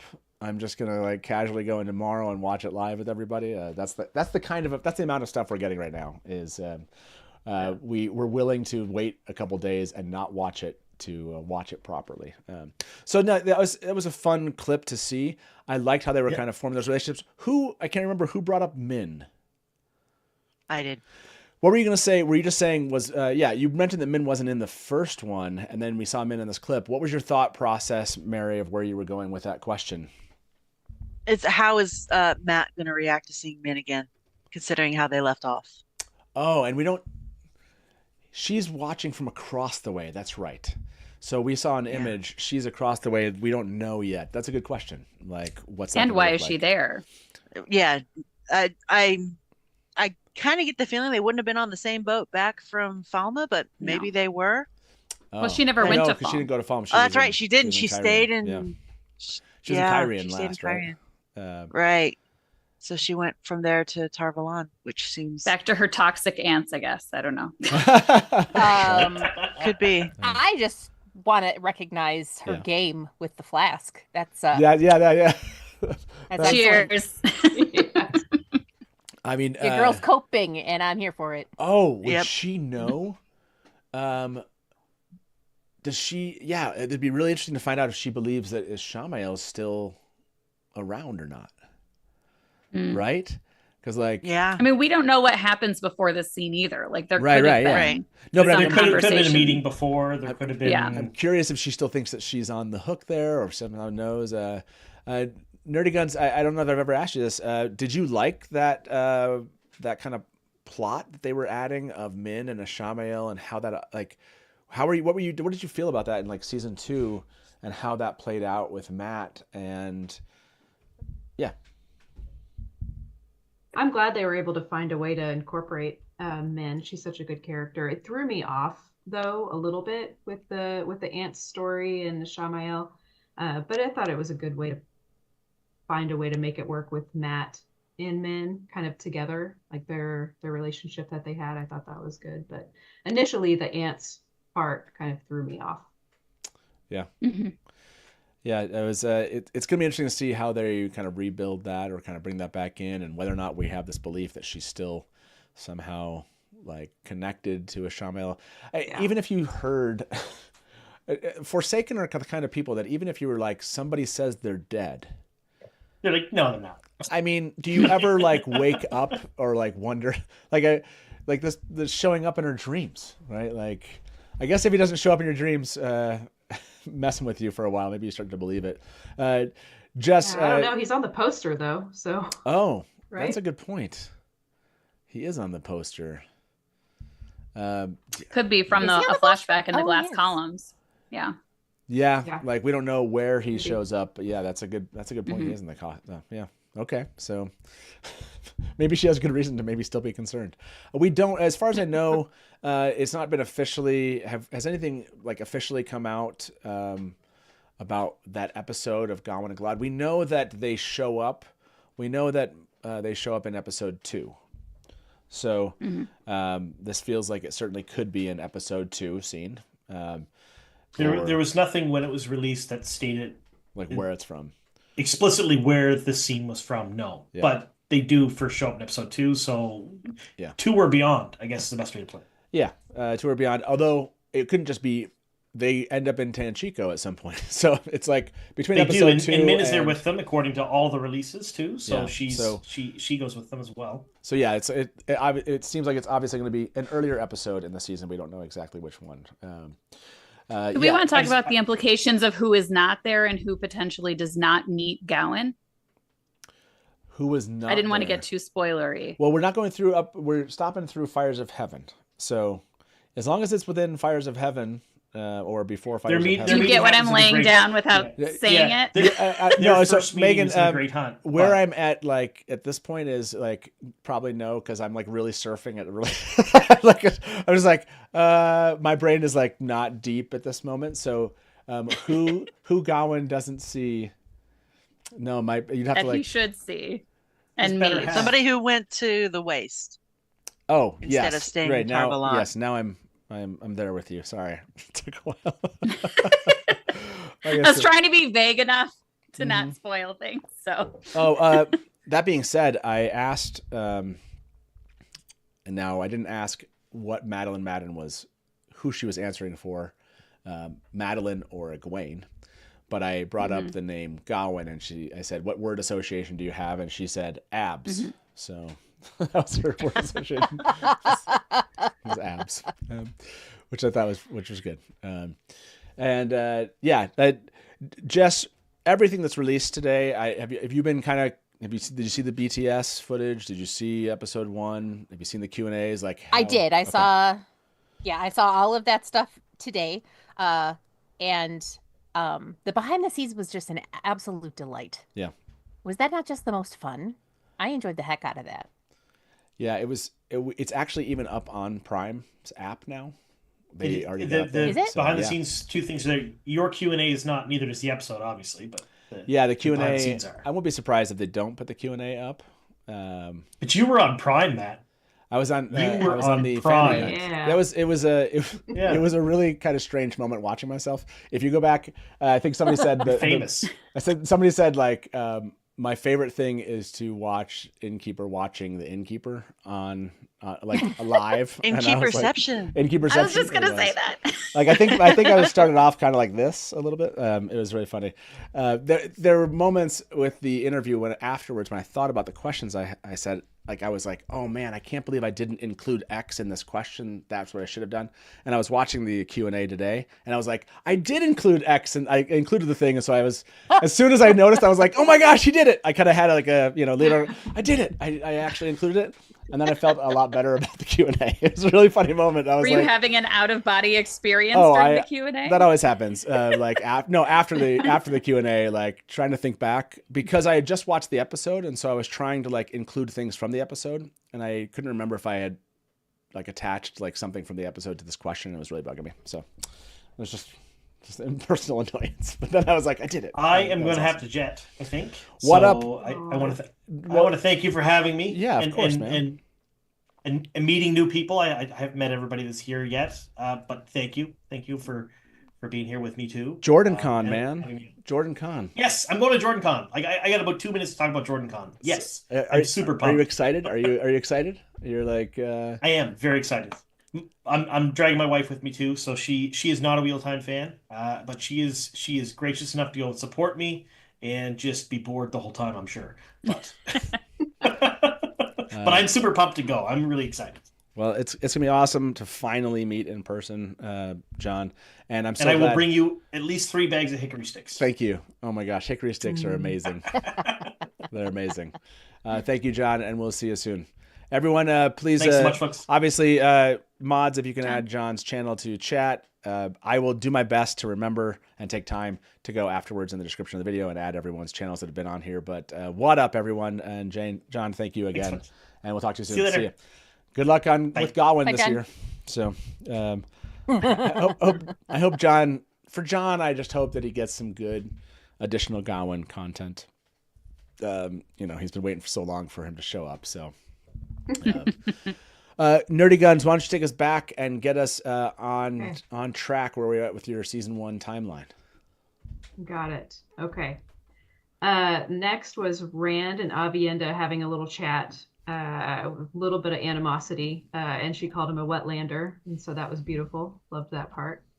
And then next, Matt and some spear action, him saying he wants to get speared, and then playing a little game of Maiden's Kiss. So that was great too. Did we all like that inclusion? Like, Megan, were you happy to see some Maiden's Kiss show up? I was. I thought it was really fun. Yeah. Did you like Loyal's his reaction? I know Loyal. His reaction was great. Go ahead, Jess. Were you saying something?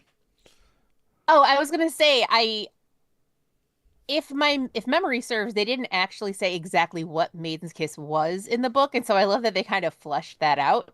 That was fun. But by the way, I totally spaced that. They did. Do they? It was off camera. It wasn't. It didn't happen on camera. It was talking about something that happened off camera, off scene. Yeah, I mean, just the details yeah. of the game, like how the game worked. I don't remember reading exactly the mechanics of we put the spear to your throat, and if you're bad at kissing, we stab you in it. Like, I don't remember that, but I also am not good at remembering things. So yeah, I'm with you there with the Aiel too. I'm like, people know we jokingly, Innkeeper and I, when we were interviewing Madeline, we asked her if she could explain Giotto to us. Wetlanders. She was like, you guys are the experts, and I was like, no, we're wetlanders. We don't know Giotto as good as anyone else. So it was really funny moment. But yeah, those details when it comes to like the Aiel, my brain doesn't. If the Aiel aren't land fear, it's just kind of a thing. Like it's a problem I have. I like the way that Avienda said Wetlander very much like it was a slur. Yes, that was pretty impressive. Yeah. It's like, oh, that was a dirty word. Yeah. Mary, did you like, I know you were watching on your phone, so I don't know if, did you like how offended they were that he could like instantly claim Karakarn status and then like tell them what to do? And they were just like, I like how it was a mix of, check this idiot out, an absolute disdain that, him doing this kind of confirmed their biases against him. Yeah. And I was kind of hoping we'd get the Karakarn is not a Wetlander king, but maybe that comes later. Yeah. But I like you may be him, but you're not worthy of the title yet, if at all. So what I've seen, you're just a Wetlander, and it just not to use it dripped. Yeah. With disdain. That's the perfect word for it, disdain. Yeah. And I like the way that she pointed out too that, like, you don't know my people. You're not connected to my people. You don't get to just walk in here and say that you're the boss of us. And I think that was a really important point that she made that may not have been clear, that they're sort of, I think it's setting up the fact that they're a very insular people and that he might have a hard time getting in there. Yeah. Yeah, that's a good point. That he even seems confused. Not that I think that Matt or Perrin and Avienda, they'd already kind of set up some of that, like these people operate in a different way, and this kind of continued that idea of like, who are these people? And so I hope. I think I saw Rafe said they're not going to mention, for example, I thought he wrote an article. They're not going to mention like the fifth, but he's like all the people on the. All the people on the set like know about this, or like they were basically like, it sounds like they were just kind of like trying to embed in what is Aiel culture and understand it. And so I'm excited to see if they were able to kind of pull it off. Not that I will know it very well. I'll probably be like, this is amazing, and then like all of our friends who actually like focus on the Aiel will be like threefold talk. Yeah, threefold talk will be like, Innkeeper's just a Wetlander, doesn't even know what he's talking about, and they didn't catch this, they didn't do that. So I'll be interested to see what Threefold Talk says about this topic. I will not be. You'll need to start wearing white. Yes, well, I need to like. Guy Shane. Yeah, they're gonna make you Guy Shane. Right? Oh yeah, like I have no idea when it's the Aiel. I'm always like, sure, that sounds right. I'm not sure if that's correct, but it is interesting. Like even people I think outside the show think that like fans that have reread the books, they know everything, and it's like, no, it's whatever you specialized in back in the day. Those are the things you know really well. I've met few that know it all, and I've met some that are pretty impressively know so much more. But Larry asked, does Amazon have numbers for how many of us joined in today? And I'm sure if we're above expectations, they could greenlight season 4. Yeah. I don't know I wonder if they'll release anything about it, and talk about like how it turned out. It was fun did all of you try to join their, like, were you in chat? Like, did all of you kind of jump in their chat too? I wasn't in chat because I wanted it full screen. Okay. So I was just I had Dusty Wheel chat open, and I wasn't even really responding that much anyway because I was too focused and engaged in what was happening. So there's more of that I wish I would have. I clearly was not as engaged as I should have been. So is there any way to see the video again? No, not that as far as I know. I think they're just releasing episode 1 next week. So, I don't think there's a way to see it again. But you can go see the BTS footage that's up still. So, thank God my kids were talking to me the whole time. Were they? Yeah, Tom said just the fact that they did this for me first time ever is a good sign. Yeah, I haven't heard of. Has Amazon done this kind of thing before? Maybe this will be the beginning of them doing these. I don't know. I don't know if I've followed any of their shows that closely to know if this is a new thing. Well, season 1 they did a live preview in select cities. You were at one. I was that's at right. one. They did the in-person. Bunch of us at one, but it was in person. This I think is the first one that's been streamed that people could get into.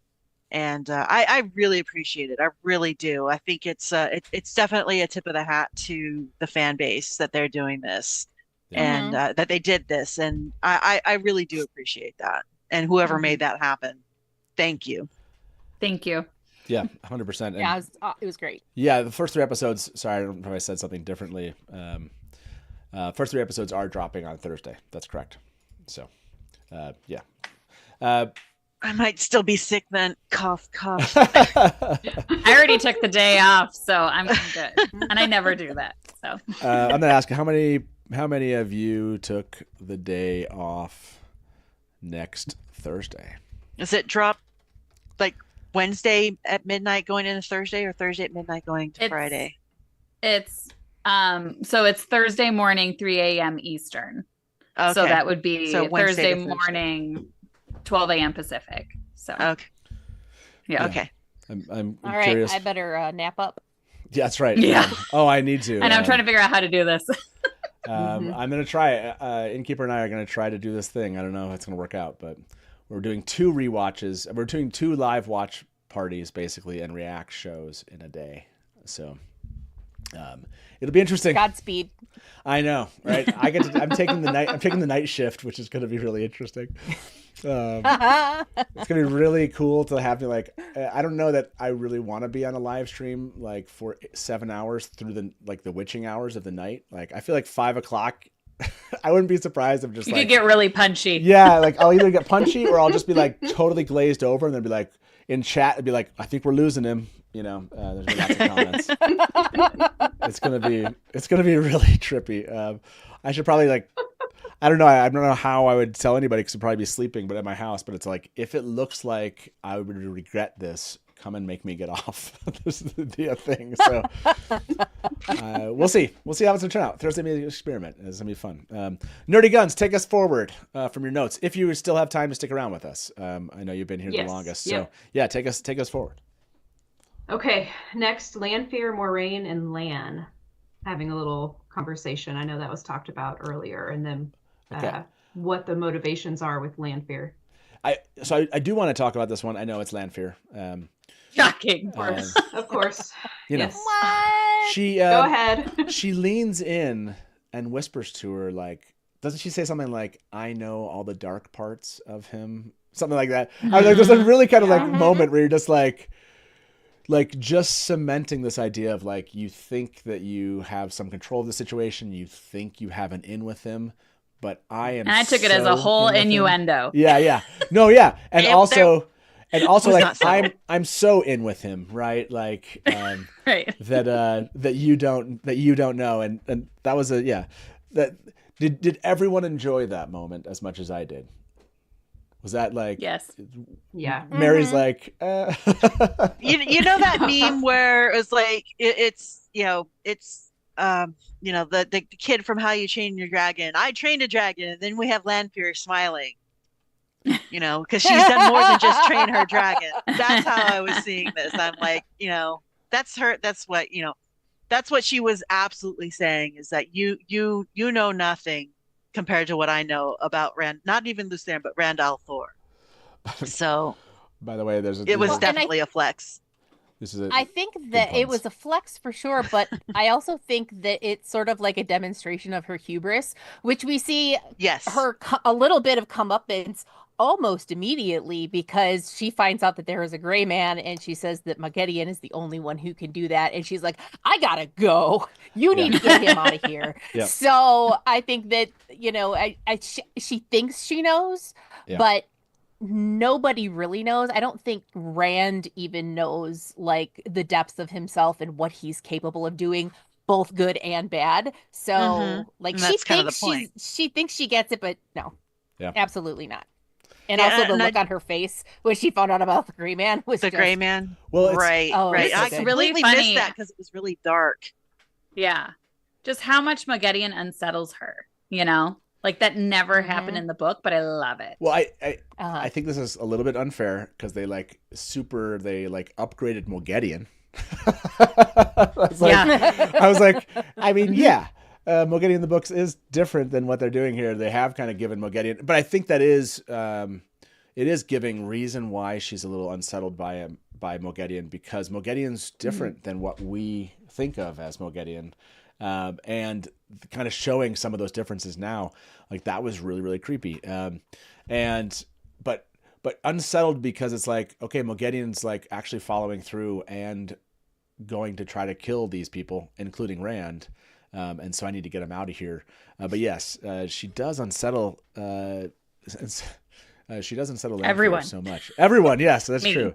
Which is why she's gonna be so like awesome. Like Nerdy Guns, are you looking forward to Moghedien's like scenes more than anyone else, or is there a character where you're like, no, I know, that Moghedien, it's creepy, but there's someone else I'm looking forward to seeing this season?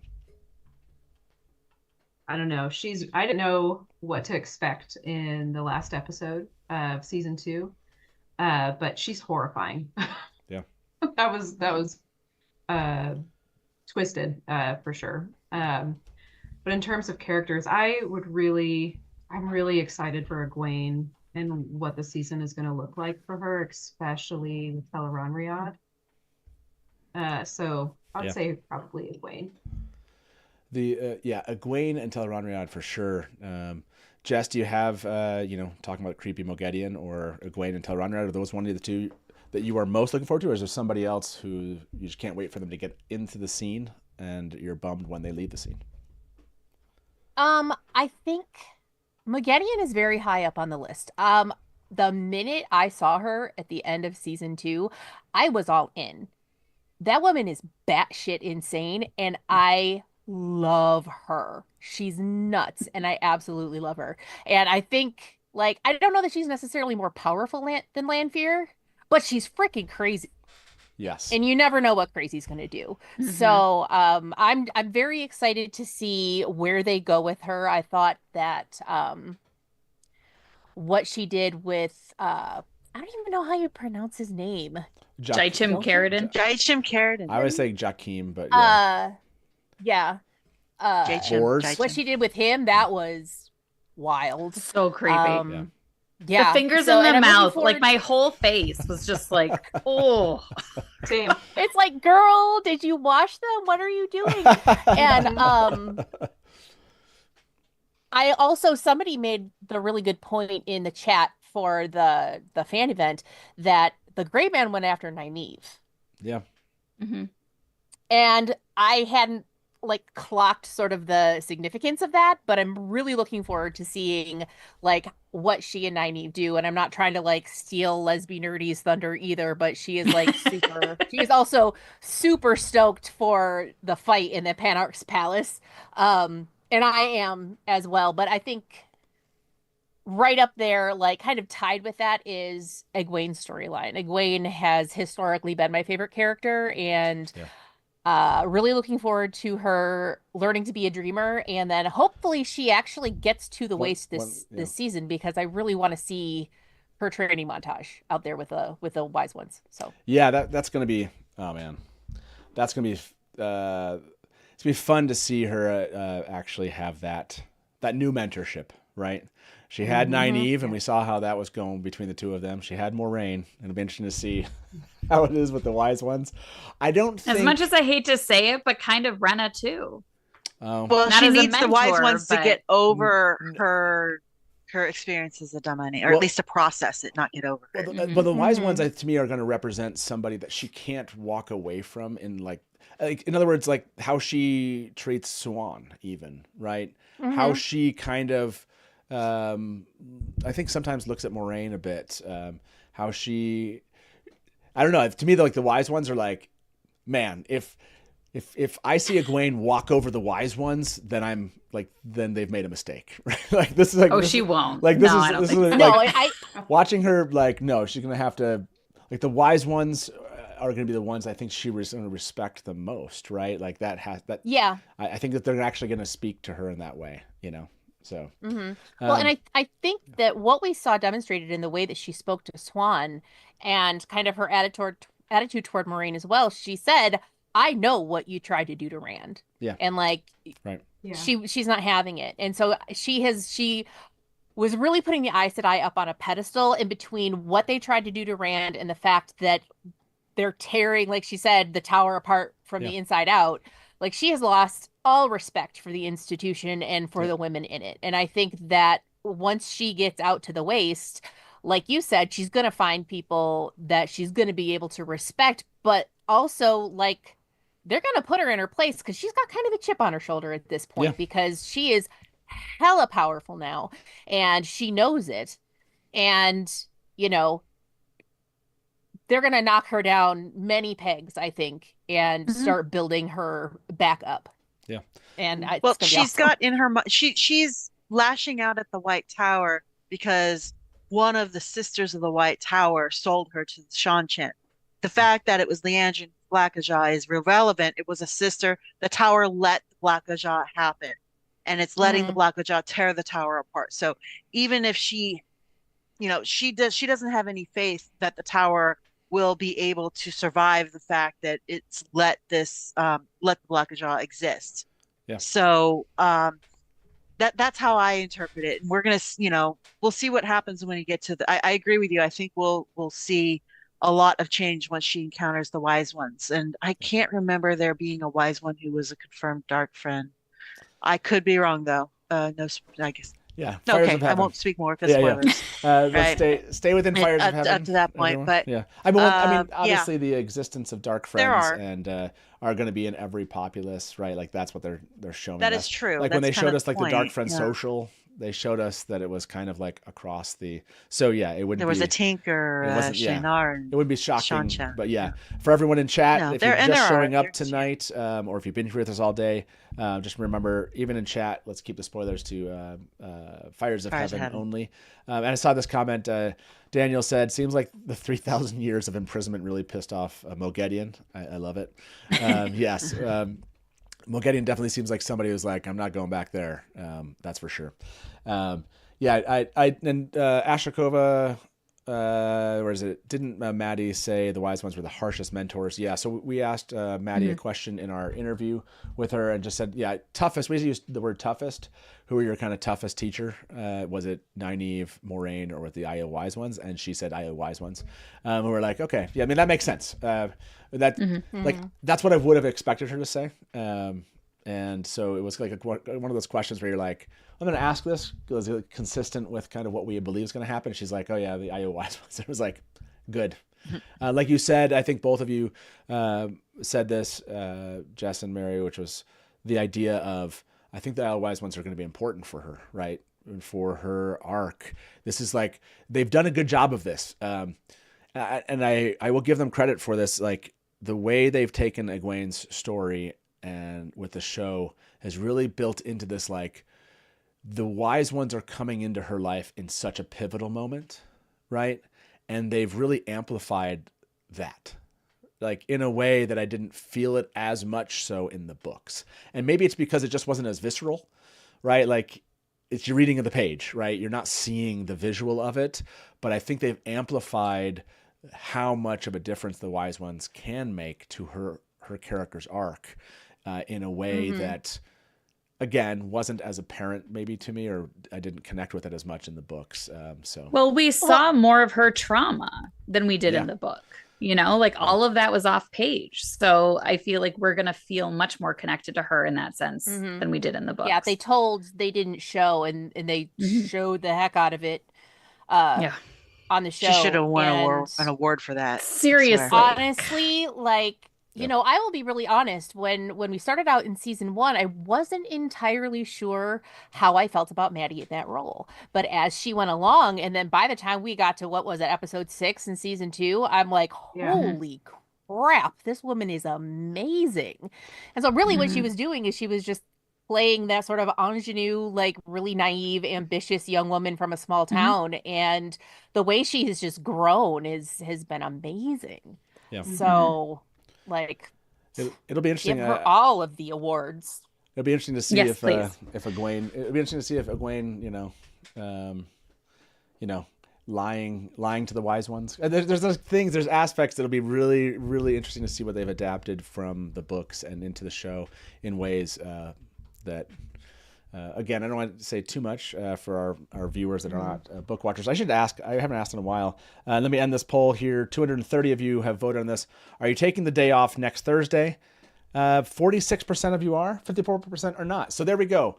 To my fellow Innkeeper, we're running 2 live watch parties.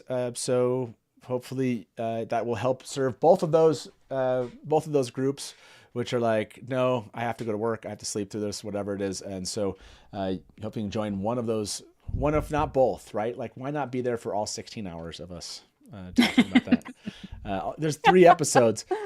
When they do this 3-episode drops, it's insane. You can't talk about, I guess in this case, we've already talked about episode 1 a bit. So, maybe just those next 2 episodes, maybe that'll be easier to track. So there's the live watch episodes that we can do, and then there's the deep dive episodes that we can do on Wednesdays. Exactly. After we have the whole season. Yes, 100%. Like, we started doing this, Mary, if you remember, we started doing this where we break down like 1 episode. But it took us like 3 shows to get through. Like, I can't remember how far. We did not get very far, and it was like, okay, we're never going to be done with this, apparently. So yes, we obsessed the normal amount. Yeah, just the normal. Totally, absolutely. So, Nerdy Guns, take us forward. Okay, this will probably be the last one, and then I'll probably jump off. Okay, sounds good. Next one I have is you're talking about Dark Friends a little bit. I'll be RN in Egwene's testing. We think that's Albiarn, or do we know for sure? We know for sure. We know. Swan said her name.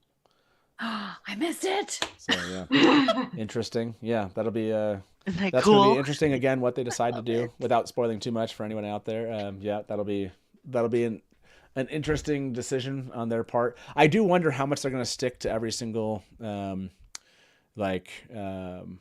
what they're going to stick to as far as like what the books say about a character or not. Like, if we'll ever get into a position where they decide to make a significant change on a character side that we're not expecting. So, yes, Nerdy Guns, thank you so much for being here. Thank you for like helping guide the discussion, because I felt very. Even though we're almost 9 hours in, I felt very incapable of like really keeping us on track of where things were at, because I feel like I was not as paying attention to all the details. So it was awesome that you took notes here. Right. What was your final thought? I mean, you took notes for this whole thing. Saw the Q&A, saw the BTS. Yeah. What did anything come out of those Q&As, or anything come out of the show that we haven't talked about right now? Just like, your final thoughts of the day. It was so good. I loved all of it.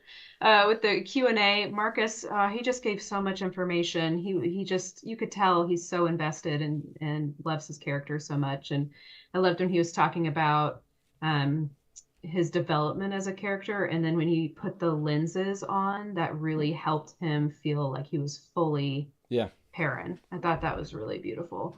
But besides that, the soundtrack, is stunning. It was so good.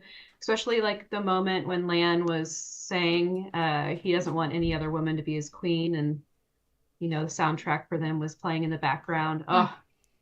I died and then came back to life. And my skin cleared and the crops are my watered. Checkbook balanced itself. It was amazing.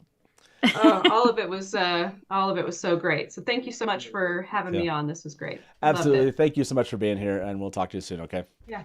See ya. Okay. Sounds good. Yep. Bye-bye. Bye. Bye. Bye. So I have a question if we can go back Yeah. to Moghedian. Yeah, let's go back to Moghedian. Yeah. Do we think that they've combined Moghedian with Semiraj? Or at least I would some of say the more components? Agenor. Well, a little bit of Agenor. When I brought that Lanfear up, said there's right? only But- one Forsaken that could create a gray man, I immediately thought Agenor. But so I was pleasantly surprised to see Moghedian. But Semiraj is my favorite, and I'm a little bit concerned that she won't show up.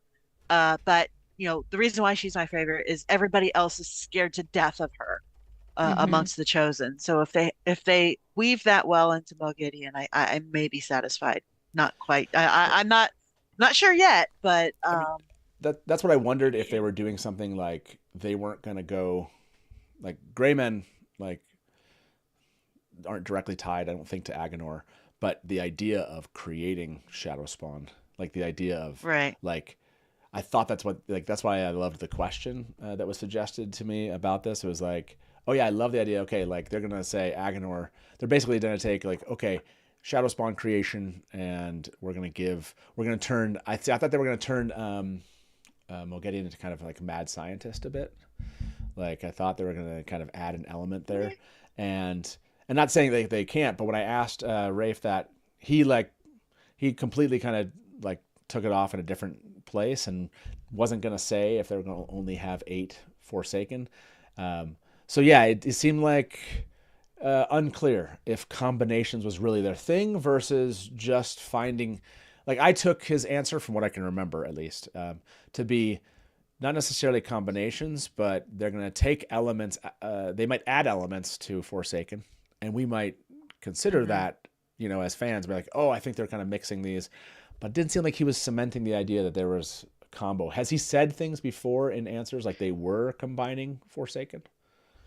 Not somebody in. I'm sorry. I thought somebody in chat said that Rafe said that they folded Agenor in with Moghedian, but I haven't heard that. I asked out of that, his but I mouth. don't think that's what his answer was. I think he was like, no, I didn't. I thought his answer was like, no. I think he brought up the fact that no, who creates the gray man isn't known, and I thought he was saying that giving that to her was kind of the associated that with other characteristics that Moghedian already had, and they The thought spider that fit. has, because she does things from the shadows. Yeah. So I think the that idea, makes sense. So I have to go back and listen to his answer. So I was like, oh, okay. I just took away out of the idea of thinking we're going to get combinations of Forsaken versus looking at a Forsaken's characteristics and adding things to them maybe that fit. I don't know if that makes sense. So No, it does. It actually makes perfect sense, and I think it kind of refines what we see with them. And because it looks like they've shaved it down from 13, it makes sense to spread some of those other relevant attributes, skills, story parts amongst the ones that we're keeping. Yeah, it's a. I think when this question was suggested to me, I loved the idea so much that I was like, oh, this is a foregone conclusion. And then when I asked him, and he was just like, I think his answer was like, no, that's not really where we're going with that. I was like, oh, okay, yeah, I can totally see that. Not giving me my not giving me my mad scientist version of Moghedian that I was kind of like when the idea was proposed. I was like, okay, that's kind of fun. It'll be interesting to see what they do with that. I do wonder if we are going to get some combos to your question. It's just he didn't really commit. Again, does anyone that heard the answer? You heard more than I did. He did. I wouldn't say anything was. Go please. I was just gonna say I don't think anything was definitive. Yeah. No, he did say say he's being cagey about it because he said something we already knew, that they combined Elias with Huron. Mm-hmm. By the way, for season 2, but yeah, but we kind of picked that up. I'm sure he said that. Right. I kind of have a memory of Huron coming up. It's really, I don't know if in those moments my brain just kind of blacks out a little bit. But it's so funny. Like you've been processing a lot of information. No, it's just Matt's funny. been sitting there dissociating. I know it's so funny. Like you're saying that, I'm like, oh, okay. Like wait, what did you say? It's like, oh, he said that. That's so cool. Makes me laugh. I was totally not there. I did remember him saying no, because I asked him. I was like, have you definitively told us there's only 8 Forsaken, or are you making us watch and find out? And he's like, oh, I would never give you that answer. And I was like, okay, good. If this makes sense, I don't mind. Well, I don't mind doing a leading question like that to someone where my knee-jerk reaction is, don't give us information. Like I didn't want him to answer that question. Does that make sense? Like, no, I want to watch it. And so, like, I don't mind kind of being like, oh, do we have to watch and do we have to read and find out, or watch and find out, or are you going to tell us this answer? And he was like, well, I'm not telling you. And I was like, good. That was the correct answer, if that makes sense. It's like, no, it makes correct perfect answer. sense. You passed. You passed. Yeah.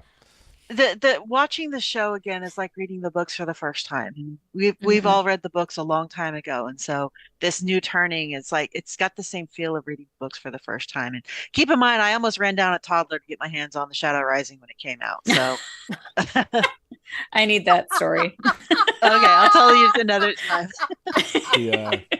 Ishi, by the way, Mary really said, "Screw your kids." Ishi woke That's 7. kind of how it happened, yeah. Ishi woke 7 during season 2 trivia wording confusion, perhaps. So yeah, well, he did wake Lanfear during season 2 as well. Yeah. So I mean, again, that he would be had like 7 his number of plus 10. seals, right? Like we're all kind of buying into Ishamael is like, I have these seals, and here's the representative of these Forsaken. But yeah, Rafe didn't like say 8, and so I was like, I couldn't remember in that moment. I was like, have we actually gotten an answer on that, or is it just kind of this assumption that we're all making? So. No, I think we're pretty confident that 8 is the magic number. Well, interesting. Oh, yeah. I'm gonna put my tinfoil hat on here for a second. Okay, Please do. So, we saw in the first season all the statues, and everybody's counting the statues, and they're like obsessively trying to figure out who the statues are. And so we know that we have a Ishamael. We know. And so we think that there's 8, and they think that there's 8. As far as I can tell, Lanfear is like, that's everybody. What if there are other Forsaken that they thought were dead, or that they didn't know about, or something like that come back, like come out later, and it's like, boo. There's like some other. Funny. Well, okay, so I'm gonna go with your theory, but I can't tell if I can do it without spoilers. You can. When one of the cold opens in season 1, feel like season 2. Season 2, where Lucer and Telamon was sealing Ishamael in his seal. There were 8 channelers. There were 8 channelers. And they say that you have replaced to have 8 13. channelers to gentle a man, gentle was what they were a man. saying. Which again, I don't know if that's actually true or not, but so 8 seems to be the magic number rather than 13. So, Yes. So Rafe said, "Don't trust the show character saying 8." Yeah, that's it. It is. Maybe he wasn't expecting that one because I could not remember exactly like all the stuff that they had set up for 8. But the thing that I'm going to throw out there is, and you're right, Megan. Maybe I can't. I'm trying to think of a way around this. So I'm just gonna go full book spoilers for a second. Because I can do this. I have the button that I can press for full book spoilers. So if you're watching, that's the question that I've been sitting on. If you're watching, so much power. If you're watching this right now, like this, we're not going to take long here. It'll just be a couple minutes. So just mute us, but you look for that banner, and then people in chat will eventually tell me when I've forgotten to take it down, and then you'll come back. And if you're in chat, this doesn't change the rules for chat. Remember that right now. In chat, I still want you to stay Fires of Heaven. That way people don't have to like worry about connecting to the show and worrying about running into something in chat. So, but it is something on the show we're going to talk about. So just mute us if you don't want to hear this. In chat, stay Fires of Heaven. Hold the line. Hold the line. So yeah, what if he didn't want to say only 8 because we're looking at new Forsaken in this age? That's what I was thinking. So yeah, I'm sure that's right. So I wonder if my question of saying, so there's only 8 Forsaken, and he's like, well, I'm not going to basically confirm there's only 8 Forsaken in the show. There could be more.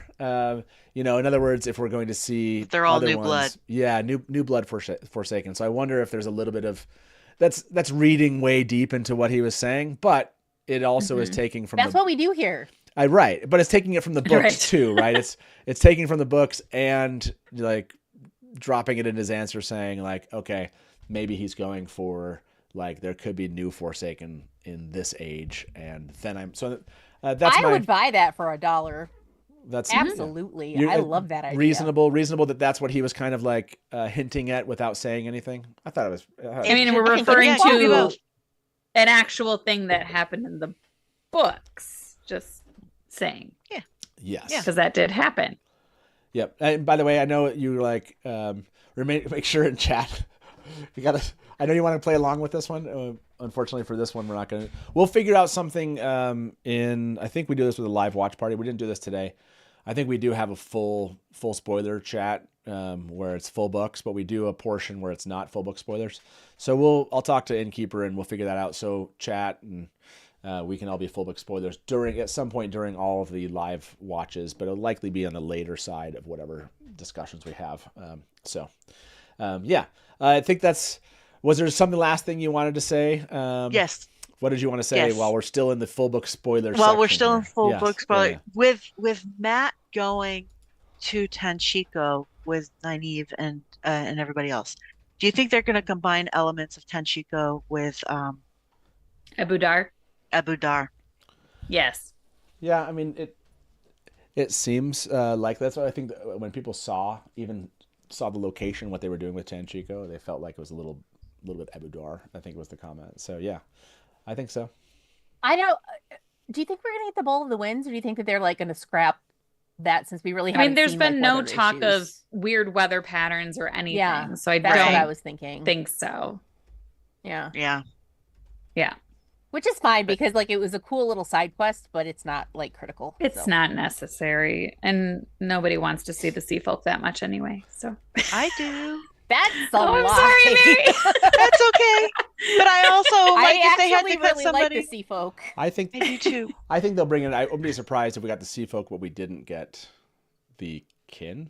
I wouldn't be surprised if we. I wouldn't be surprised if we. Well, the kin brings implications for what the Oath Rod does as well, which they haven't really established. You know. Yeah. They've started. I guess I wouldn't be surprised if they dropped that, but I would assume. I thought I thought Rafe made a comment about the sea folk that we're going to get. Oh no, we do have the sea folk. I'm just saying I don't think we're going to get as in depth. Oh, as in depth. Yeah, sure. Yeah. Right. Any final full book spoilers? That we can from the episode 1. Was there anything full book spoiler you wanted to just say? I mean, the Gawyn and Galad meeting. Are we not getting it at all this season? And if we just never see them together, that's totally okay. Are we gonna get? She don't need a man. Are we gonna? She get doesn't. It? No. Are we gonna get it? Maybe it's. That's a good question. Yeah. If she does get a man, I would rather very big implications. Such just a way later. Oh, because they're leaving. We see them at the end of the episode. They're leaving, right? So it doesn't seem like it. Yeah. So it'd have to be later. They're not going to meet. Yeah, they're not. So. Darn. So maybe it'll never happen. Right. And that would be damn great. shame. By the way, there's something really fun about the show where, like, if Moving you on. didn't like something in the books and then the show doesn't do it, you're kind of like, yeah, that's okay. It's true. It's like, you know what? I'm fine with that. That makes me laugh so much. Like, this is like in line with how much I loved season 2 in Landfear. It was like basically once they did a good job with Landfear, I was like, I don't know, you can change stuff. Just don't mess with Landfear. We're good. I don't care. Like, just make Landfear really, really good. The Innkeeper is invested this far and no farther. We know that's gosh. Yeah. The being able to cut things that you don't like anyway aspect of this is really funny when it comes up, because I can tell other people are really embedded that they're like, yeah, that doesn't bother me at all. Go ahead. Okay, we're gonna turn off full book spoilers and we're back. If you were watching and you're like, did they ruin everything? It wouldn't have been that much. There wasn't that much to have ruined anyway. But we respect your yes. reading enjoyment. Thank you very much. I really appreciate that. And this is something I didn't connect with in the pre-show cards trivia. They said, who are the 7 that Ishamael released? So that would mean 8 Forsaken so far. Right, and that's why we can't reference what we referenced in the full book spoiler time, but that's why, like, when I asked him that question, he wasn't going to confirm it. And I was like, there's okay. ways around it. Okay. So what are you trying to say? Maybe you're suggesting something else. So, and, it's a very eye to eye answer. Spoilers again. Yes. Everybody jump for full book spoilers. We're just going to stop there. Yeah. By the way, it is, and you're all like wondering, did this? I should see. Oh yeah, it's still. We're still attached to that. This is a live call and talk show. We just haven't. We've had a lot of guests today. We've had a lot of crazy stuff going on, so we just haven't like engaged with the, that portion of the show. So feel free to give us a call. It's 1-313-825-5968 or Talk Watt. That's right. The Talk Watt claim to fame. This number's claim to fame. It's the number that's getting the fame, is that Rosamund Pike one time called that number many years ago. So it was like, and now you've met her. Yoink. Hello? Oh yeah, I did. That's a good point. We hadn't met in person until that moment on stage, actually. They didn't show that part. It is very exciting to me that I'm 1 degree of separation away from so many of these people because I'm Hatch and he's famous. Thank you, Matt. Somebody said like it was really funny. Someone was like, "Are you moving to Hollywood?" Which I thought was funny. I was like, "Nope, just my basement and talking about the Wheel of Time."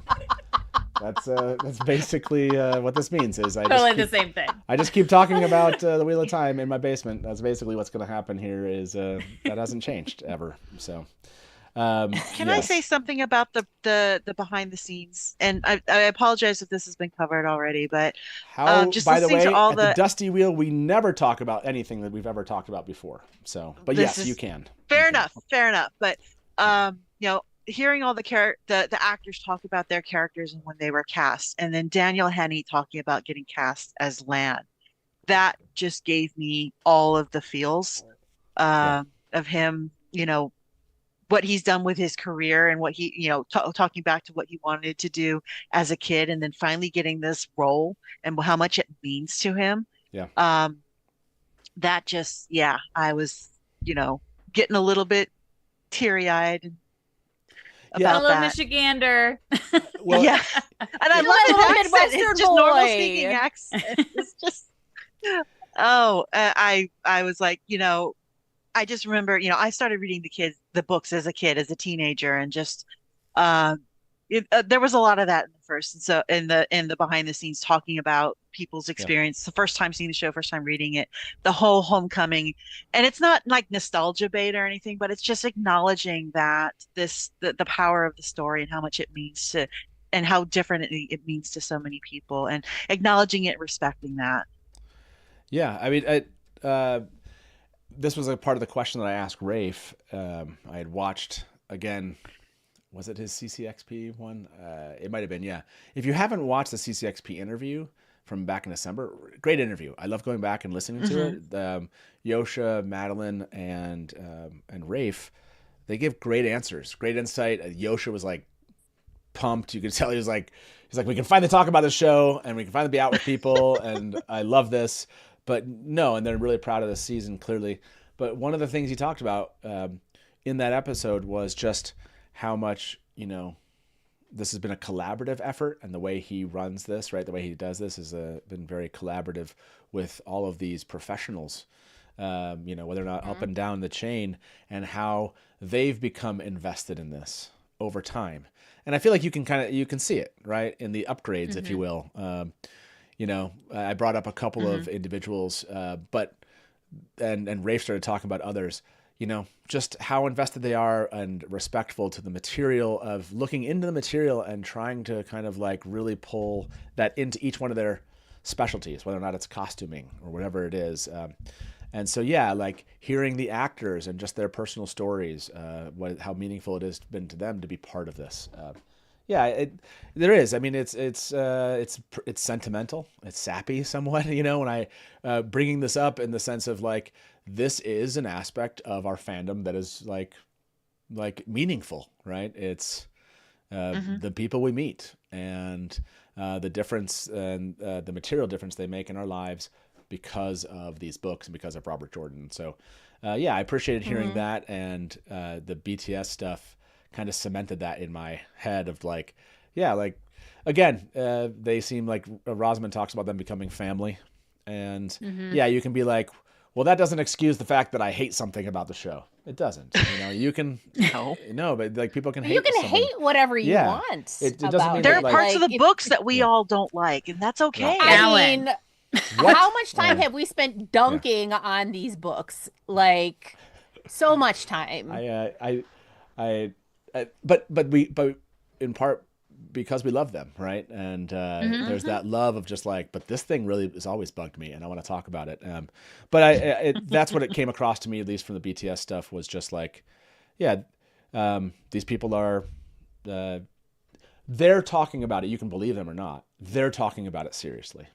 They're engaging with it in what a way seems very serious and intentional beyond like. And yes, they're getting paid to do that. So you can kind of like go down the road of like, well, of course, like if I was getting paid to do it, I would do that too. But that's their craft. But it's what their they love job, to do. Right. It's their craft. And I think that with any job, you can bring a different level of dedication and preparation to it. And you can come in having done no preparation and still do a fine job. Correct. But I think that, one of the major impressions that I came away from that behind the scenes thing is that every single one of them seems to have such an enormous amount of respect for the source material, and not just the actors, but the writers. And I mean, obviously Rafe, like people want to dunk on Rafe and say that he's doing terrible things to the show. And it's sort of like,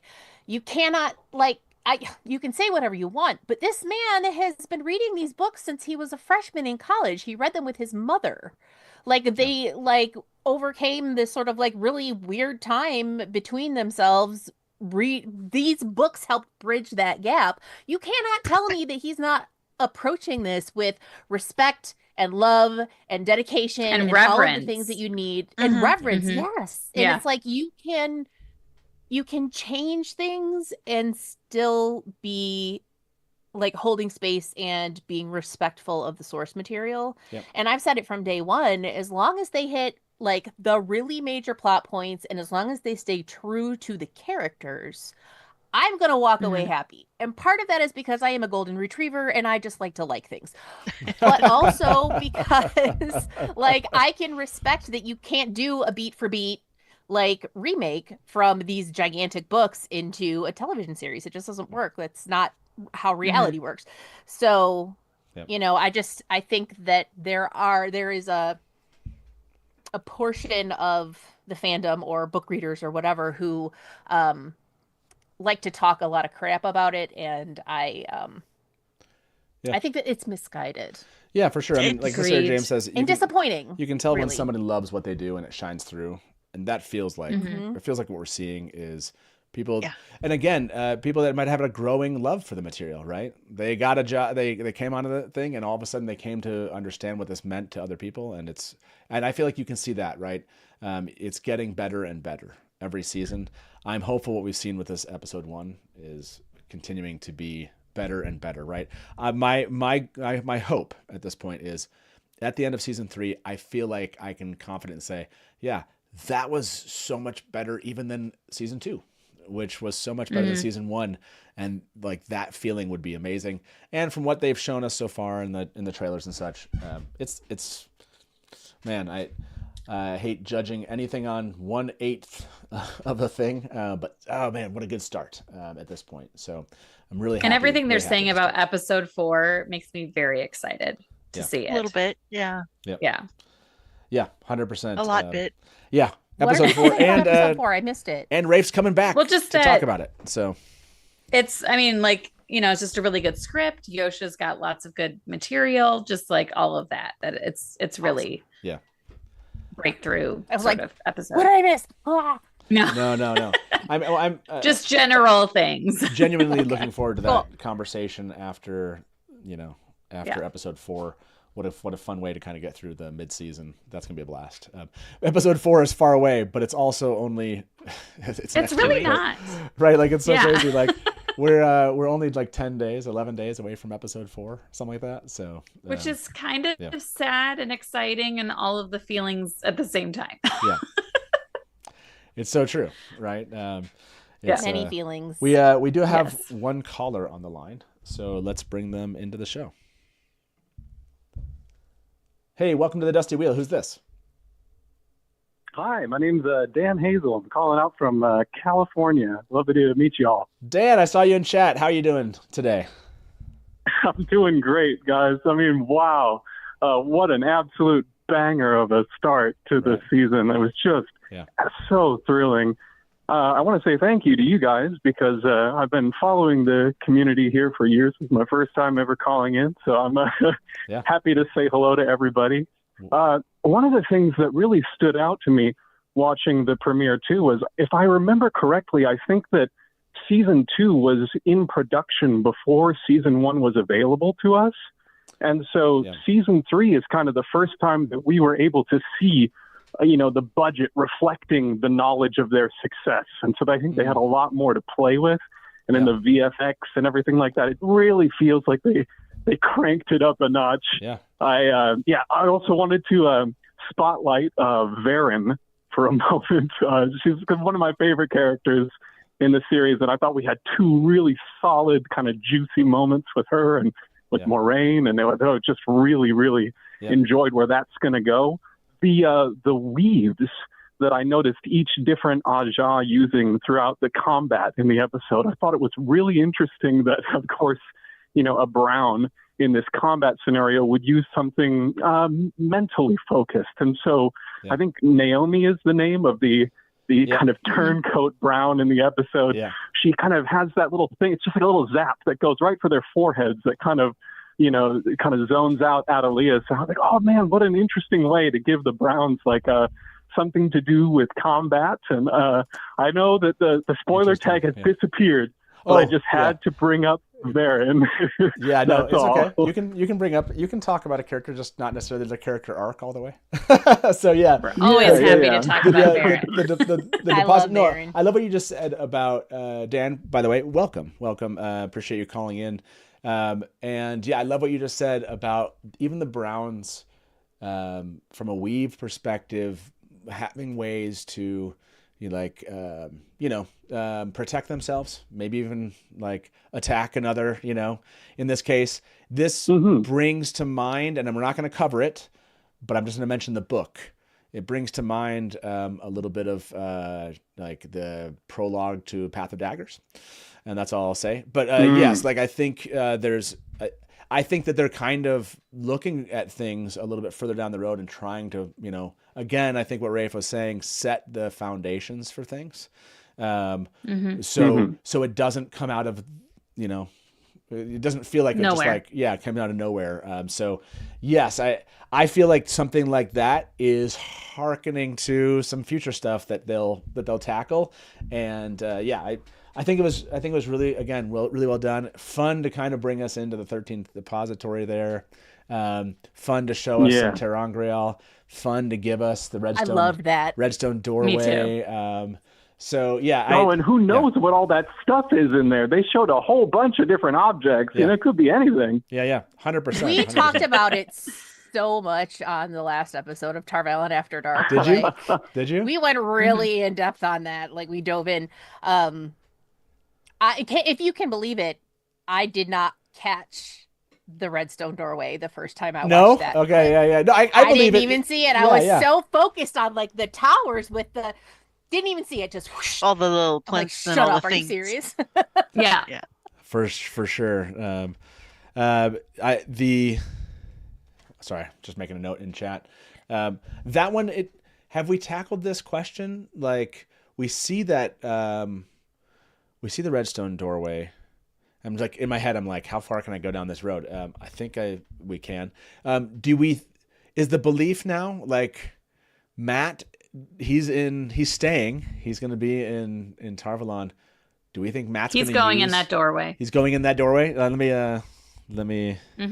Okay, poll here. I have been, and I think actually, I was just listening to you guys, Jess, this morning on Tarvalon After Dark, and you guys were talking. I think you said something about how maybe what Varen does is just an illusion and Matt's going to literally just fall through it. I think, wasn't that what you guys said? That'd be Yeah. hilarious. Yeah, I think it might have been, I can't remember who said it, but yeah, that would be classic. Hilarious. First of Yeah. all. We also got into kind of a heated debate about Matt's memories, because I have been pretty staunchly like anti-Finn, not because I don't like the Finn, not because I don't like that part of the story, not because I don't think it's important, but you know, when you look at it from a sort of 3,000 foot view to go into corporate speak, what are the really, really important parts? Is Matt's That's important, trip... Jess, and I was yelling at you the whole time while I was So my whole thought is it important enough to include, is it important enough to try and explain a fourth weird world on top of like the world we're actually in, Teleron Riyadh and the Ways? Like we already have weird stuff we're dealing with. Do we want to add another one? Everybody, I am apparently the only one who thinks that is kind of a stretch. I'm with you, Jess. But we got into kind of a heated debate about whether Matt already had his memories or not. And I'm like, I thought he got his memories from blowing the horn. So yeah, he does. I mean, he talks about them in this What do I episode. know? Honestly, that's one of the dissections I would like to see someone do. I don't know that I want to. Like, in other words, this is like some research that I would love somebody to just like do like in parallel Matt's journey with memories up through this, and then like what the show's done with his mind, because I have to go back and like think about it. Like, okay, what did he have? When did he have it? Why did he have it? And then what has the show done with it? So what could they possibly? Because I'm trying to like consider what they're trying to do with Matt and his memories, and they feel like they are off in a way that I'm just like, how are they going to get it back? Because I keep on thinking, almost right, reverse engineered, because in the book he gets the holes in his memories, and then he goes in and asks for the holes to be filled. And in this way, he's already got the memories, and I feel like he's wanting those fixed or taken away, or like some way to manage it. So it's almost like backwards. Mm-hmm. Yeah. So it's like, but go ahead. I'm sorry. Go ahead. No, I was gonna say like, but then what is it like? Then he gets rid of them, and then there's holes. like, anyways, I'm like, I know, I don't know. Maybe he goes in like, because he talks about how like he can't sleep because the memories keep coming in and he can't like sort them, and maybe he'll go in and it'll be something kind of like EMDR therapy where it's all stuck in his frontal lobe and it hasn't been processed, and what he'll ask of the Finn is to get that stuff sort of like processed and filed away so that it's not like interfering with his life so much. And then once it's sort of all processed and in his brain where it belongs, he'll be able to actually access them, and that's where we're going to see all of like the stuff that he does. I do not remember what happens in which books past like the Great Hunt, so I have no idea. I know, I'm like really careful. I'm always like, I mean, you've already seen how patchy my memory is about like the show I just watched and the interviews I just did.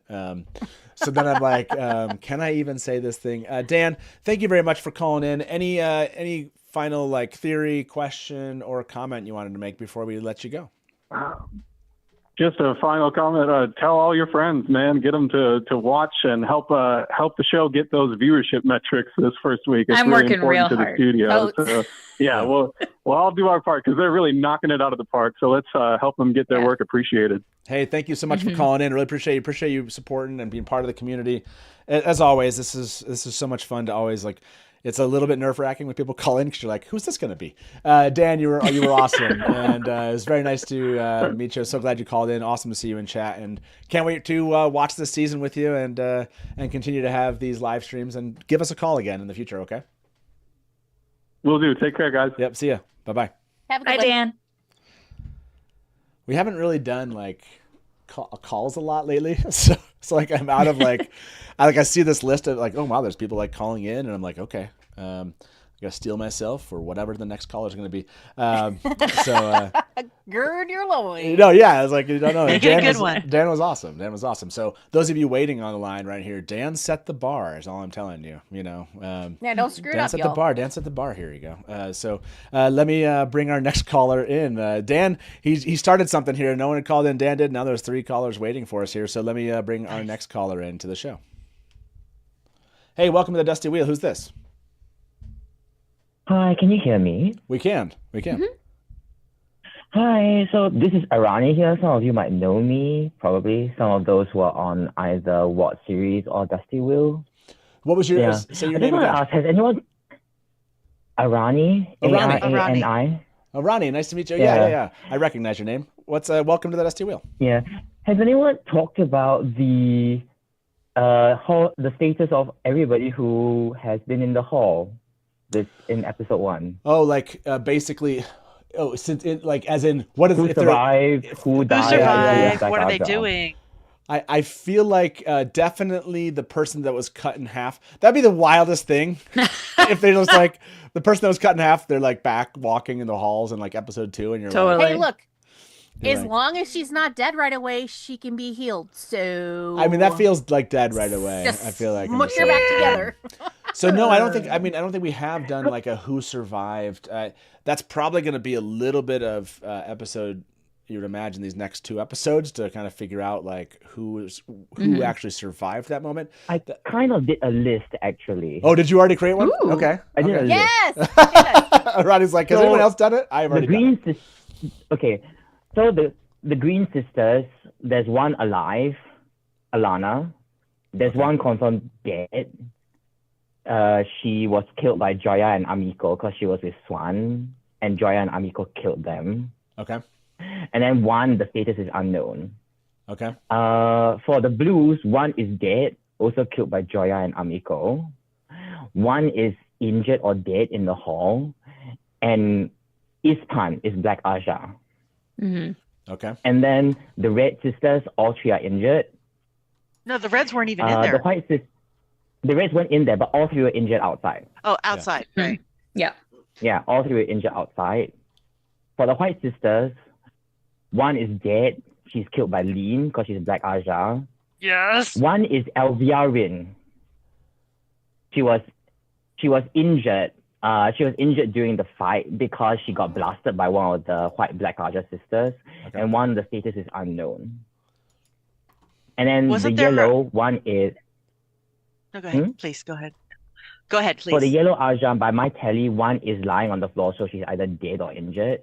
One is Black Aja, and one healed Swan, so she's alive. The Brown Sisters, one was cut in half. I haven't seen the other 2. I think the other 2 survived. And then the gray one is Black Aja, Joya, and not sure about the others. And this paints a very, very bleak picture for who survived in the hall after this battle.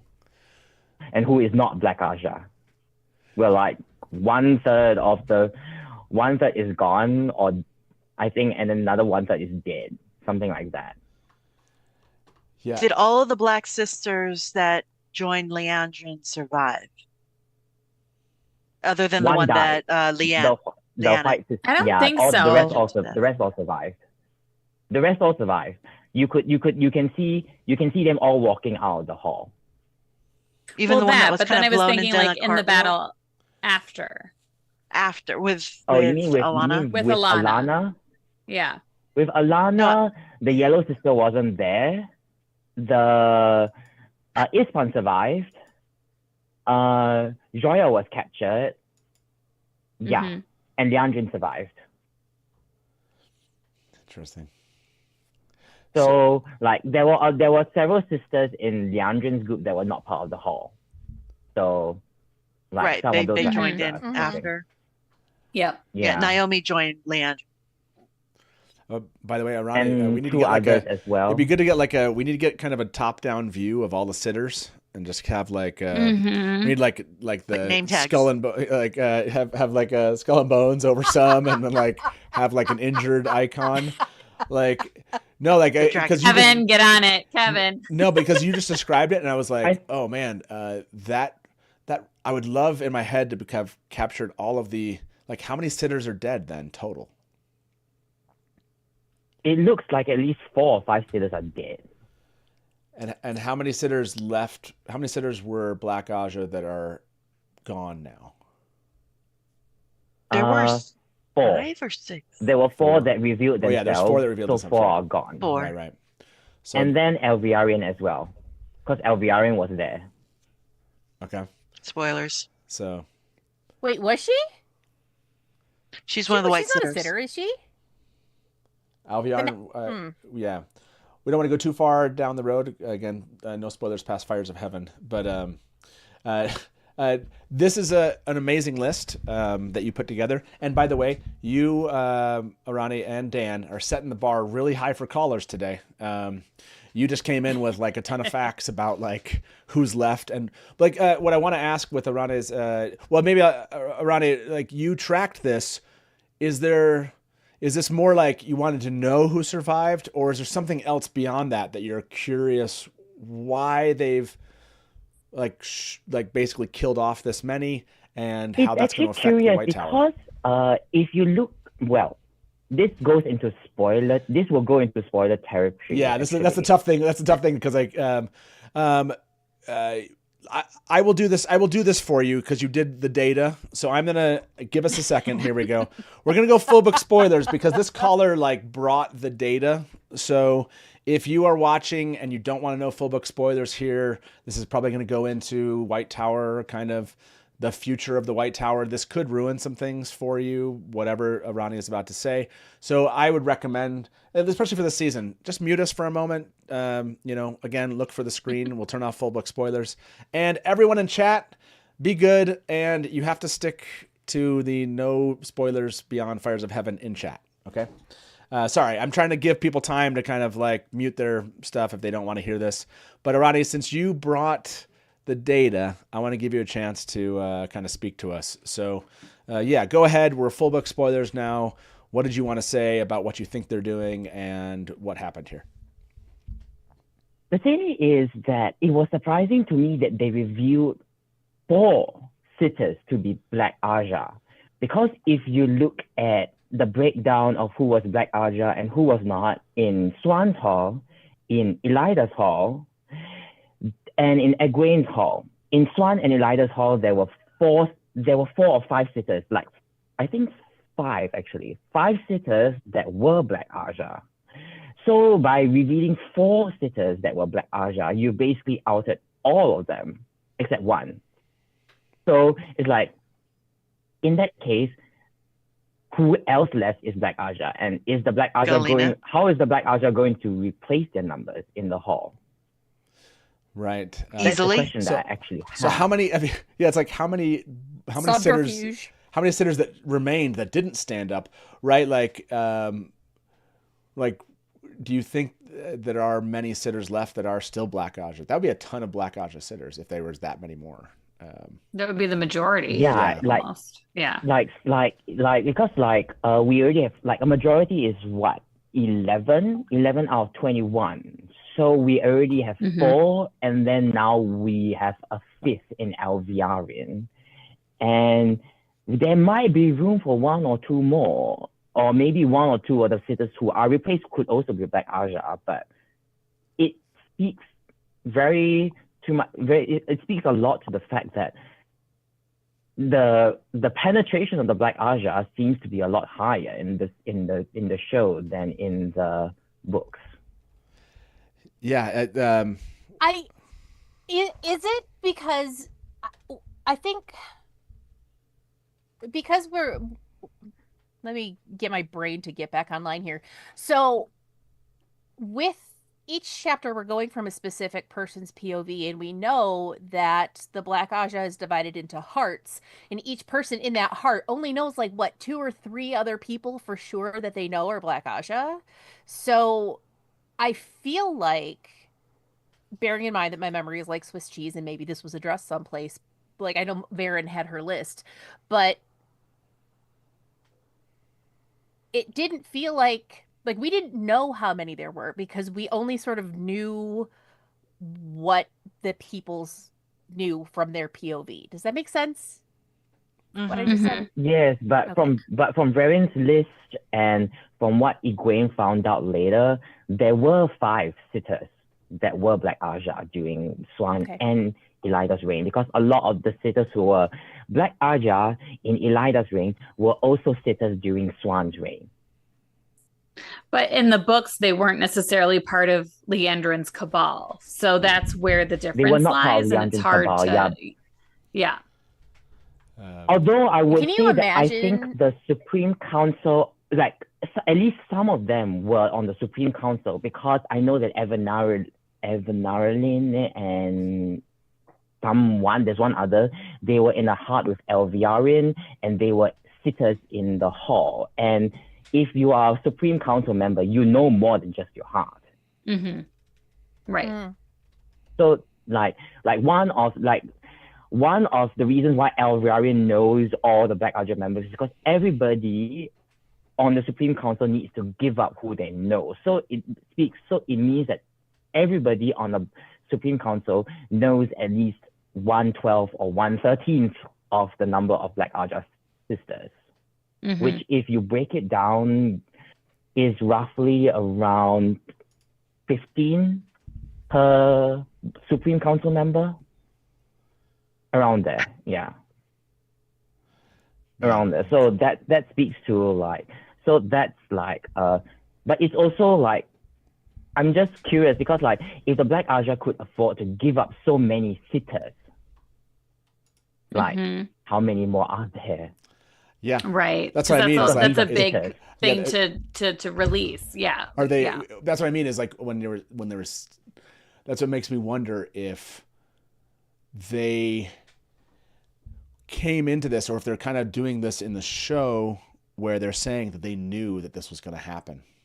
They were aware of what was going to happen, and so the people that stood up were the ones that were going to stand up and leave, and maybe there are some that are still left there that knew not to go, and they were purposely, not attacked in any way to kind of clearly they took out the one. Oh, Elviarin was attacked. Elviarin was the first person to be attacked. But that's what I'm saying is like, maybe this is part of that. This was part of their ploy, right?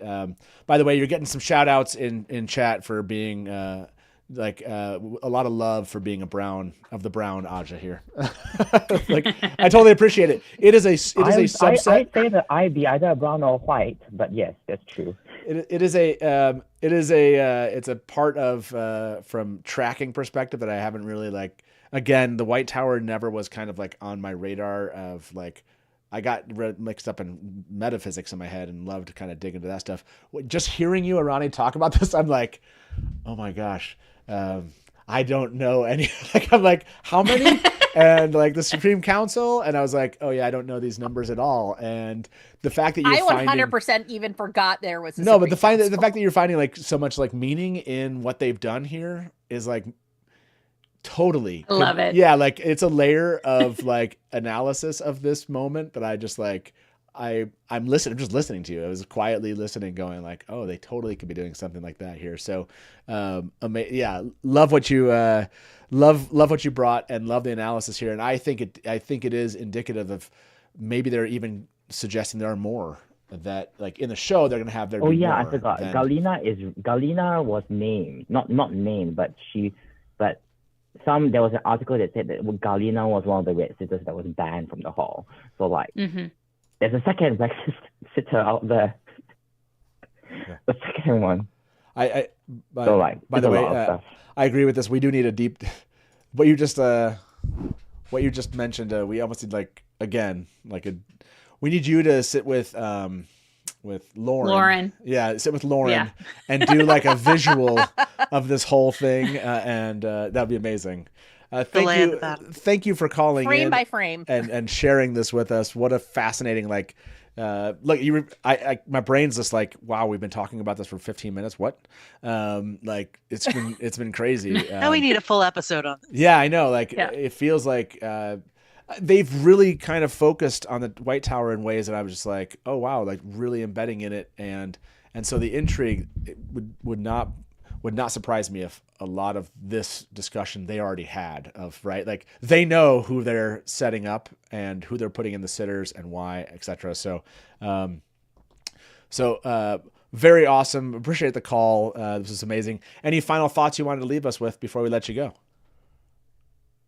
I just want to say I look forward to what season 3 has in store, and I'm looking forward to geeking out about White Tower stuff and about One Power Weave, because that's my jam. What was your okay? If it's your jam, before we let you go, by the way, you can't.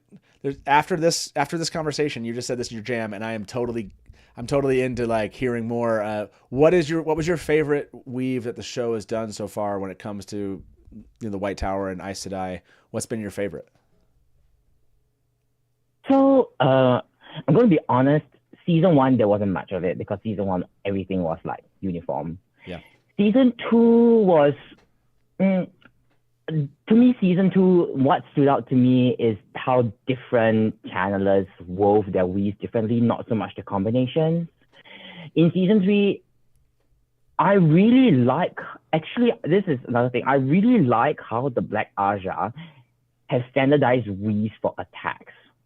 Like you see the saw blade weave and you see the fireball weave, and you look at the fireball weave, it's the fireball weave for the Black Aja is the same across the entire Black Aja, and it's different because the fireballs for the Black Aja are 3-pronged, it's like a fireball with 3 different edges, and it's the same.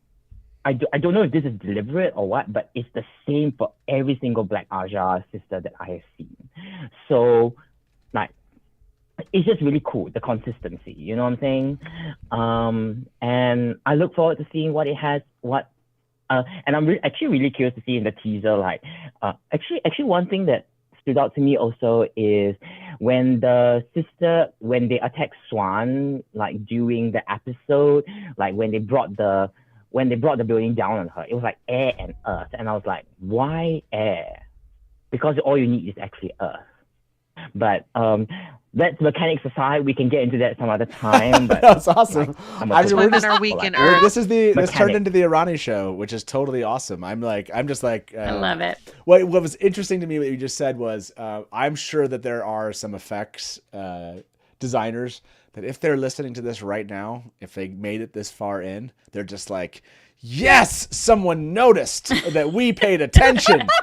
And that we were consistent across these, and we're connected. Like there's a bunch of people part of this production that are just like, whoever Irani is, I love this person, and this is amazing. So yes, I feel like I've missed so much of the show already because you're like, they were consistently creating the weaves for fireballs the same across the Black Aja, but different than others, and I'm just like, yeah, I did not notice that. And I was just so excited that I saw the saw blade one and the one that looked like a whip. I'm on it. No, I was like, I'm not on it at I was all. like, I just seeing some that cut them in half, and that's where I was at. So amazing,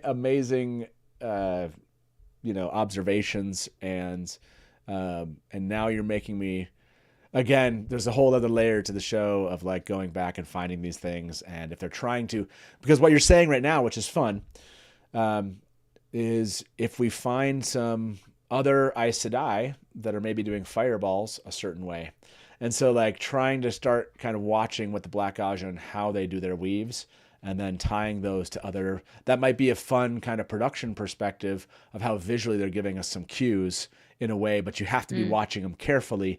And of course, that doesn't mean that it's Black Aja. So it's a way to kind of be suggestive but not declarative about what that means, and I love it. I love that again. I love it again that it's an aspect of the show and how they're kind of weaving in pieces that I didn't notice. I'm being asked if I can take it on the full book spoilers. I'm taking it on the full book spoilers banner. Sorry for those of you out there. We did go into depth, and we were mostly spoiler the entire time. So. I think it was worth not hearing that if, again, you cared about spoilers, etc. Irani, amazing. Really appreciate you calling in. Would you ever like to come on the show and talk about the weaves, the White Tower, and the show itself? Would you enjoy coming on the Dusty Wheel to do that? I would, actually. It's good. It's good to be able to theorize and geek out about weave combinations, especially since they're not. You don't have to do a single thing a certain way. There's so many ways to do it, as you can see, as well. You find out. But yes, yeah, I will. I would love to theorize about this. I'm in. So I will go and check on Discord and make sure. But please do reach out on Discord and just make sure I don't miss out finding where you were at so we can get in contact, but love to have you on again. Fellow Brown Aja that geek out about minutia and make connections to random things to theorize about the Wheel of Time books is my jam, even when it's not like something. I think that's actually not Brown Aja. I think that's white. Okay, so it is very mathematical and logical. Sure, there is. Yeah. It is true. Yes. But there's also what do I call it? There's also what's the word? I can't think of the word. Methodical? No, not methodical. It's hyperfixation, and kind of that the Brown Aja can do. And so there's I can accept that we can have a conversation here at the Dusty Wheel about the Brown Aja and the White Aja and where we might fit into it. But if you want to go by White Aja, double majoring in brown. Yes, exactly. I think you can be brown and white, and that totally works for me. So thank you, Arani, for calling in, and please do reach out. Omar called it the beige Aja. Yes, the beige Aja is the way to go there. Thank you very much, Arani, for calling in, and let's have you on, and let's kind of dig into the weaves a bit more and what it could mean and theorize about what the show's doing with it. Loved your call, and look forward to seeing you at the Dusty Wheel. Thank you for having me. Absolutely. We'll talk to you soon. See ya. Bye-bye. Bye. Matt, I have to head out. You're out of here, Mary. Yes. Sorry, I forgot that you were. I can't remember if you were 9:30 or anyways, 6 or 6:30. Sorry, your time. But I didn't want to miss that. No, that was amazing. That was no. So diving into the White Tower, that's my jam. So yeah. Thank you very much, Mary. It was awesome having you here as always. I appreciate your opinion, and what a blast to be part of this. Continuing to move forward. Someday, I don't know. Someday we won't talk about the Wheel of Time all the time. I don't know. It will happen. Nah. No, I don't foresee that happening ever. No. We'll talk to you soon. See ya. Take care, everyone. Bye-bye. Bye. Bye, Francine. Bye. And then there were 4 of us. Light Blinded Fool. Oh, how you you doing? counted right this time. Good job. I know. I by the way, I said 3 in my head, and then I said, "Oh, that's right. People made fun of me for counting wrong." And then I said 4, and then I actually said the words 4. So, how you doing? Done. How you doing? How did you feel about this episode 1? I don't know that I've been tracking your thoughts in chat. Yeah, tell us, Light Blinded Fool, what your thoughts are. Well, I would say that I am highly impressed. I think right now I'm at about a 9.9 out of 10, but I think if I rewatch it, I'll be at a 10. Yeah. Okay. 9.9. Yeah, it's like this is one of those, like, my brain kind of goes like, I want to hold out saying what I'm it's like I will not give it a 10 just yet. Yeah, no, this is I'm at like 15 out of 10. You're like already done. You're like, it's over. I'm like 15 out of 10. I'm in. You got me. Does it go to 11? What were the it goes to 11. What were the things that I think for you kind of made you feel that way? Like, what are the aspects of that rating that, I mean, like, to hit a 9.9 or whatever, 10, like they have to be hitting everything. So maybe just everything is the answer. No, but like, what are the standout things for you that really kind of give the meaning to that rating? Yeah, I think overall it was the way that they spent time with each of the characters in a meaningful way.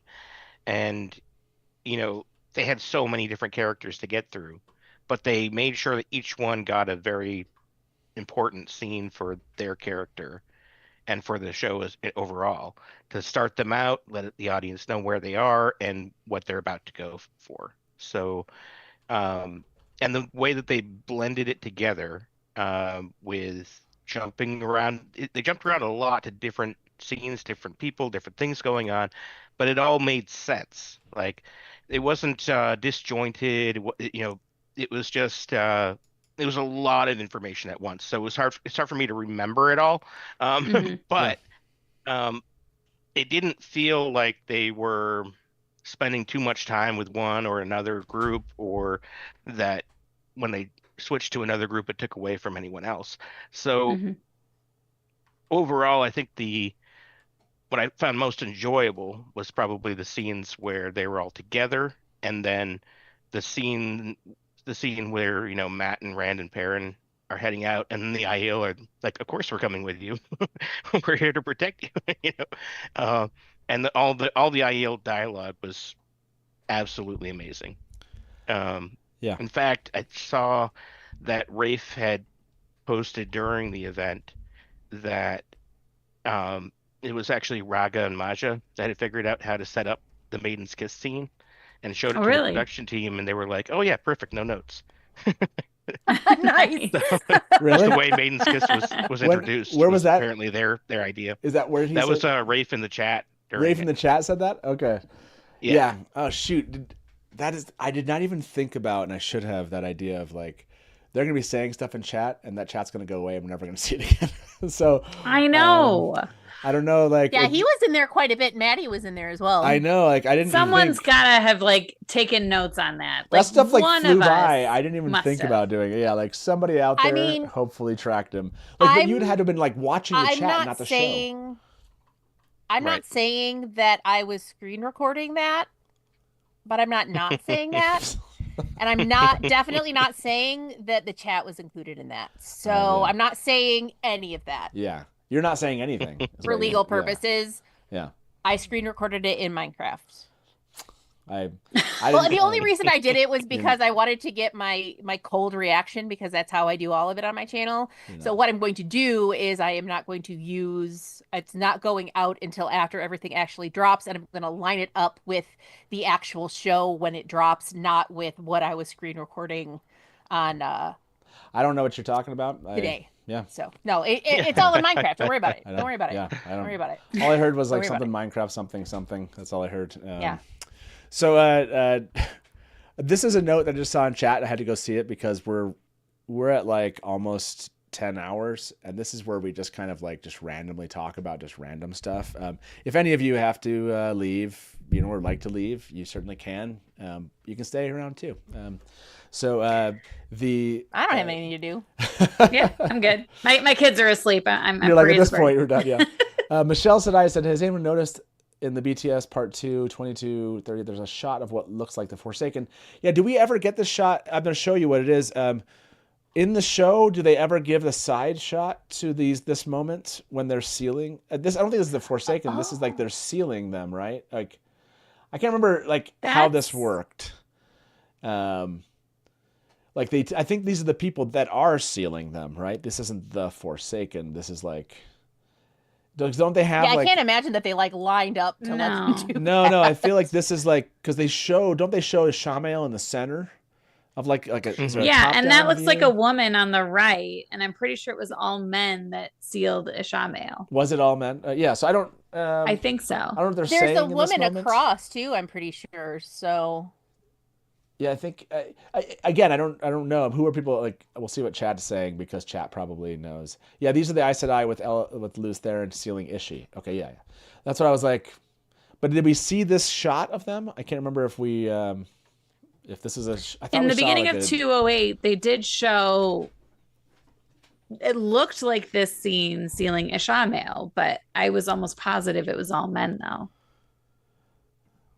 Oh yeah, I mean, it could be they're doing something else. Yeah, it's like maybe this is another shot that's gonna come in later. Yeah, this is the quote, by the way. Maybe this is what everyone was saying. Raga and Maja figured out how to set up Maiden's Kiss and showed it to us, and we were like, perfect, no notes. Oh, thanks, Kate. Yeah. I'm trying to see what everybody saw here. I thought it was all men in the cold open. This would be on 2/8. Yeah. Yeah, that's them sealing it. So yeah, not the Forsaken, but yeah, good call out. Yeah, anything else that I'm sure there, by the way. Oh, nice, Lumen. Okay. Lumen just said, I sent you a Twitter DM with a thread of screenshots of Rafe's comments in chat today. Yeah. Thank you. Did someone get Maddie's comments too? I need Maddie's comments because she's the best. Yeah, I can find them for you in Minecraft. Thank you. Did I not? It's like, I'm like, did I not show that image on the screen? I thought I did. I showed that image on the screen, didn't You did. I? Okay. Yeah. It looked like it, yeah. I can't remember anything. I mean, I saw it. I saw an image. I'm not really, not really holding on to much today. Let me see. Lumen, awesome. Okay. And, okay. Here we go. Oh, cool. Amazing. A wiki at a time. There you go. For those who are watching the chat during the screening, he had a few things to say. Sometimes you should ask Maja and Raja and Ayula to teach you how to say some sassy drag race phrases in maiden hand talk. Okay. They can say yes, queen in hand talk. Sharon Gillum did such an incredible job creating these costumes that begin telling each of the arcs that our characters are on this season. Madeline Madden said, Sharon, our head of costume, never disappoints with our fits. She incorporated some Two River symbolism into the patterns and stitching on my coat. Rafe said, oh yeah, if you're just seeing the Gray Man now, he's been in the episode 6 times before this. Did you miss them? Oh, I definitely need to do that. We wanted to tie the Gray Man more directly to one of the Forsaken. We wanted to bring the Bubbles of Evil moment to life, but tie it back to our leads and the encroaching Forsaken more so the audience can feel the pressure tightening around them. Sad to lose Emmanuel Monti from the show, but Anthony Kay did such a great job replacing him for those 15 minutes. Thank you to him. He's fabulous. We really wanted to leave a chilling image of Rand etched into Egwene and the audience's mind from her Arch's experience, and boy did Yosha deliver it. Those are the ones I say. He made a few other comments, but those are main ones I grabbed. Thanks to Ray for the insights and Wheel of Time team for the fantastic screening today. Yeah. Awesome. Thank you very much. I also saw a post, I think it was from Sharon, that said something about like Land's, Malkier ring really deserves a zoom in. So that may be something we'll need to do once we get the footage. Where is it at? Oh, by the way, if you didn't hear about this today, sorry, I'm terrible at this. But there is like I said, Macmillan Audio came to us and said, hey, do you think our fans would enjoy an opportunity to enter for a chance to win all 4 audiobooks? And I was like, yeah, they would. I felt bad because I didn't put this out there until after the Rafe interview. And I was like, oh man, I could have been there the entire day. It was a busy day, but we have tomorrow's live streams the rest of today, and we can post that out there for people. You have an opportunity now. Yes, this only applies to US and Canada. That's just how the publishing industry and these giveaways work. But if you are in the US and Canada and you want to go fill that out, you can have a chance to win all 4 of the audiobooks that Rosamund Pike has narrated for the Wheel of Time. So go ahead and click that link, and it's in chat. And please do that. I'm going to go fill it out too. I want a chance to get all 4 of the audiobooks. I haven't listened to them yet. So, but yes, I saw some people like, yes, I did enter that already. Awesome. If you haven't, please do. Yeah, that bow to me moment. That's definitely a standout. Like the second time you said it, what I almost wanted from that though was like I wanted to see the One Power Weaves begin to come around him and Egwene. I kind of wanted to see. They're keeping it a mystery for a reason. But what happens? Okay, so do you think? Yeah. Do you think we're gonna get more of that and other parts of her testing later? Is that what you think is happening? Yes. Okay. Mm-hmm. I can't remember if I asked that during so I will. I'm going to end this poll here. About 350 you vote on this one. Is Matt going through the redstone doorway that we see in the 13th depository? 92% said yes. 92% are correct. And Chekhov's doorway was how I saw it in chat. Sorry, Jess. I'm not married to it not happening. If it does happen, I think that's great. I'm just I guess more than anything, I was just trying to manage expectations. I'm also not that attached to that part of it in the books, so. I can't remember if I asked this before, so I'm going to ask it again. There we go. Were there other moments that were just simple moments like that? Not simple, but just singular moments, like Yosha screaming bow to me or yelling bow to me? Was there a moment from episode 1 that's just burned or etched in your mind? Not like a full sequence, just something somebody said, the look they gave, anything that's coming to mind from season 3, episode 1? I want to say I was gonna say like when Swan and Moraine look at each other. Yeah. And then I was gonna Moraine say just when Swan walks off. That was The walk-off was brutal. Was raw. Yeah. But I was actually thinking when Swan breaks out of the shield, the way that they did that was really cool. They made it, because I mean, we knew that it kind of looked like a web, that it kind of like came down and constricted, but the way she tore out of it, like she was like, that was so cool. Yeah. Which I think goes back to her untying knots in her cold open of her as a child. You know what? Good point. I bet you're right. Shoot. I bet you're right. Oh, that's so I wonder good. if that's like a special skill that she has that a lot of people don't, is that she can get out of shields because she can untie knots and things. That is I didn't even think about that. Yeah. I was actually because we haven't seen anybody. I was trying to think, how strong is Swan in the power compared to those other 2 Aes Sedai, because she's very powerful, right? Yeah. So I just assumed that it was a power thing, but if she has that knot tying thing, then that's a great. I'm 100% in line with that. Love that. Yeah, like that. I'm a believer in that theory. If you just came up with that, Megan, I'm on. I'm gonna go sell that theory. That's awesome. Yeah, I love Matt's that. in. I'm in. And please visit our podcast, Three Wheeling, for more great theories from me. So, yes. Just saying. By the way, out there, if you smooth. have, if the mods have the link to the Three Wheeling podcast, please post it there, and Tarvalana After Dark, and the Jess, do you have your link for YouTube out there? So, I can grab it real quick. Yeah, feel free to please post it in chat. That'd be fantastic. By the way, we've had a fan waiting for 36 minutes now to give us a call. Let's bring them into the show. Hey, welcome to the Dusty Wheel. Who's this? Hi, it's Knuckles Mustache. Knuckles Mustache, how are you doing? Knuckles Mustache. Great. I'm ecstatic. What a day. Right? Oh my gosh. What a day. We're like 10 hours in. I am starting to feel like some spine issues. So that's good. Yeah. How's everyone else feeling? Sitting in your chairs at home watching ridiculous amounts of live stream and being really Wheel of Time geeky. Is everyone else stretching, feeling good? I'm gonna be annoying, Knuckles Mustache, as you talk. I'm just gonna be stretching on screen. So go for it. So, all right, the stuff that's got me obsessed right now, I'm just gonna run through. Go for it. If that's okay. Yeah, please do. Okay. When Lan is pacing the hotel, the inn room like a caged tiger, wanting to go help the Emmons Field 5 and not doing it because of Moraine. And then the second he hears Nynaeve call out Lan, he immediately and very specifically grabs the sword that he has established can kill a Forsaken and runs out the door with no regard to Moraine.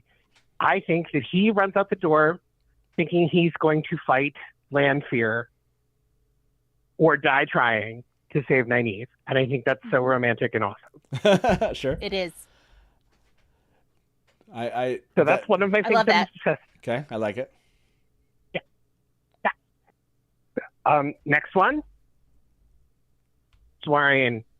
When Moraine stops the rocks and Swan is okay. And then when they look at each other, the heartbreak in both of their faces. And then Moraine turns away and Swan looks heartbroken more. And then as she does that, behind her, the rocks fall to the ground and crumble apart. I just thought that was poetic. Yeah, that's the connection of those two, the turn away and the rocks falling. I want to say correct me if I'm wrong, Knuckles. Do you watch the Q&A, right, that they did, the pre-recorded Q&A from the fan screening? Yeah. Doesn't Rosamund answer one of my questions about... You'd think I would know. Right. Doesn't she answer one of the questions where she says something like I thought she kind of answers it like, yeah, she basically betrayed me. Like, I thought Rosamund basically said, like, she betrayed me and ended the conversation about whether or not this was like a plan between them, or am I thinking of a different interview? Did she talk about that at all? Or am I thinking of like... I don't remember the specific words, but I think that the truth Rosamund tells us is not the truth we think we hear. I see. So if I understand correctly... So yes, I think he did ambiguously indicate that, yes, it was a betrayal, but it was ambiguous. What I just heard, let me translate for you from what I just heard from the last 27 years of my life was, I don't have to accept your interpretation of what was just said because I really still like this theory and I'm holding on to it. that's how I'm taking it in. That doesn't mean that's what you're thinking, but I have made similar statements before, and so that's where I'm going with that. Oh wow! I think Rosamund said I. Yeah. Well, and I think that it's a real, like, as if we needed a testament to Rosamund Pike's acting abilities, but like that moment between them with Swan, it was pure heartbreak. With Rosamund, you very clearly saw heartbreak and betrayal. Like she is sad and angry. Like she is still angry, and I understand why. But just the look on her face, I'm like, girl, come on, really? Why are you so? I mean, Suwan used the fourth oath against her. That's pretty brutal. Oh, no! I'm not saying why are you so mad at her. I'm saying Rosamund, okay. Why are you so amazing? Oh, like, who gave you permission to be like this? That's what I'm getting at. And no matter how heartbroken, angry, and sad she is, she's there to save her life. Yes. It doesn't mean she doesn't love her anymore. Right. Which is like just the really shitty thing about loving somebody is that so many feelings. And my last quick thing that I wanted to comment on was Elaine. So Mother tells her to go have fun with her last day. And what does she do? I don't know if anybody caught this, but what she immediately does is she goes shopping, grabs a basket of apples to hide the fact that she's sending 2 letters, one to her mom and one to Tyr. And then she later says to Rand that she sent a letter directly to Tyr to a noble woman who is a friend of Morgaze, a friend of her mom's. And I'm dying to know who the noble woman is. Fairlane. Oh. Fairlane. As Bear Elaine. I would love to see Bear Elaine in the show. Bear Lane. Such a good cosplay. Oh, man. Yes, I am also, in addition to being Knuckles Mustache, I am Bear Elaine, daughter Bear of Andor. Oh, my gosh. It's so good. That is so good. By the way, I thought you were going to go somewhere totally different with that comment, and then I was like, oh, Elaine is good. Elaine's good. Like, I like that a lot. She's so smooth too. She's just like, oh yeah, casually I got a bucket of apples just because I got a bucket of apples. No, my idea of relaxing is immediately like Days de Mar. Yeah. Well, and then she fermented those apples, correct? That was the way that I interpreted it. She bought some apples, she sent some letters, and then she made some cider. Yes. Or maybe not cider, because apparently it was a lot stronger than cider. I don't know what it is, but I want it. But no usquai. Well, that's right. She can ferment with the 1 power, so she can do it fast. Yeah, in one She's of her like a interviews, walking, she talking actually still. did refer to it as usquai. So I don't know. I thought she said it's no. She said it's not. It's no usquai, or it's something not as much as usquai. Yeah. It's no usquai, but basically it'll get you drunk. That's how I interpreted it. Me too. Does anybody else interpret usquai as being like Everclear? Kinda, yes. Like just straight battery acid. Yes. I like the Sidard cider. I like that. Nice.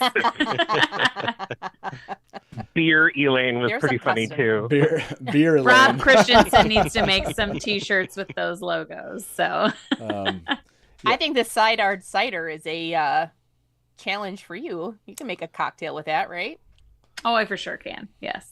Get some apple pucker in there. Beer. Oh yeah. Beer Elaine is really good. All right, I'm writing it down right now, so I don't forget. See Wheel of Time says it's scotch. Jennifer Jones says tequila. Bear puns said I thought it was whiskey. Bane and Chad said no. Laugh out, no, it's whiskey. So I'm gonna give I don't know. So I'm gonna go with Bear. I'm gonna go with Bane and Chad. That's I'm turning it over to the Aiel to tell me. That was any other like you brought some awesome observations. Other ones that you might have, Knuckles. No, I'm pretty much done. The only other thing that really stuck in my mind is I'm just fascinated by these black fingers. Yeah. Like black fingers on the Gray Man, black fingers on Moggy. It's creepy. It's weird. I don't get how it works. Kind of dig it. What is so I think it was it Jen? Who had the theory that like the black fingers thing was indicative of maybe some asserted control over like almost like a puppet? This was like, like not taint puppets. Yeah. It was like I can't remember what they called them, but like basically a kind of a puppeteer. And so like maybe Moghedian can like somehow control them through this connection in some way. Or she's somehow connected. I love that. Yeah, I was like, okay, that's a fun idea. It'll be interesting to find out what the actual answer is someday down the road, where they're just like, we thought it looked cool. No,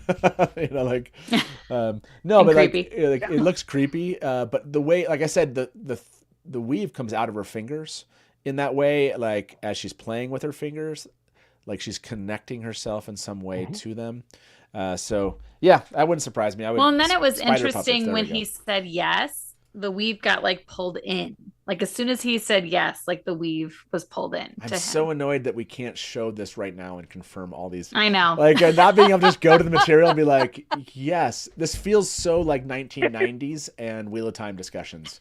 Because we're like, we just read something and I don't have my book because I'm at college, but I'm sure that Perrin said this. And you're like, oh no, my brother just told me that Perrin never said that and he read the books yesterday. Whatever.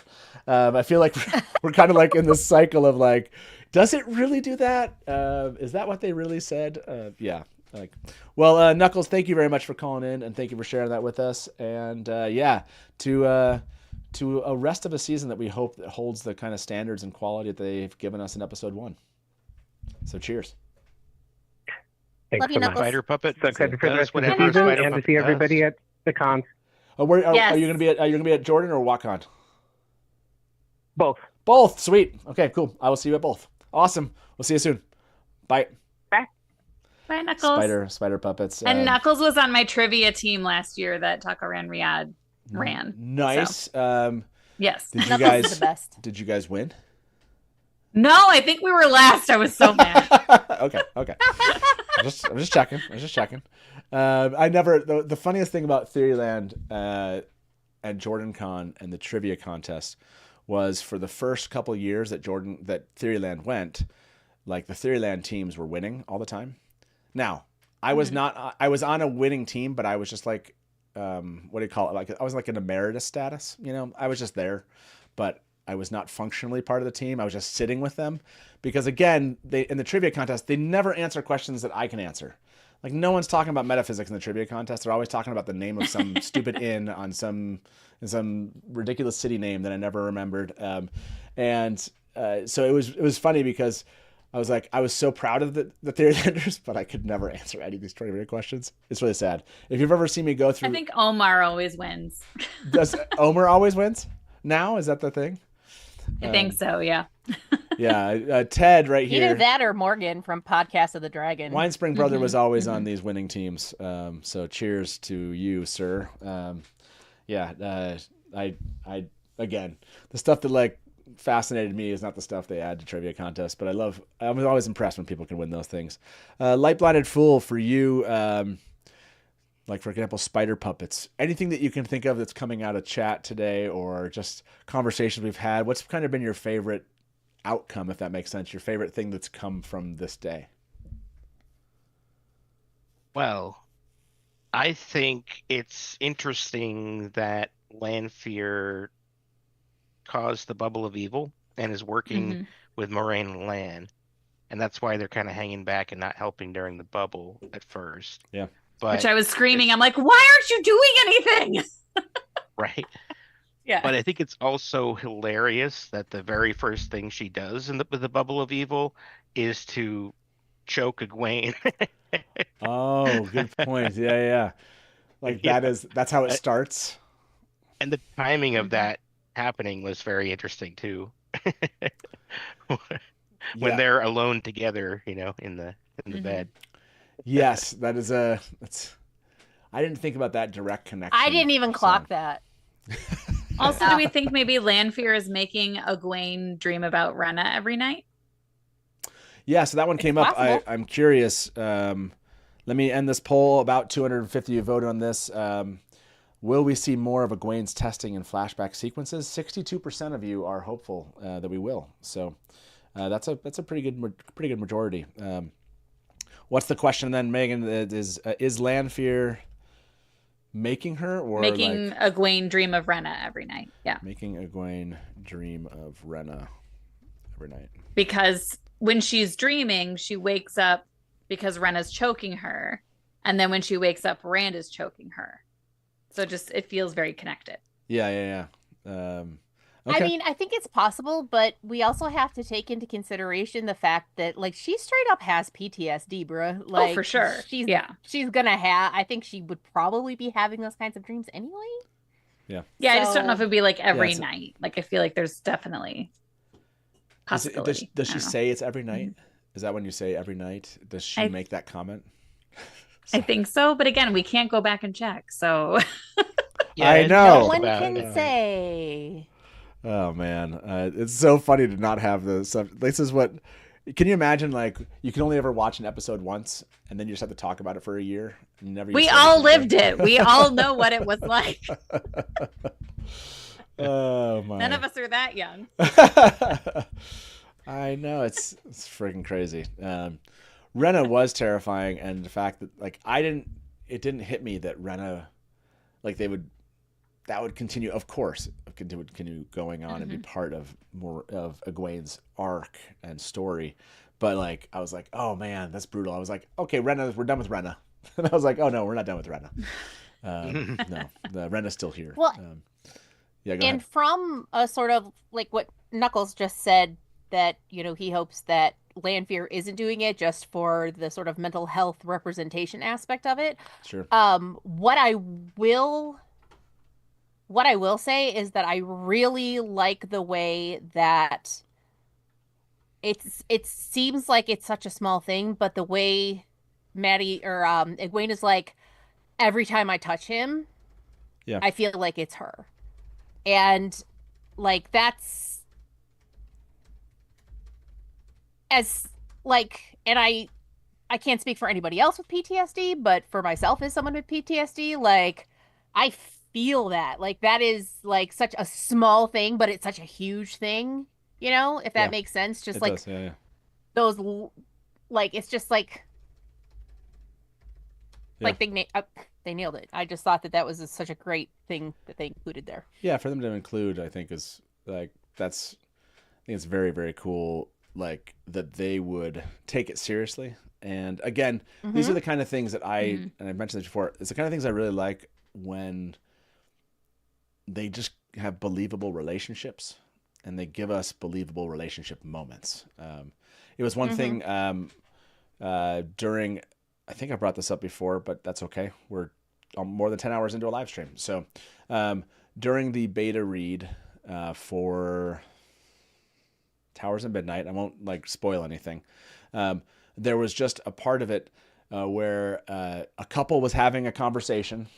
And I remember like my feedback being about the people that were having a conversation. I was like, this has been like 3 weeks and the conversation sounds like this just happened for the first time. And I was like, this is the 7th time this conversation's happened between this couple. Like the conversation should reflect the time and how that couple would have been talking about this between that, unless they say outright, we've not, like, this is the first time we've talked about this wouldn't have been with the amount of time that had passed, because it just didn't, like, that took me out when I read it. I was like, well, no, this is the type of thing that would come up. This is the thing. How that works. Yeah. This is like, This is like them continuing a conversation that's been happening over days, that kind of thing. So I like it when it immerses you in a way that you're like, oh yeah, wow, damn, like you're in, right? And it doesn't take you out because it just wasn't natural to that relationship. So yeah, I think they've done a good job with that. A really interesting moment when Rand says, when Rand asks about the testing and they're talking about the testing, like that is like, so, okay. I will. Well, and it reflects back to what she said about her women's circle ceremony. Yes. It's almost the You exact can tell same me words. something about it, Egwene. Right. Yes. Yeah. And again, I'm not going to jump full book spoilers because we don't have to go down this road. It kind of takes us all pretty far out of the episode. But I have not really. I was like, why are they giving us this relationship? And why are they continuing to kind of give us this relationship? And in this moment and where they seem to be going with season 3, I'm actually more okay with this relationship than I've ever been up to this point in the show. If that makes sense. Like at first I was annoyed in season 1, like really? Like we don't need, like this isn't, because I was very kind of book focused on what the book and how Robert Jordan chose to kind of handle the Gawyn and Rand. But now I'm more invested in, I think, what they're trying to do between Rand and Egwene. And I think they played their hand a little bit. I'm not going to spoil their details, but I think they purposely showed us kind of where they were going with this. And I think it's more meaningful to kind of have these two people this close, if that makes sense. I'm staying like very like high level, but yeah, like having them have this moment, I think is a better choice than I've ever believed it was, if that makes sense. And I think I am picking up what you're putting down there, and I agree. I think that it's well set up with this, and I think it's also going back to what we're talking about with sort of like naturalness in relationships. It's like, presumably they've been together for a while, and their breakup was a little bit ambiguous, and a lot of things have changed, and maybe they're back together, maybe they're not really back together, but they're together right now because it's comfortable and it's safe and it's familiar, which is a very relatable thing, I think. Yeah. For Well, anybody and it also who leads has me to broken up with somebody and that shit's gotten weird. Yeah, and like I wonder what actually happened in her test because of her resolve afterwards to stay with him. Like that just leads more to the mystery, I think, of what actually occurred. Okay. And whose blood is on her at the end? Is it actually I mean, the Rand's? implication is that it's Rand's, but I know, she but came out and that was the end. So I think they're probably, presumably it was something else. They might be messing with us a little bit, but I think they're messing with us. I want to go into more detail. And look, we're 10 hours in, and we're full book spoilers. I said I wasn't going to, but now I'm going to. Because I hate like having an opinion. Y'all. I know, I hate having an opinion and then not giving context, and people are like, "But you said this." So let me give the context again. Full book spoilers, not in chat. Not in chat. Don't spoil anything beyond Fires of Heaven. That's right. I know it's difficult. I'm sorry. I'm not really sorry.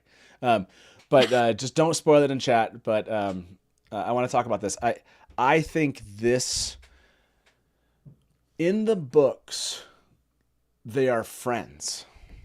And yes, they were kind of like, kind of that cute childhood couple. They're going to get married, But they never had this close and serious and impactful relationship in the books.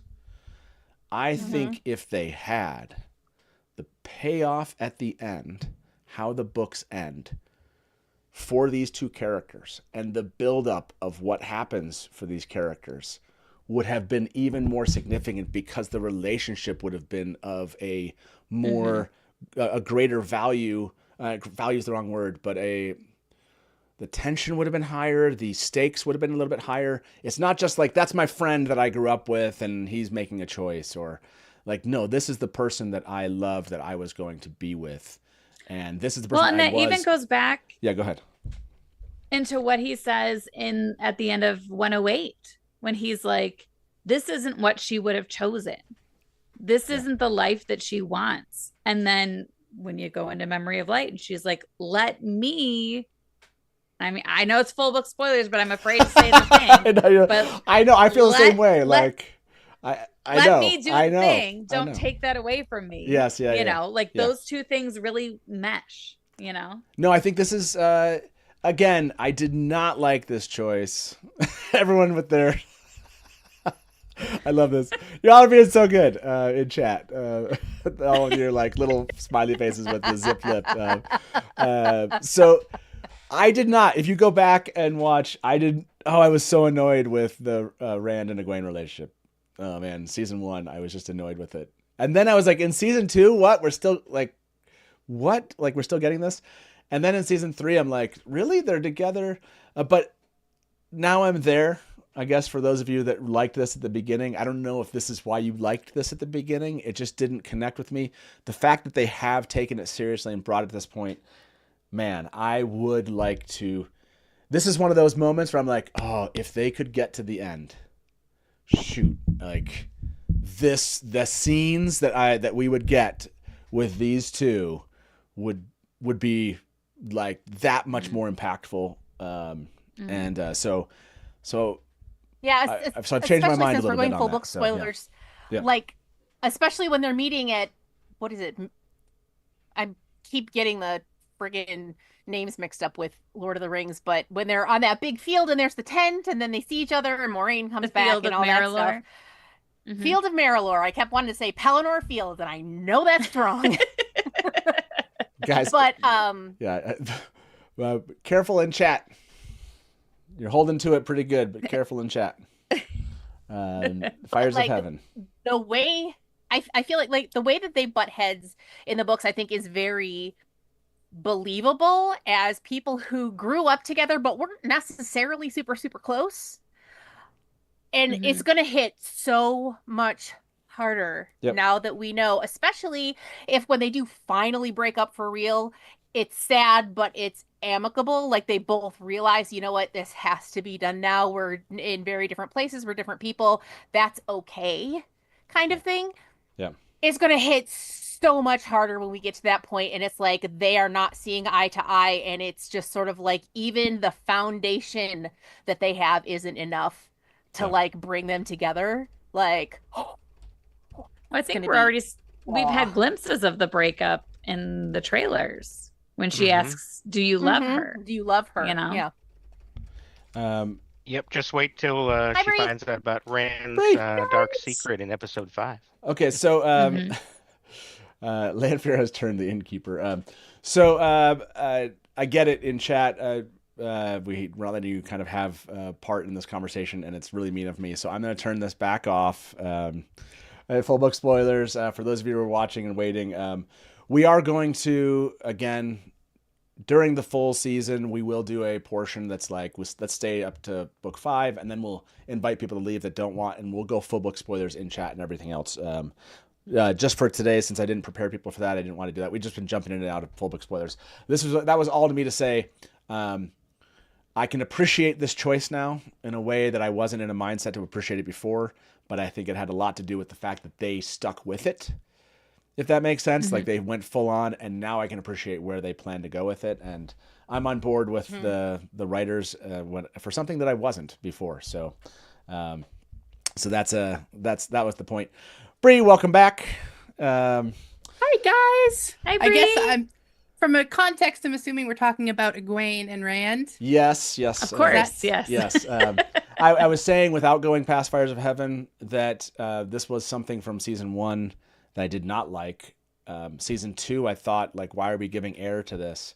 And finally, at this moment, I can say, okay, this would make the way the story ends more impactful, and that's all I'll say, in a way that I hadn't considered. And so I was like, okay, I'm good with it now. Are you on board now? I am finally on board. I am on board. So I'm on board. And this is, I'll, again, without spoilers, I'll stop there.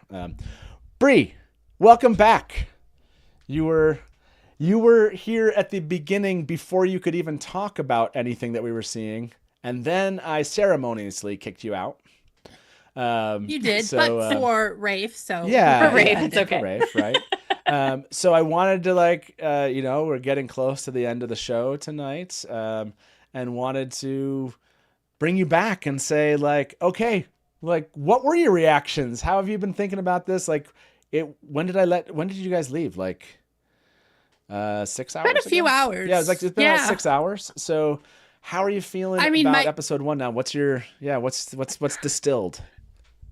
I just 10 minutes before you messaged me, I just told my co-writer my brain is still full of bees. That is where I'm at. It's just, it was so much and it was so good.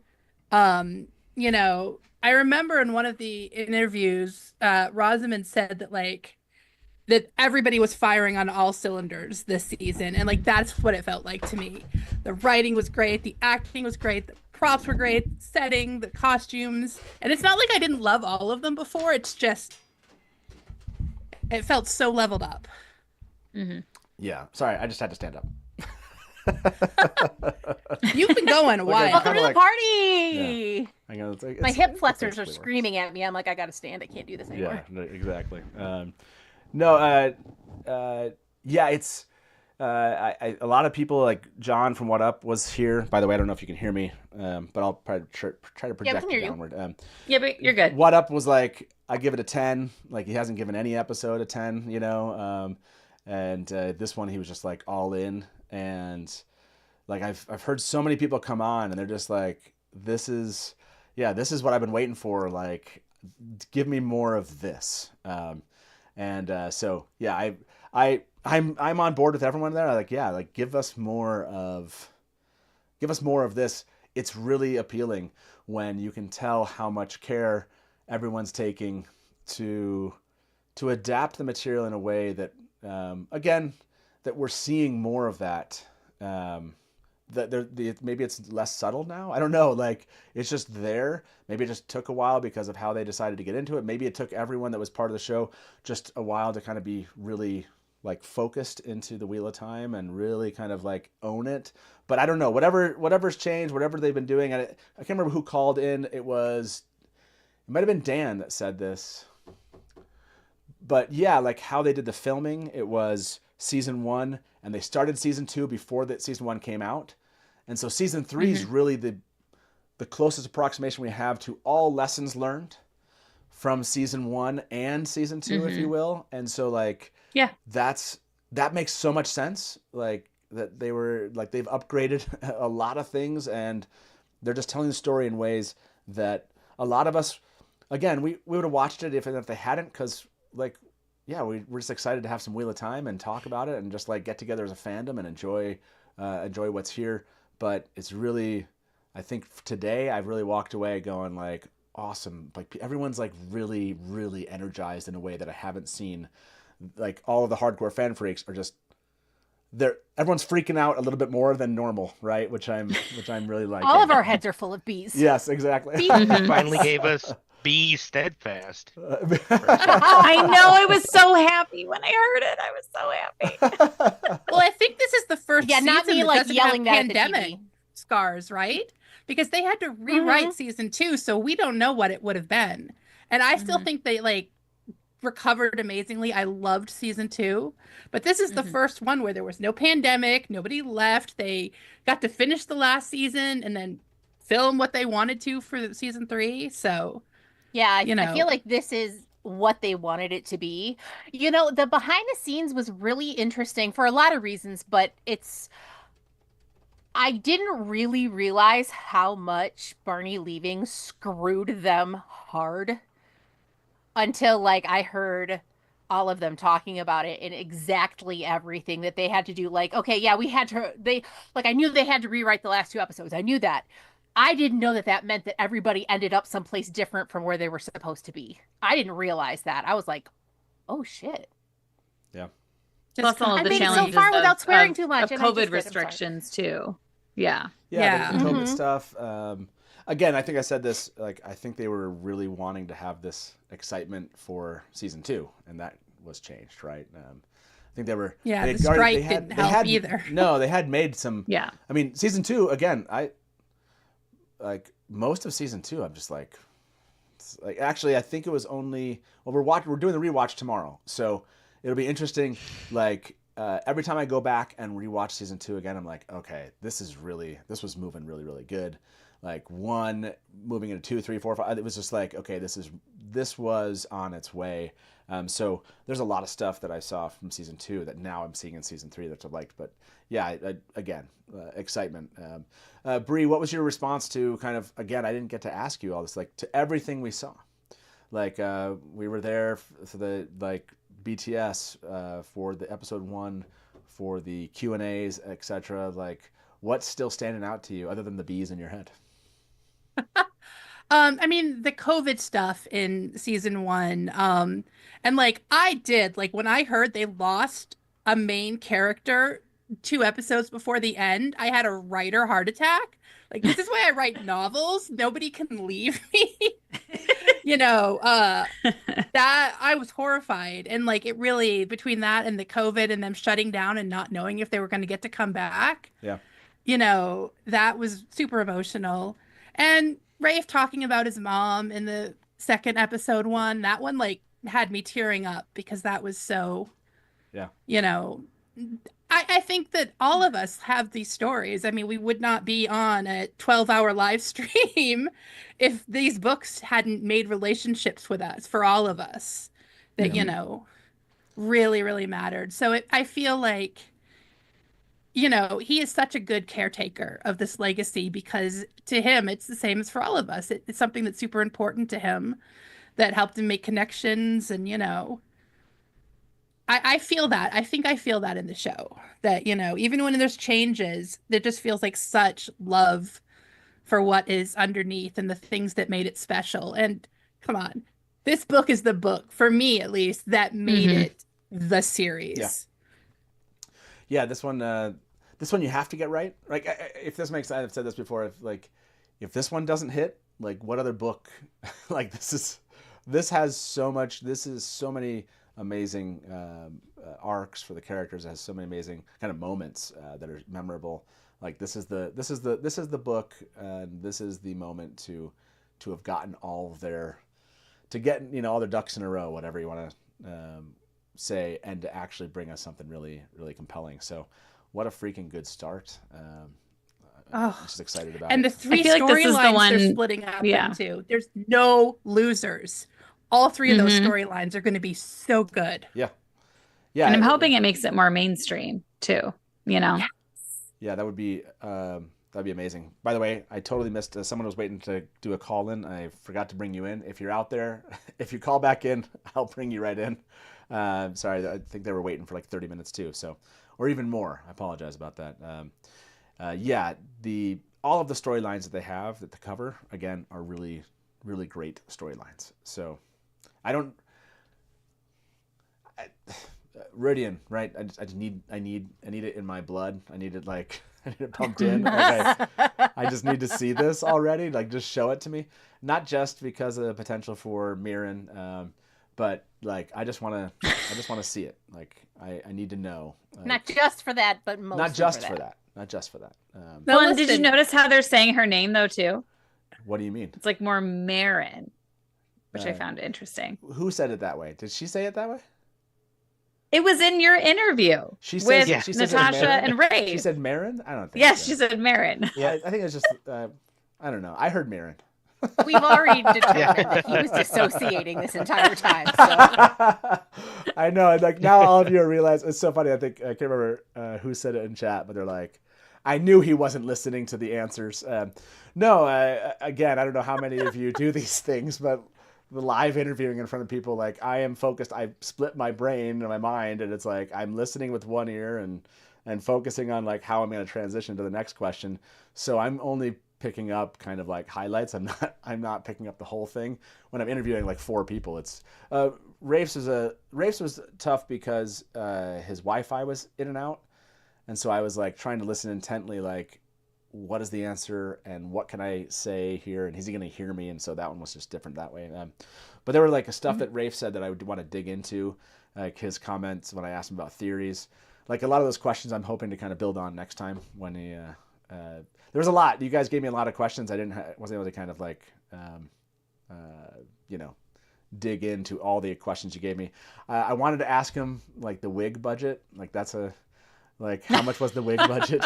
That's a question I still want to ask, but I still haven't gotten. I was like, I'm going to ask it this time. It's got to be sizable. I was going to ask it at Those the wigs are Q&A, amazing. and I was like, oh, cool. I'll have time to ask him today. And then we had the Wi-Fi thing, so I was like, shoot, I'll have to. So, yeah. Iris said, Matt doesn't listen to his interviews. Omar's like, Matt is like, who said it that way? Hybrid's back. Yeah, I know. I demand to know.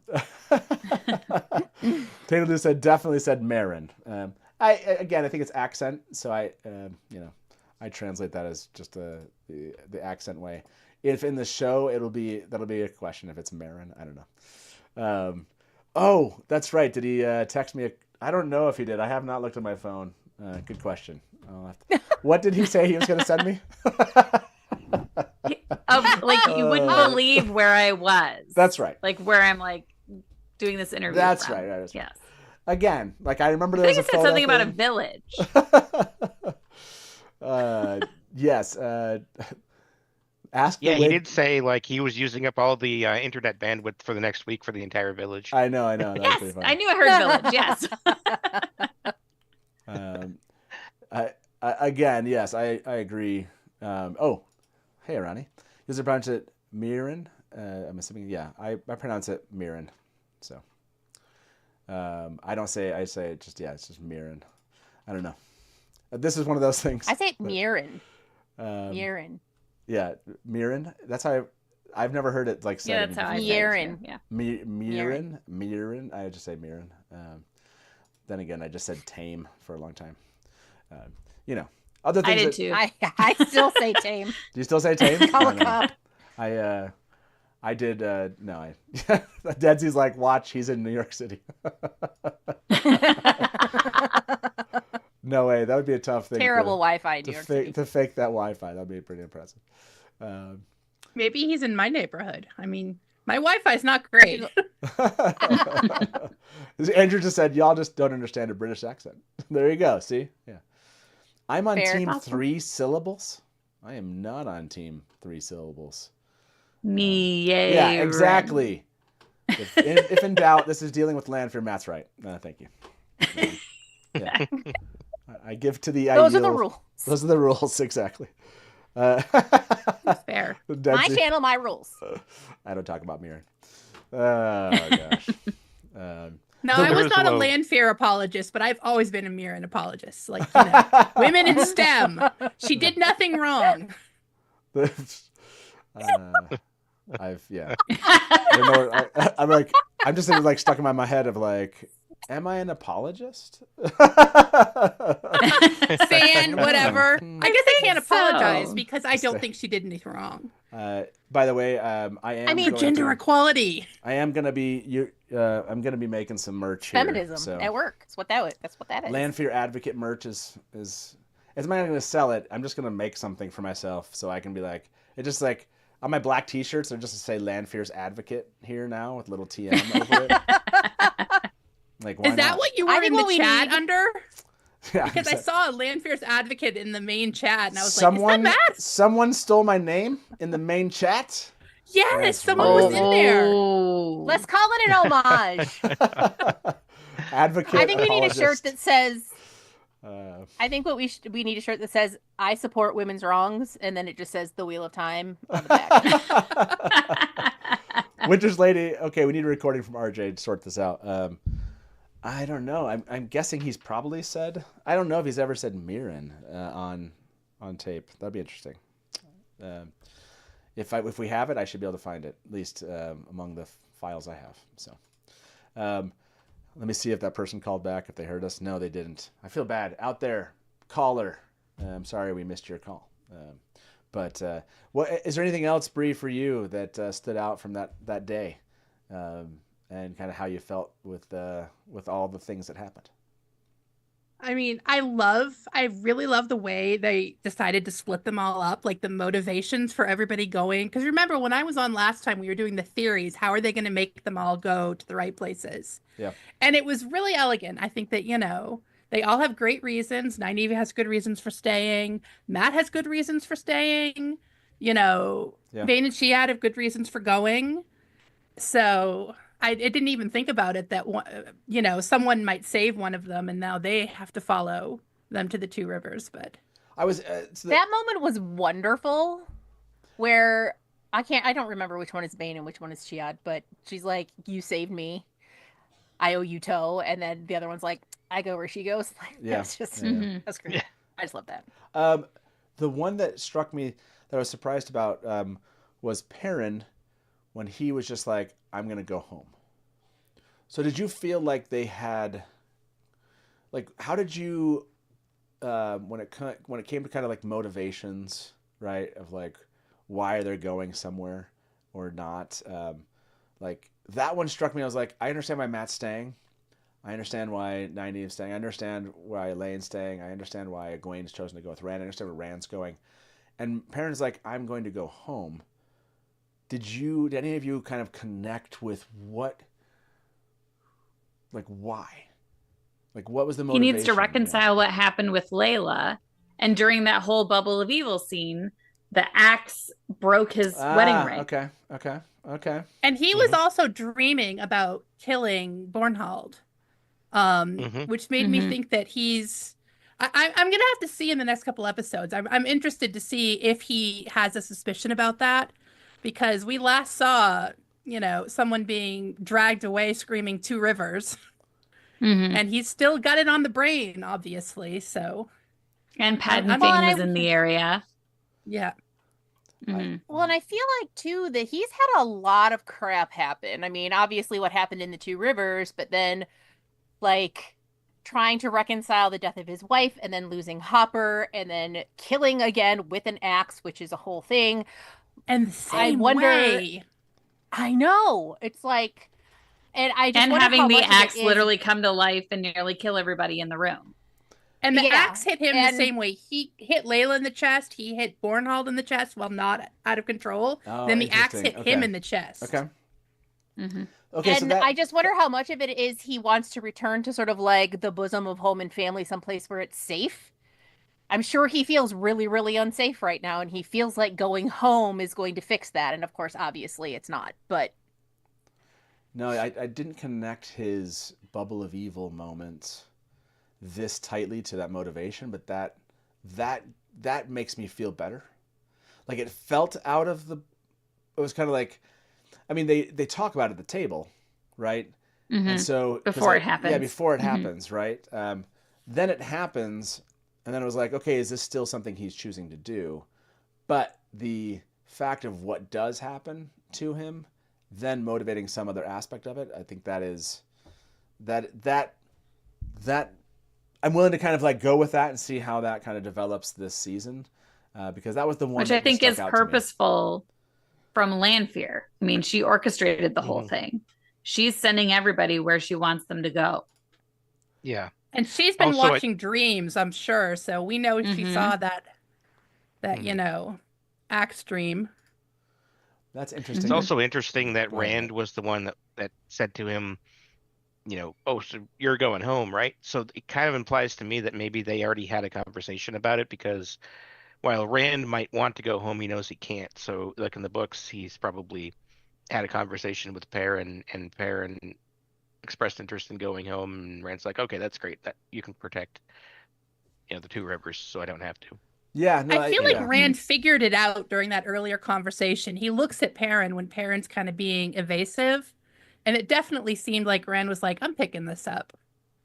Yeah, so I wonder if this might, and I wonder if this goes back to this allusion to conversations that they had in the last month when they were on the boat or whatever, right? This idea of like that moment where they're at the table. I need to go back and watch it. We can't watch it just yet, but is it indicative of a continuing conversation that they've had, or is it a new conversation? So that's one thing I want to go back and watch, like where Rand's, like you're saying, Light Bound Info, maybe he's keying into something that is an ongoing thing, and he's doing this, and there's more behind that. Or I'm open to the kind of Lanfear manipulation aspect too, if she's pushing him there. Maybe it's a mix of both. Like his duty, he feels like maybe something to Rand, and then his duty to like you said, this idea of what is he choosing, and he's going to go back home to try to understand what he's choosing to do, and then maybe the manipulation. It's a mix of them all. So, by the way, there is somebody that I'm not sure if this is the caller that was waiting, but somebody called back in, and so maybe my call us back has precipitated this call. Let's bring them into the show. Hey, welcome to the Dusty Wheel. Who's this? Hi, this is Arani again. I'm sorry. No worries. Go for it. What's this up, is Arani? not the previous caller. I want to ask: Does anyone have any theories on how Lanfear managed to precipitate the bubble of evil? No. So I'm going to say this, Arani. Do you have a theory that you can share with us about it? I have a guess, but like this would require a bit of changes from the book mechanics. But basically, it has to do with dreaming. I'm wondering if this time dreaming can affect the real world, not just the real world affect dreaming. Yeah, so I think this is one of the theories that was posed was that that somehow maybe Lanfear is able to basically use the fears or nightmares or dreams, whatever it is that the person has, and is able to kind of create some effect based on those nightmares, those fears. So maybe even things similar to, can I go here? Okay. Full book spoilers. Full book spoilers. Dang it. Look, we're late. It's late in the show. Arani called back. We're going to go full book spoilers just really quickly. Because I just need to go a little bit further than we were at, I believe. Maybe you'll tell me I'm wrong, but I can't remember. But to answer the mechanics question, I feel like we're going full book spoilers. So once again, chat, you've been really good. Stay good. Don't go past. That's right. There we are. I'm seeing some zip lips. Please don't go past that. Kevin, sorry about that. Kevin said I was the caller that dropped. My phone died. Yeah, sorry about that. Okay. Okay, so Ronnie, I'm going to go with you on this one. Full book spoilers. Again, this isn't like crazy. It's not going to spoil too many things. But remember when Moghedien tells, is it Birgitte? Or who was gonna be the horse that she was gonna ride every time they dreamed themselves into Nynaeve, yeah. Nynaeve was going to be the horse. Yeah, Nynaeve was the horse. So remember, like, a connection between, like, I'm wondering if Lanfear, you could say from a mechanics perspective, take that concept that Moghedien has and tie it, have Lanfear be able to know who they are in Tel'aran'rhiod, or in like what I call the Gap of Infinity, basically be able to find these people and their dreams and affect them because she's somehow kind of like attached a weave to them, or in some form or fashion that even in like when they go back into the real world, she's still able to affect them with something that she's done in Tel'aran'rhiod. Does that make sense? Or in the Gap of Infinity. In some way, she's... But Adam do that? That is Moghedien? That is a mental thing. Like, do you see that is a mental thing? You are able to affect in Tel'aran'rhiod. The danger in the books is that in Tel'aran'rhiod, you are able to affect people's mental states because they are putting a part of their mental self into Tel'aran'rhiod, and you are able to affect that, and that's how that's the danger that Tel'aran'rhiod poses to them. But in this case, we are seeing that if, like, I'm guessing that the mechanics have changed, but in this case, it will be that Tel'aran'rhiod is able to impose its own reality on the physical world in the same way that the physical world imposes its own reality on Tel'aran'rhiod, which makes it kind of like kind of more of an equal playing field. You know what I'm saying? That Tel'aran'rhiod can be just as dangerous to the physical world, like physically, and like compared to the books where it was just a purely mental thing. And like I was wondering if people were thinking the same way, because it was very interesting how they did it. Yeah, no, for sure. I took off Fires, by the way, Deadsy said Fires of Heaven, the thing I was mentioning was in Fires of Heaven, so I removed the spoilers. We're all back to Fires of Heaven spoilers. But yes, if this makes sense, I don't think you can... This is not, from the mechanics that I understand, something that you could explain. I mostly tying the idea of, yes, you... Could there be a weave in reality that is capable of taking someone's nightmares, because they still maintain their nightmares in reality. Even though... Are we assuming that this is reality? It could be still Tel'aran'rhiod. She could have pulled everybody in. That would be... could she have in this way? Like, we're getting into like a... or like a dream. But the thing is that it's very hard to control. You couldn't have done that is very hard to control. You know what I'm saying? Like, I have a thought. But she's letting their nightmares run rampant, which is a danger to Tel'aran'rhiod. So yeah, go ahead. Here's what I'm thinking. Okay. Here's what I'm thinking. Yeah. So obviously Lanfear has an amazing grasp of Tel'aran'rhiod, and she's going to be able to, like, if she's been doing this for a billion years, she's going to be able to pick out people's individual dreams. Like, Egwene learned how to do that, right? So she's going to be able to pick those out. She's going to know what their greatest fears are. She's going to know what their trauma is. And we know that she's incredibly powerful, and she can wield the power in a much more sort of more effortless way than the Aes Sedai of this age. Like when she's walking through Kyrian firebombing everything, and she just flicks her finger and there's an explosion, right? So we know that Aes Sedai can use the power to pick up a weapon and throw it at somebody else, right? So who is to say that she wasn't actually just standing out there somewhere, just sort of like running a bunch of weaves? She's throwing axes around. She's like using Mask of Mirrors to make more It would have to be true power, though, because otherwise Egwene could see the could, weaves. They could true power it. No, but they could inverted easily... weaves. Oh, you true. You could or if we're going weaves. There, yes. Mm-hmm. But she, do they have the whole sensing when it's... Yeah, so I guess, you'd have to... You could do either of those, but I think... They can definitely see each other's weaves. They don't necessarily sense in the show when another person is channeling, but they can see the thing weaves. is that this doesn't work for Rand's bubble of evil, because Rand's bubble of evil requires a form of sentience and requires a form of free will that doesn't necessarily exist with the true power or the one power. Yeah, My third theory is... Yeah, go ahead. I mean, so we saw the dice ter'angreal in the 13th depository. Do we think perhaps that could be used to generate a bubble of evil and do this whole, like, increase certain probabilities of happening? So it's... But is Liandrin working for Lianxia? So I don't know, but that was just... But nothing was happening, but note, nothing was happening for Lan and Moraine.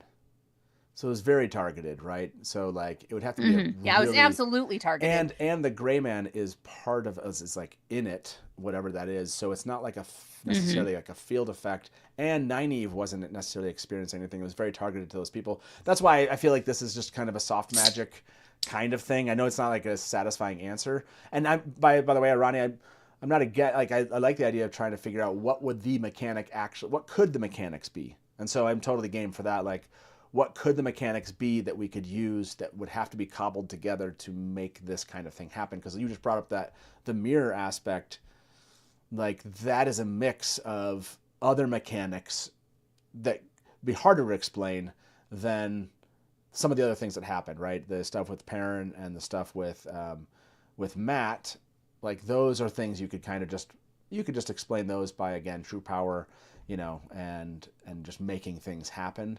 And but even now, you have to believe Lanfear when she says this, but she didn't see the Gray Man. So there's like the gray man is definitely not her. No. But she says she wasn't just even by aware. the look on her face. But she wasn't aware that he was there. So I mean, what I'm saying is like whatever was happening. Again, if you believe her, and that's what they're trying to say, whatever's happening in that moment, you can't attribute it to like that she's there in some form or fashion. Otherwise, she would have been aware of the. She's like, I didn't know that happened. So yeah, Light, Blind, and Fool. Were you going to say something? Well, and I don't think. Oh, well, there's also another possibility, which with Occam's razor maybe is right, is that Lanfear didn't actually do it, and she's just taking credit for it. That's true. Like she watched it, and I mean, it was a bubble of evil. Yeah. Mm-hmm. I mean, here's my issue with this. Like, we're fighting now. So my issue with it being she's just taking credit for it is the fact, like Matt said, it's extremely targeted. Just the three boys were impacted by this, plus Egwene because she happened to be there. Yeah. They had already, Lan and Moiraine and Lanfear had already had a conversation that they need to do something to make everybody else want to be away from Rand. So what she's doing is she's creating this thing that everybody thinks that Rand is the one who made this happen, right? So theoretically, this is supposed to make everybody want to split and go their separate ways. And they really tried to scare Egwene from Rand.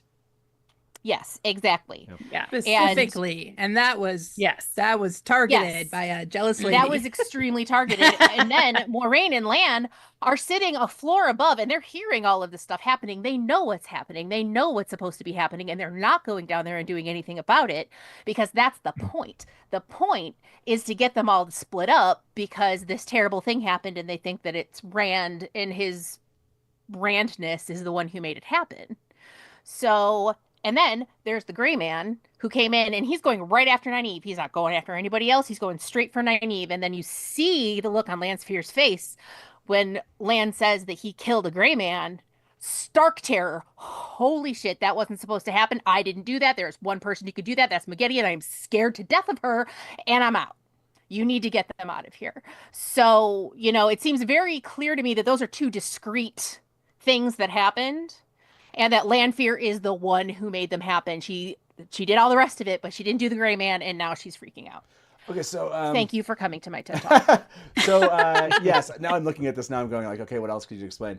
You could have the mirrors were put in there somehow affected by Lanfear, as far as like Terangreal kind of esque things going on, where she, the person that's being copied. And makes them copy or kind of like instantiates the Terangreal. You could do that. Like there's ways, again, I think there's ways to cobble it together. I think the show is just going to be like I don't know, there's a value to the show. I'm trying to think of like what would the value of like answering this particular question be for them. And then I think there's like what would really be a cool way to kind of create a bubble of evil effect that we give to Lanfear and be responsible for it. I feel like this is one of those where that's what I don't like the answer. It's just trying to cobble together kind of what it is. Feels like, could they have cobbled this together? I mean, definitely Lanfear could Given created... how detailed they've been, I doubt it. They have a mechanism for it. I'm pretty sure. I don't. Here's what I think. I think that we're supposed to remember. We know the mechanics for all this stuff, right? We have no idea what the people from the Age of Legends can do. And I think that's part of the point. The point is that they're scary because we don't get it. We have all these people doing baby magic that's been explained. And then from the very beginning, Lanfear came in and was just doing wild stuff. And I think that's part of the point, is to be terrified that we, none of them could understand. Moiraine can't understand how this happened, but it did. Mm-hmm. So I really do think it's just supposed to be I disagree. Scary. The one power is science just as much as it is magic. You can explain everything with how they did it. I think well, the thing is that, the rules in the books are not necessarily going to translate exactly over to how they're going to do the rules in the show. And so what I think we might be looking at here is this is a let them cook moment. Yeah. We're going to find out later on. It might be later this season. It might be in later seasons because they're playing the long game on a lot of this stuff. So I think that we might just need to sit and let him cook, because like all will be made clear at some point in the future. We just don't know when. So, I mean, you know what I mean? Again, yeah. I mean, I agree. We should let them cook, but there definitely has to be a rhyme and a reason behind it. I mean, I'm just interested in figuring out how they did it before they explain it to us. Yeah, Because the that's theories what we are do. like. Yeah, Oh, the That's theories the are fun. fun. That's the fun stuff. This goes to my Mary, who was here. This is something she says about something later in the books we won't talk about, where she's like, it was just the Terran Grail. So, I mean, all of these things could have been affected, by Lanfear. By that dice triangle. Yeah, like in other words, all of these things could Lanfear could have done something to each one of the things that are the mechanisms of what's happening. Again, mirrors, the axe, and the cards, manipulating those things, setting this up, and then making them or turning them on, if you will, and having that affect those people. And I think to me, that's the most straightforward answer here, is that each one of these was affected, that she basically affected each one of these objects and created this effect to happen because of that. Like, I feel like that feels easier from the mechanic standpoint than trying to cobble together mirror worlds and using mirror world mechanics. Turning Tel'aran'rhiod over. I agree with you, Arani. They could, but the effects only affecting certain people. You'd have to kind of even. I do think Matt might have been. I mean, Matt couldn't hear. I get Matt not hearing the Gray Man, but Matt couldn't hear Nynaeve screaming like 7 inches away from him. So maybe Matt seemed. Could he not hear her, or was he just in some kind of weird mind palace? Well, that's kind of what I thought. He might be in a little mind place, and that could be the impression that I got was that he was just sort of like frozen, like something was happening and he didn't know what to do, and the cards are doing weird stuff and he's just sort of like mesmerized by it. So like maybe he can hear her, but he's frozen, he's paralyzed. You know what I mean? Thought he was hearing all of the like battles and whatever that he's always hearing, and that was like overpowering anything else that he could hear. Yeah, that actually, no, you're right. Now that I think about it, that's exactly what I thought when I heard it. That makes sense. I'm going to end this poll. My brain is full of bees. I'm going to end this poll. 318 of you voted on this. Is Lanfear making Egwene dream of Rhaena every night? It's a split poll. People don't think necessarily. It looks like 45%. I'm going to ask this question, Arani. Is there an explanation for how Lanfear did what she did? That is there? I'm trying to think. Is there an mechanics, a wheel of time? I'm not sure. There's a mechanics explanation for how Lanfear did what she did. Maybe she used the weave Moraine used to grow to the giant and step over what? the wall in book 1. Right? Say that again. How Lanfear did what she did for what? I need the exact question. What did Lanfear do? Right. Is there an explanation for what Lanfear took credit for doing? Which is which is the Ran, Perrin, and Matt, right? Yes. Yep. Mm-hmm. The only explanation that I can think of right now that would be the easiest to explain is that Tel'aran'rhiod can affect the real world the same way that the real world can affect Tel'aran'rhiod. Because in Tel'aran'rhiod, what you see in Tel'aran'rhiod is a reflection of what you see in the real world. So, for example, this goes into Full Book Spoiler Territory. Yeah, is Full Book Spoiler Territory on? It's not on right now. So when... But I would say this. Let me explain it from this perspective. The effect you're talking about for Tel'aran'rhiod, the non-permanent reflection space that is Tel'aran'rhiod, is a spatial effect. It's not on an individual level. You could take that into a dream. You can take that into the kind of dream realm side of it, the individual dreams. But then you'd have to be talking about only certain people brought in. I just don't think I don't think that it's a workable, considering everybody else that wasn't affected by the spatial effect, but only those people. I just don't think that the Tel'aran'rhiod flip is a good explanation from a mechanic standpoint. I just don't think it works. I think you have to somehow mix Tel'aran'rhiod with kind of the dream effect and then flip them both somehow into the real world. And it just gets messy. Like, if that's really what they're doing, like, then it's like, I don't know. It feels like you're just making the real world Tel'aran'rhiod and dreaming like all at once. For example, in Perrin's case, the X started to move. For example, in Perrin's dream, he was dreaming that he was wielding the axe, and the axe was killing people. For example, he killed Joffrey Bornhold in this case. So in this case, Lanfear would use that and would use that ability, or not ability, that dream or that memory to affect the X in the real world. Sure. And that would cause the X to seek out everybody else in the vicinity. I don't think Tel'aran'rhiod mechanics work in the way that you're explaining. Like Tel'aran'rhiod, the mechanics doesn't work that way in the books. Yeah, that's what I mean. I'm theorizing that maybe that's how it works in the show. All I'm going to say is there is kind of somewhat something for this in the books, and it would be a full book spoiler, but I'm just going to say it's a 4-letter word that starts with a P. Yes, I know, but I would even say that can't explain it, because again, it's it feels like it's still, well, it depends on how you interpret that answer either. Right. We can't go there. Because the other alternative is that Lanfear was like, I use the one power to do everything. I agree. That doesn't necessarily work. That's what I think it was. So, Arani, thank you very much for calling in about this one. I think I think it'd be fun to do a show mechanics discussion also.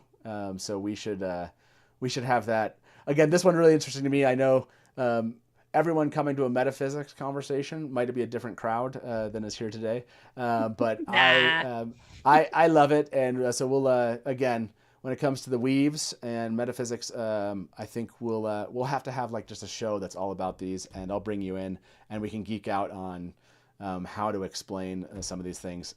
But yes, thank you so much for calling back in, and like again, we had just like this. It was funny, like very, very highly metaphysical conversation about how this stuff would all work. And hopefully those of you in chat that are like, what are these people even talking about? Enjoyed the show. But thank you very much, Arani. And we will, like I said, I saw your note in Discord, and I'll ping you, and we'll set something up. Also, Kevin, like if you're still here, Kevin Stephenson, like you were the previous person who called in. Yeah, I'm done. So sounds good. Yeah. If he's listening, don't worry about it. Arani, we'll talk soon. Okay. Okay, we'll talk soon. Thank you. Yep. Thank you. Bye-bye. Bye. Yeah, that one almost requires like to really cement out, and requires like going back, doing what Arani had done before, which is like actually quantifying the rules of Tel'aran'rhiod and each one of those aspects. So that would be like a deep dive of its own for a whole show. But yeah, by the way, you all got into it. My controversial opinion is that this is not a hard magic system. So if you want to start a fight, bring me in sometime. Well, thank you. Yes, we'll have to do a deep dive separately for this one.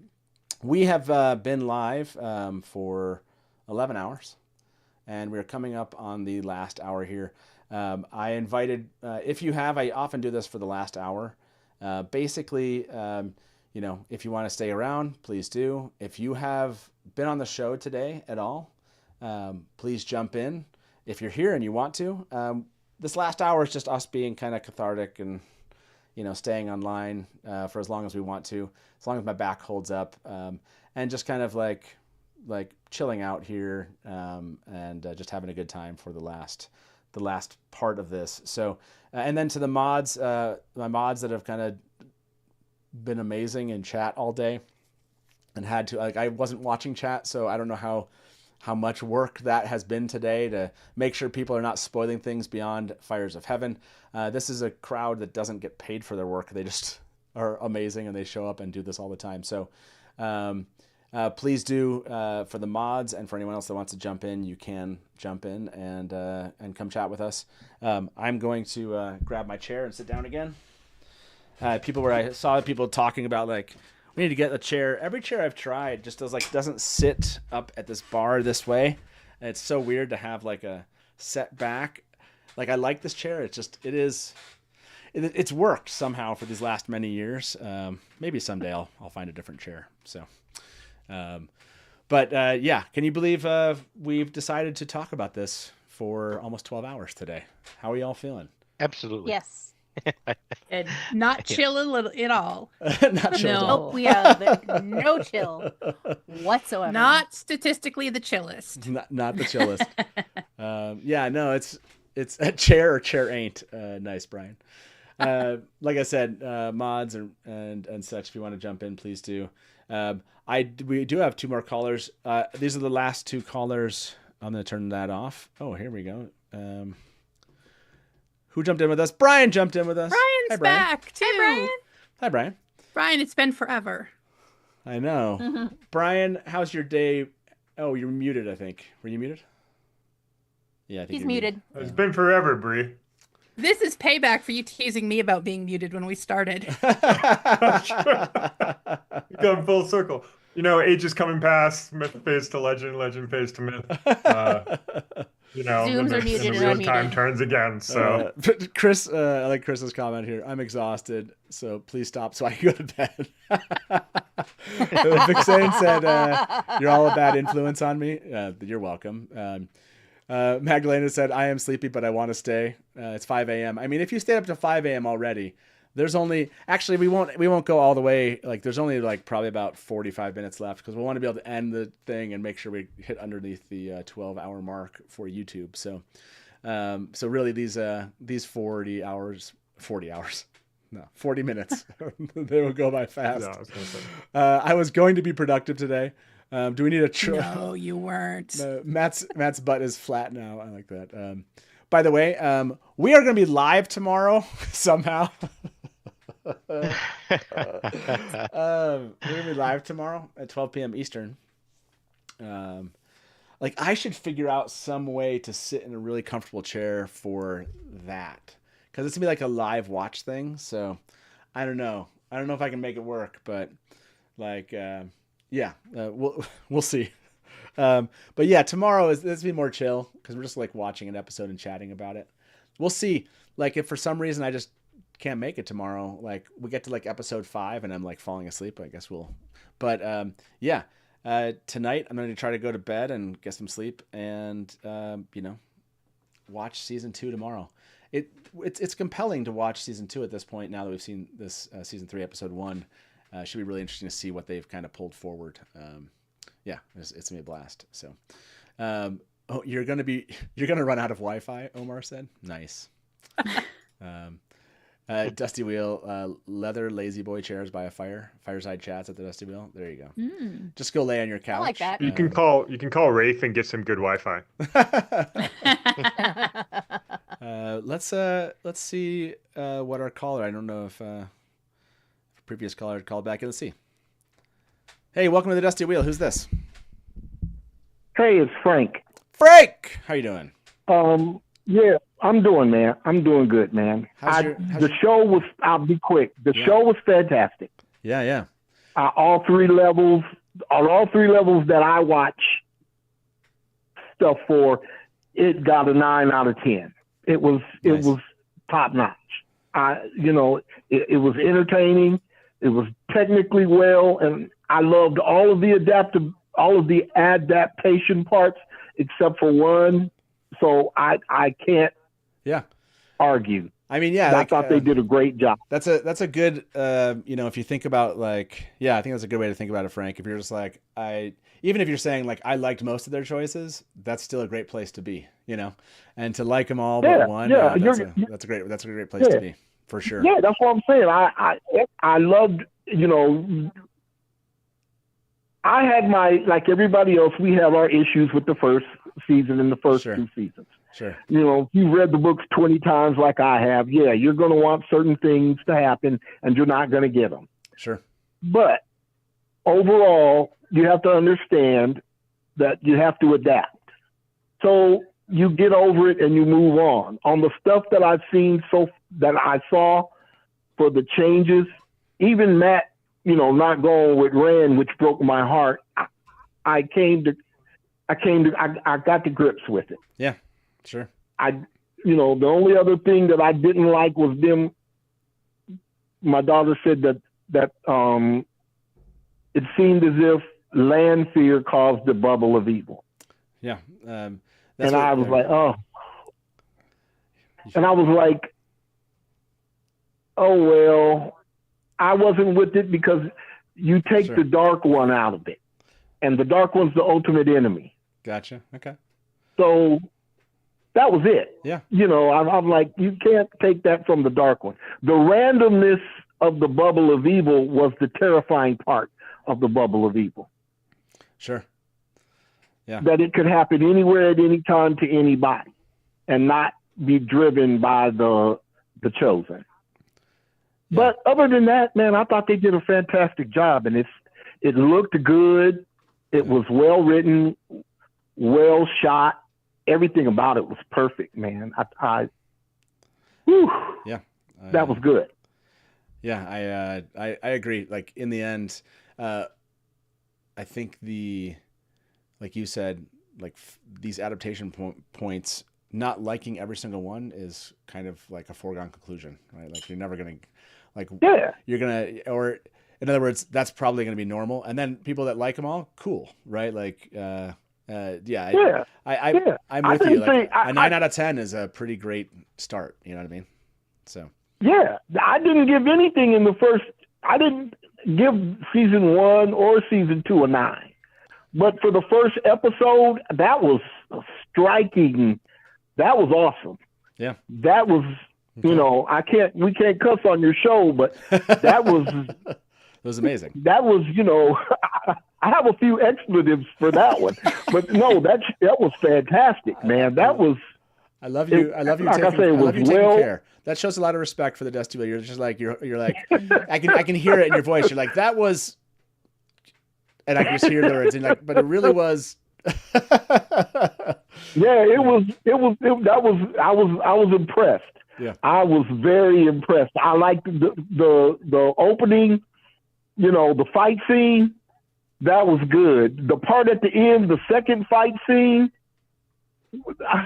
Man, we're more in my mind. That was Moraine that saved Swan. I don't know if they verified it. Yeah, but that was Moraine. Yeah, it was. That had to be Moraine for sure. It was Moraine that saved her. Yeah, that had to be Moraine. That was a lot. When she came out and she looked at her, and that look on her face was like, well, my daughter just fell on the floor. She was like, Dad, that was as good as it gets. Yeah. She was like, that was as good as it gets. And, and I was like, man, that broke my heart. That broke my heart. Yeah. But, that part was awesome. Yeah. And then seeing everybody together to build the character building moment in the middle with all the guys getting together and being around each other, that was great. Mm-hmm. The show needed that. That was very much needed for expository. Yep. Because that was my big issue with the Bubble of Evil. That was expository moment for the Dark One. Because that brings the Dark One into play. Because so far all we have are the Forsaken. But the Dark One's touch on the world should have been brought out. Yeah, I think we will see that because there's a hooded character on the poster. I don't remember if that's post book 5, so I don't want to get too much more than that or not. Yeah, I don't want to say anything because I don't see the banner up. But that's why I didn't say some of the other stuff. But that was my thinking of we got to get the dark one, even though Moraine did have that was a broken seal that Moraine had in season 2. Am I not correct? That she got from Bail Dolman? The Shamael's seal. That was a Shamael seal? Oh, okay. I thought Moiraine got a broken. Maybe it was Lanfear's. I thought it was Lanfear's. Because they sent it to her. Yeah, it was Lanfear's that Bail Dolman brought her. Yeah. Because it was from Okay, Carian. So that was like, so Moiraine knows about a broken seal. So that could have been the moment for Moiraine to come in and go, that seems like the Dark One's touch on the world. This are random events that can happen as the seals to the Dark One's prison are being broken. These things can happen. So I have a theory, if I could say it. I think that when he wrote the books, when he started, he thought there were going to be 6, right? And the world starting to unravel is a good thing to start in about the middle. So that's why I think in book 3 and 4, that's when we really started to see the bubbles of evils coming up. And, in the end, it went on quite a few books longer. But I think that maybe they're not going to drop the Dark One just yet, because once you drop the Dark One, you can't de-escalate from that. So I think that we might still get bubbles of evil. I think that this one maybe wasn't one, and we're going to see them. And you're right. When the Dark One starts touching the pattern, I think it's going to be scary. Mm-hmm. Yeah, honestly, I like that. Was the first bubble of evil. See, I don't think it was. I think that they were giving us like references to the bubble of evil, but having Lanfear do it. That's my theory. I don't know if I'm right, but that's my theory. Okay, well, I thought. Okay, hold on. Jess, go ahead. Just go ahead. 1 second, Frank. No, Jess, go ahead. Oh, I was gonna say I feel like I like that theory a lot because it's giving us that. And I mean, as far as the characters are concerned, it is completely random, and they don't know that the Gray Man is separate from the rest of it or anything like that. But when it really starts happening, it's gonna make this look like Babytown Frolics. Like it's gonna look like a walk in the park. Yeah, I was thinking that they were leveling up. Yeah.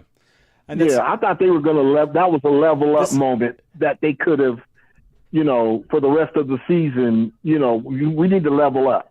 But this feels to me like this feels like the fake Ashandere versus the real Ashandere. This feels like more like Ashandere, right? This feels like this is like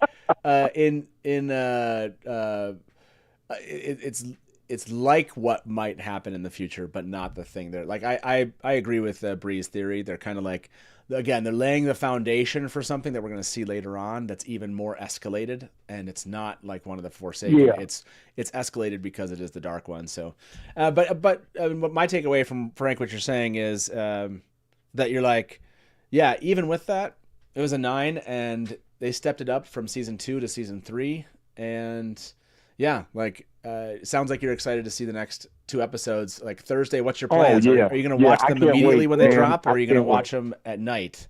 Are you like? Yeah, I'm going to go to sleep and get up. I'm East Coast, so it's like late at night when it's coming out here. 3 a.m. But I'll be up, and I'll have you guys on. I'll have you on, and we'll watch it together. And I'll be squirming and cursing and screaming at 3 o'clock in the morning, and drinking coffee and being and loving every moment, loving every minute of it. It'll be fun. I agree with that plan. That's a good plan, man. Thank you very much for calling in and sharing your thoughts. Okay, man. And it sounds like we will. All right, man. We'll chat with you again soon. Okay. All right, man. You guys have fun. You too. Bye-bye. Thank you. Bye. Yep. Bye. I agree with the chat. More Frank reviews. Yeah, right. Frank, a lot of love in chat. This is my first time meeting Frank, and I love him and want to hear more of what he has to say. Okay. They want me to pull Bubble or Bubble Ain't. Bubble Ain't. I don't know. You also have another caller, I believe, back on the line that you may want to. talk to. I do. If you We're saw. gonna go to that. The callers are like giving life to the very end of this. So bubble or bubble ain't. There's your poll, everybody. That's when we just get ridiculous at the end of this. Here's our next caller. We do have 2 callers. After these 2 callers, I'll probably do a final round the circle for everyone. Kind of tell me your thoughts, and I'm probably gonna just like close it out and go get some sleep for next for the live stream For tomorrow. But let's. It's still gonna take us 20 minutes to get through that. So here we go. Hey, welcome to the Dusty Wheel. Who's this? Great Innkeeper, as always. I raise my glass to you, sir. Norm! Cheers, sir. Oh my gosh. Norm, it's great to hear you. Help us finish out the night. How you feeling, sir? Oh, I am sore. It has been a long day today. Unfortunately, I was able to watch the shindig because of a prior engagement, but I'm here at the end, so you know that I am with you in spirit and in body as much as I can be. Well, man, so you haven't seen the episode. Is that what I just heard? That is correct. So, Okay. but I can say this. No, I have to wait. I have to wait until Thursday. So, you know, I can do that. I can be patient because You were going to freak out when Giant Moraine comes over the wall. Can't wait. Right. Yes, Brian, I am waiting for that whole as well. And also, Matt, I want to say a happy belated birthday to you. Thank sir. you. Thank you. I'll give you a tip on that. Welcome to the Half Century Club. Yeah. So I told everybody, like, if you want to wish me happy birthday all year long, you can, because this is the first and last time I'll just be 50 and halfway through on my way to 100. Yeah, any day this year you want to say happy birthday and a happy 50th, feel free. You know, when my grandma turned 50, she just started counting backward. I love that. Nice. The countdown. Yep. So well, I'm a teacher, so I tell my students every time they ask me how old I am, I just hold up an L for Roman numerals, and they go, "What? What is that?" And so, it's much easier than saying 50. Just put up an L. So, but I will say this: I am looking forward to this season.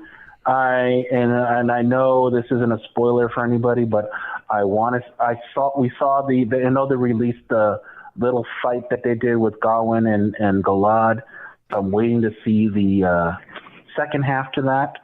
I am waiting for the tower coup. I hope it's as bloody as we saw with the preview episode with all those scissor with Gawyn and Galad. I'm waiting to see the second half to that. I'm waiting. Sorry, I got a feedback for some strange reason. I'm sorry. So I'm also waiting for what else? Oh, I hope Matt gets all of his stuff. I really do. I would love to see that.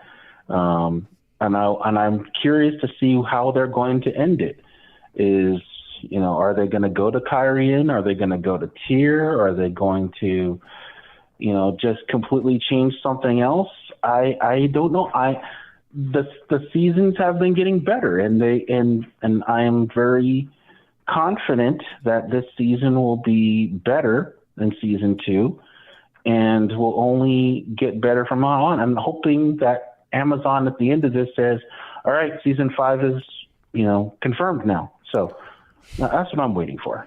Those are good things, though. Those are all good things to wait for. And I think wait till you see the green light announcement at the end of the episode. It is insane. So rude. Yeah, Moraine just turns to the camera and tells us. Oh, that's brutal. Is there any way to rewatch episode 1, Alexander? No, there's not until Thursday. Yeah, Norm, I think I can't wait for you to see it. So hopefully you'll call back in when we're live next week, and tell us what your thoughts are. I think there've been I think people are really, really happy walking away from this day. There's a lot of happy fans, a lot of fans that have kind of communicated that.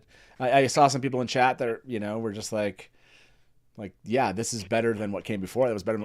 There was one person who said like kind of gave up on. I think his comment was, or their comment was, gave up on season 1. Heard people fawning over Lanfear, and he was back and he enjoyed this. So like, I'm gonna take credit for fawning over Lanfear and him coming back. But honestly, there's lots of us. There's lots of us that are fawning over Lanfear now. So I'm not the only one.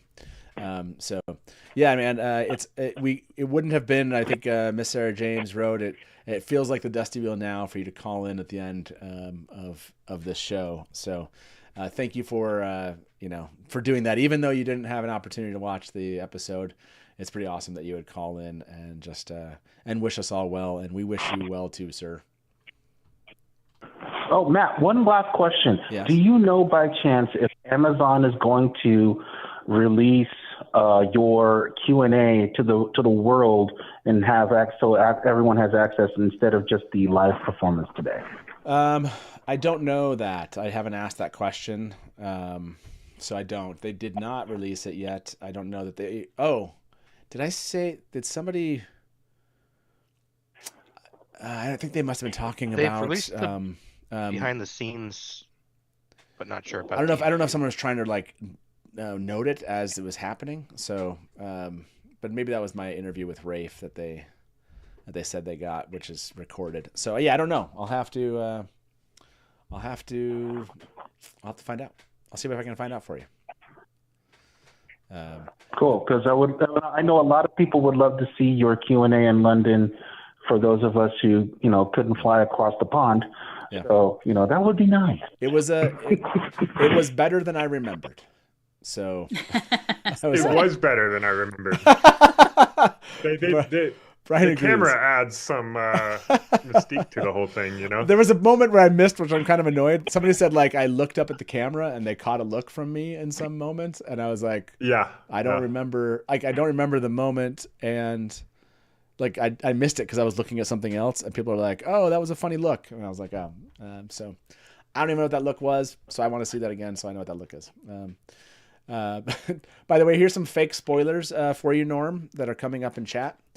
Fake spoiler. Tell them they're fake. Yes, you are. That's the part of the conceit here. Here's this one. We hope you like it. Barney's back. 2 mats now. 2 mats now is what you missed. Are we spoiling the kiss between Loyal and Lan? Yeah, there's a good one. I like that one. Spicy. Billy Zane definitely appears. I like that one. There you go. That's a given. My dream. Steve is revealed. You have to mention Steve, right? That Nicolas Cage cameo. I like that one. That one's good. Man, a Nicolas Cage cameo would be wild. That would be like the wildest thing. Yeah. Let me see if I see any else. But anyways, those are some. Just as a note, man. Yeah, much love to you, and I'll see if we can find out if the Q&A will ever be released, or if it will forever just be seared into the memories of people that watched it and never again to see the light of day. Who knows? We don't know. But have a wonderful. And on that note, Matt. Yes. On that note, Matt, Nicolas Cage has to be the voice of the Dark One. Everyone must have that. Nicolas Cage has to be the voice of the Dark One. Yes, flawless. Oh my gosh. I wasn't ready for that, but now I have to. Having Norm come on canon. And do. Yes, having Norm come on and do the voice of the Dark One as Nicolas Cage is something I didn't know that I needed. That was amazing. It's not on your bingo sheet. On that note, we won't spoil the Baby Yoda appearance. Yeah, we won't tell you anything about that. So have a good one, sir, and we'll talk to you soon, okay? Good night, Norm. Yes, we're going to steal the horn of Valir. Take care, everyone, and good night, and smash the block. Cheers, Norm. Oh, my gosh. and smash the black. Oh my gosh. Oh, gosh. Oh, my God. That was uncanny. I really thought so Nick good. Cage was on the line. Okay, let's bring in our next caller to the show. They were waiting, and then they had to drop off because the phone died. Let's bring them back for the first time to the Dusty Wheel. Welcome to the Dusty Wheel. Who's this? This is Kevin. Kevin, how you doing? Hey! I'm doing good. Glad I made it in this time. Yeah, this is the best way to end. We've talked out everything we can remember because we can't verify it with actual data. So now we're just like, hey, give us some calls. Let's talk. Kevin, how you feeling at the end of this day and at the end of this kind of fun event on a Saturday? I'm doing good. I enjoyed the show. My original call, I was going to make a comment that would add on to something somebody said previously about the weaves used to destroy the clock tower. Yeah. From my point of view, the air would be to push it to the side to make it fall on top of Swan instead of just collapsing straight down. That was my thought on it. Gotcha. That makes sense. Okay. Mm-hmm.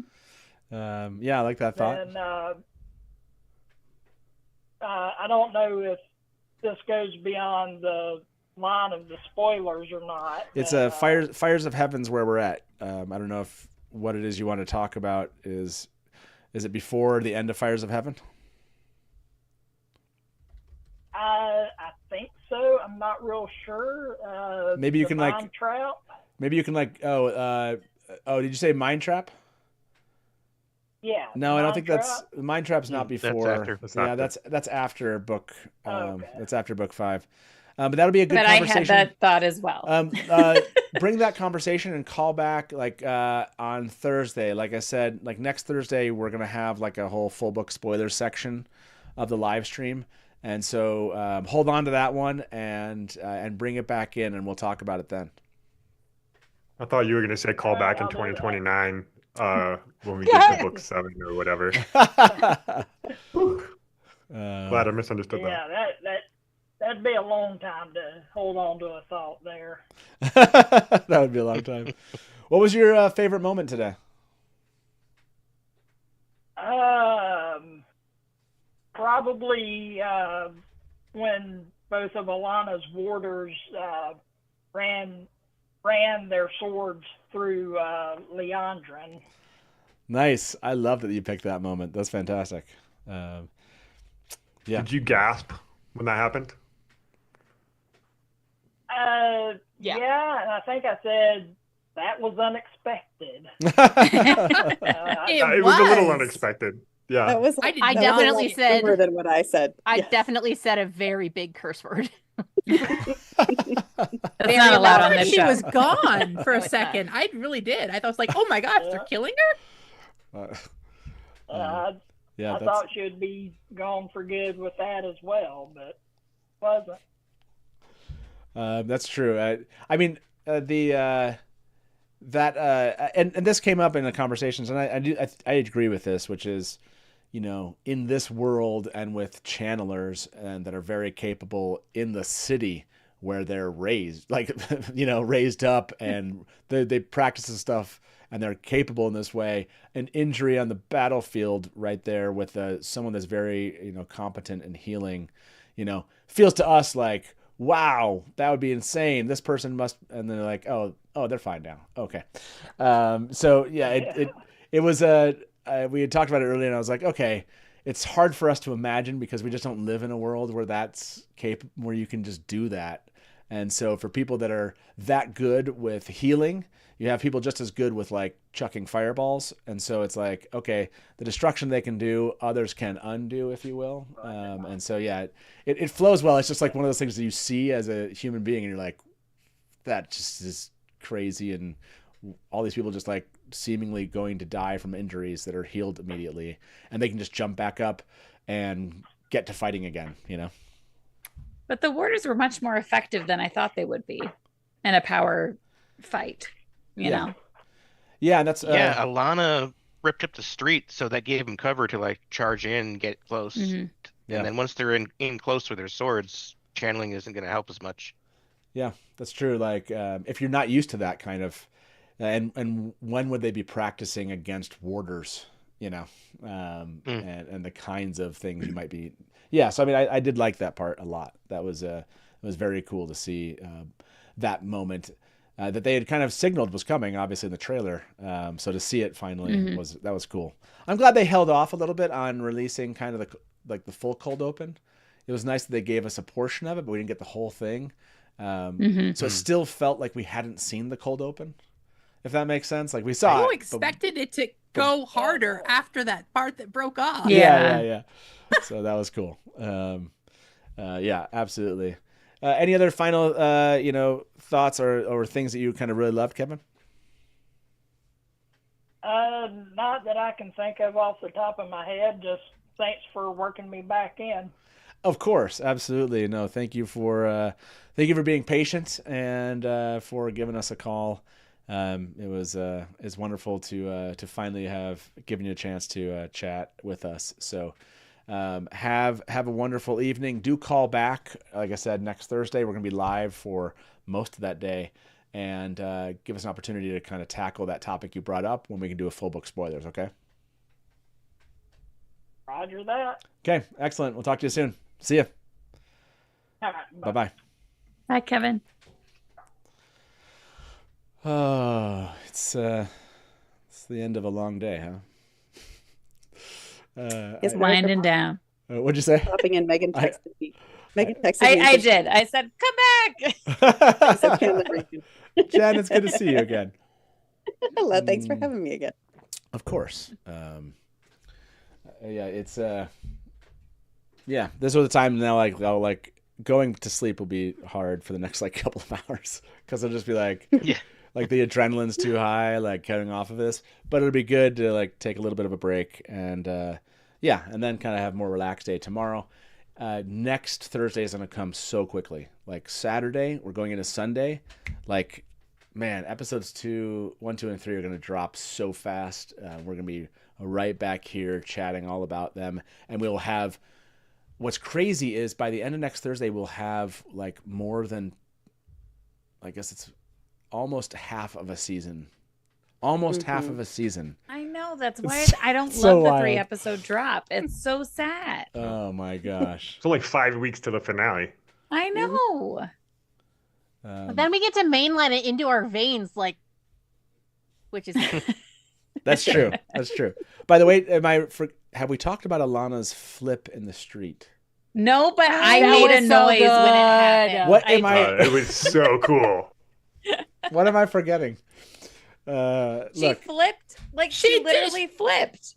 She did the thing where she tore up the sidewalk. Yeah. And then and then she jumped the guys over. were I think the guys were coming around, and then she just did this freaking kickflip up in the air, someone over threw the a fireball at her, and she jumped over it. It was I'm Yeah.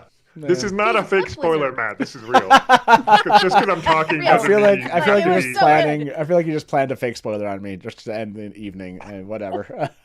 All 6 of us are on a separate thread without you. Yeah. We all planned. Oh, do you think? I mean, all of how we you. can mess with you. That is extremely possible. That is what are you talking about? You like that would be insane. All of you don't have each other. You'd be like, oh, ping him on Discord. Oh, this would be hilarious. He's found our secret DM. So we're in trouble.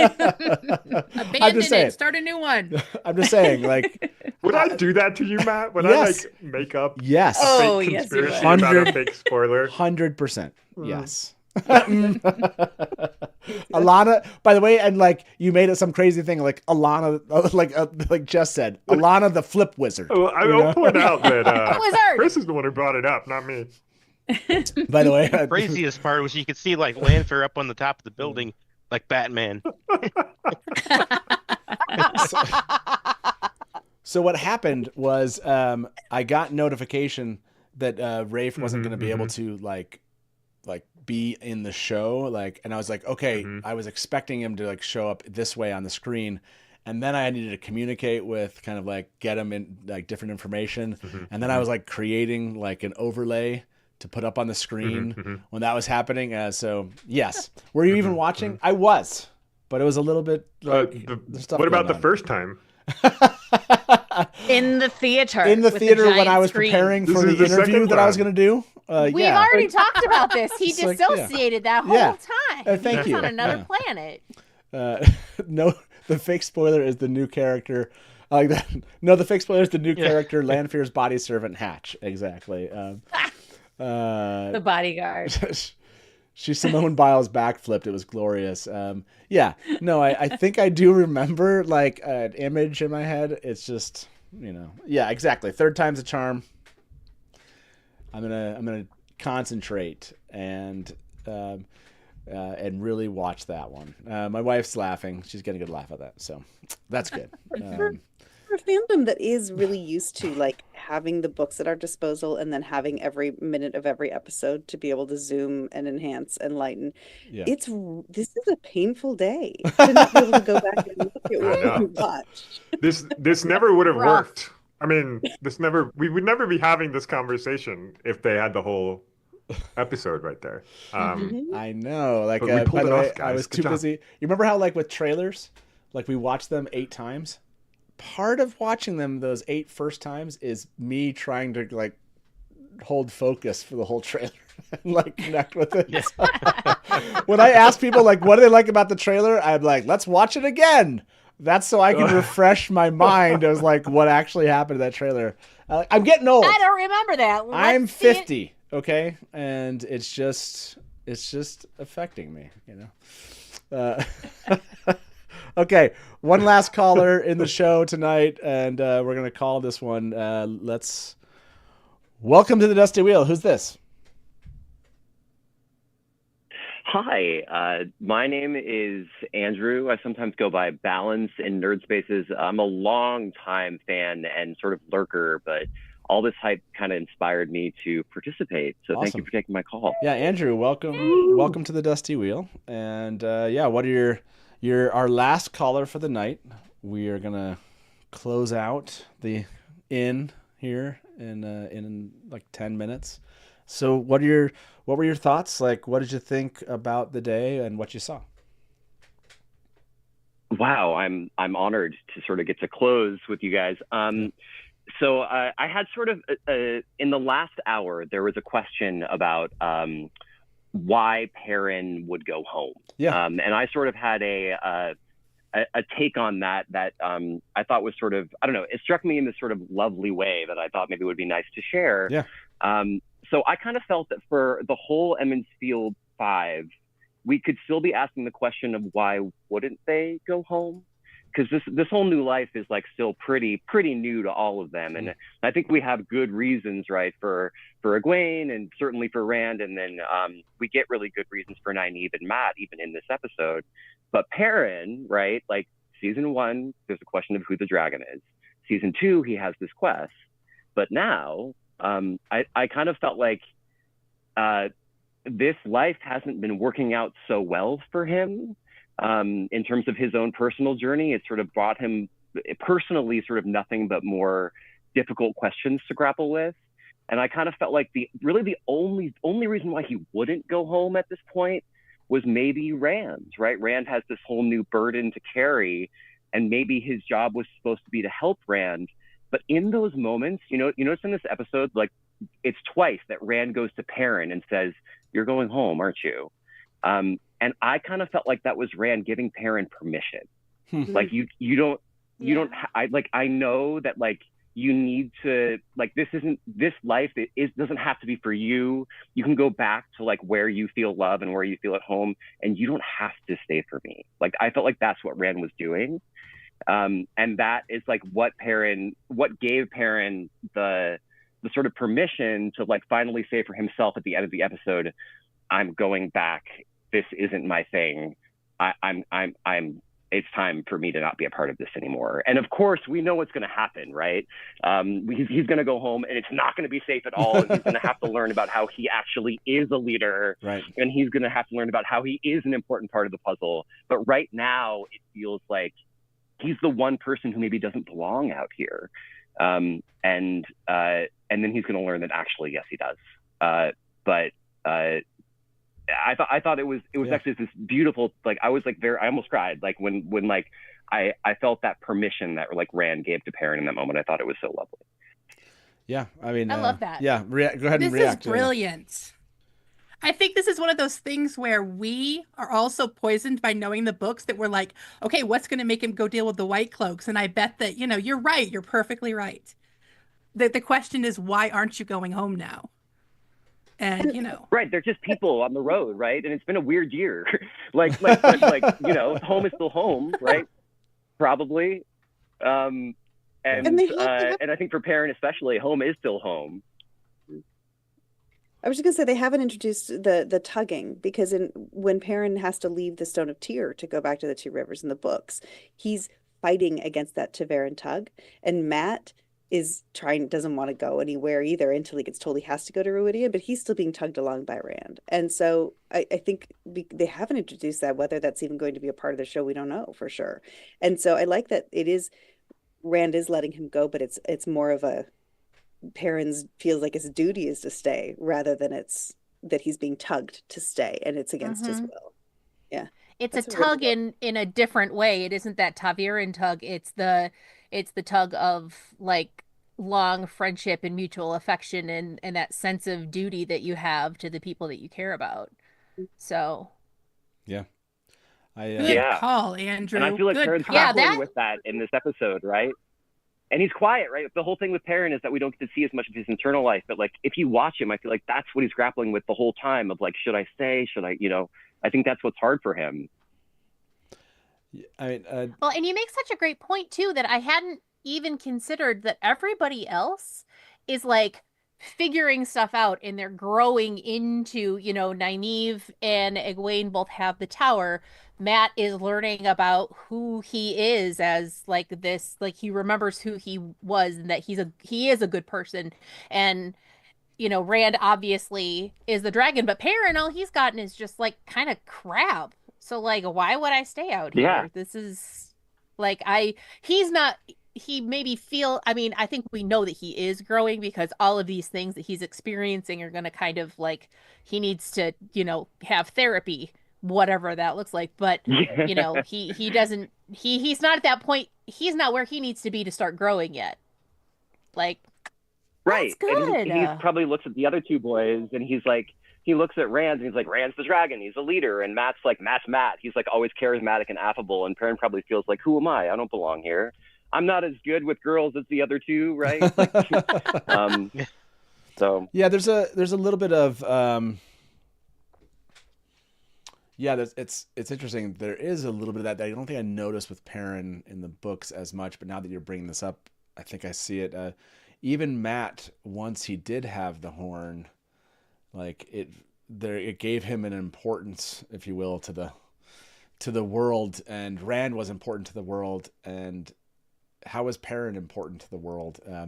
Because Matt was feeling that, I think Jordan had talked about this, the way Matt felt. He felt similar to this in the arc in Great Hunt. And so it was like his friends, like they have things that are like, Perrin has this, this something that's happening to his eyes, something's changing. All of his friends were changing, and he was just kind of like, where's my place in this world? And then the horn comes along, right? And all of a sudden it's like, okay, Matt has a place. Maybe he doesn't want it, but he has a place.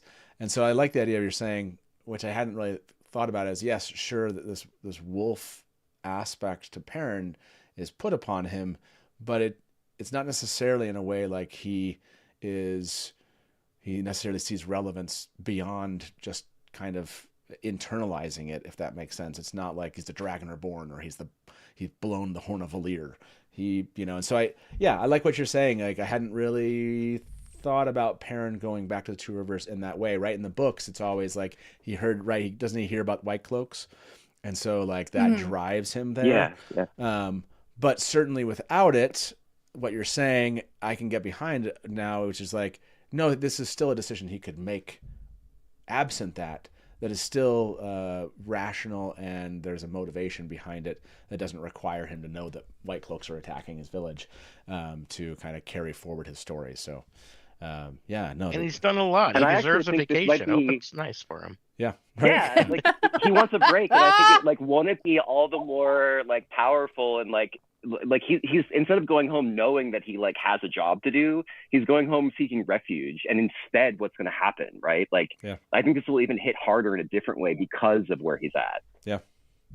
You know, I think what Matt was saying about sort of like that sort of purpose where you fit in the world, it's absolutely a sense of identity kind of thing. Like Nynaeve and Egwene are learning to embrace their identities as Aes Sedai. Rand is the dragon. Matt is the hornblower. What is Perrin? He can't go to wolf school. Yeah, he can't go to wolf school. Like, where's wolf school? That's not a thing. So, like, he can talk to wolves, but, like, what does that mean? He doesn't know what that means. Where is he going to go? The place where he feels like he knows who he is. He's going to go home. And then somebody, I don't remember who it was in the chat, said that he is a pack leader. He needs to go find his own pack. And so, like, I thought that, like, that really hit for me, that he's going to go home. He's going to have this, he's going to grow into this leadership role, presumably with Fail's help and with Tam's help. And that's going to be like his pack. And he's going to step up into that pack leader role there. And that's where he is going to finally get the sense of identity. Damn Andrew, it, that was so good, Andrew. Yeah, I'm going to have to go back and lurk more often, Andrew. Yeah, Andrew, by the way, thanks. Thank you so much for calling in. I feel bad that I have to kind of say, okay, we got to close this down, everybody. Just like, even in these moments, the callers have all been fantastic. So thank you very much for calling in. I hope this won't be the last time. I know you said you're a lurker. I hope that doesn't preclude you from calling back in again. And as we see his character arc develop, I'd love to hear from you, especially at the end of the season, like how you think that this this concept that you've applied to it has kind of played out in what arc they actually plan for Perrin, and see how you feel about it at the end. I would love to hear back from you. So, if you call in, I mean, you don't have to, but please do. Please consider calling back again. We would love to hear you again, beginnings and ends, and we would love kind of the end of this conversation, and hopefully then I have a little bit more time. So. But thank you very much for being. Thank you so much. I really appreciate it. 100%. Thank you so much, Andrew. And we'll talk to you soon. Thanks, Andrew. Okay. See you. Bye-bye. Okay, everybody. I need to close entries here. Pick some winners. Thank you very much for sticking around. I saw the note and I was like, I can figure this out. I have not done this in a while. Anna is typically here and does it for me. Oh, hey, Tori Talks. We're done like spoiling things. So, Tori said, as a non-book reader, I feel so confused and frankly a bit nauseous after this episode. Does it really all make sense to you all? That is, I never thought about it that way. So, yes. And Silly Dabbit, thank you very much, Matt and the entire Dusty Wheel crew. Thank you for the awesome coverage today. Take care of yourselves. Get some good rest tonight and tomorrow. Really appreciate that. Tori Talks, by the way, please don't spoil anything in chat.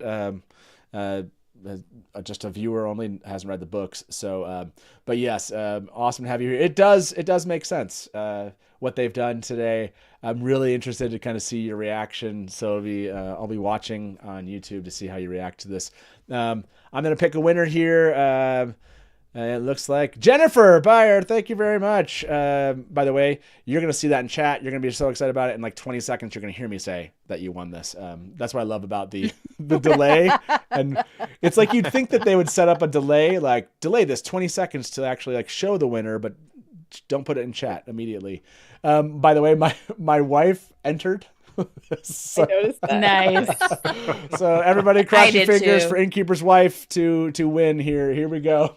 Let's pick another winner. Lawrence Bowman. Congratulations, Lawrence. Hopefully you're still here. If you're not, then you'll never know that you won. If you are, and this goes to Jennifer Byer, just reach out to us on social media or reach out to me on Discord. Discord is really the quickest and easiest way. We have about 30 winners to send gifts to. I collected them all. I have all the information. It's just a matter of then we went and did the London thing. And anyways, I haven't really sat back down, but I will try to do that here. But congratulations to both of you. Reach out, get the link to Discord, ask everyone, how do I find the Innkeeper? They'll point you in the right direction. And let's add one more winner to it. I'm trying to make it so my wife wins. I don't know. I'm like giving away more hoping one of them is going to be, I don't know why this is a thing, but my brain wants me to do it. I was like, yeah, keep doing that. And the next one is Wolf Sister. Congratulations. Wolf Sister. You also won. Please just reach out to me on Discord. Should we do one more? One more? Yeah. I think for sure. Sure. Maybe your wife will I'm win still this one. Maybe she'll holding win out for this some one. Wolf Sisters. One more Yeah, for yeah. season 4 green light. Oh for yeah, sure. once more for Yes. season 4. Yes. Here you go. Pick a winner, and it is Aiden True Faith. Congratulations. Aiden. So Aiden, Jennifer, Lawrence, and Wolf Sister, please reach out to me on Discord, and we'll make sure that that you get this eventually. So, that just makes me laugh. Look, some of you wait a long time, some of you don't wait as long. This is what happens.